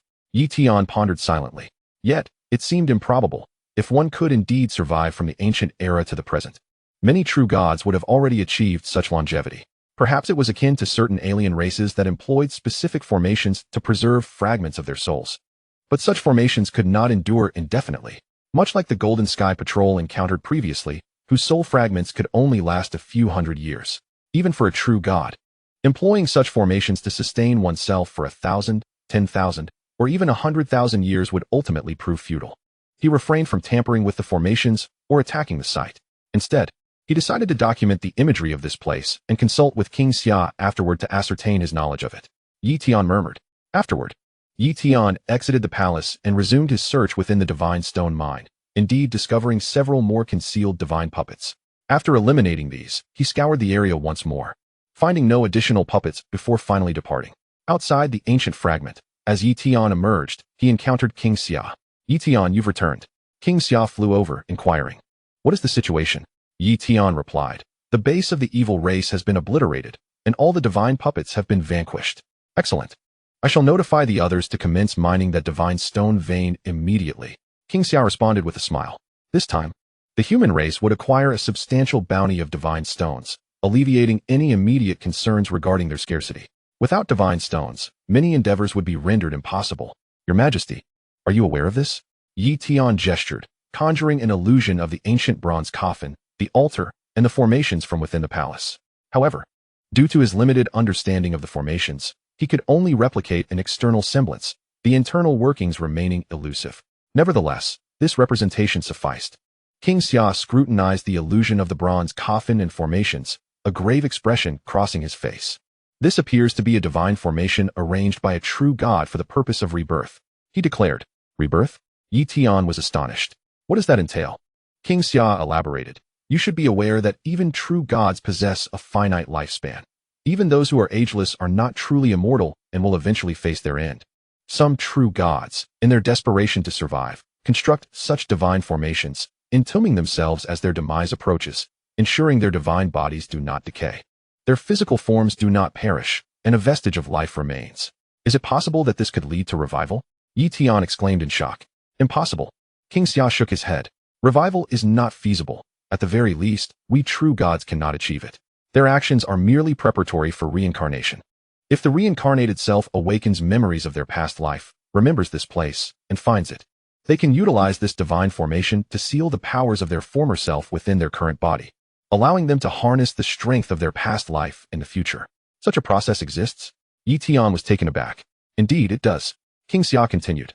For instance, the current generation of the Yanwu tribe, the demigod Jin Shui, is rumored to be the reincarnation of a former true god of the Golden Crow, having reclaimed the divine body of their past life and drawn upon its power. Although he is merely a demigod, when he exerts himself, he can channel the strength of his previous existence, unleashing combat power comparable to that of a true god. However, this approach does incur some damage to the present physical form and cannot be sustained for long. Nonetheless, in critical moments, it serves as a means of survival. I see now. Tian grasped the concept. Immediately, he inquired, Lord Summer King, since this is a resurrection array prepared by a certain true deity from the primordial era, should we destroy it? Lord Summer King replied with a wry smile. This divine stone vein essentially serves as the energy source for the resurrection array. The power drawn from the divine stones is not excessively substantial, and the vein itself is continuously absorbing energy from the outside world, maintaining a delicate balance. This equilibrium has allowed it to endure from the primordial age to the present. Should we exploit the divine stone vein, the balance would be disrupted, and this array would not endure for long, thereby incurring the displeasure of the reincarnated true deity. Moreover, that true deity may not even be alive. It is possible that their reincarnation has failed, leaving them trapped in the cycle of rebirth, or their soul may have long since been shattered. Thus, there is no need to fear offending that true deity. Tian comprehended that Lord Summer King's meaning was to proceed without fear of that true deity and to proceed with the destruction. Lord Summer King, with my current strength, am I capable of dismantling that resurrection array? Tian asked once more. At present, it is somewhat challenging. After all, the resurrection array has an unceasing supply of divine stones to draw upon, rendering its defenses quite formidable. However, you may wait until the divine stone vein is exhausted before attempting to dismantle the resurrection array. Typically, such true deities would store some treasures within the ancient bronze coffin for their future reincarnations. The locations of these resurrection arrays are often well concealed and challenging to discover. It is fortunate that we have located this fragment from the primordial era. Upon hearing Lord Summer King's words, Tian understood and quietly awaited the completion of the divine stone extraction by the human race. Earth, Summer Kingdom. Tian returned. After all, he had no pressing matters and saw no need to remain near the primordial fragment. In the blink of an eye, half a month had passed. One day, Lord Summer King notified Tian that the divine stone vein had been completely mined. Without delay, Tian arrived at the primordial fragment's location. Lord Summer King, how many divine stones were extracted in total? Tian asked eagerly. A total of 5,220,000 divine stones were mined. You are entitled to 20%, which amounts to over 1,000,000 divine stones. Lord Summer King replied. Over 1,000,000 divine stones. Tian was quite exhilarated. Such an abundance of divine stones would suffice to accelerate the passage of time for an extended duration. Subsequently, he re-entered the primordial fragment and approached the palace once more. At that moment, he noticed signs of attack on the palace, indicating that others had discovered this place and attempted to assault it, only to retreat in defeat upon realizing they could not breach the array. Tian drew forth the Sanyang sword, a remarkable artifact, and unleashed the full might of various laws to assault the resurrection array. Boom. The array was thoroughly shaken. However, a single attack was insufficient to breach it. Thus, Tian continued his assault. Boom, boom, boom. With each successive strike, the resurrection array began to crack, and the entire palace appeared on the verge of collapse. After an indeterminate number of attacks, at last, with another strike, the resurrection array was completely penetrated, the altar shattered, the palace crumbled, leaving only the ancient bronze coffin relatively intact. Chapter 285. The Tao Cannon is not a worldly wonder. Tian gazed at the ancient bronze coffin without hesitation and directly lifted its lid. At that moment, he discovered that the interior of the coffin was remarkably spacious, containing an expanse rather than the confined space typical of ordinary coffins. With a whoosh, Tian flew into the ancient bronze coffin, standing amidst a void. The space here extended for several dozen miles. Tian mused, this must be a fragment incorporated into the ancient bronze coffin by that true deity. At this time, Tian's attention was completely captivated by a corpse lying within. It was, in fact, the body of the true deity. This true deity's corpse appeared exceedingly ancient, with numerous strands of light connecting to it, channeling energy. However, many of these strands had begun to dim, likely nearing the point of collapse. After all, the resurrection array had been destroyed, and the true deity's corpse continued to absorb energy, entirely reliant on the ancient bronze coffin to sustain its energy supply. But this would not last much longer. With a whoosh, Tian approached the true deity's corpse, which emanated a terrifying aura. Yet this aura no longer posed a threat to him. He examined the true deity's body, which clutched a small shield in one hand and a spear in the other, adorned in a suit of gray armor and wearing a golden crown. Each of these 4 items was not an ordinary weapon, but rather artifacts of great power. The mere presence of 4 artifacts on a single corpse attested to the true deity's immense wealth, rendering Lord Summer King comparatively modest. Of course, Lord Summer King still had room for growth. Acquiring artifacts in the future would not pose a challenge. These 4 artifacts are now mine. Tian claimed the 4 artifacts and then turned his gaze to the distance. 6 divine herbs. Nearby, he noticed a pile of powder, evidently remnants of the herb's decay. It seemed that, over the passage of time, the divine herbs had withered and transformed into seeds, allowing 6 divine herbs to continue flourishing. Preserving even 6 was already quite remarkable. Tian took possession of the 6 divine herbs. Next, he surveyed the surroundings, finding no other treasures. A true deity could not possibly possess only 4 artifacts and a few divine herbs. Thus, there remained only one possibility. This true deity had not stored all their treasures in this location, but rather in other places. Otherwise, Losing all their possessions in one fell swoop would be a grave misfortune.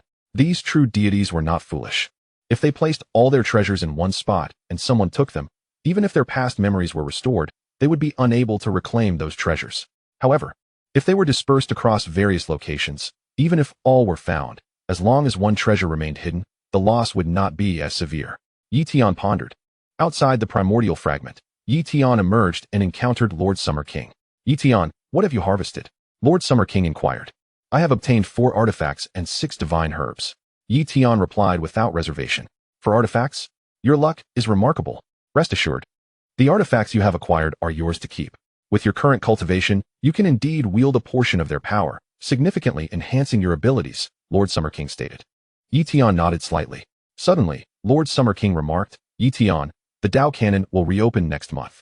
You have not comprehended it in the past decade. It is time to delve into its mysteries. By grasping the laws, you can witness another facet of the Tao Canon. Another facet of the Tao Canon? Tian queried. Perplexed by Lord Summer King's words, Lord Summer King elucidated, Tian, do you think the Tao Canon serves solely to allow individuals to comprehend divine abilities and martial arts? If that were the case, it would not attract the attention of so many true deities. Yet, even they cannot fathom the true value of the Tao Canon. True value? Tian asked, intrigued. Lord Summer King explained, the demigods on Earth who have comprehended the laws are aware of this secret. Only a select few ordinary demigods, who have yet to grasp the laws, remain oblivious. Though you may not be a demigod, your power has ascended to the level of an invincible demigod, having comprehended numerous principles and delved into the Tao Canon. Upon understanding it once, one would discern the distinctiveness of the Tao Canon. Thus, it is of no consequence that I introduce it to you now. The Tao Canon is, in fact, not a wondrous artifact of the world. The words of the Summer King astonished Tian. The Tao Canon is not a wondrous artifact? Tian inquired. How can this be? Was it not said that the Tao Canon is the foremost wondrous artifact of Earth? No, it is not a wondrous artifact, the Summer King asserted. Rather, it transcends such classifications. The Tao Canon is, in truth, a fragment of the Tao. A fragment of the Tao? Tian was still somewhat perplexed. The Summer King continued. You have comprehended the principles, and once those principles reach perfection, to attain further breakthroughs, one must grasp the Tao. It is said that in the primordial chaos, there existed no Tao in the heavens and the earth, yet as more practitioners emerged, the cosmos began to give birth to various Taos. For instance, when numerous individuals cultivate the sword Tao, the world naturally manifests the Tao of the sword. Similarly, the Tao of fire, the Tao of earth, the Tao of wood, and so forth, all exist within the cosmos. The principles are merely an external manifestation of the Tao, and it is through our understanding that we can harness the power of these principles. The Tao Canon, in essence, is a fragment of the supreme ultimate Tao, thus forming the Tao Canon. The supreme ultimate Tao. Tian pondered. The Summer King elaborated. From the supreme ultimate springs the 2 forms. From the 2 forms arise the 4 images, and from the 4 images emerge the 8 trigrams. Therefore, the supreme ultimate Tao is indeed a paramount Tao, capable of encompassing all things. Thus, comprehending the Tao Canon can aid in mastering any divine abilities or Tao arts. Furthermore, understanding the Tao Canon facilitates the comprehension of the supreme ultimate Tao. However, we, who have yet to fully grasp the principles, are naturally unqualified to comprehend the Tao. Yet within the subterranean world, there exist true gods who have attained understanding of the Tao. These true gods are the epitome of invincibility. Moreover, the Tao is divided into strengths and weaknesses. The supreme ultimate Tao is a formidable one, yet lesser Taos do not imply a lack of terrifying potential for advancement. After all, every Tao evolves through cultivation, and if one possesses sufficient strength, even a weaker Tao can be cultivated into a mighty one. The true utility of the Tao Canon lies not only in its ability to aid in comprehending the supreme ultimate Tao, but also in facilitating breakthroughs. Without the assistance of the Tao Canon, my chances of successfully transcending to true godhood would be exceedingly slim. Additionally, the Tao Canon assists in breaking through the bottlenecks of the principles. But to truly unleash the power of the Tao Canon requires an immense expenditure of divine stones and the essence of the Tao Canon, making it unwise to utilize casually. Lord Summer King, I understand. Tian's anticipation for the Tao Canon grew exponentially. A month swiftly passed. One day, Tian arrived at the headquarters of the Global True God Council to delve into the Tao Canon. At that moment, he encountered numerous demigods. In the past, he regarded these demigods with great reverence, yet now, he perceived them as rather weak, devoid of any threat, such as the transformation of mindset brought about by strength. Chapter 286, The Cycle of Rebirth and the Summer King's Astonishment. At this juncture, these demigods were also aware of Yi Tian's prowess. After all, Yi Tian had entered the ancient ruins, annihilated the evil clan's base, and vanquished the divine puppets. Although the Summer King had not disclosed who was responsible, a careful investigation could unveil the truth. While they found it hard to believe that Yi Tian could achieve such feats, the evidence was irrefutable, compelling them to accept it. Yi Shingao. Some demigods took the initiative to greet Yi Tian. He merely nodded in acknowledgement. Subsequently, they all entered the realm of the Tao Canon. Alongside them, numerous true saints also gathered to explore its depths, including the Flame Saint and the Undying True Saint. Let us commence. A demigod activated the Tao Canon using divine stones. Given that humanity had amassed a considerable quantity of divine stones, they decided to fully harness the Tao Canon's power for a more effective exploration. With a flourish, the Tao Canon unfurled. The assembly began to delve into the Tao Canon, and Yi Tian too engaged in contemplation. During this session, Yi Tian immediately discerned that the Tao Canon was extraordinary. In the past, he struggled to comprehend the symbols inscribed upon it, only knowing that it could assist in cultivating grand divine abilities and Tao arts. Yet now, he began to grasp a fragment of its meaning. These were not mere symbols. Rather, they were expressions of principles, a form of Deic script. No, it should be termed Tao text. The supreme ultimate Tao text. Yi Tian enlightened. Naturally, since the Tao Canon itself is a fragment of the supreme ultimate Tao, the Tao text inscribed upon it is inherently incomplete. To truly comprehend the supreme ultimate Tao through these Tao texts is an insurmountable challenge, one that he cannot yet achieve. However, employing these Tao texts to enhance his own Tao arts is entirely feasible. It may even assist him in perfecting the divine sword of extermination. Moreover, he planned to utilize the Tao Canon to elevate his grand divine abilities and elite Tao arts to their utmost limits. For instance, his current grand divine abilities had already reached the pinnacle of the 9th level, which is nearly the zenith of grand divine powers. At this moment, Yi Tian continually activated the 9th level grand divine ability enlightenment technique to cultivate and comprehend these 9th level grand divine abilities. Gradually, these 9th level grand divine abilities advanced from their introductory stages to minor accomplishments, major accomplishments, and ultimately to perfection. Furthermore, some elite Tao arts were cultivated beyond the 9th Tao diagram. Yi Tian's remarkable progress was undoubtedly due to the multitude of souls he possessed. During his time in the ancient Starry Sky ruins, after acquiring the Divine Emperor Pearl, he had consistently practiced the 1,000 Souls refinement technique. And now his soul count had surpassed 36. Currently, he possessed 49 souls. The rapid advancement through the simultaneous cultivation of 49 souls is readily apparent. At this moment, Yi Tian was wholly focused on comprehending and refining the chaos scales, aiming to breach the 4th Tao diagram of the chaos scales. Previously, during the final moments in the ancient Starry Sky ruins, he had attempted to master the 4th Tao diagram of the chaos scales, but it proved exceedingly challenging, and time was insufficient. Even with 49 souls activating the enlightenment technique, he could not succeed. However, now, with the aid of the Tao Canon, he saw a glimmer of hope for success.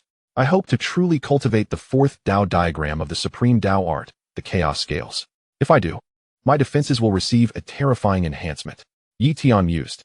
Time swiftly passed for Yi Tian. Yet, he still had not mastered the 4th Tao diagram of the chaos scales, though he was tantalizingly close. Regrettably, the chaos scales, as a supreme Tao art, were indeed exceedingly difficult to cultivate into the 4th Tao diagram. Yi Tian lamented inwardly. He yearned to continue exploring the Tao Canon, but this opportunity had elapsed. He wondered if it would be possible to request the Summer King for a chance to utilize the Tao Canon for solitary cultivation. This thought emerged in Yi Tian's mind. However, securing the opportunity to use the Tao Canon alone would undoubtedly be a formidable task. Yet, the Summer King, being the sole, true god of Earth, could grant him such permission with merely a word. Nonetheless, the Summer King would not simply grant him access to the Tao Canon for personal cultivation, as he had many others to consider. If he were to do so for one, it would cause chaos. Perhaps a trade with the Summer King could be a viable option. Yi Tian muttered to himself. He was acutely aware that ordinary resources would likely fail to capture the Summer King's attention, but there existed one treasure that could undoubtedly pique his interest. Even elate him immensely. He had initially intended to present it to humanity, merely waiting for the appropriate moment, and this instance appeared to be that opportunity. Yi Tian, do you have something to discuss? The Summer King inquired upon noticing Yi Tian. Yi Tian hastily exclaimed, My Lord Summer King, I wish to exchange a precious artifact for the opportunity to privately study the Tao Canon for a period of time. Privately using the Tao Canon? The Summer King furrowed his brow. Yi Tian, The Tao Cannon is of utmost significance. It cannot be entrusted to any individual without just cause.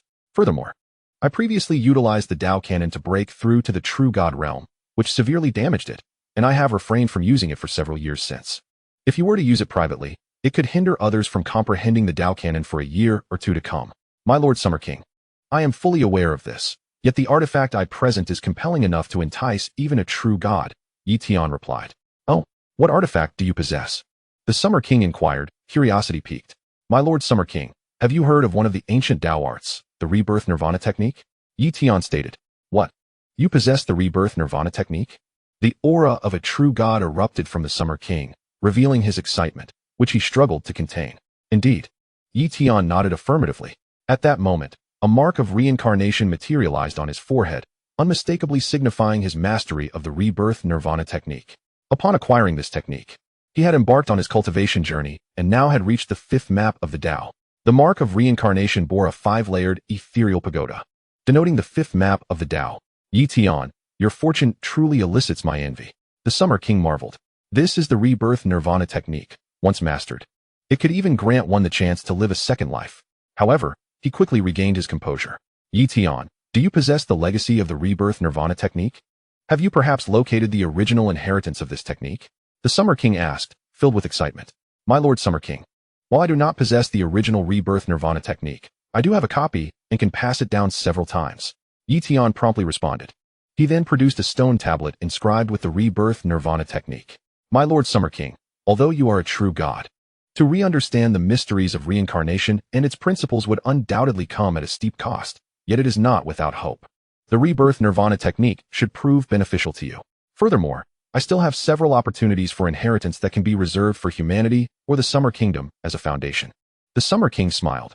Tian, you have indeed presented me with a treasure that I cannot refuse. Very well, I grant you permission to privately study the Tao Cannon. But time is limited. You shall have only 3 months for your comprehension. Thank you, my Lord Summer King. Tian expressed his gratitude. Chapter 287, the 5th map of the chaotic scale. Subsequently, Tian entrusted the stone tablet of the rebirth nirvana technique to the Summer King.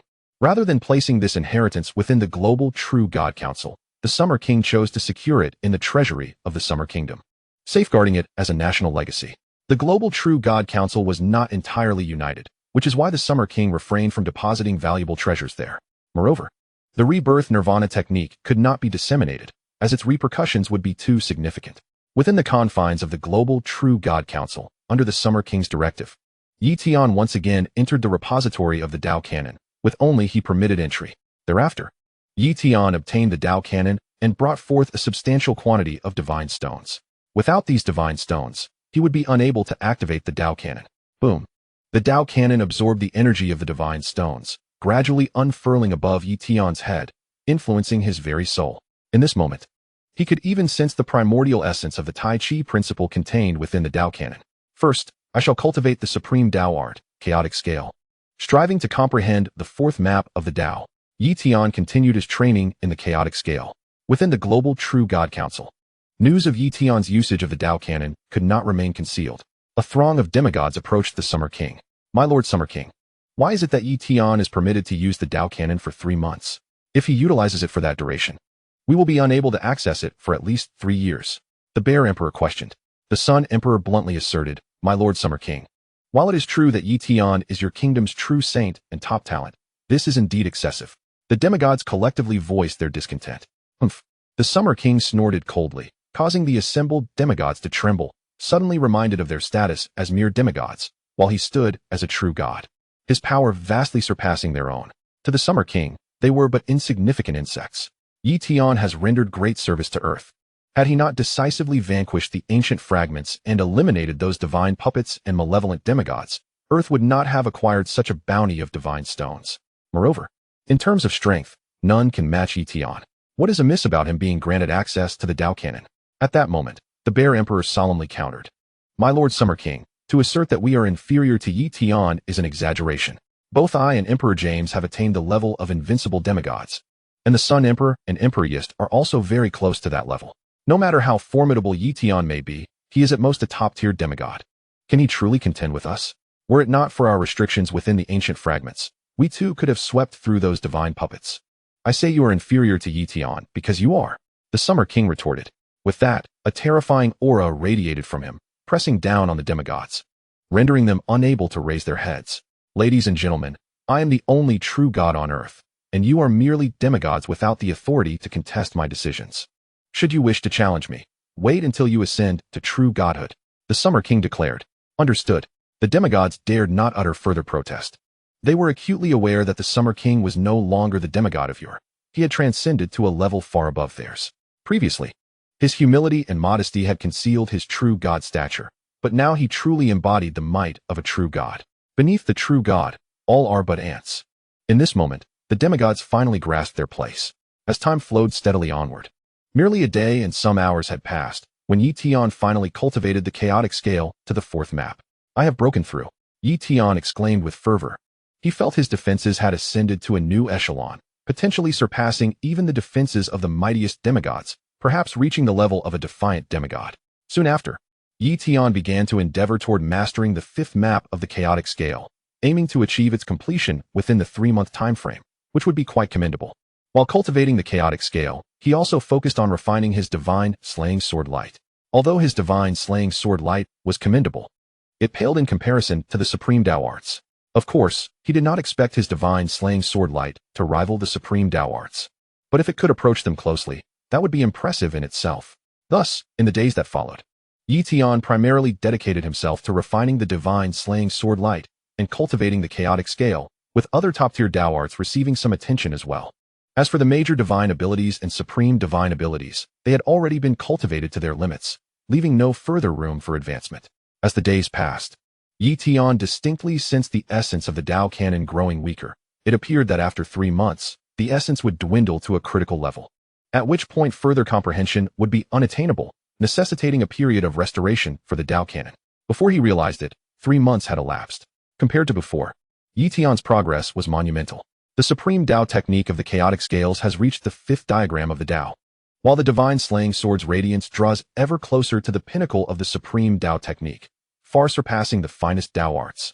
It is immensely more terrifying than any 10-direction sword realm or the sword diagram of slaying heaven. Moreover, the eye of the candle dragon and other top-tier Dao techniques have been cultivated by him to above the 10th diagram, rendering his current prowess significantly superior to that of the past. I now possess strength that could be deemed the zenith of an invincible demigod. With only a step remaining to reach the threshold of an unmatched demigod, Tian assessed. However, in terms of defense, he now rivals even the most formidable of defiant demigods. Even the most ordinary of them would find it exceedingly difficult to breach his defenses. In other words, even weaker true gods cannot penetrate his chaotic scale defenses. Of course, failing to breach them once does not imply they cannot do so indefinitely. Should he truly engage a weaker true god in battle, he would still find himself at a disadvantage. Thus, he would not be so arrogant as to believe himself capable of contending with weaker true gods. After departing from the Dao scriptures, Tian returned to the Summer Kingdom. Upon his return, he was acutely aware that advancing his understanding of the laws and Dao techniques would prove exceedingly difficult. The only aspect amenable to rapid enhancement was his cultivation. He remained a mere junior true sage, yet was not far from becoming a mid-level true sage. If he could discover a suitable location to elevate his cultivation, he could swiftly ascend to the mid-level or even high-level true sage realm. An increase in cultivation would, in turn, augment his strength and allow for more prolonged combat. Remarkably, Earth possesses a locale capable of rapidly enhancing cultivation, particularly suitable for true sages, the Heavenly Dragon Well. This is yet another world marvel on Earth. The Heavenly Dragon Well can transmute various resources into the purest form of energy, which is instrumental in elevating the cultivation of true sages. However, activating the Heavenly Dragon Well requires divine stones, and one must prepare their own resources for cultivation. Each true sage is allotted a single opportunity to utilize the Heavenly Dragon Well for a duration of 1 year. Tian intended to make a journey to the Heavenly Dragon Well and thus applied to the Global True God Council for entry. Chapter 288. Breakthrough in Cultivation. Peak True Sage. Before long, Tian's application was approved, but he would have to wait over a month to enter the Heavenly Dragon Well.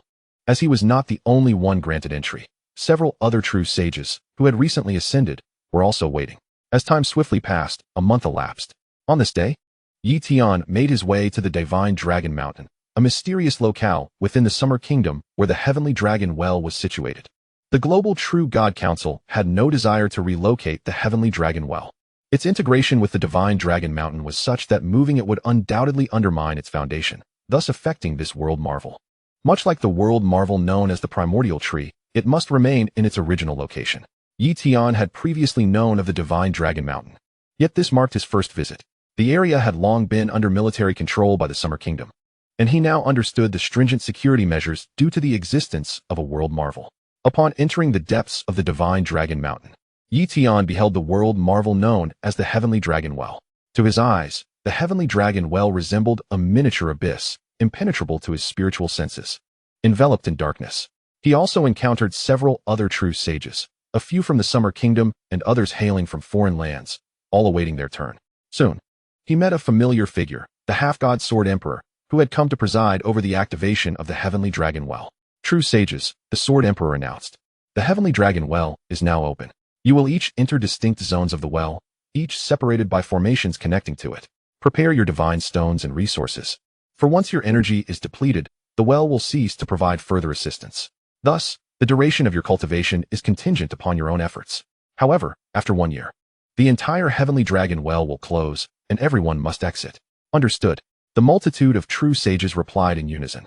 With a thunderous sound, the Heavenly Dragon Well began to open under the Sword Emperor's guidance, radiating light and forming swirling vortices. Enter, commanded the Sword Emperor. With a rush, Tian flew into one of the vortices and entered the Heavenly Dragon Well. Within the void of the well, he sensed the presence of a formation.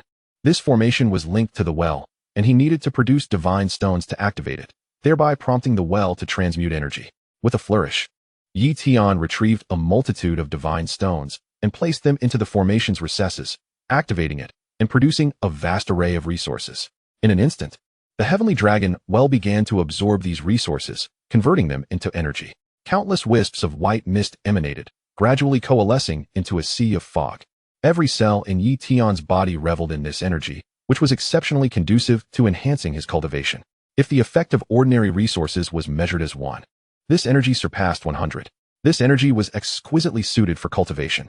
Tian felt an overwhelming sense of ease, with every cell rejoicing as they continuously absorbed this energy to enhance his physical form. Additionally, the extraordinary organs within him voraciously consumed the energy, augmenting his extraordinary abilities. Gradually, his various powers surged dramatically, and his cultivation ascended rapidly. With the eye of the Candle Dragon, Tian accelerated time, thereby hastening his cultivation. His rate of energy absorption eclipsed that of all the other true sages combined. Naturally, each individual's energy intake stemmed from their own resources, which rendered the process equitable. Nonetheless, Tian's approach overworked the Heavenly Dragon Well, consuming its essence rather heavily. However, for the time being, no issues arose. Before long, Tian's cultivation reached the pinnacle of a junior true sage. With a crack, his cultivation formally broke through. Boom. Tian's cultivation ascended to the mid-level true sage realm, slightly enhancing his power. He continued to cultivate further. Moreover, his other faculties faced no restrictions as he delved into the comprehension of various top-tier Dao techniques and laws. Wasting not a moment. As over a month passed, some true sages exhausted their divine stones or resources and were compelled to exit, albeit all were exhilarated, having breached their respective bottlenecks. However, at that moment, Tian had already attained the high-level true sage realm. He was acutely aware that elevating his cultivation to the peak true sage level within this space would prove relatively uncomplicated. Truly, the Heavenly Dragon Well was a world marvel, perfectly suited for advancing one's cultivation. Had he not entered, it would have taken him decades to reach the peak true sage realm. Tian mused. In the blink of an eye, another 2 months passed. Boom. Tian's cultivation broke through once more, advancing from high-level true sage to peak true sage. At this juncture, his cultivation had reached the absolute limit of a true sage. Enough, it's time to exit, Tian declared as he emerged from the Heavenly Dragon Well. Upon seeing Tian's emergence, the Sword Emperor let out a sigh of relief. Shang, had you delayed any longer, I would have had to enter and call for you. What's the matter, Sword Emperor? Tian inquired. You consume energy far too rapidly, even when combined. The other true saints cannot compare to your consumption. The Celestial Dragon Well is operating beyond its limits, and now the very essence is on the verge of collapse. The Sword Emperor lamented. My apologies. I had no inkling it would transpire this way. Tian replied hastily. Not to worry. You've emerged intact, and there are no further issues from here on out. the Sword Emperor assured him. At that moment, the Sword Emperor realized that Yi Tian's cultivation had remarkably ascended to the pinnacle of true saint realm, bringing him tantalizingly close to the demigod stage. Curiously, he inquired, Yi Saint, having achieved the peak of true saint realm, are you not ready to challenge the demigod realm? Not yet. Yi Tian shook his head. I still have several paramount Dao bodies that have yet to reach their full potential. Once those supreme Dao bodies attain complete mastery, I shall then endeavor to break through to the demigod realm. With his own plans in mind, Yi Tian did not elaborate further, and the Sword Emperor refrained from pressing him. After returning from the Divine Dragon Mountain, Yi Tian sought the Summer King for guidance on certain matters.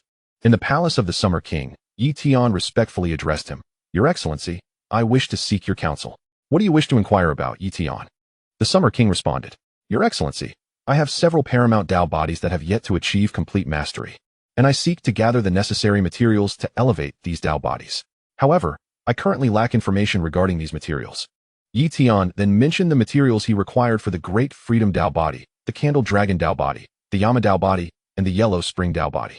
The Summer King pondered for a moment before sharing what he knew. Yi Tian, the Yama Dao body and the Yellow Spring Dao body are somewhat similar. They can both be assisted in breaking through to complete mastery with a single material, Death God Gold, which can only be found within the Yinchuan ruins. As for the Great Freedom Dao body, it is exceedingly rare and has long been lost to time. It is said that the heart of the extraterrestrial demons aids in its breakthrough. However, the extraterrestrial demons seldom venture into the underworld world and have not appeared in countless years. Regarding the Candle Dragon Dao body, I am uncertain. Perhaps the Dragon Clan would have knowledge of it. You might inquire with them, the Summer King advised. Thank you, Your Excellency. Yi Tian expressed his gratitude. At present, it appeared that the Yama Dao body and the Yellow Spring Dao body were more accessible for breakthroughs, while the Great Freedom Dao body and the Candle Dragon Dao body posed greater challenges. In the underworld world, at the Yinchuan ruins, a fragment from the ancient era of the underworld, it stood as one of the more perilous relics in the current underworld world. However, for Yi Tian, it posed little danger. Many foreign races dared to enter the Yinchuan ruins. Indeed, the resources within were of little use to most, with only a select few races, such as the Evil Clan, venturing in for exploration. The Yinchuan ruins lay nestled within the Wangchuan mountain range of the underworld world, perpetually shrouded in black mist, devoid of sunlight, and infused with a sinister spiritual energy, making it inhospitable for ordinary beings. Before long, Yi Tian arrived at the Yinchuan ruins. With a swift motion, he plunged into the depths of the ruins, heading directly towards a place known as the River of the Underworld. The River of the Underworld within the Yinchuan ruins is one of the fragments of the ancient underworld's river, albeit a sizable fragment, as the true River of the Underworld had long been shattered, leaving only a few remnants behind. The River of the Underworld is perilous, and the section within the Yinchuan ruins is no exception. It harbors a plethora of underworld creatures, devoid of intelligence, and nearly immortal, as long as the river exists. They cannot be truly vanquished, for even if shattered, they will eventually regenerate. While only true saints are permitted within the Yinchuan ruins, the River of the Underworld is home to creatures rivaling demigods, and not just one. Therefore, many true saints hesitate to enter the River of the Underworld, as it poses a substantial risk of demise. Yet, Yi Tian remained unperturbed, confident in his own strength. No number of underworld creatures could pose a threat to him. At last, I have arrived at the River of the Underworld, Yi Tian declared, as an oppressive aura enveloped him. He felt merely a chill, with no other sensations to speak of. May I find the Death God Gold here? Yi Tian mused inwardly, as he traversed the River of the Underworld. He soon encountered the underworld creatures. Boom! A horde of underworld beings surged forth from the river, grotesque in appearance, their crimson eyes glinting with mindless fury, wholly devoid of intelligence. Great saint, true saint. These were their levels of cultivation, with the leader astonishingly having reached the demigod realm. Annihilate. Yi Tian unleashed the 10 Directions Sword Realm, obliterating these underworld creatures in a single strike, reducing them to countless fragments. However, Yi Tian sensed some essence of their souls being drawn into the River of the Underworld. He was powerless to intervene, unable to shatter the souls of these underworld beings. No wonder these creatures are eternally unkillable. Their souls are safeguarded by the river, allowing their bodies to reconstitute at will, rendering them effectively immortal. Of course, it is not that these underworld beings cannot be killed, as long as one can withstand the entirety of the River of the Underworld. It is possible to shatter their souls. However, even true deities would find it impossible to contend with the River of the Underworld, let alone himself. Having dispatched these underworld beings, Yi Tian pressed onward in search of the Death God Gold. The sooner he acquired it, the sooner he could depart from this place. Slay, slay, slay. Yi Tian encountered numerous underworld creatures along the way. While they posed no real threat, the incessant combat became rather tiresome. The key issue was that slaying these underworld beings yielded no benefits. If there were rewards, he would have been far more patient. Days passed. Yi Tian delved deeper into the river of the underworld, even exploring its depths. Finally, after a fortnight, he successfully procured a piece of Death God gold. This piece shimmered in a gray-white hue, exuding an overwhelming aura of death and the power of death laws. One piece of Death God gold would surely be insufficient. He must acquire several more. Thus, Yi Tian continued his search for additional Death God gold. One day, he found himself besieged by 6 underworld creatures, all at the demigod level. How peculiar. 6 underworld beings have appeared simultaneously. Could there be something of great value in this area attracting these demigod-level creatures? Yi Tian pondered. Nevertheless, he resolved to eliminate these underworld beings first. Boom! Yi Tian unleashed the full might of his paramount Dao bodies, deploying the Sword Realm. And the forces of the Sword Laws along with others surged forth, instantly shattering these demigod-level underworld creatures. Soon after, he began to search meticulously in the vicinity, only to encounter 3 more demigod-level underworld beings. Yi Tian swiftly dispatched them as well, and upon further exploration, he discovered that this area was, in fact, a mine. A Death God gold mine. Yi Tian was astounded. Such a Death God gold mine must yield an immense quantity of Death God gold. No wonder it had drawn so many demigod-level underworld beings. Subsequently, Yi Tian commenced the extraction of Death God gold. 1, 2, 10. When all was said and done, Yi Tian had amassed a total of 369 pieces of Death God gold. Although it is merely a small mine, it has sufficiently provided me with the coveted Death Divine gold. Yi Tian promptly departed from the river of the underworld and journeyed to a secluded area within the Yinchuan ruins, where he sought to break through to the pinnacle realms of both the Yama and the Yellow Springs Dao bodies. Boom! The laws of death refined the 2 Dao bodies, and with the aid of the Death Divine gold, the bottleneck of Yi Tian's 2 Dao bodies gradually shattered. Boom! The Yellow Springs Dao body broke through, reaching the pinnacle realm. Shortly thereafter, the Yama Dao body also broke through, attaining the same pinnacle realm. Thus, both Dao bodies had successfully advanced to the pinnacle realm. With this breakthrough, Yi Tian's physical prowess experienced a slight enhancement, naturally augmenting his overall strength.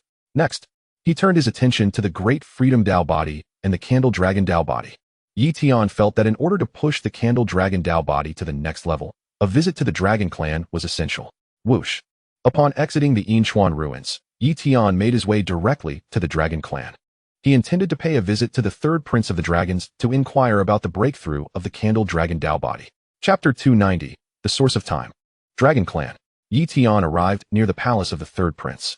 Soon, a group of Dragon Clan soldiers appeared. Many of these soldiers recognized Yi Tian, as he had visited here before. Is your 3rd Prince present? Yi Tian inquired. A soldier promptly replied, Holy Yi, our 3rd Prince is not in the palace at the moment. We will contact him. Please wait here. Very well. Yi Tian nodded. He followed them into a side hall to await the 3rd Prince.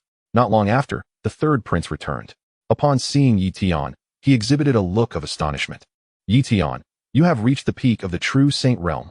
In just over a decade, you have achieved such a rapid advancement to the peak of the true Saint realm. This is astonishing.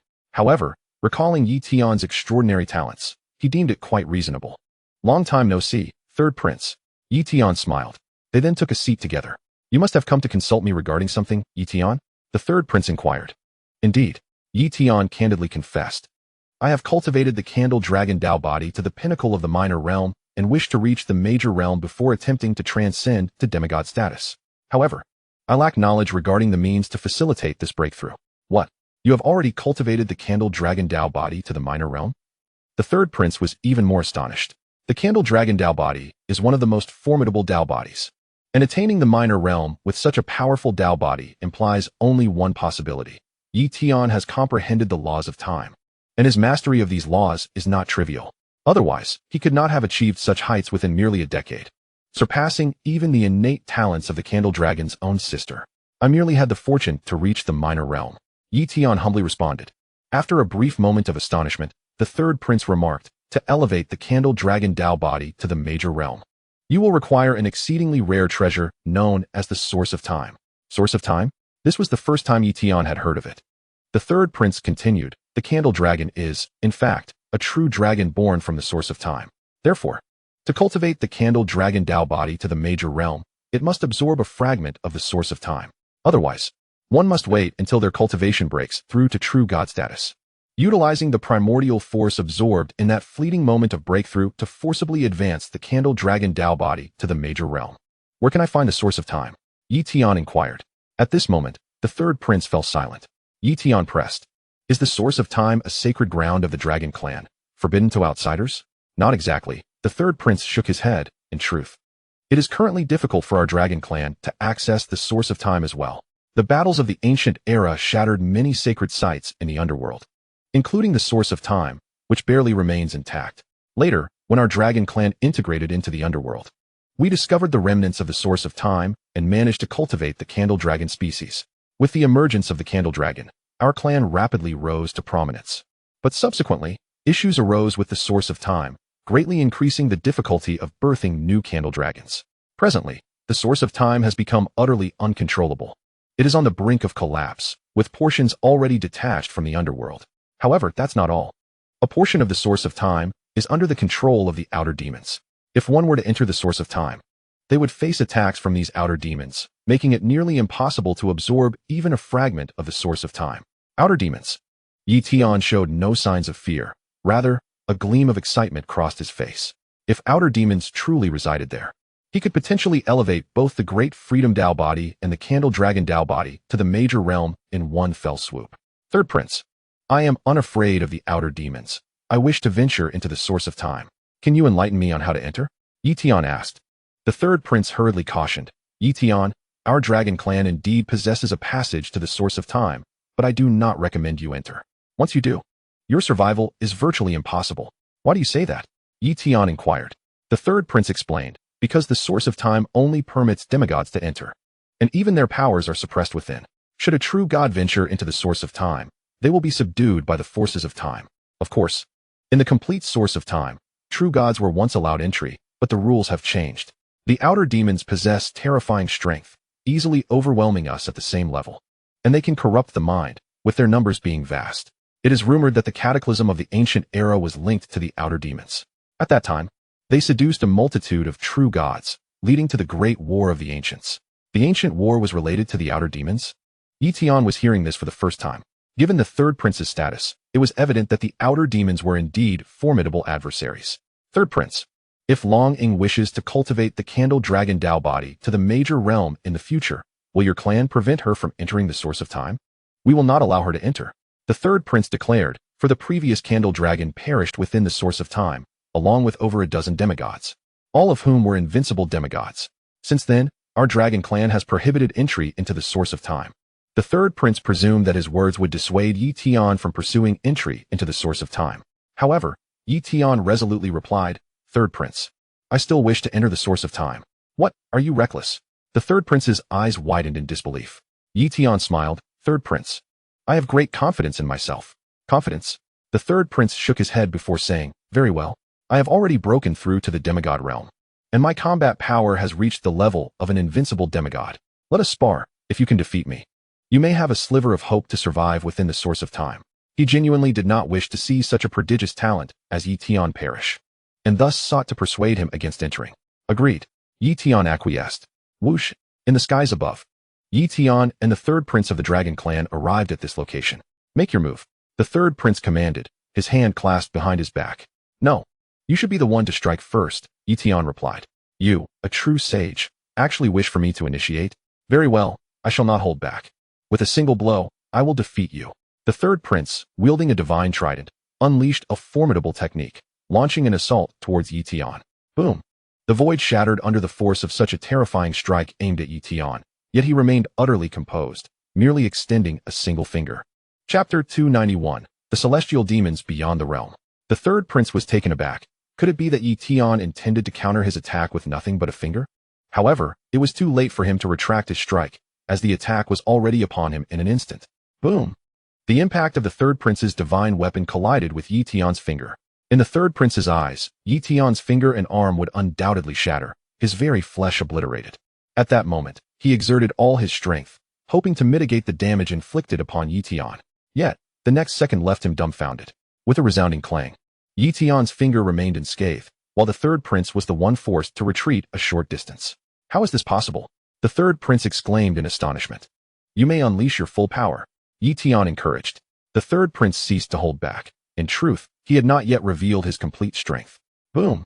Various peak techniques erupted forth. The third prince had actually mastered 3 superior techniques: the weak water technique, the heavenly dragon technique, and the dragon blood technique, all of which he unleashed with full force. Additionally, he activated his demigod form, a glimmer of divine light enveloping his entire body in a golden hue. Attack! The third prince commanded with all his might. However, Tian simply raised a hand and effortlessly sent the third prince flying, causing his divine weapon to clatter to the ground. In the next moment, Tian appeared beside the third prince and, with one hand, pinned him down, rendering him immobile. I concede, the third prince declared, utterly defeated. He could hardly fathom that he had lost to Tian, who possessed only the cultivation of a true sage. Tian, your strength must be exceptionally close to that of the mightiest demigods, am I correct? The third prince inquired. Quite so, Tian replied with a slight nod. Even when his cultivation was merely at the beginner true sage level, he had exhibited the combat prowess of an invincible demigod. Now, having reached the pinnacle of true sage and perfected the Huangquan and Yanluo techniques, alongside a significant enhancement in various supreme techniques and laws, his combat strength was indeed nearing that of the mightiest demigods, with defensive capabilities rivaling those of formidable demigods. The third prince's current strength was mediocre even among invincible demigods, making him no match for Tian, who appeared as insignificant as an ant before him. Tian, your strength is incredibly close to that of the mightiest demigods. And as a true sage, your abilities remain unhindered in the source of time. Even when facing extraterrestrial demons with the strength of the mightiest demigods, you show no fear. Though caution is warranted against their encirclement, the third prince remarked, perhaps my combat prowess may not suffice to sweep through those extraterrestrial demons. But when it comes to life-preserving methods, my capabilities exceed your imagination. Tian replied with unwavering confidence. The third prince nodded slightly. Realizing that Tian's defense was extraordinarily formidable, he was unable to discern the nature of Tian's techniques, which bore a resemblance to supreme techniques, yet felt distinct. In any case, with Tian's abnormal defense, encountering a mighty demigod should pose no concern. Tian, I shall speak to my father at that time. You may utilize our dragon clan's passage to access the source of time, the third prince stated. Thank you. Tian expressed his gratitude. In the Tian Dragon Palace, the third prince approached his father, the Tian Dragon King. Father, the third prince called out. What is it, my son? The Tian Dragon King inquired. Father, the human Tian wishes to enter the source of time. The third prince explained. Tian, that human, seeks to enter the source of time to extract a fragment of its essence to break through the Zilong technique? Has he lost his mind? Did you not inform him of the dangers associated with the source of time? Even our dragon clan dares not enter. The Tian Dragon King frowned. I did warn him. The third prince replied. However, Tian possesses a genuine chance to acquire a fragment of the source of time, though he is merely a true sage. His strength surpasses mine. I had no ability to counter him. Moreover, my attacks could not even breach his skin. What? Tian is such a prodigy? The Tian Dragon King was astonished. Indeed, the third prince affirmed. After a moment of contemplation, the Tian Dragon King declared, very well, he may enter. If he truly has a chance to draw from the source of time, let him extract an additional fragment for your sister. Yes, father. The third prince replied eagerly. Soon, the third prince guided Tian to the entrance of the source of time. Along the way, the third prince requested, Tian, if you are able to draw from a fragment of the source of time, could you possibly extract an additional one? No problem. Tian agreed. After all, for him, extracting one fragment was no different from extracting two. Before long, they arrived at the entrance of the source of time. The place lay in ruins, devoid of any dragon clan guardians, overgrown with weeds and vines. Break. The third prince waved his hand, and an unseen light shattered the weeds and vines, revealing a massive altar. Tian, this altar can be activated with divine stones, forming a passage into the source of time. Although it has fallen into disrepair over the ages, it should still be functional. The third prince explained as he produced a number of divine stones and cast them into the altar. Naturally, he hoped Tian could extract an additional fragment of the source of time, so he could not allow Tian to expend his own divine stones. Boom. The altar absorbed the energy of the divine stones, gradually warping time until a temporal passage emerged. Even before entering the source of time, Tian could sense the essence of time permeating the air. We can enter now, the third prince announced. Without a moment's hesitation, Tian stepped into the source of time. Upon entering, Tian was immediately enveloped by a sinister black aura. Could this be the essence of the extraterrestrial demons? Tian pondered. Glancing around, he recognized the pervasive presence of the extraterrestrial demons that had tainted this source of time. This was not merely a partial corruption. It was almost entirely consumed. Of course, the Dragon Clan had not dispatched any members here for quite some time, so they were unaware of the current state of affairs. Given the source of time's corruption, extracting even a fragment would require considerable time. Commence extraction of the source of time, Tian commanded, harnessing the power of the laws of time to begin drawing a fragment from the source. Boom! The power of the source of time was gradually siphoned away as Tian endeavored to extract a complete fragment. Suddenly, an overwhelming dark and malevolent force surged forth. The extraterrestrial demons had arrived. Tian thought to himself, feeling a mixture of tension and curiosity, as this was his first encounter with the extraterrestrial demons.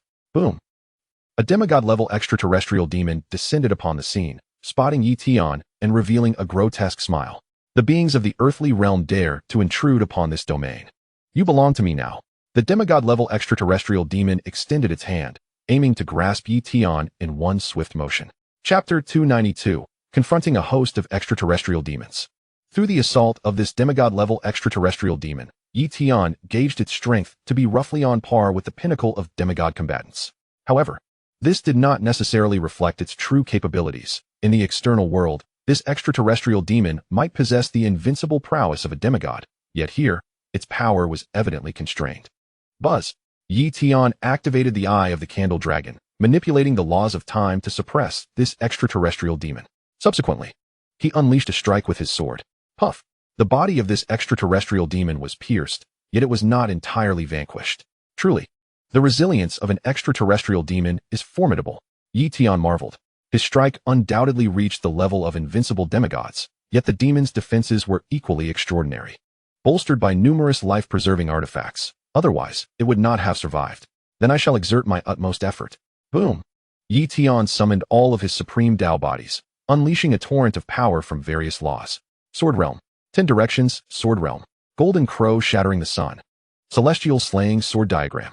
Divine Slaying Sword Light. Each aspect of his soul executed a form of Tao technique or unparalleled divine power, allowing for a multitude of attacks to erupt instantaneously. This was his advantage. Boom! The extraterrestrial demon was obliterated, its body shattered and slain. Immediately, he extracted a heart of the demon from the fallen being. The heart of an invincible demigod should aid me in elevating my great freedom Tao body to its perfected state. Once I return, I shall strive for the consummation of the great freedom Tao body, Tian murmured. Thereafter, he continued to siphon a fragment of the essence of time, fully aware that other extraterrestrial demons would undoubtedly converge upon this location. It was exceedingly challenging to extract the essence of time now, had it remained intact. He could have easily taken a portion, but now, this place was nearly saturated with the influence of extraterrestrial demons, making the extraction immensely difficult. As time elapsed, it was not long before the presence of extraterrestrial demons was felt, traversing the void towards him. 1, 2, 5, 10. In the blink of an eye, 11 extraterrestrial demons descended, each on par with the earlier one. Kill him. The 11 extraterrestrial demons acted in unison, without a modicum of hesitation. Tian remained still, clandestinely channeling the supreme Tao technique, the chaos scale. Boom! Waves of attacks surged towards him, yet even his stellar sacred garment, realm scale technique, and great 5 elements wheel could not be breached. They could not reach his supreme Tao technique, the chaos scale. Pathetic. Tian scoffed. He then unleashed a barrage of counterattacks, swiftly slaying these extraterrestrial demons and seizing their corpses. Of course, he was acutely aware that the next wave would not consist of these demons, but rather an overwhelming number, including true powerhouses among the demigods of the extraterrestrial demons. Thus, he could not afford to linger and needed to extract the essence of time as quickly as possible. Almost there. I am on the verge of extracting this essence of time, Tian murmured. Just then, a multitude of extraterrestrial demon presences surged forth. This is somewhat exaggerated. Boom. A throng of extraterrestrial demons descended, all at the demigod level, numbering in the hundreds, and among them were several exuding an aura of unfathomable terror, far surpassing the earlier demigods. Such a multitude of demigod-level extraterrestrial demons could not be matched even by many of the apex alien races.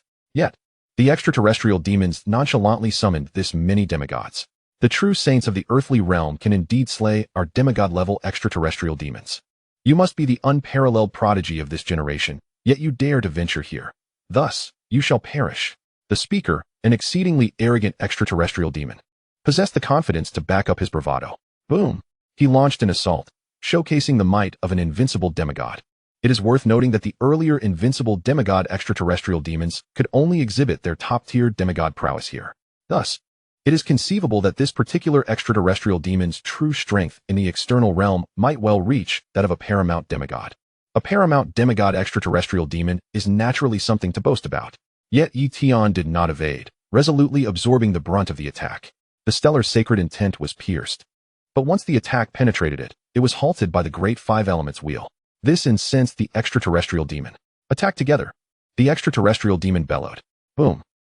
The extraterrestrial demons unleashed their might, with hundreds joining forces, their combined assault comparable to that of a paramount demigod. Puff, puff, puff. Tian's layers of defenses were breached, yet ultimately, he relied on the supreme Dao technique, the chaos scale, to withstand the onslaught. This is impossible. The extraterrestrial demons were taken aback. This was the combined strike of hundreds of demigod extraterrestrial demons, and yet it failed to penetrate Tian's defenses. Suddenly, they realized that Tian was likely not relying solely on his own strength, but rather on some defensive treasure to withstand their attacks. We must stop at nothing to slay him. He cannot endure for long. Booming. The extraterrestrial demons rampaged in their assault. Yet they could do nothing to Tian. Despite the severe depletion of his energy, he was able to quickly recover thanks to the divine stone. Got it. Tian reached out, successfully siphoning a fragment of the essence of time, which he then absorbed into his inner world. He did not depart immediately, but continued to draw upon the essence of time, aspiring to extract a second fragment, fulfilling the promise he made to the third prince of dragons. Before long, extraterrestrial demons continued to arrive, including several with the cultivation of paramount demigods, all of whom attacked in unison but were unable to harm him. Not long after, Tian finally extracted the second fragment of the essence of time. Time to go. He had no desire to continue battling this horde of extraterrestrial demons, for it would serve no purpose. If a formidable demigod-level extraterrestrial demon were to arrive, they could unleash their full strength here, potentially trapping him, and a multitude of extraterrestrial demons attacking him could lead to his demise. Away. Tian exerted all his strength in a single strike, breaking free from the encirclement and rushing into the passage leading to the subterranean world. Upon the altar, Tian's figure materialized. He had successfully returned. Tian, you're back. Did you succeed? The third prince of dragons inquired curiously. I did. Tian produced a fragment of the essence of time and handed it to the third prince of dragons. Indeed, it is the essence of time, Tian. I am immensely grateful. The third prince of dragons expressed his appreciation. It was nothing. I shall take my leave now. Tian replied. Chapter 293, Preparing to Ascend to Demigodhood. The third prince of dragons returned to the dragon palace of the heavenly river with the essence of time. While Tian made his way back to earth, he intended to return and retreat into seclusion to cultivate, striving to elevate both the great freedom Dao body and the candle dragon Dao body to the pinnacle of their respective realms. At that point, he would be poised to prepare for his ascension to the demigod level. Upon his return to earth in the Summer Kingdom, Tian immediately entered a state of seclusion at the Heavenly Emperor Pavilion. His foremost objective was to break through the candle dragon Dao body. He took out a fragment of the source of time and swallowed it whole, channeling the energies of the candle dragon Dao body to absorb and refine this essence, utilizing the principles of time to assist in the process. With the aid of the laws of time, Tian gradually advanced towards a breakthrough in the candle dragon Dao body. Days passed, and soon a tremendous explosion echoed through the air. Tian's candle dragon Dao body achieved a complete breakthrough, exhausting the fragment of the source of time in the process, causing his physique to undergo a transformation. Growing stronger, his power had risen once more. Tian murmured to himself. He then retrieved a heart of the celestial demon. Gazing at the somewhat grotesque heart, he swallowed it in one gulp, steeling himself for the breakthrough. Subsequently, he began to refine the heart of the celestial demon, urging the great freedom Dao body towards its own breakthrough. Simultaneously, the insights he had gained regarding the laws of the celestial demon were also lending their assistance. Gradually, his great freedom Dao body began to ascend, breaking through the invisible bottleneck that had hindered him. On that day, the great freedom Dao body achieved a complete breakthrough, advancing from the peak of the minor stage to the major stage. With this advancement, his soul expanded exponentially, and even his state of mind experienced a slight enhancement. Truly, The mysteries of the great freedom Tao body were profound. Without this extraordinary Tao body, he feared he would be unable to withstand the onslaught of those celestial demons from beyond.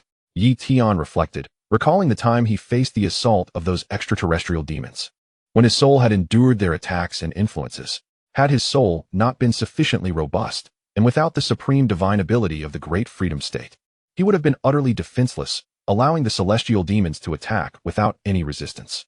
In such a scenario, even the strongest defenses would have been rendered futile. The divine beings who created the great freedom Tao body must have possessed an extensive understanding of the celestial demons from beyond, perhaps even capturing and studying numerous celestial demons. For it was inconceivable that such a corresponding top-tier Tao body could have been created otherwise. Tian mused. Now, with his top-tier Tao body elevated to the major stage, he had reached his limit. To achieve perfection in a top-tier Tao body was a feat beyond even the most prodigious of true saints, as the completion of a Tao body not only posed immense difficulty, but also required the infusion of divine power, which was still present in a demigod's essence. Of course, being a demigod merely granted the qualification to attempt this breakthrough. It did not guarantee success.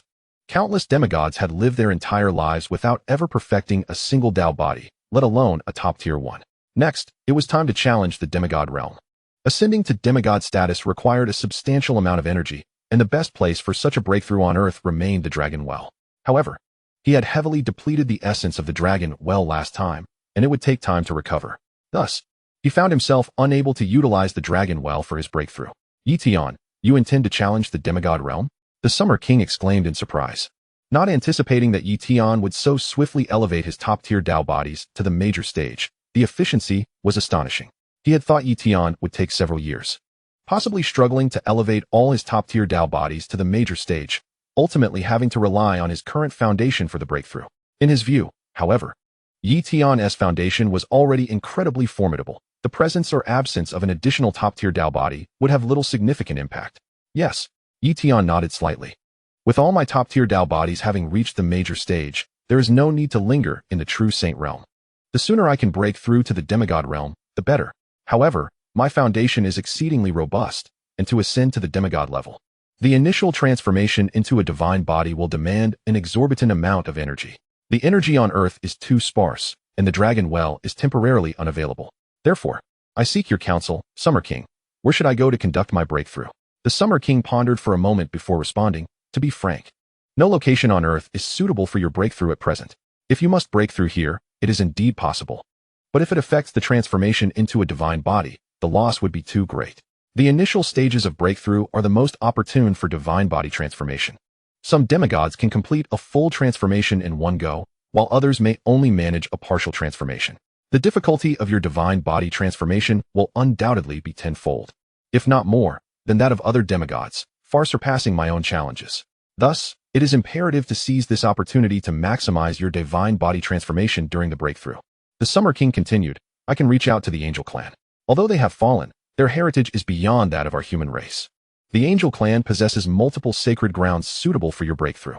If they agree, you may proceed to conduct your breakthrough among them. Would that mean my strength would be exposed? Tian inquired. Do you think you could conceal your power after your breakthrough? Moreover, if the true gods truly investigate, your strength cannot remain hidden, the Summer King replied with a smile. Indeed, Tian nodded, then returned to await news from the Summer King. A few days later, the Summer King informed Tian that the Angel Clan had consented to allow him to enter their sacred ground for his breakthrough.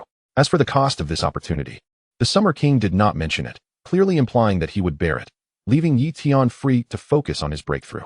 Soon, a manifestation of the Summer King escorted Tian to the Angel Clan. They traversed the territory of the Evil Clan and arrived shortly thereafter at the Angel Clan. Such a multitude of female angels.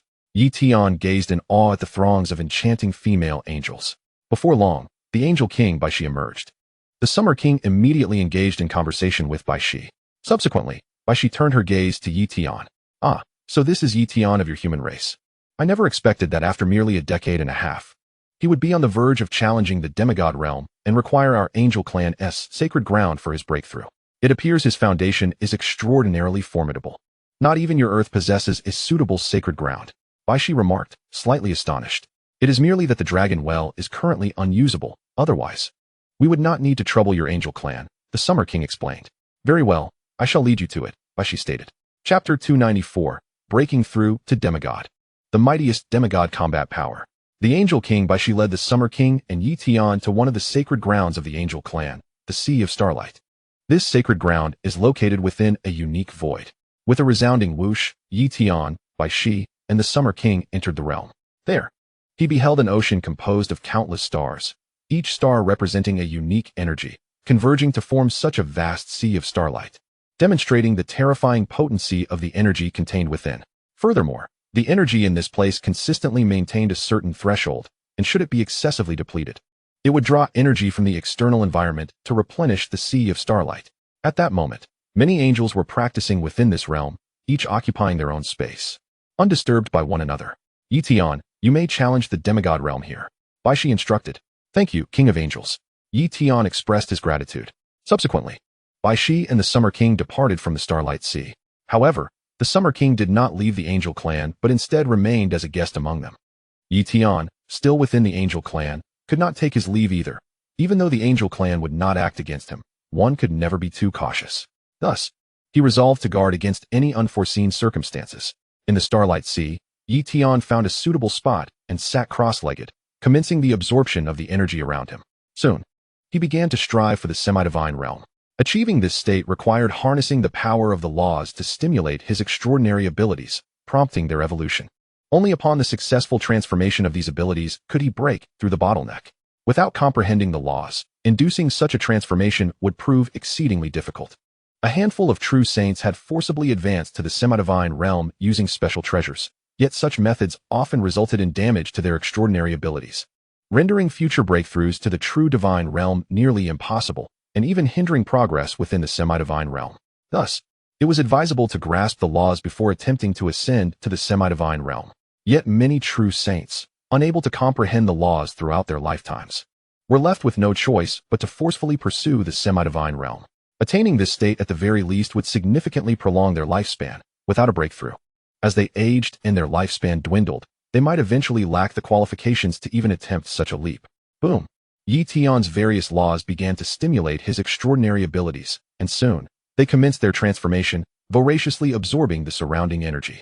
An abundance of starlight energy was consumed by his form, serving as nourishment for the evolution of his extraordinary abilities. Before long, the transformation was complete, and the divine spirit within his extraordinary abilities began to evolve, growing increasingly formidable. After a considerable time, Tian's body underwent transformation, evolving from a true saint's physique to that of a semi-divine being. This progression was comparatively slow and required an immense expenditure of energy. Boom! Countless starlight energies were absorbed by Tian, creating a vacuum in the surrounding area. The angels within this vacuum stood in astonishment. Where did the energy go? Soon, they realized the situation and understood that all the energy had been siphoned by Tian. Consequently, they retreated to other areas of the Starlight Sea. In the outside world, Bai Shi furrowed her brow.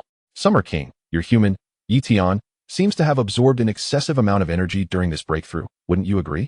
She had just received a communication from the Starlight Sea, indicating that Tian was fervently consuming starlight energy, causing many angels' cultivation to be disrupted or even halted. Perhaps he merely overindulged a tad.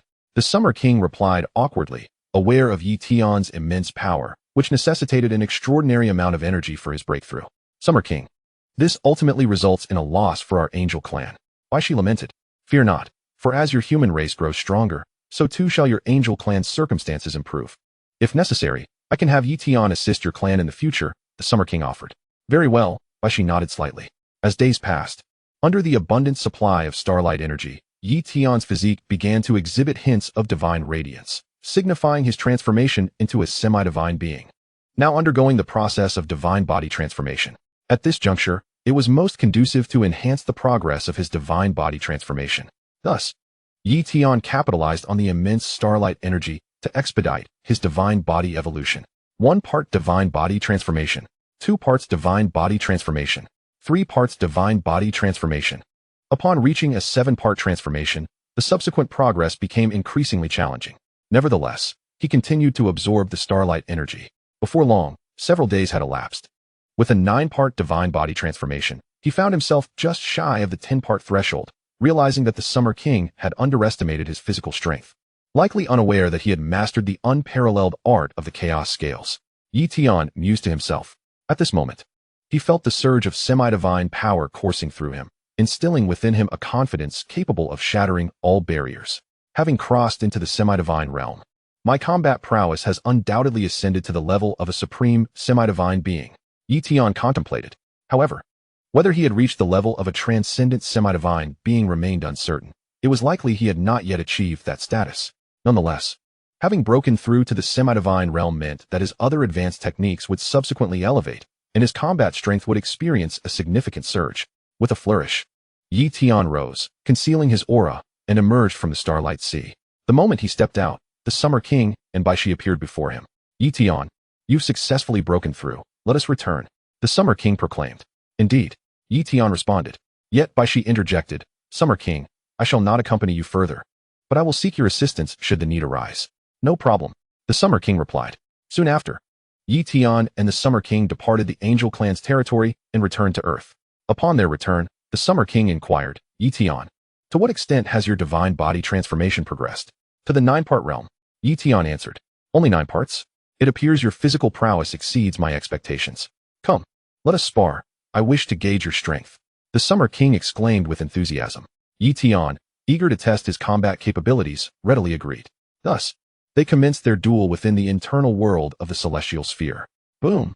The Summer King maintained his cultivation at the semi-divine realm, refraining from utilizing divine power, yet he found himself swiftly suppressed by Tian. Reluctantly, the Summer King was compelled to unleash his divine power.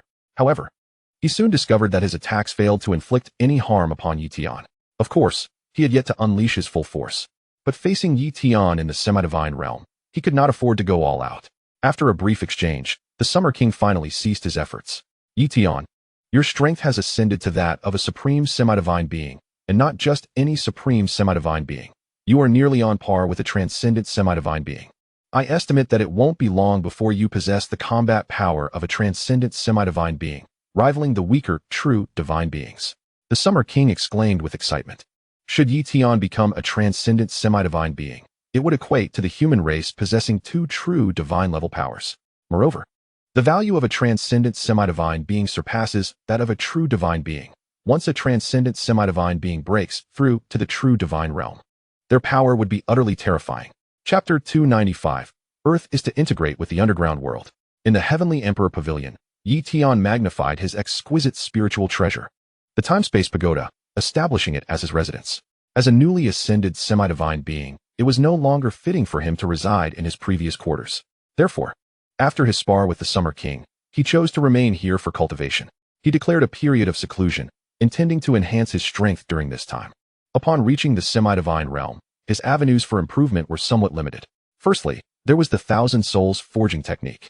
With his current level of mastery, he could discern the limits of this technique. The notion of 1,000 souls was indeed an exaggeration. However, this technique remained extraordinarily formidable, with its upper limit likely being the condensation of over 100 souls. Thus, he could still continue to split off additional souls. Having just broken into the semi-divine realm, he could generate more souls, accelerating his cultivation speed and enriching his comprehension. Secondly, there were the pinnacle techniques and supreme techniques, which also required enhancement. Like the ordinary pinnacle Dao techniques, such as the boundary scale technique, he had already cultivated to the 9th Dao diagram, which represented the zenith of this exceptional art. Furthermore, he could gradually reach the limits of other supreme Dao techniques, albeit with a bit more time invested. As for the unparalleled Dao technique, the chaotic scale, he had initially cultivated it to the 5th Dao diagram, but now he was confident that he could advance to the 6th. Should he succeed in reaching the 6th chaotic scale Dao diagram, his defense would undoubtedly surpass that of the formidable demigods, rivaling the defensive prowess of the current Summer King. Tian mused with unwavering confidence. Moreover, he was determined to continue comprehending various laws to enhance his understanding.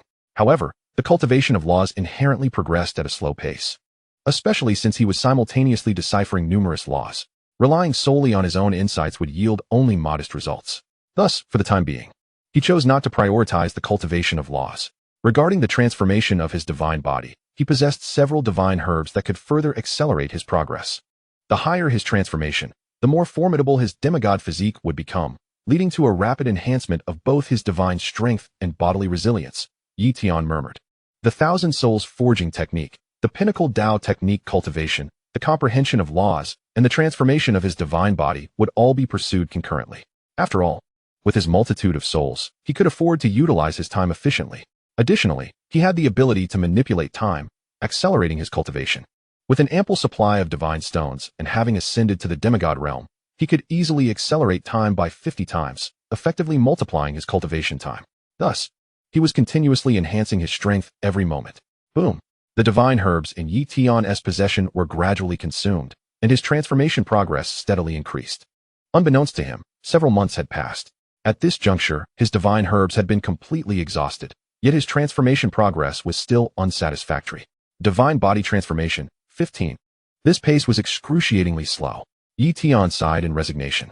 If it were another demigod, a few divine herbs would suffice to elevate their transformation progress to 30 or even 40.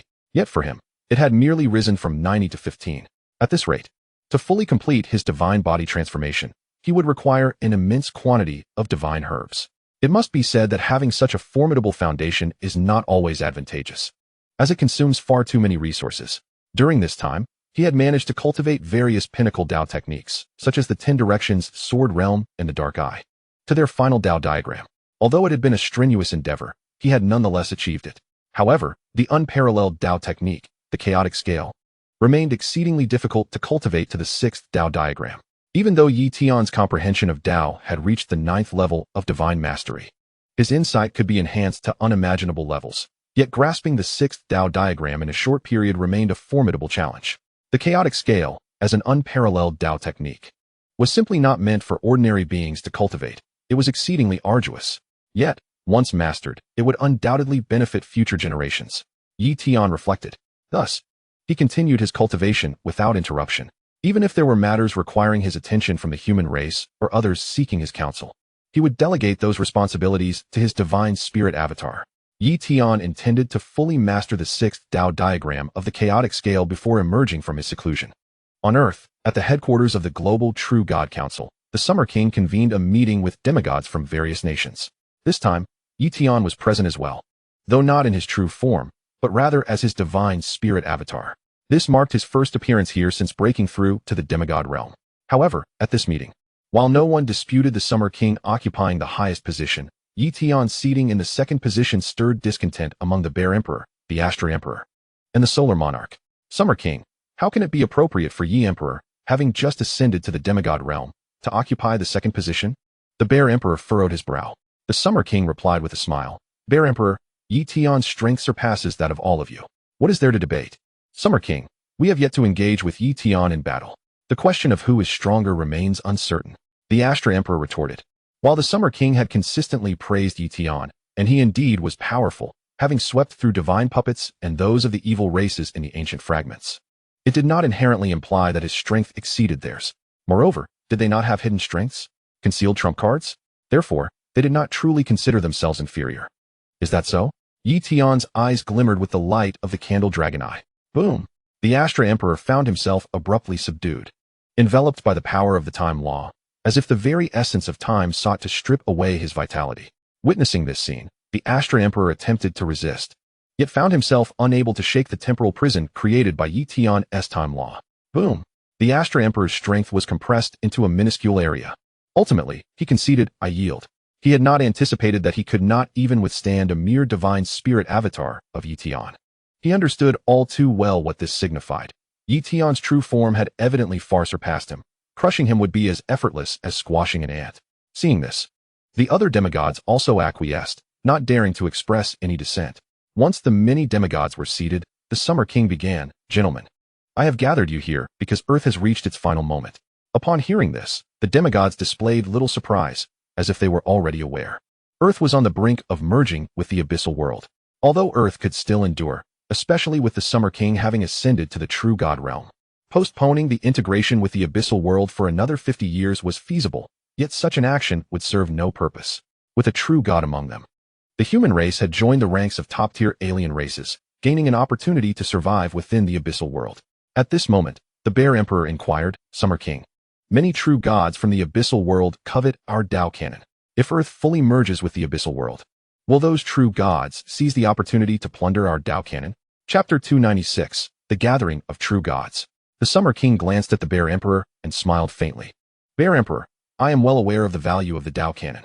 True gods will undoubtedly covet it, and many will seek to seize it. However, weaker true gods will not dare to act against us, while those who are powerful enough will refrain from attempting to snatch the Tao Cannon. Why is that? The Bear Emperor and the other demigods were intrigued. The Summer King elaborated, before Earth fully integrates with the abyssal world. I plan to use a fragment of the Tao Cannon's Taiji source, combined with the collective fortune of humanity and the essence of the Earth realm, to forge a divine position. At that time, I will merge with this divine position. My strength will experience a dramatic surge, allowing me to wield the Tao Cannon and unleash even greater combat prowess. Is that feasible? The demigods were astonished. Such an operation exists? Indeed. The Summer King nodded. The Dragon Clan once accomplished this, creating a dragon god position. I can forge the Summer King position. As the creator of this divine position, I will not need to comprehend the Taiji principle. I can directly inherit the divine position. Once such a divine position is established, it will undoubtedly be a top-tier divine position, far surpassing that of the Fire God. Summer King, we shall defer to your judgment. The demigods nodded in agreement. At this juncture, the Summer King stated, Tian, when I merge with the divine position, there will be a brief period during which I cannot act. I will need you to hold the line for a while. Understood. Tian replied. At this moment, the other demigods were left puzzled.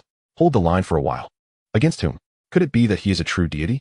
Yet Tian is merely a demigod. How could he possibly withstand the might of a true god? Even the mightiest of demigods cannot endure such power, unless Tian has achieved an unparalleled level of demigod strength. But is that truly feasible? Nevertheless, the Summer King did not dwell on this, instead shifting the discussion to the actions required following the fusion of Earth with the abyssal realm. Based on previous experiences of various worlds merging into the abyssal realm, once Earth integrates into this realm, its various tectonic plates will become one with the territories of the abyss, completely consumed by it. At that point, countless edifices will inevitably collapse.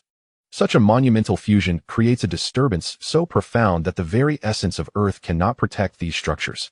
Thus, the consensus was to first relocate multitudes of humanity from the numerous entrances of the abyss to its interior. Esteemed demigods, this process necessitates the cooperation of all nations to ensure that no human is left behind.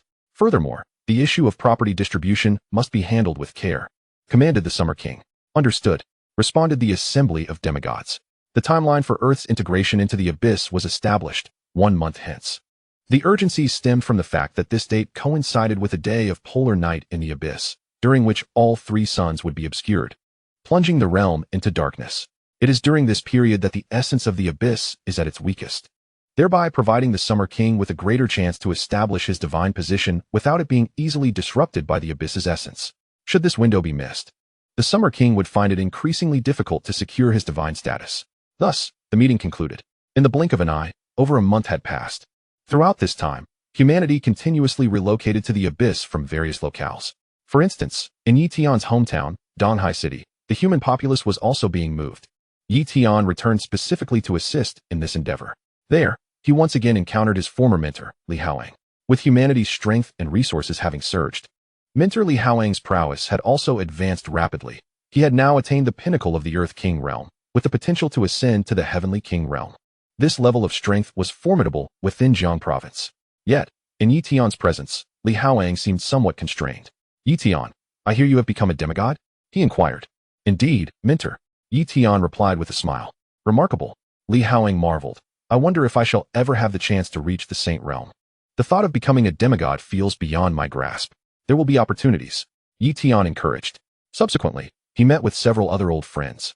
But it was evident that they all felt a certain reticence in their conversations. Tian understood that the immense pressure he exerted was the cause.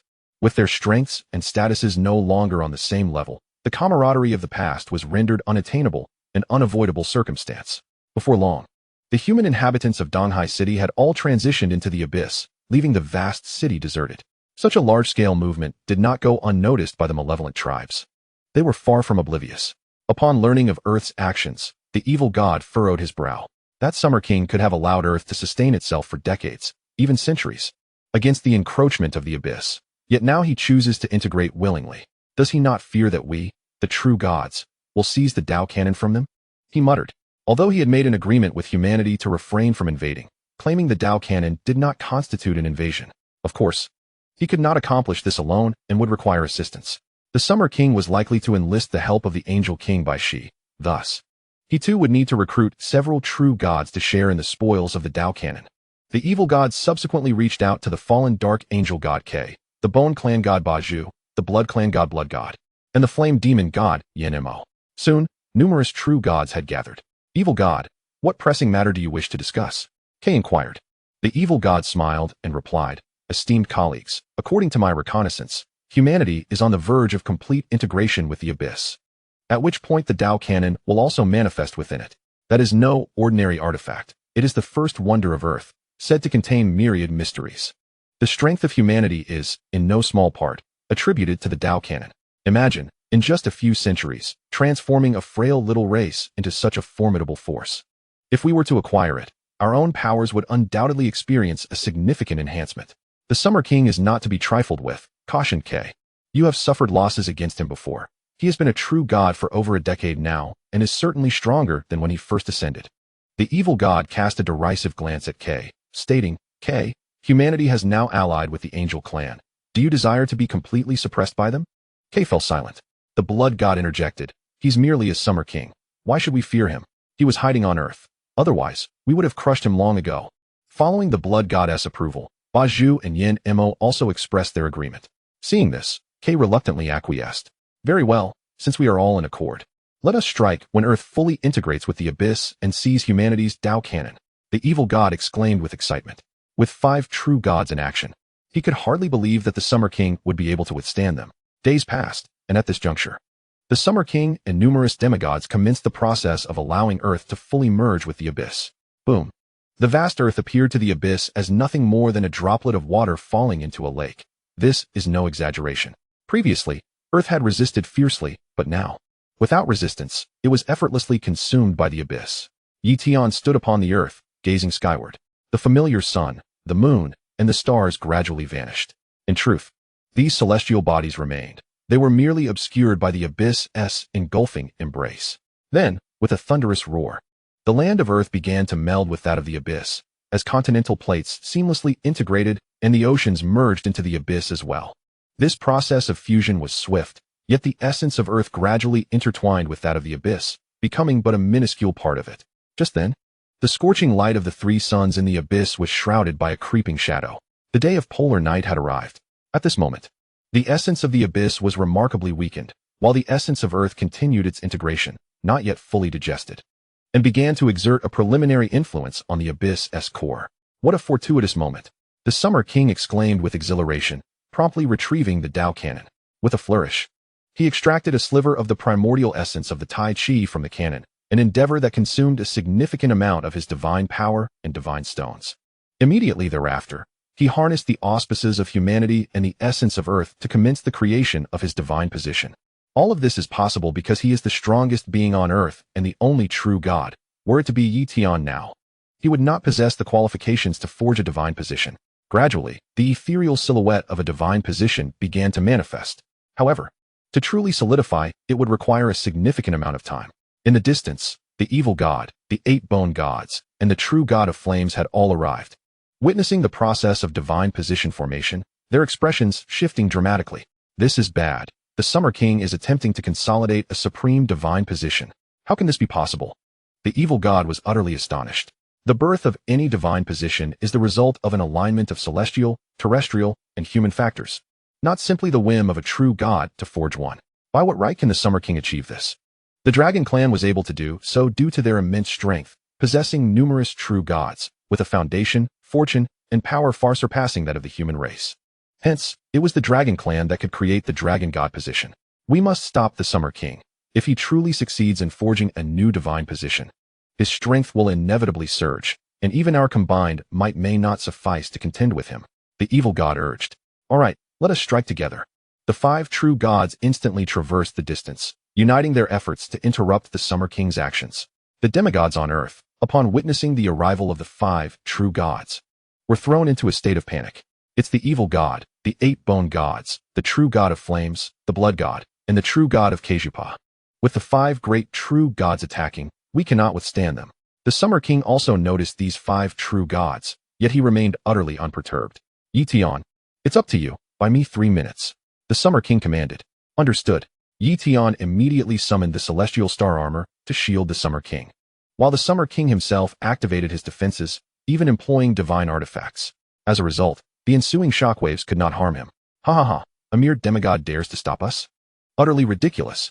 The evil god unleashed his blood-red spear and divine power towards Tian. This strike was potent enough to annihilate an invincible demigod or the mightiest of demigods.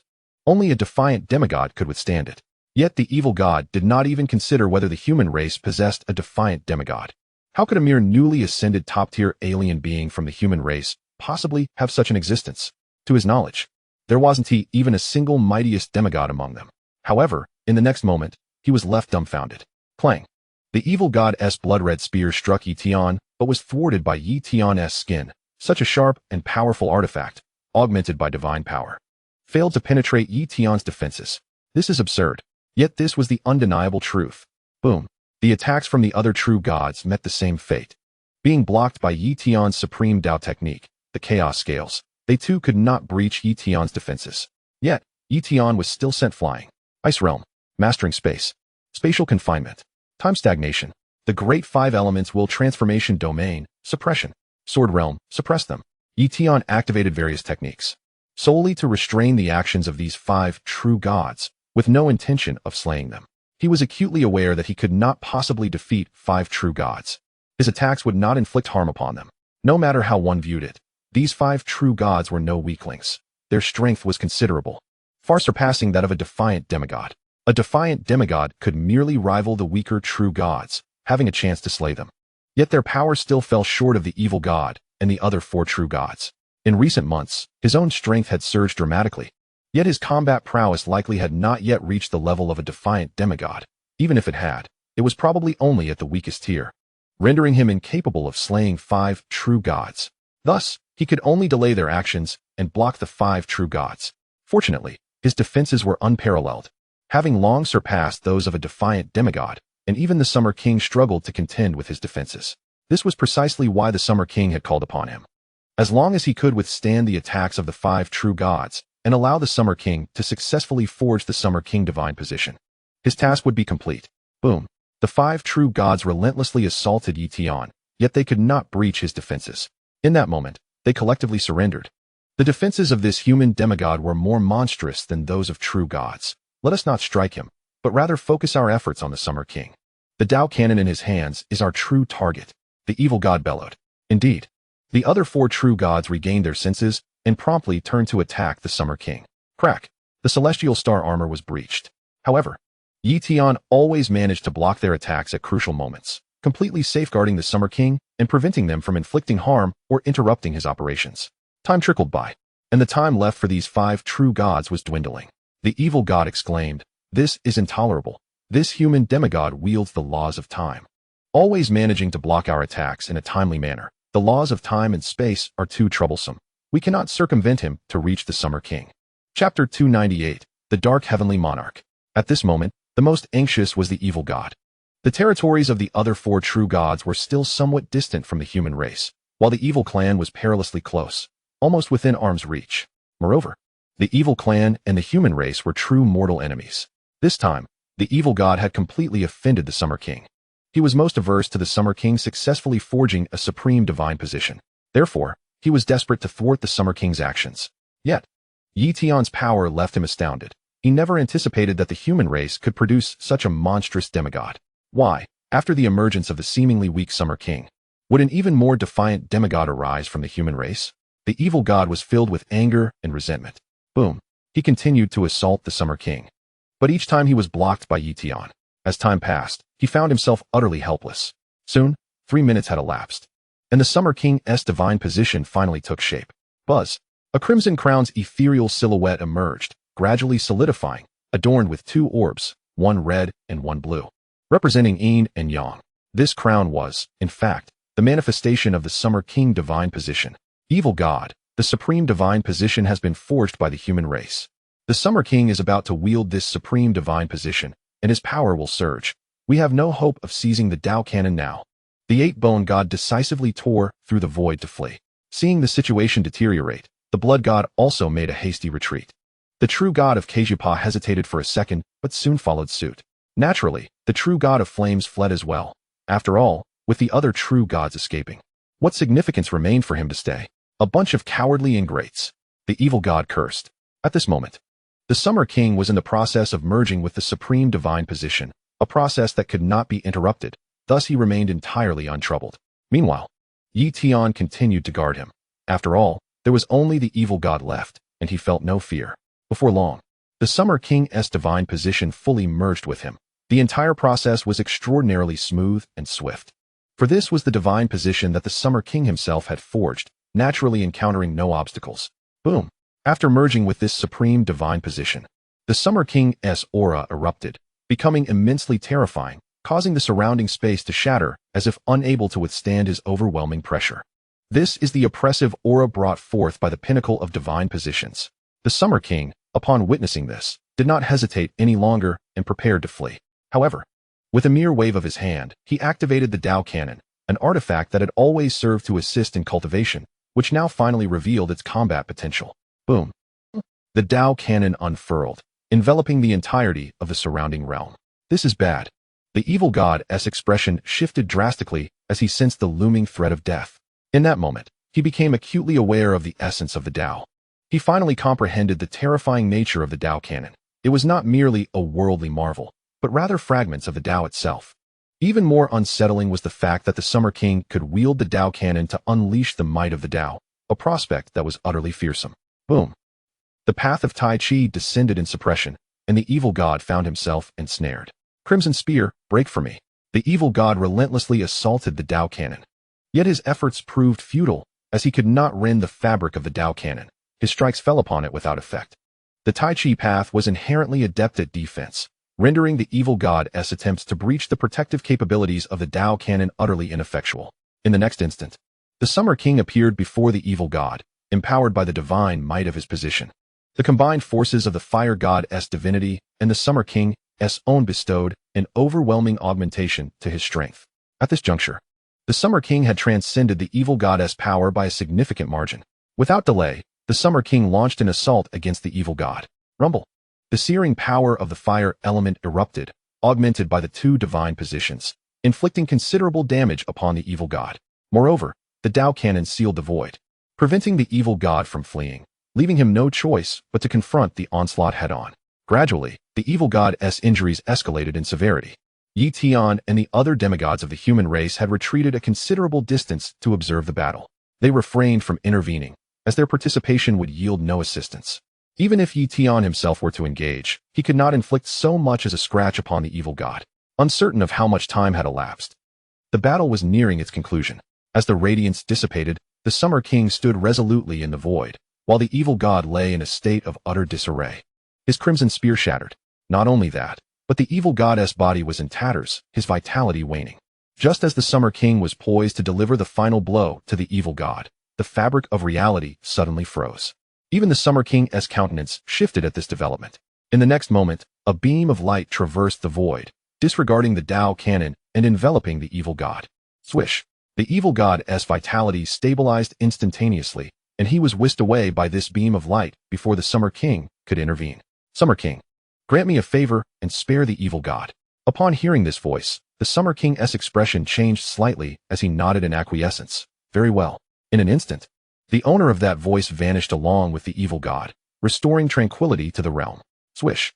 Tian flew to the Summer King's side and inquired, Summer King, who was that just now? The Summer King replied gravely, it was the Dark Monarch. It is rumored that the evil god has allied with a true divine faction, of which the Dark Monarch is one of the 7 true divine lords. I never anticipated the Dark Monarch would personally come to rescue the evil god. What is the Dark Monarch's strength? Tian asked with curiosity. Terrifying. The Summer King assessed, I am not his match. Even with the enhancement of the Summer King's divine position, I am still far from being able to contend with the Dark Monarch.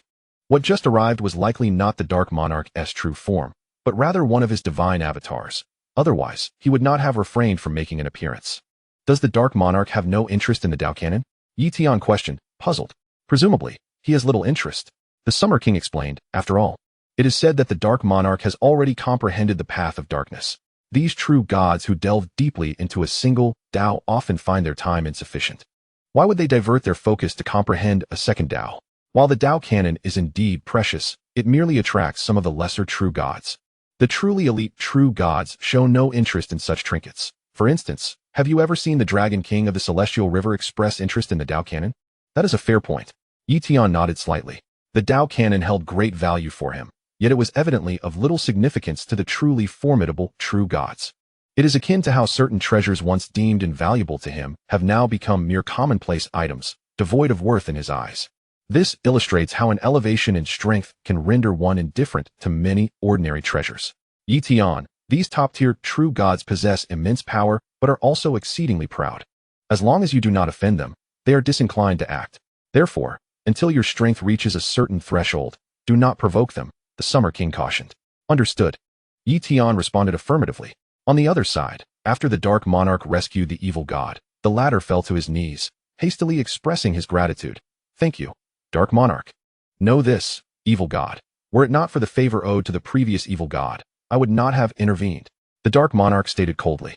Yes. The evil god responded, utterly subservient. Evil god, I shall only save you this once. Should you find yourself in peril again, do not seek my aid, or I shall personally send you to the wheel of reincarnation. The Dark Monarch warned sternly, his tone razor-sharp. The evil god understood that the Dark Monarch did not jest. This was a serious admonition. Thus, he nodded repeatedly, not daring to counter. After delivering this ultimatum, the Dark Monarch vanished, leaving the severely injured evil god behind. Yet, as long as he faced no danger, the evil god would be able to heal his wounds. Soon, the evil god's injuries began to stabilize. At least he would not perish, but full recovery would require a lengthy period. Summer King, Tian, the human race, this matter is far from over. The evil god seethed with resentment. However, as he reflected on the formidable Summer King and the future potential of Tian, he could not help but shudder. He could not contend with the Summer King now, nor could he inflict harm upon Tian. How could he hope to confront them in the future?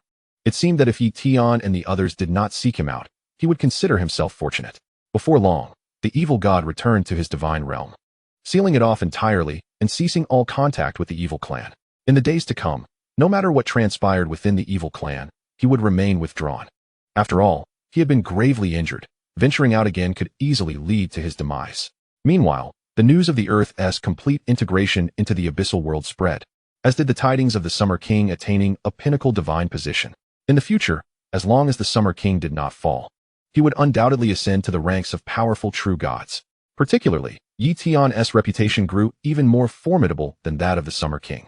This was because Tian single-handedly withstood 5 true gods, earning him the designation of a peerless demigod warrior. In the Dragon Clan, the third prince of the dragons promptly received intelligence regarding the human race. The dragons were not too distant from the humans, and he had been keenly attentive to their developments. Thus, the news that Tian had single-handedly resisted 5 true gods reached him through his subordinates, who conveyed it to him. Tian actually withstood 5 true gods all by himself. The third prince was momentarily dumbfounded. This was simply unbelievable. Previously, he had been astonished when Tian entered the source of time. Yet now, only a short while had passed, and Tian had managed to resist 5 true gods, making it exceedingly difficult for them to injure him. This defensive prowess was nothing short of terrifying. It is important to note that Tian had only recently broken through to the demigod realm. Once he trained further within this level, he might very well be capable of effortlessly slaying weaker true gods, which would render him truly invincible. The future undoubtedly heralds the era of Tian. The third prince long has quietly reached a bottleneck. Initially, he believed that his sister could leave a significant mark on this era as the Candle Dragon, but now, in comparison to Tian, even the Candle Dragon pales in comparison. Since the integration of Earth into the abyssal world, humanity has experienced a remarkably tranquil period, with all humans residing in the new territories, recuperating and diligently honing their skills in silence. In the past, the energy on Earth was sparse, relying solely on the energy funneled through the abyssal entrance for cultivation. Thus, during that time, the journey of an ordinary person striving to become an extraordinary practitioner was fraught with difficulty. However, the current circumstances are vastly different. Humanity can effortlessly cultivate to the realm of extraordinary practitioners, and ascending to the ranks of extraordinary masters is no longer a formidable challenge. Moreover, the vast territories occupied by humanity yield abundant resources, making the cultivation of a supreme master tenfold easier than before. Previously, within a single city, a supreme master was considered a pinnacle existence. Yet now, even in the smallest of human cities, the presence of supreme masters is not uncommon. In the blink of an eye, several months have passed. At this juncture, humanity has transitioned beyond the initial adjustment phase. With a multitude of humans venturing into the abyssal world to explore, cultivate, and refine themselves, marking the commencement of a new chapter in human existence. Tian, as per usual, dedicated himself to relentless cultivation. Utilizing the laws of time to accelerate his training, his progress remained sluggish. After all, having ascended to the demigod realm, achieving rapid advancement akin to that of the sacred realm is nearly impossible. Yet, Tian remains unperturbed, diligently honing his skills in solitude. On this particular day, the Summer King sought out Tian. "Greetings, Summer King." Tian courteously acknowledged. The Summer King addressed Tian. "I have come to seek your assistance regarding a matter." "What is it, Summer King?" Tian inquired. The Summer King elaborated on the affairs concerning the angelic clan. Tian, the angelic clan, led by Shi, intends to take action against the fallen dark angels and wishes to enlist your aid. The angelic clan is planning to strike against the fallen dark angels? Why such a sudden decision? Tian expressed his surprise. The Summer King smiled. "It pertains to our human race. Previously, the fallen dark angel, the god of K, launched an attack on us, but was swiftly repelled. Furthermore, you single-handedly thwarted the assault of 5 divine beings, and this information has spread. Upon learning this, the Angel King Shi conceived the idea of taking action against the fallen dark angels. With your involvement, those fallen dark angels will surely falter. And if the Angel King Shi can merely intercept the god of K, the fallen dark angels will be destined for defeat. The angelic clan has long yearned to eradicate the fallen dark angels. This is their opportunity." Tian pondered for a moment. Having previously relied on the angelic clan Starlight Sea to break through, he felt compelled to assist them once again. "Summer King, the fallen dark angels 1T have any reinforcements, will they? If a situation akin to that of the dark angels arises, it could become rather troublesome," Tian remarked. The Summer King shook his head reassuringly. "Rest assured, the fallen dark angels lack such backing. If they did, they would have retaliated against the angelic clan long ago. Thus, your only adversaries will be the fallen dark angels. Then I am willing to assist," Tian promptly declared. "Excellent. I shall inform the Angel King Shi at once." With that, the Summer King contacted Shi, conveying Tian's agreement to engage. Upon receiving the news of Tian's willingness to assist, Shi was elated. "K, fallen dark angels, your doom is nigh," Shi remarked coolly. Shortly thereafter, Tian arrived at the angelic clan, coming alone. This time, Tian offered his aid as an individual, with humanity refraining from involvement. Should humanity participate, it would result in a confrontation between 2 top-tier extraterrestrial factions against another, which could have significant repercussions. However, his solitary assistance to the angelic clan would mitigate the impact considerably. Upon arriving at the angelic clan, Tian met with Shi to strategize on how to launch an attack against the fallen dark angels.